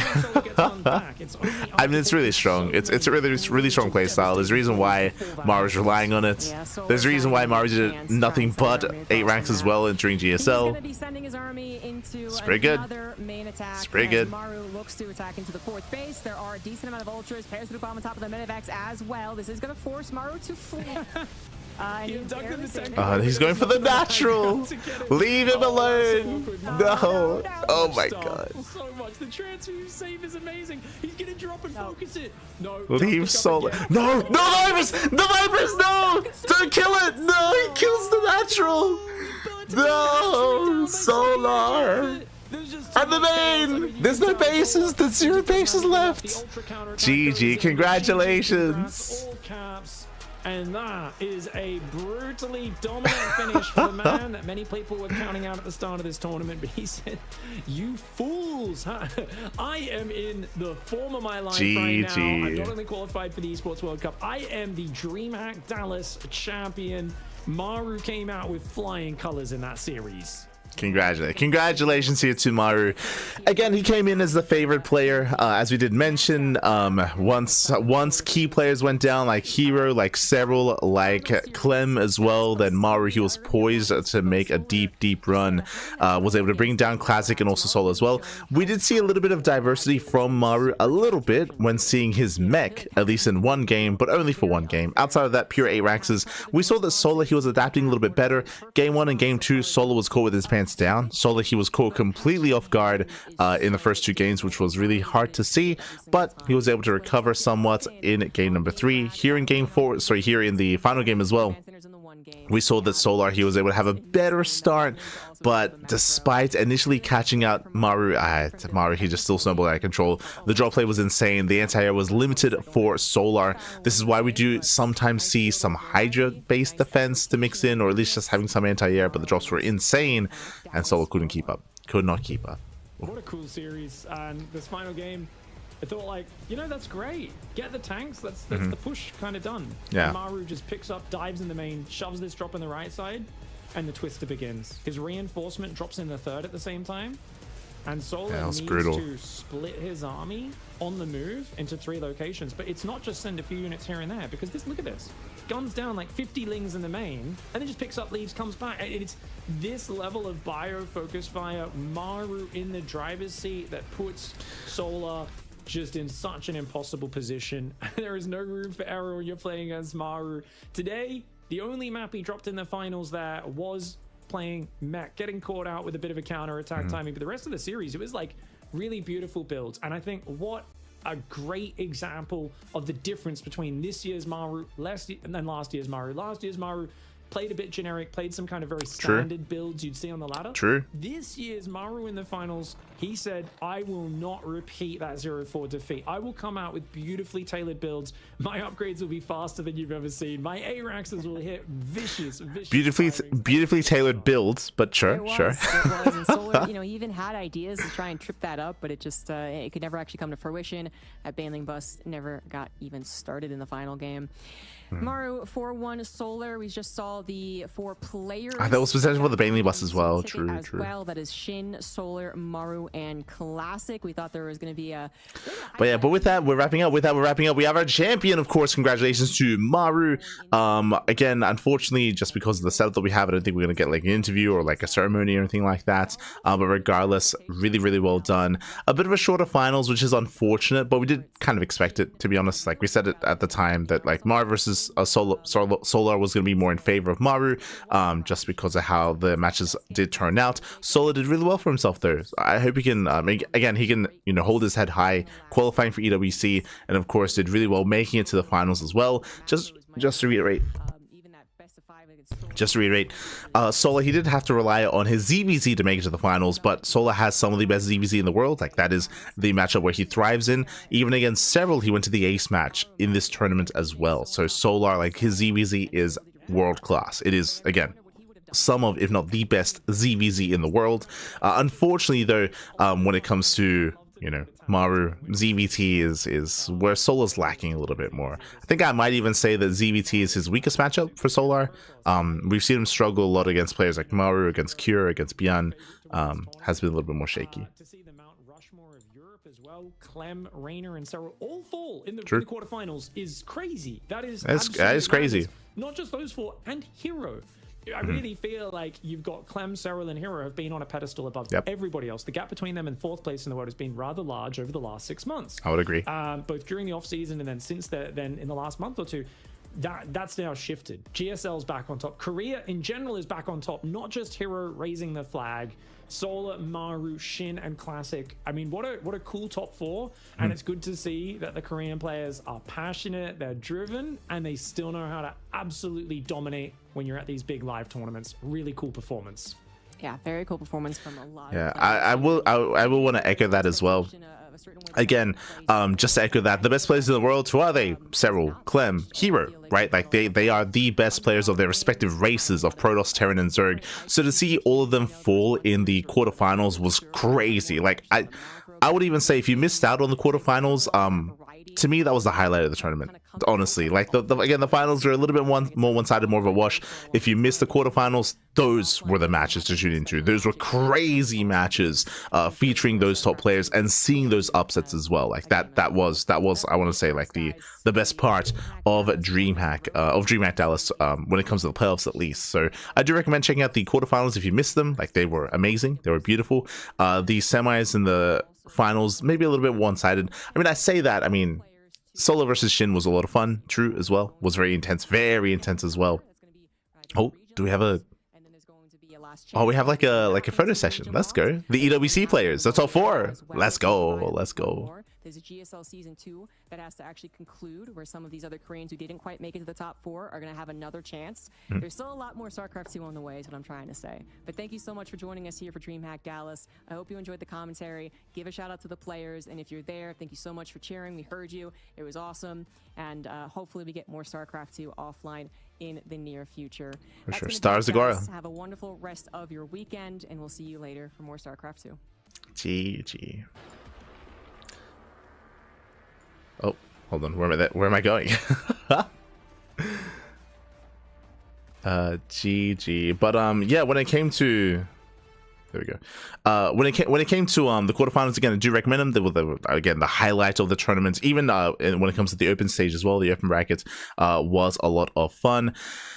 Ooh, and yeah, definitely it also shows that, like, do I want to say preparation? I think I do. I think I want to say like the Koreans coming in with more preparation based builds, like they really were able to cause those upsets. I did see some people saying certain things in the chat earlier. I will still say that again, Serral, Clem, and herO are still the best players in the world. But we had some really specialized builds, which is what really did shake things up. That's also why I do recommend watching the VODs and checking out the quarterfinals. Very, very specialized builds were used, and the opposing players had a bit of a harder time keeping up with that. Specifically, like Clem versus SHIN is a good example of that. herO versus Maru, I'm still thinking about that pylon game. Like herO versus Maru, I'm still thinking about that pylon game. It was so close to win all the way to the ace match, and there's a world where herO takes that series instead. Again, that was a very, very close matchup between herO and Maru. Likewise, Clem versus SHIN, it was SHIN that was really punishing the more standard play of Clem. Fun fact, even, I would say that if Clem was 8-waxing like Maru, he probably would have killed SHIN, but most likely, actually. But basically, what SHIN was doing, he was playing how actually Solar tried to play in game 1, which was Roach into Hive into Ultra Tech. We actually saw Solar try to emulate SHIN a couple times. I think he was trying to do it on Ultra Love, if I'm not mistaken. But tried to emulate, and SHIN, of course, was able to pull it off, as Clem was a little bit less intense and less aggressive. But yeah, it was very intense, very back and forth. Do recommend it, and hope you all enjoyed the weekend. Hope you all enjoyed the event itself. Again, personally, it was a little bit different, especially considering there was no. It was a remote broadcast, but regardless, really good games were held, and there's still so much more StarCraft on the horizon. I want to emphasize this as well. Oh, actually, you know what? There we go. I'm going to emphasize this as well. For those who do not know, GSL Season 2 is right around the corner. We just wrapped up. GSL Season 2 is going to be next week. Stars Agora, sorry, is next week as well. Stars Agora starts on the 4th of June, by the way. And it's like, it's 4 days of StarCraft. It's going to be crazy. We have Home Story Cup on the 27th of June at the end of the month. We have Cheese Adelphia on the 15th of June. We have the Brazilian Soccer Circuit. That's going to be on the 22nd and 21st, sorry, the 22nd of June as well. So June is just jam-packed full of offline tournaments. On top of that, in 2 days' time, I believe on the 28th of May, so again in 2 days' time, on the 28th/29th, we have the EWC qualifiers. For those who don't know, the Esports World Cup, they also have their own regional qualifiers as well. It's going to be a smaller bracket. We are going to be casting it. We're going to be there covering the EWC qualifiers, but that's also in a couple of days. Right now, players are going to be racing back home to Europe, racing back home to Korea to get back home in time. They'll have like a day's rest, and then bam, EWC qualifiers. And what is scary about these EWC qualifiers is that certain players should not be playing in them, in the sense that I think a lot of people were expecting, oh, you know, Clem and Serral, at least they should make it into the top 4 of this tournament, which means they wouldn't play in the European qualifiers. Now they have to. Now, like now, now Serral is going to be in the qualifier is going to be playing, I should say, in the open qualifier of EWC of the European region.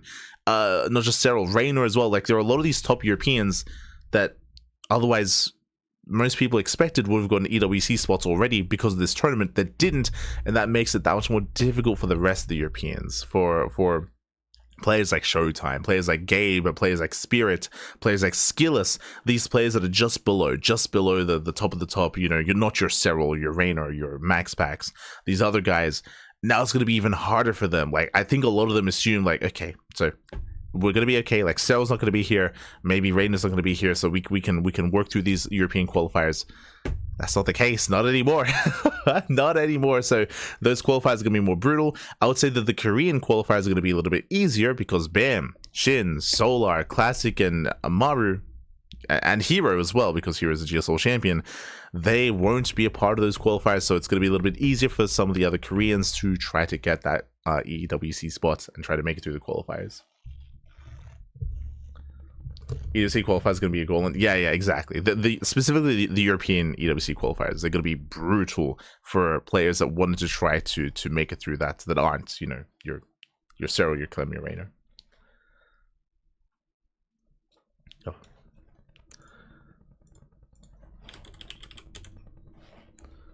Clem is the reigning champion. I don't think that confirms you a spot though. Let me just double check actually. Hold on. Esports World Cup 2025. Check it on Wikipedia. Sorry, Clem is going to be there. My apologies. So Clem is the reigning champion, so Clem already has a seed. Clem is the only European with a seed. It's Clem alongside herO, Classic, Maru, SHIN, and Solar. So yes, so Clem, he does have a seed. But Serral, Reynor, Showtime, Skillus, Spirit, Gabe, they're all going to be playing in the European qualifiers. And again, I think a lot of people assume that at least Serral would be in the top 4 and they wouldn't have to worry about Serral. Not the case, not anymore. So the EWC qualifiers are going to be brutal. And again, there's one for each region. There's one for Korea, one for Europe, one for Americas, and one for Asia as well. Oh boy. So yeah, those qualifiers are going to be later on this week. Later on this week are going to be the qualifiers. We are going to be casting them on the channel, of course. We did have to try to, we're probably going to have to reschedule some stuff just to fit in those qualifiers. So we'll do our best, but it's going to be a very intense week. Same can be said with GSL. GSL is also this week. So GSL is in 2 days. EWC qualifiers is in 2 days. Stars Agora is next week. It's a lot of StarCraft all happening at once. So yeah, it's a lot to keep up with. If you guys want to keep up with that, do follow us. !socials in the chat. We do go live on a daily basis here on the CranKy Ducklings. We are live every single day, multiple times a day. We cast more than any other channel out there, more than Wardy, more than Steadfast, more than anyone else. We have all the content, we have the quantity, and we have a little bit of the quality as well. So again, we have plenty of content here on the channel related to StarCraft, of course. Likewise, there's a lot of catching up to do for us as well. We most likely will not be co-streaming Stars Agora. Stars Agora, I believe they have their own casting team, so we're going to be casting probably through that in a sense. Home Story Cup, we have been the official B stream for Home Story Cup for the past like 3 editions. We're probably going to be the B stream again here as well, so we're going to be the Home Story Cup. We're going to be casting GSL on the channel. We're going to be casting the EWC qualifiers on the channel as well. There's a lot. Someone was asking about RSL. RSL should be next month halfway through, so I believe RSL starts next month, June 17th, like 17th, 18th, I believe is RSL. So that's still almost a month away. But RSL is also happening in Jesus. It's also happening in June. It's a lot of content, a lot of StarCraft. We most likely won't be covering RSL. That's going to be covered by Tasteless, State, Gemini. They all got you covered with RSL. Close the predictions. Yeah, they close. Just catching up.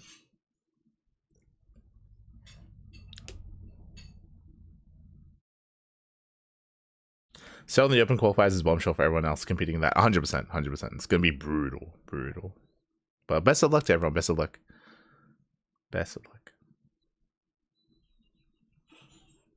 Otherwise, thanks for watching. Thanks for support. I'm going to go pass out. It is 9 a.m. It's 9 a.m. in the morning, so I'm going to go pass the hell out. Our next broadcast is going to be later on tonight, potentially. It's going to be the Wardy TV Monday, but I say potentially, I don't know if Wardy's going to be hosting it. Because there are going to be so many people traveling, he might not run it. Let me double check, actually.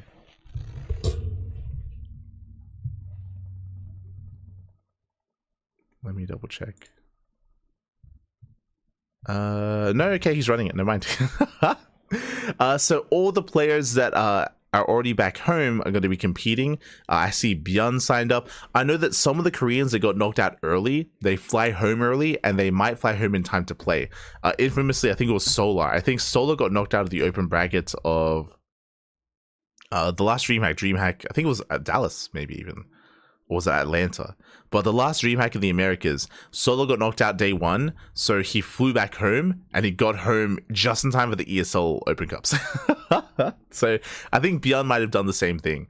I'm sure there are some players who got knocked out early. If they fly back home in time, they might be able to get home in time to play in the Wardy TV Monday.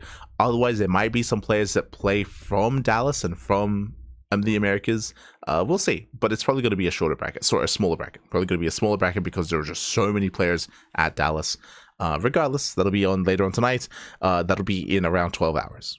So 12 hours time is going to be our next cast here on the CranKy Ducklings. So see you then. It's on TL, yeah, it's on TL. So we'll be there. We'll be there in 12 hours. Otherwise, thanks for watching. I'm going to go get some breakfast, and then I'm going to get some sleep, and get as much sleep as I can. But otherwise, thanks for watching. Hope you had a great time. Hope you had a great event. And again, more StarCraft to come. More StarCraft in the future, in the next month or so. There's just so many events happening. See you then. Take care. Ciao. Bye. Ciao. Congratulations to Maru as well. Congratulations. See you next time.